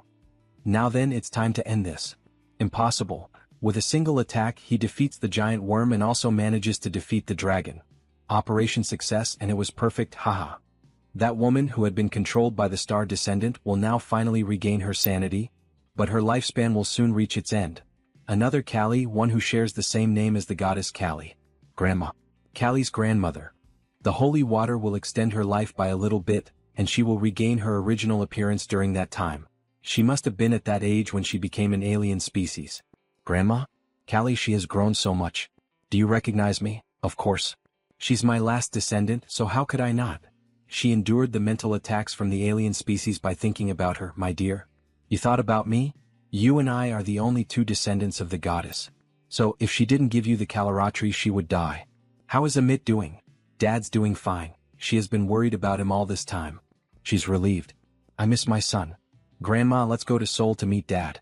She's sure he's waiting for her too. Thank you, dear. However, she doesn't have much time left here. Grandma. Benefactor, may I make one request? Sure. Please cremate me and scatter the remaining ashes over the floating island of chaos. Once he fulfills her request, he will be able to earn a gift. For allowing me to die as a human. She will now give her the Kalaratri. No, Kali, you have to accept it. If you don't, your grandma will forever wander this terrible world. SSR Kalaratri. This is. When she touches the sword, magical words are engraved all over her body. She can finally rest now. Grandma, no, you can't leave. Thank you for your service. That he will now begin the ritual. Grandma, don't be sad, Kali. Because our family is always connected by heart. Then they go back to the Great Rift, floating island of chaos. Not far away we were able to discover this place connected to goddess Kali. It is an excellent location for the growth of mana, but there is also a risk of turning into a mutant after being swayed by the whispers of a strange being. She can hear her grandma's voice. It's probably the goddess Kali. The goddess? Yes, because you and your grandma are servants of the goddess Kali, and now that you've been blessed with her protection, she can now hear her voice here. She feels like the voice is comforting her. Goddess, please take good care of her grandma. While she was scattering the ashes, a pink circle appeared near them. What is this? And this incredible presence. Teacher, the goddess is asking him to place his hand in the magic circle. The goddess Kali has descended, his hand on the magic circle. You have obtained the trait superpower. Superpower? To think that he'd obtain this trait so easily. It's a gift from the goddess. The fact that he obtained this trait means in this place right now. Teacher, can you match her speed? He can receive the Kalaratri. Then they begin to fight above the clouds on floating platforms in a duel of speed. Kali is using the traits, Kalaratri. Goddess's blood. Blood god dance. Meanwhile, Kim is using the traits, accelerate, lightning, flash, spiritualization, superpower. Mana Soul. As he obtained the superpower trait, many traits within him bloomed, spreading like wildfire. And because this place is specialized for mana growth, he can catch up to Kali. Good, she won't go easy on him. Master of Swords. Dance. Superpower. When the Master of Swords trait and the dance trait meet, they become the sword dance trait. Let's do this.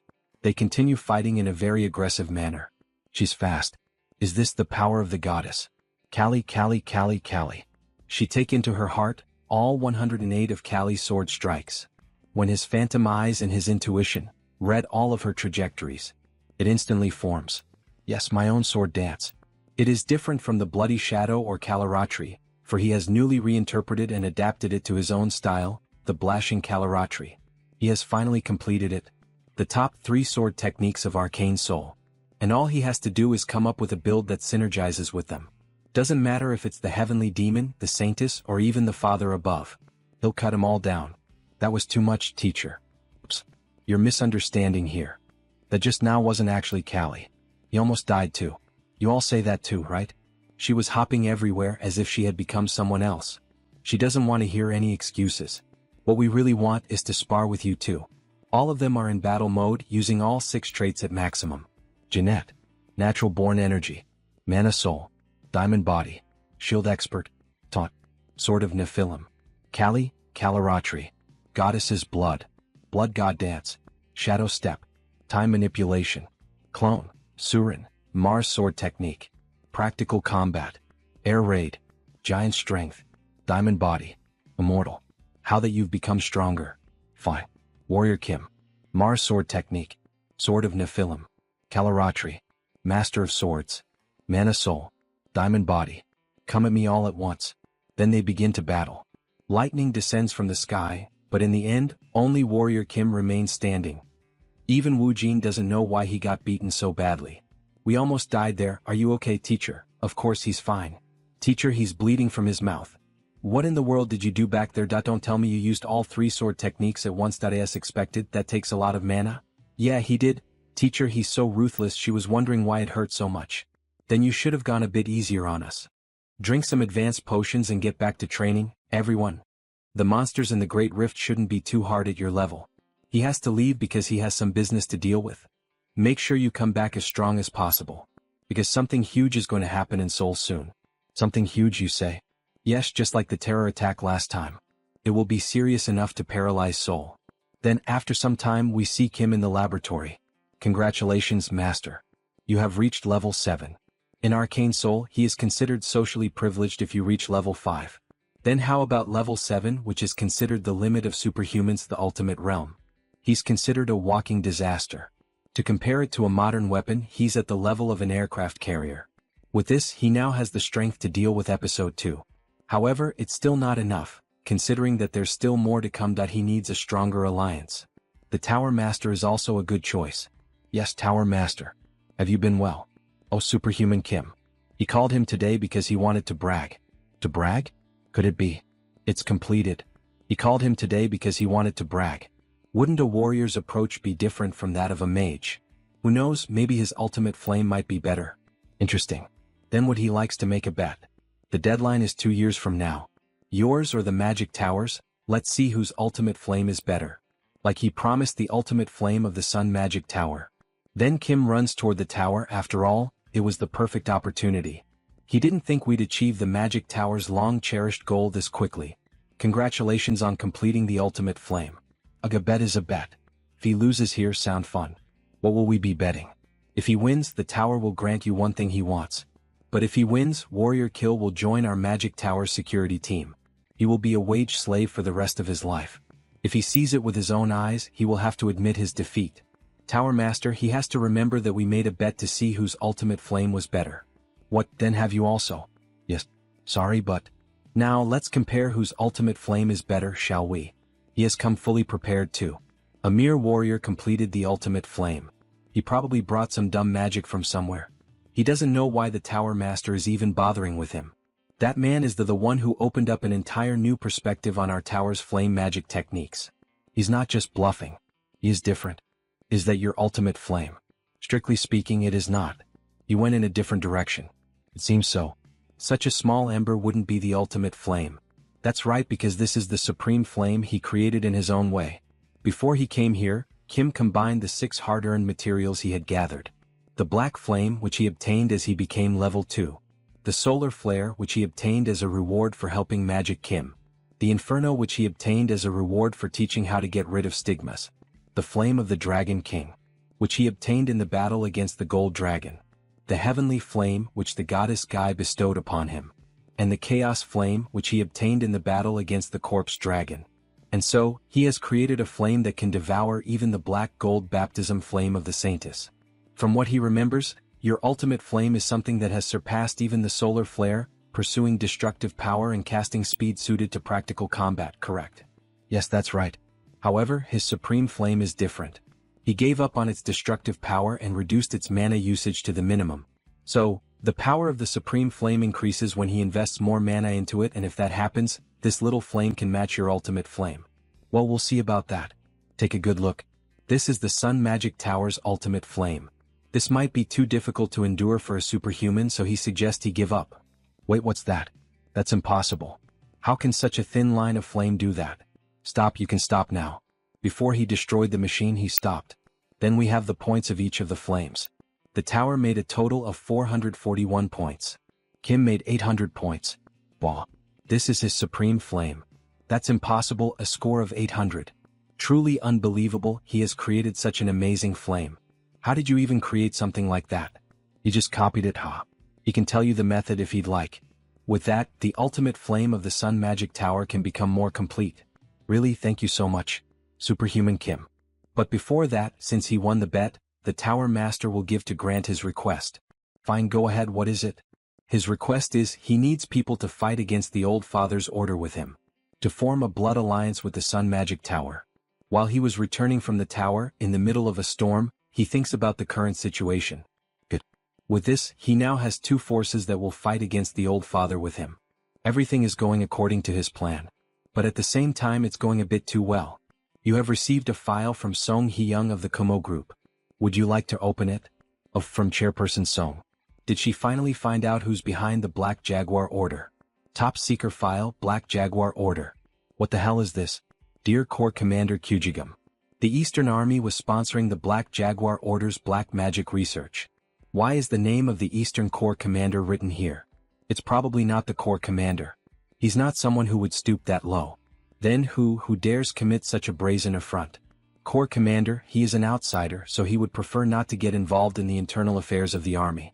But the Eastern Army right now is no different from a potential terrorist organization. Then we are introduced to the members. Kujinju.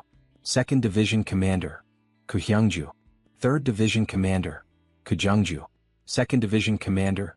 Division Commanders, did any of you know about this beforehand? Why are you not answering? Or is it one of you? That's not even possible. We wouldn't have done such a thing. Father. My apologies. In truth, the Eastern Army has often been involved in similar matters. What? In order to reform our bodies into a physique optimal for the Black Tiger swordsmanship, we coveted magic. And he's telling me that was a good thing to do. No. He regards it as a shameful act now that he's reflecting upon it. I recognize that it was all meaningless vanity. At least there's one person with the right mindset in this family. Father, this is all his fault as the eldest son. Please punish me accordingly. And Corps Commander, as the 1st Division Commander, he'd like to make a request. Please eradicate the roots of illegality and black magic that have spread throughout our legion. Brother. Yes. He must, Superhuman Kim. No, he should call him the Sword Master now. Yes, Corps Commander. He'd like to conduct the highest level inspection across the entire Eastern Army. He will be in charge of the comprehensive investigation. What, me? Why do I have to be involved in someone else's family affair? Father, you can't do that. The honor of our legion will be. If you knew of honor, they should have done better before this happened. Sword Master, as you can see, he has a lot of children, but he has no one to entrust this role to. I hereby confer upon you the honorary position of Inspector General and the honorary rank of Major General. How is it? Will you accept our request? Wait, this is an opportunity to make another blood alliance. If you trust me with this position, he will try his best, dear customer. A few days later, Chorwon Inspector General's office. How was the investigation of the underground magic tower in No One? Your speculation was correct. They had illegally obtained monsters of beast. He was wondering why the Eastern Army's research funding was leaking out, and Gangnam Club. They were managing a secret arena of illegal contaminants. As expected, all the puzzle pieces are coming together. They operated an arena of illegally obtained monsters. Making humans and monsters fight each other for entertainment, such a dangerous idea. How did you even know about this? Warrior-type superhumans using black magic for growth. He can already tell what's going on here. And remembering what happened in the game's storyline, he knows exactly where to go. For several days now, he has been going through all the Eastern Army's confidential documents and budget plans throughout the night, and thanks to his overpowered traits, he was able to narrow it down to a few clues. He has already found all the illegal evidence tied to the budget. What's left is to find out who ordered all of this. The researcher. In other words, the one who approved it all. These people are. And suddenly, a bomb in the shape of a Rubik's Cube is thrown through the window, causing a massive explosion in the building. It's already the second time they've destroyed his building. Confirm his death first. We have to return before father intervenes. Yes, sis. Where is he? What's wrong? Did you really think he'd die to a single mana bomb? You insolent little brat. He was expecting you actually.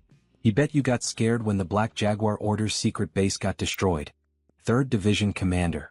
Attack together and end this quickly. Yes. He should have just stayed quiet. Let me show you that there's a sky above the sky. Sky above the sky, you say? You took that right out of his mouth. As expected, a fierce attack from two tigers feels different.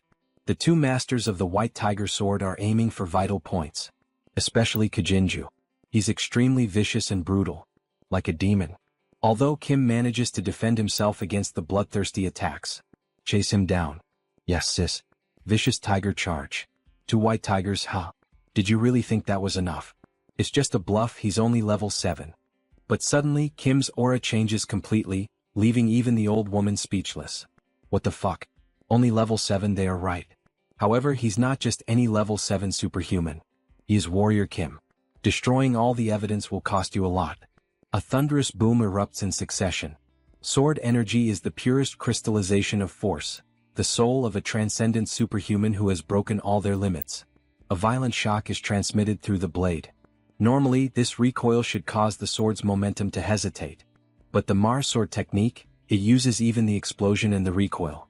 How dare you? Moving more instinctively as if foreseeing the future.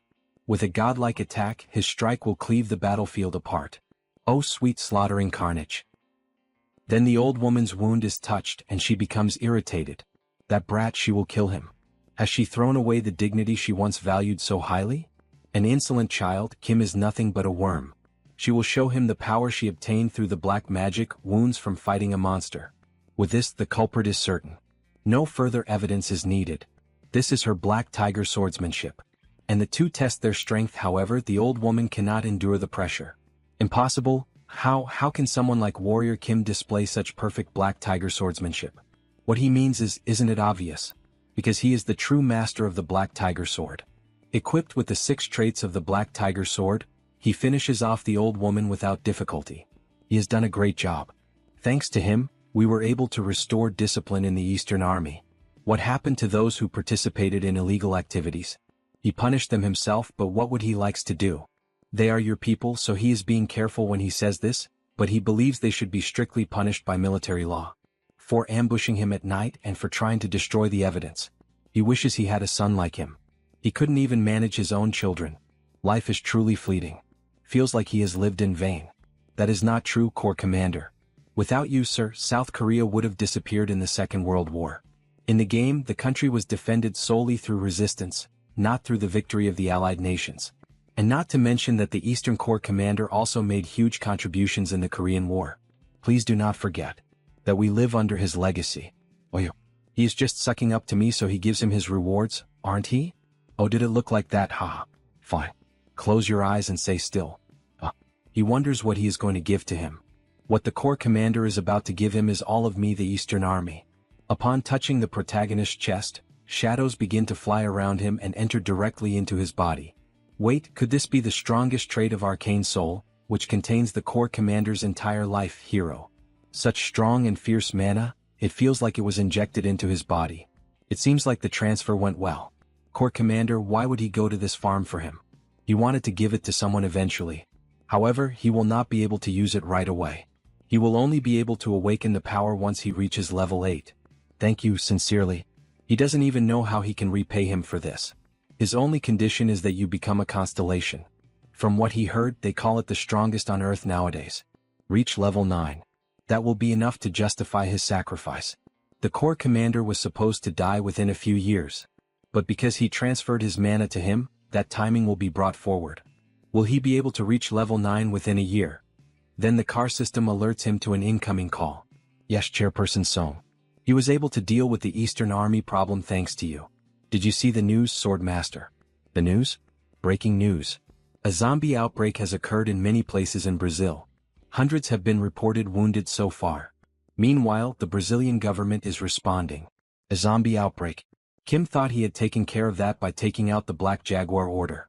Could it be that they still carried out the plan in Brazil after it failed in Seoul? The corpse dragon is dead, so why? The location discovered while tracking them using evidence obtained matches the location of the current zombie outbreak.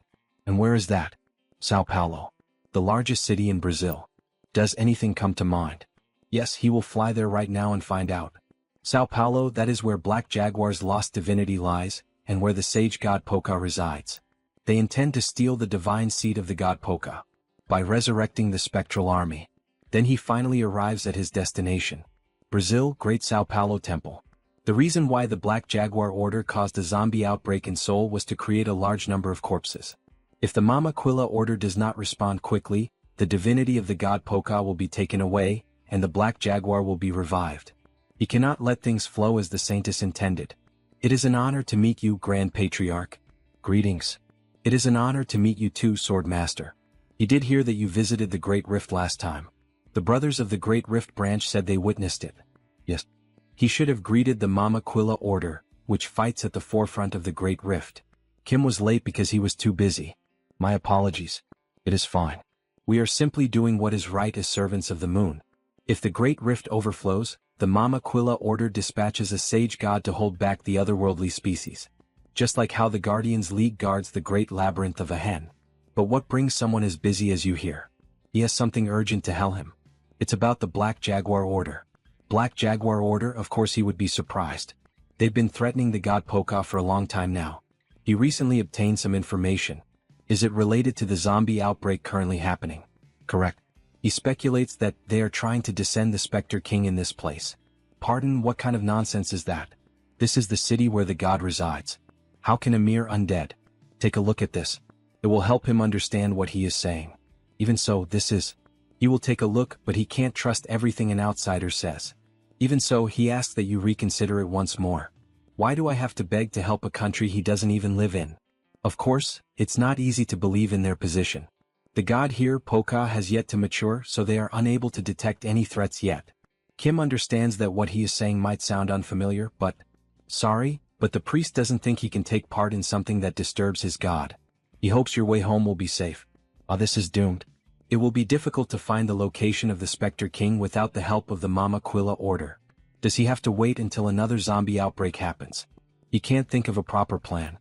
You are here, Warrior Kim. This is our third time meeting, isn't it? Savior. The old father orders Saintess. She's the mastermind behind all this, yet she appears so shamelessly. Very busy, aren't you? Coming all the way to Brazil. It seems so. She never thought she'd have to visit Brazil. It's all thanks to a certain someone standing in front of me. The Saintess is level 8. He can't beat her. At lower levels he could win against superhumans one level above him, but level 8 is a realm beyond humanity. It's impossible. Do you have any questions? She bets you have many. He doesn't. Now move aside. Ask you for what?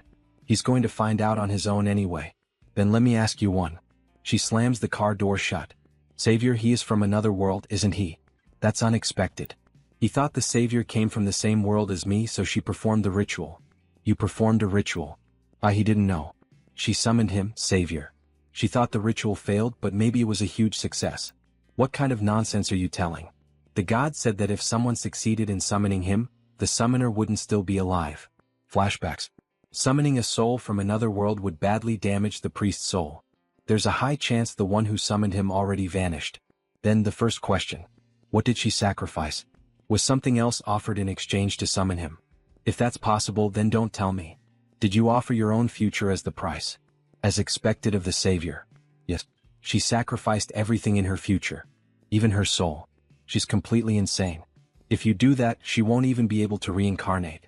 When the world is dying, what use is reincarnation? Rather than being worn down through endless reincarnation and becoming cosmic fertilizer, isn't it better to be used in a meaningful place, and at the time she chooses? So, Savior, she asks him. Stop wandering and offer your body and soul to the old father.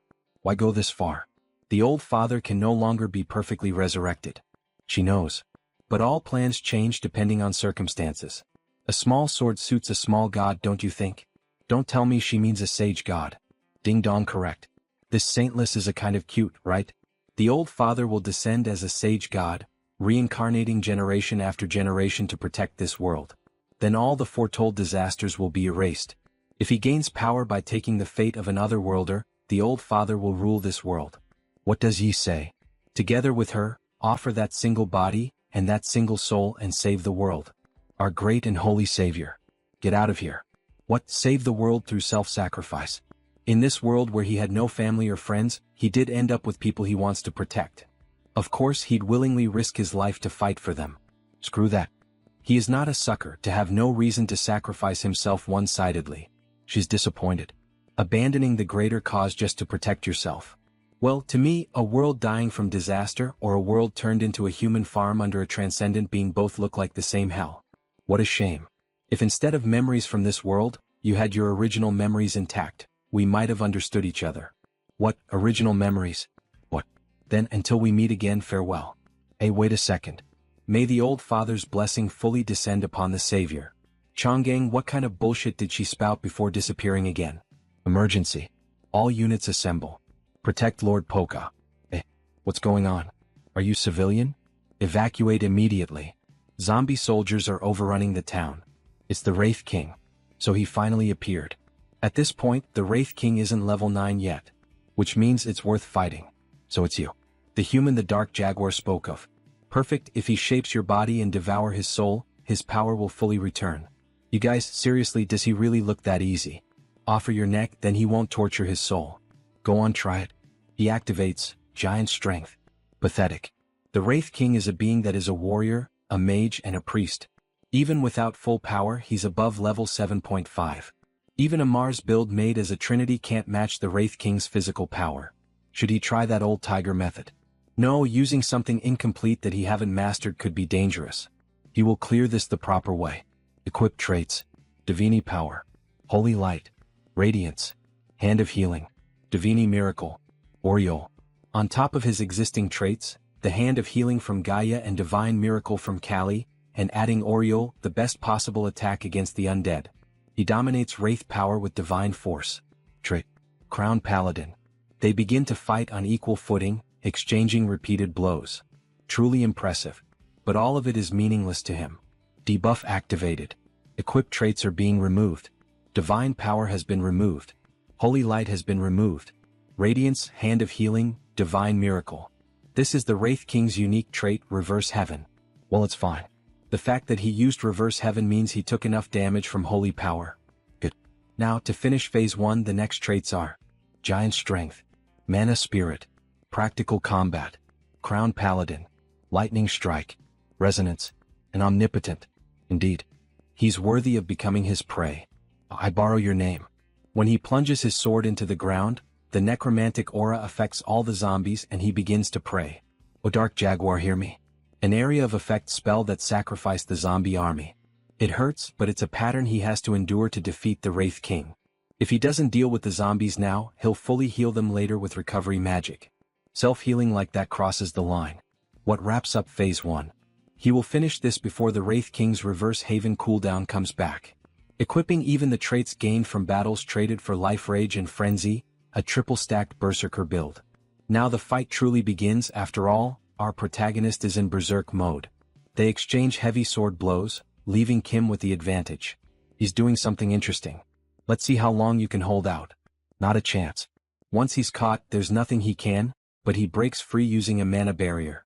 Wraith's Grasp, a CC skill that forcibly pulls in and restrains the opponent. This can be blocked with mana, that's all. How strange, how do you know so much about me? Well, you get like this after killing him about 100 times in the game. Oh. Alright, then now he summons Thor's hammer and golden lightning descends from the sky. It's burst damage time. Then he begins to unleash countless strikes with Thor's hammer, imbued with sacred magic, causing numerous instances of damage to the enemy, hurling him meters away. It's more persistent than he expected. And it's about time for him to start feeling the aftereffects of the frenzy trait. Status ailment, mana rampage. His blood vessels and nerves are destroyed. Damn, he just has to last a little bit more. Incredible. Quite amazing, omnipotent. However, he evokes nothing but pity with that look on his face. To reciprocate his thoroughness, he shall also accept some loss. Yes. Finally, it's the last phase. The Spectre King's AoE attack is starting. A normal individual would have been paralyzed to the heart in less than 0.1 seconds. However, he exposes his vital point with this attack. Kim equips all traits to deliver the final blow. He's suffering from the aftereffects of using Frenzy, and with the Spectre King's debuff effects on top of that, there's a limit to how much he can withstand even with his traits. Kim has to end this quickly. Foolish, there is no point in enduring this. He used Defying the Heavens again. Damn it. If his traits disappear now, the pain will. And that is exactly what happens. He starts bleeding all over his body. Oh, truly incredible. Kim stand above all the heroes he has seen so far. But this is where he meet his end hero. Die. With a heavy sword strike, we think this is the end of Warrior Kimâ, but fortunately he let his guard down. Spectre King. The Golden Fleece. He seems familiar with it. It grants invincibility and repels the enemy's attack. This is the end. Spectre King. He drives the sword into the Spectre King's chest. He shall not meet his fate like this. And then with his bare hands he pierces through Kim's body. Spectre King shall die with you, hero. He messed up, he couldn't dodge it because his body is utterly shattered right now. Is he going to die like this? The world, the universe is escaping from me. But at the end of the tunnel there is always a light. Not yet. Trade equipped. Narrow. Negates a critical attack once and heals HP. Kim finally wakes up, and a man asks how he is feeling. He wakes up in a hospital bed. Where? This is the Sao Paulo hospital, affiliated with the Mama Quilla order. So that's why he's here. Grand Patriarch. The priest was worried that Kim might never wake up again. He thought we were going to lose the savior of Sao Paulo and the Knight of Paul. Savior? Huh? That's excessive. Please stop calling me by the title, Savior. Our priest retrieved him from the battlefield and healed him. Is he uncomfortable anywhere? He's fine, but where is his equipment? We've put it in a safe along with the Spectre King's equipment. Oh, along with the Spectre King's items? Hell yeah. He's going to sell them all, ha. Please excuse him for what he did during their last meeting.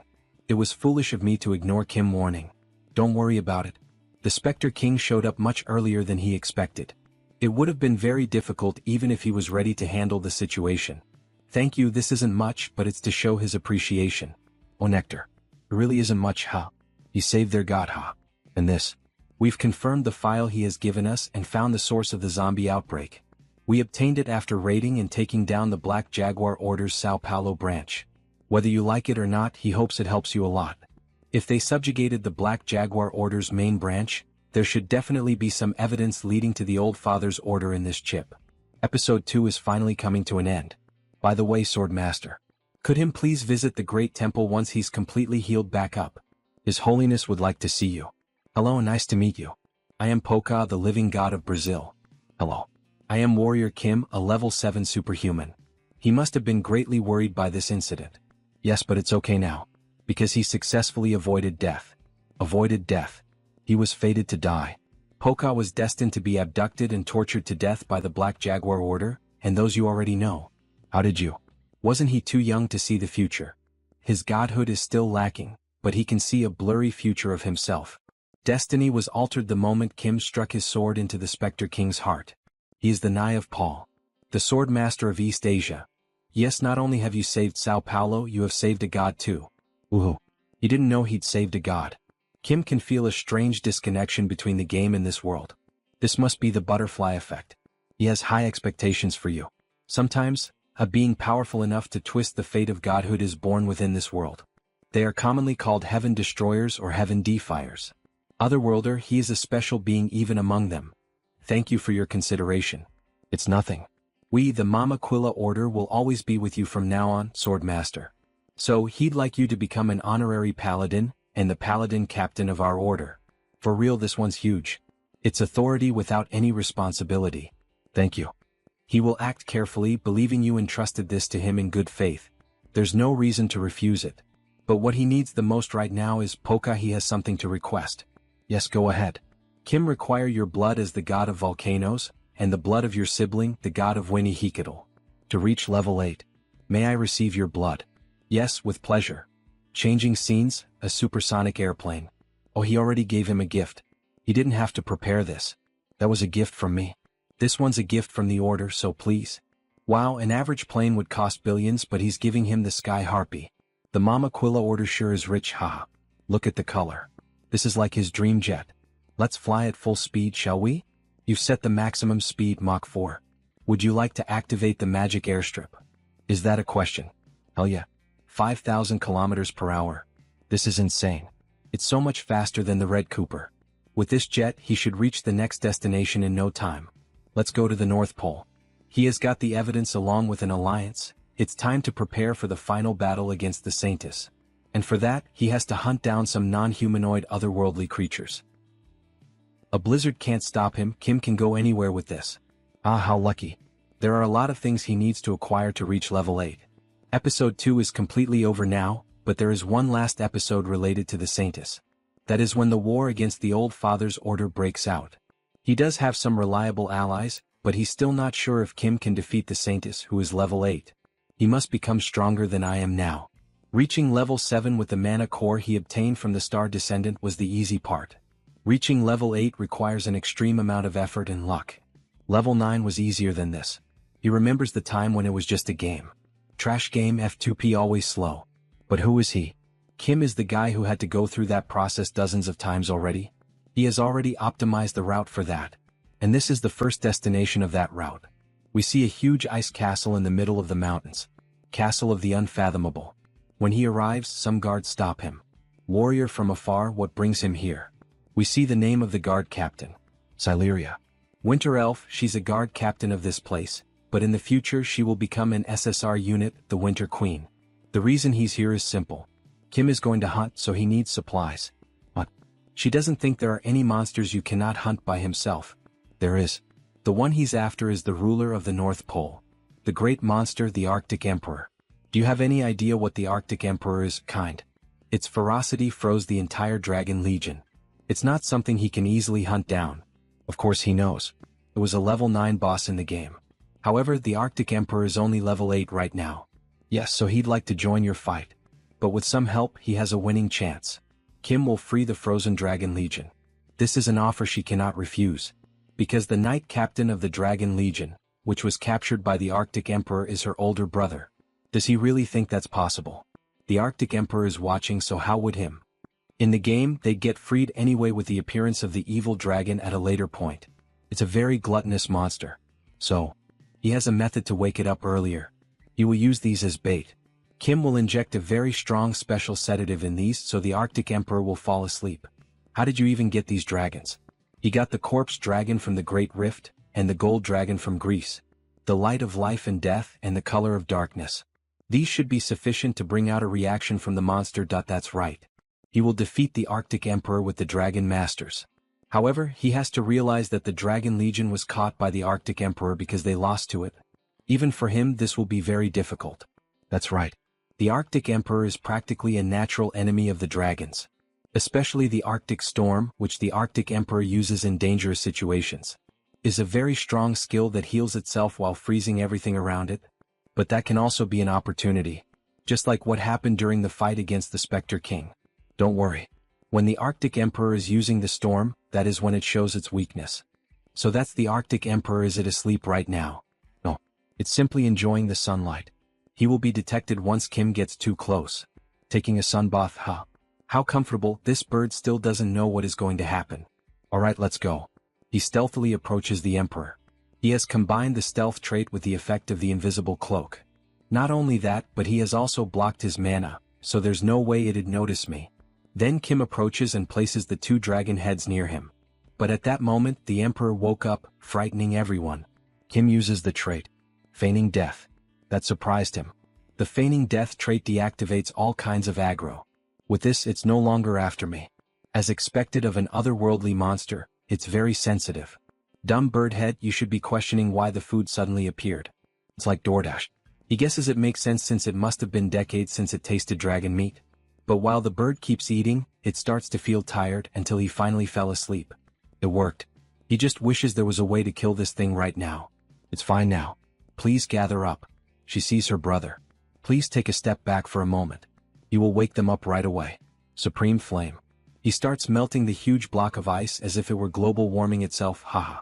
Until the warrior is finally freed. What is this? Brother. Sileria. What happened? Then they embrace. After all, they are brothers. Finally, the captain of the Dragon Legion is awake. With the dragon that shall oppose the Arctic Emperor. Swordmaster. He heard about the current situation from Sileria. Thank you. Let's leave the greetings for later. The Arctic Emperor is about to wake up. Wait, there's still a dragon that hasn't been awoken yet. Pardon, this isn't all of them. The king of all dragons, the Red Emperor, has yet to awaken. What? Why is there a fire-type dragon in the North Pole? The ice here is much sturdier than the other ones. He thinks he has been affected by the Arctic Emperor's unique power, white ice. Swordmaster, is there a way to wake up him? We have to wake him up at all costs. That if there is a way to tame this masterless dragon, he will finally have his own private vehicle, but all he can do here is to wake his power up. The rest is up to him. He uses the power of fire to the maximum, trying to melt it. No, it's not melting at all. This ice contains a tremendous amount of mana. Then awaken Emperor of Fire. What, a human? Did he just speak in dragon tongue? How can he? Not even weaker dragons can use the language of dragons. A very interesting human he is. But before they could introduce themselves, a strong tremor occurs. Over there. The Arctic Emperor is awake. And he's ready to attack from the sky. Dragon Legion, prepare for battle. We must block the ice spears from the Arctic Emperor. We don't have much time, so let me get straight to the main point. He's going to hunt down the one who froze you. Are you with me? I'm indebted to you, human. Fine. He shall melt everything down. Such transcendent power as he expected. Some might wonder why such a strong dragon lost to the Arctic Emperor. That is because there is one serious problem with the Red Emperor. The ice debris hurt his body. He's hurt, it hurts, mama. This old dragon is suffering from dementia. Hey, look above. Swordmaster, he must show his next move. To utilize this dragon, he has to convince it. Whether adult or child, their nature is the same. Here, take this. Yay, meat. Yumi.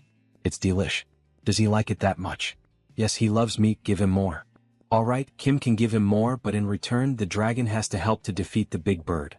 Meanwhile, the Emperor prepares a strike and ends up missing. From above, the dragons gather.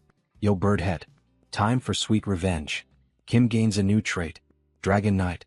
All Dragon Knights. All of them attack at the same time, using different types of elements. Water, lightning, wind, light. Forming a hybrid attack against the Emperor. But he creates a barrier of ice and escapes the attack. Damn it, it's just too strong. Then the Emperor advances directly toward Kim, even though the fire dragon is complaining that that bird is very strong. But trust me, he will give him a lot of meat. Then the king unleashes a powerful blast of fire. That was a good blow.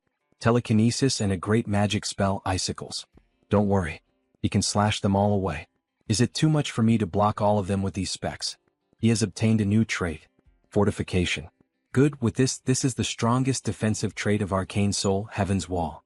All the dragons are protected at the same time. Dragon Legion, begin. After another direct hit, it finally wounded the Emperor and left him irritated. He begins to channel a spell. That's the white ice. What should we do? Are we going to be trapped in ice again? Everyone calm down. This battle is different from the previous one. We have to trust him. Which Ice Soul, the ultimate skill of the Arctic Emperor. If Kim can endure this, he will have an opportunity. With the Earth trait that the Goddess of Earth bestowed upon him, he will create the strongest defensive combination he can come up with in this situation. What is this ecstatic light? All dragons will be protected at the same time. Don't be afraid. The Arctic Emperor can't freeze them. Now this is what he's talking about. It's time to stab him with our dagger, yeah. Like this. Feel the spirit of the Red Emperor with his Dragon Knight trait. Supreme Flame. His power is surging as if he poured oil onto a raging fire. With this, he will burn the Emperor to ashes. The attack hits the Emperor's chest directly, like a fiery Kamehameha. Finally, he can see it. Reflected within the Arctic storm, the Arctic Emperor's core. And with an RPG, he fires directly at the monster's core, causing a massive explosion, leaving only crystals in the sky. We killed it. We really killed the ruler of the Arctic. We're free now. Warrior Kim, thanks to that hero. Returning to the frozen castle, Kim receives more praise from the people of ice. Thank you so much, Sword Master. We're indebted to you. He doesn't even know how to repay you for this. It's fine. He came here for a purpose after all, for the non-human otherworldly monster's mana core, and for the Arctic Emperor's unique trait, white ice. Now that he's done here, Kim is going to take his leave. Wait. He doesn't think the dragon would want to see Kim leaving like this. Is there anything he'd like in particular? If that's the case, then lend me your strength in the battle to come. What battle? He has an arch-nemesis. If they could help him in that battle, Kim would be very grateful. Very well. We'd be happy to help. Hey human. Have you come to your senses? How's your condition? Meat, he wants meat. Give me meat. The protagonist goes to check his backpack to see if there is still any meat. I'll wait. He might be able to take him as his vehicle. If he wants meat, come with Kim and he will feed the dragon until his stomach is full. What? Is that true? Then he'd love to go with him, he loves meat. Would it be alright for him to take the red dragon? Dragons aren't something you can tame. Dragons choose their own path. If the red dragon wishes to leave with Kim, all we can do is pray for his happiness. Alrighty partner. Shall we? He really managed to tame the red dragon. Surely he didn't tame him with just food. Even though he may not be in his right mind, he is still the king of all dragons. Certainly, the Red Emperor must have felt the capability of the one who has become the true captain of the Dragon Legion. After a few days. Southern Egypt. Like, what the hell is that? It's a monster above us. Everyone must be panicking. Where can he hide that huge body of his? But his jet system starts issuing notifications. Warning, warning. A magic fog is spreading out ahead. This is a magic sensor blackout zone, so he is advised to turn back. Finally. The goddess of the river and the mad spirit are here. In Lake Nasser. Mana fog. His mana doesn't work in that place. What's the range of the fog? The system informs. Based on satellite images, it is approximately 10,000 square kilometers. Since Seoul's land area is about 600 square kilometers, it's roughly comparable in size to Gyeonggi. Wow, that's pretty huge. What should we do? Fighting in there would be too reckless. We should at least prepare somewhere with a functioning administration. Let's head to Aswan City Hall. Yes. We will proceed to land after receiving clearance from the control tower. An abnormal climate change. This must be the result of the goddess of the river's intervention. Egypt Aswan City Hall. All salute the guardian of the stigma, Knight of Paul, and the sword master of Asia. He doesn't have to do this. This is so embarrassing. Kim, guess he did become quite famous. This is the city hall in Aswan, Egypt, and the main base of the Osiris Order. Kim tell the airport he would be heading here, but he didn't think they'd greet him like this. Finally, you are here, sword master. Welcome to Aswan. This is the fortress wall of Egypt. Egypt Mayor of Aswan. Affiliated with the Osiris Order. Thank you for the warm welcome. He must have had a hard time preparing in such a hurry. Since the sword master is here, this much is only to be expected. For now, how about at least wetting your throat with a drink? Sorry, but he's really busy. Let's get straight to the point. Yes, of course. There must be a reason why the Knight of Paul came all the way here. The mayor guessed the reason as well. He has come to hunt those fish, hasn't he? After constructing the Aswan Dam, the Osiris Order has been fighting a long war with the river's kin, who were once the masters of the lake, the mermen. There's actually a lot left over once you hunt them. If you extract their bodily fluids, he can use them as ingredients to make elixirs. It's obvious what the mayor is thinking. Now that the sword master who defeated the Spectre King is here, the fog of the evil god is done for. He's hoping that Kim will end the war while he's here to get the ingredients for nectar. But the goddess of the river, who is level 8, is in the lake, so how could he? Well, he will just go with it for now. Well, yeah, the mayor can leave the fish to Kim. But there's something he needs. Could he ask for a large amount of elixir? Of course, our order will provide them at no charge. Right, take this too. Isn't this a water-type artifact? That's right. This lamp will negate the effect of the fog. Its range is as far as its light reaches. This is Lake Nasser. It is an artificial lake created through the construction of the Aswan Dam. It should be around here.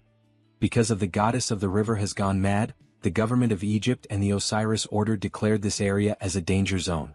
Except for when they sent the paladins to the front to hunt the mermen. Suddenly, with the light of the artifact, he finds the first fish. They try to attack the protagonist, but he asks for patience. Calm down, Kim is not here to hunt you, relax. These guys are not a threat to humans, they're just trying to protect their home. Get out of here. If he leaves without resistance, we will spare his life.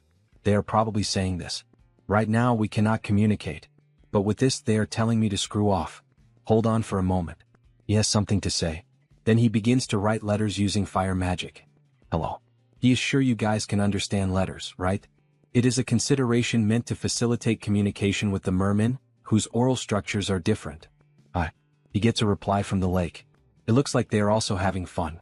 It makes sense since this is probably their first time seeing a friendly human. Then he unlocks a new trait. Fish language. Now he should be able to communicate with them. Is he not afraid of us?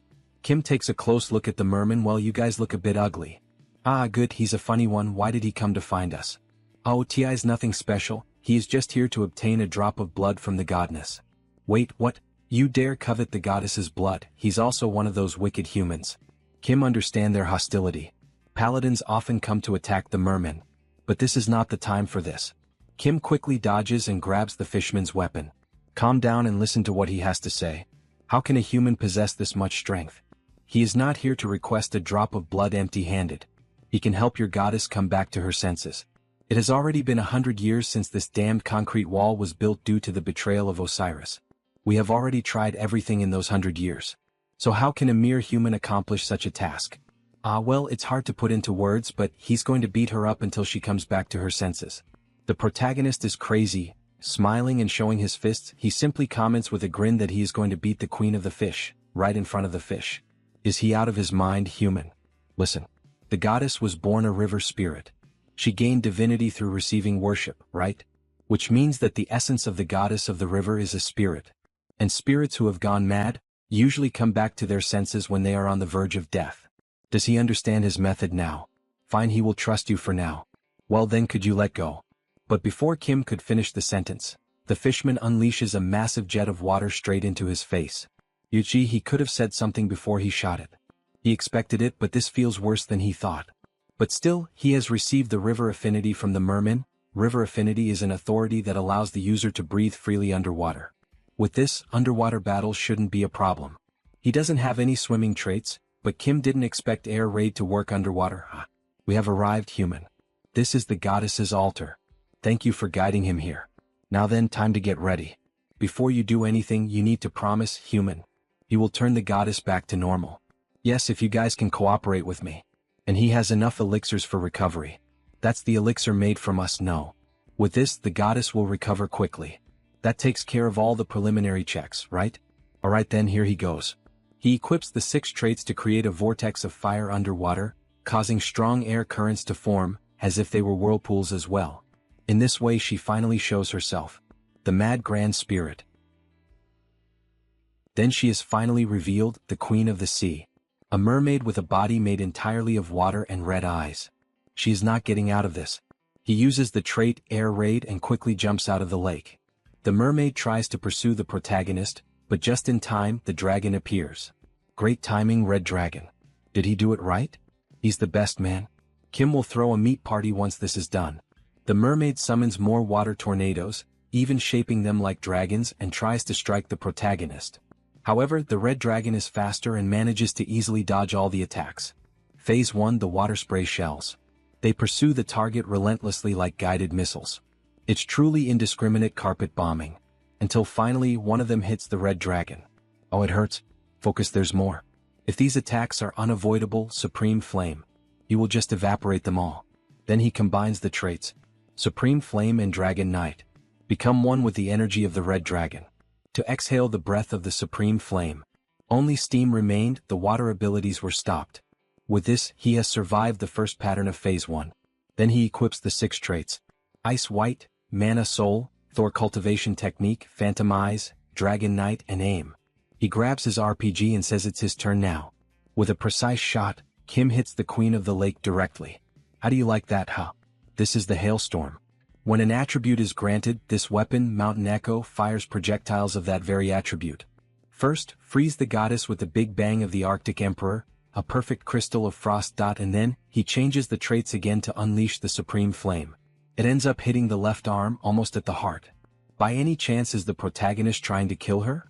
It was thought that he would only awaken the spirit of madness, haha. Did it miss? He was aiming for the heart. Suddenly, the mermaid splits into several copies. This marks the beginning of Phase 2. It is already difficult to fight against the goddess of the river, a level 8 entity. But fighting the summoned spirits at the same time? That's just outright insane. However, the fishmen who were once Kim's enemies will now help him against the queen's copies. The mermen who share the same purpose are fighting alongside him. They're even sacrificing themselves. Once they break the mana core of the merman, in other words their own heart, the water-type spirits will be stunned. This is the most important part of the goddess of the river fight. The spirit becomes enraged and emerges within a whirlpool, trying to attack the protagonist directly. Red Dragon dodge. The goddess of the river is thrashing in desperation. At the same time, the goddess's mana core has been revealed. Let's go end this Red Dragon. He is too small to cut down that water pillar. The key to breaking through the current situation lies within his traits. Using the 2 sword-type traits as a foundation, he will add many type traits to support them. Then he will become the sword, and so will his Red Dragon. And lastly, as the final trait to crown the finishing touch, he will cut down the water storm. With only one strike, he manages to cut the water storm, breaking the spirit's core. Then the river turns black as a vortex forms. O goddess, it is time to return to the lake. The sun finally broke through. Human, what happened to the goddess? What is that? Goddess, where is this? The goddess, she's really awake. Have you come back to your senses, goddess of the river? Human paladin. Nice to meet you. He is Kim Jeonsa. So the beautiful mermaid realizes something. From you, she feels the power of earth and lightning. Oh, she can sense the god's blessing. Even fallen divinity is still divinity. How is your memory? Does she understand what happened? Yes, she remembers. Osiris. Because that selfish one deceived me, our river was ruined. She will strike Osiris at once. The queen will destroy the dam and reclaim our territory. She looks like a goddess of war now. Okay, but can she really win? What, he dares doubt me? Not at all, he just, her mana core goddess. Kim is worried about the injury to her heart. Because of anger and pride, we must not lose all the fish folk. Please focus on recovery for now. But the flowing river has long been blocked by the dam. At this rate, she will not regain her divine authority, and in war against humans she won't be able to protect her people. Everyone will die. Does he expect me to watch that quietly? That's why he has a proposal. A proposal? There is a river on Earth comparable to the Nile. How about a great migration there? It's a brilliant idea, but she's unsure if moving this many is possible. If it is possible, will you grant what he wants? So we see his enormous ship, ready to carry out the transport of all the fishmen. With treasures like that, it may be possible. Fine, human. What does he want? Okay, he wants materials to reach level 8, 1 drop of her blood and a promise to stay on this ship and help him for a while. It seems he needs me somewhere. Fine, she will agree. Good, with that hottie by his side, with a water element spirit, the alliance is formed. The ship begins to move through the water, however, the water is in the sky. Wow, maybe because it's a ship, but it moves much faster in water. As soon as the skyship bonded to the water spirit, its stored mana underwent material transformation. In other words, it created a sky river. At this rate, we will arrive soon to where the final level 8 material is. So we see the mother tree. Meanwhile, at the camp near her, the mutants are in an uproar. Hurry. Chief, what's happening? It's bad, Skull Snake. A powerful being is approaching from the west. A powerful being? Grandmother said, a divine being is coming. That's what she said. Divinity? Gods manifesting in the mortal world was banned after the divine war. Then why here? He doesn't know. We need to prepare quickly. We must protect grandmother. Wait. Then Muko Sword Lord, no, how about asking the Sword Saint for help? Gee, good idea. He will contact him right now. Who's? What giant bear? WTF, he can use a cell phone. Sword Saint, help us please. A divine being is approaching our village. At this rate, grandmother might be in danger. What, a divine being? That can't be possible. Hey, wait. What's happening? Were we attacked already? Looks like this, they mistook us for a divine being. He's sorry, Chief. That divine being is probably me, haha. What, now it finally feels like he has arrived here. The long journey to reach level 8. At the final location. Sword Saint, he has grown incredibly strong in a year. Grandmother, our Sword Saint would never harm us, so we can lower our guard, right? Of course. Who does he think Kim is? He is the human who drank grandmother's blood. And the spirit he brought is actually here to help grandmother. Haha, help me how? Yes, that's right. It seems he's searching for the final piece. As expected, it knew. Then this negotiation will be easier. Grandmother, would you consider becoming the World Tree? Hey, wait, what did he say? World Tree? Other than the one that existed in Northern Europe, hasn't there never been one? Even that one burned away during Ragnarok. Hey, Sword Saint. That's going too far even for him. Right, for grandmother to become the World Tree and a true divinity, she'd need to live tens of thousands more years. If she acts rashly and gets hurt. Children, let's try trusting him once. He's the Sword Saint. The same one who gave me life. What should we do, grandmother? We should hear him out. Speak, tell me your idea. Yes, he will explain simply. A tree needs 3 things to grow. Light, water, and nutrients. Though he is a divinity, your essence as a 3 doesn't change. Which means, today he will provide all 3 for you, grandmother. Then we see Beck Soren. Teach, where should he spread this? Move it to the left root. First, we'll prepare fertilizer.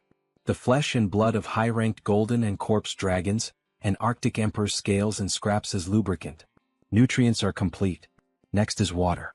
The river goddess will gladly help with the water. Water elements empowered by angels as tears will raise your divinity even further. Lastly, quality light. Not too strong nor too weak. Equip traits. High ignition. Magic brain. Mana soul. Focus. Meditation. Prayer. A delicate faith filled with sincerity, if you shine it for a certain time. So, as if he were truly caring for a plant, he provides all the necessary resources to make its evolution possible. At last, the first god born since the divine war. The manifested god, the world tree, is born. He has worked hard, sword saint. The world tree owes you. Not at all. He is the one who received much help. He truly owe you a great debt. Her mother would have found you fascinating. Her mother, she means Yggdrasil. Yes, though she has burned away now, she was the mother of all world trees and divine trees. Right, that was the lore, wasn't it?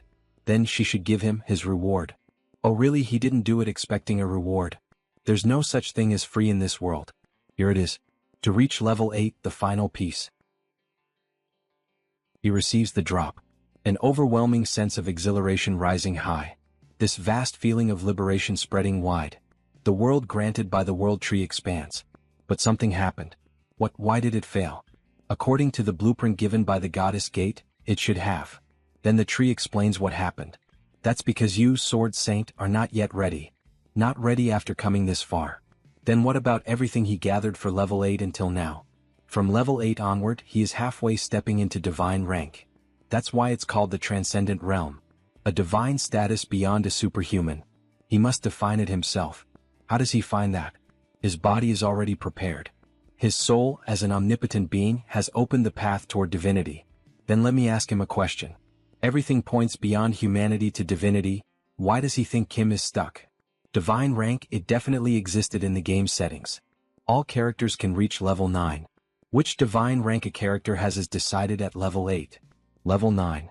In other words, a constellation. In other words, divinity, a god. The title was always attached before the gods' names. What determines that title is the traits contained in that person's life. Traits are no different from a person's direction or belief. What philosophy they held, traits change depending on what heart one has. It's vague. Kim Jeonsa can change traits, so he's hard to define. The lacking thing you mentioned, does it mean he has no divine rank? Correct. He has moved only for survival, never pondering his own identity. Unless body and soul have a firm self, everything is in vain. How can he strengthen it? Through experience, art, identity, ego. He has never thought about that. Don't be too disappointed, Sword Saint. The answer lies within him. This is the power given by the Legion Commander. The trait hero. A flashback begins to happen, showing the Legion Commander's past. Where is this? Brother, he was wrong. Run away alone. Hurry, don't talk nonsense. How could he abandon you, Dongji, and flee? Idiot. Does he think he'd be grateful for that? I see. Is this Captain Gu Gijium's past? Submit quietly. If he doesn't lower his sword, there will be no mercy. The reason the Legion Commander awakened the hero trait was, please run. He begs. Does he think he's some kind of hero? Sacrifice for one's comrades. In other words, not a hero but a proud man. Whether we die or live, we do it together, don't we? An altruistic heart. He returns to reality, panting from what he just witnessed. It's hot. He can feel the commander's boiling emotions vividly. But he's different from the commander. In this past, what kind of will and purpose is he supposed to find? The past. That's right. Now that he thinks about it, what Kim always wanted here was to become stronger. His beginning and everything that brought me this far was traits. Building higher traits like stacking walls, stacking higher traits again to create a supreme one. A castle built piece by piece. And that is how he became strong. Truly, he begins the evolution. Kim Warrior, the trait stacker. Congratulations, Sword Saint, on becoming a transcendent. Next day. Level 8. Teacher, he reached level 8. As expected of a heavenly born body. Congratulations, teacher. Ohom, this is great news. Mr. Kim the Transcendent, sincere congratulations. He's now among the top 100 strongest in the world. In our country, that means the top 7. Young, he won't be called Sword Saint anymore, Sword Heaven. This time we celebrate among ourselves, okay. Of course. As the old father cult finds out, they will start moving.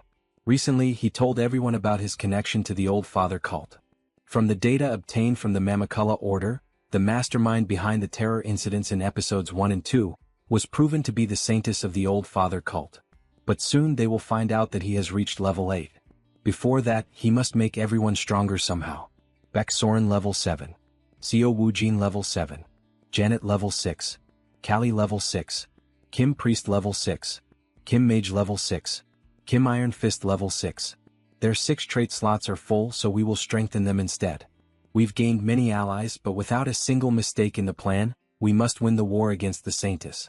1 month later, the Grand Temple of the Old Father. Various fireworks are being set off. It's quite noisy. Yes. A new transcendent has appeared. Yes, and that person is the savior of our order and this ugly, terrible world. After enduring endless cycles of reincarnation and tempering his soul, even after gaining divine status in this hellish earth, he chose reincarnation instead of ascension. The one summoned through forced baptism by the Old Father's oracle. He has finally reached level 8. He has reached the optimal level for Father's descent. We've waited so long. So very long. Preparations are complete. Please give the order. Let us begin. Our offering plan. Breaking news.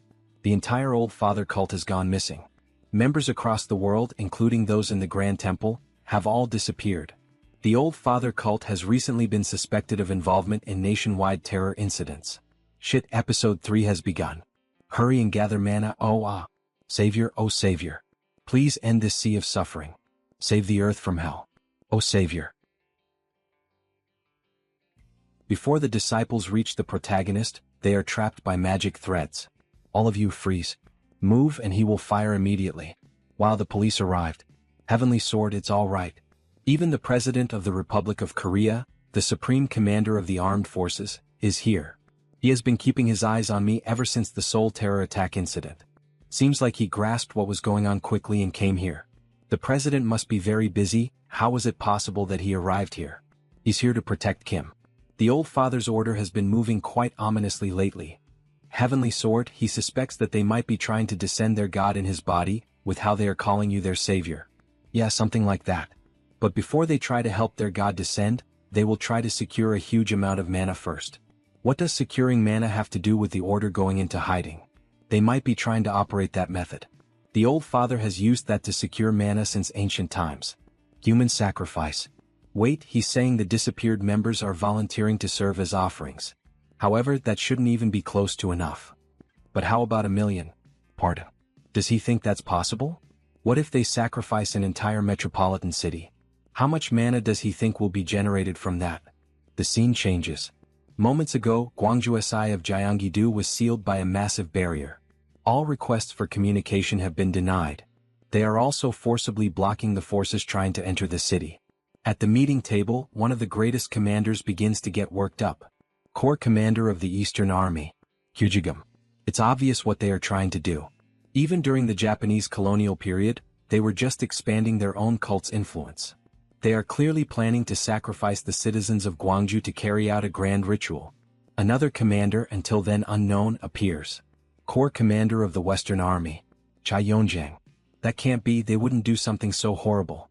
Then, our best girl appears to explain the situation to everyone. She has evidence. We found these during our investigation on the relationship between the Black Jaguar Order and the Old Father's Order. If you take a look at the secured data, it is clear that they are planning to sacrifice the citizens of Gwangju. It is an attempt to create the God King. As expected, it was a plan to revive the Old Father. Therefore, he wants to make this proposal, Mr. President. Now is the time to issue a general mobilization order. The President becomes pensive. General mobilization order, you say? Before he issues the order, he'd like to ask for your opinions. Okay, Kyujigam votes yes that we should subjugate them as soon as possible. The other commander also votes yes. With such clear evidence, there's no reason not to. We, the Sun Magic Tower, also vote yes. We will also join the fight. This will include the entirety of Kumo's security and her personal security team. Okay, the President listened to everyone's opinion. If everyone agrees, Heavenly Sword. The goal of this operation is to subjugate the Old Father's order. Will Kim take command of all forces? Everyone looks and waits, so that the Sword Saint responds to the President's questioning. Well, and suddenly Kim gained a new trait. Commander. Effect. The stronger and more numerous the troops under your command are, the stronger you become. There's no reason not to. He will accept the proposal. The scenes are switched. With that, the war has begun. The Eastern and the Western Army led the battle on the ground. Fire the cannon. TSK no damage at all. All forces charge forward. Paladins from the Mama Quilla Order, the Thor Order, and the Gaia Order fought in the war alongside us. The Dragon Legion of the North helped with the aerial battle, while the Monster Village and the Sun Magic Tower gladly boarded the airship. The one commanding them all is none other than himself, Warrior Kimâ. He will use all of his useful traits to fight against them. And suddenly, a surprise attack happens on Kim's ship.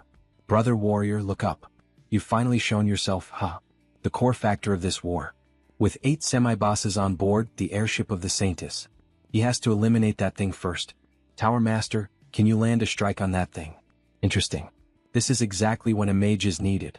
Die. With enormous style he fires directly against the enemy ship.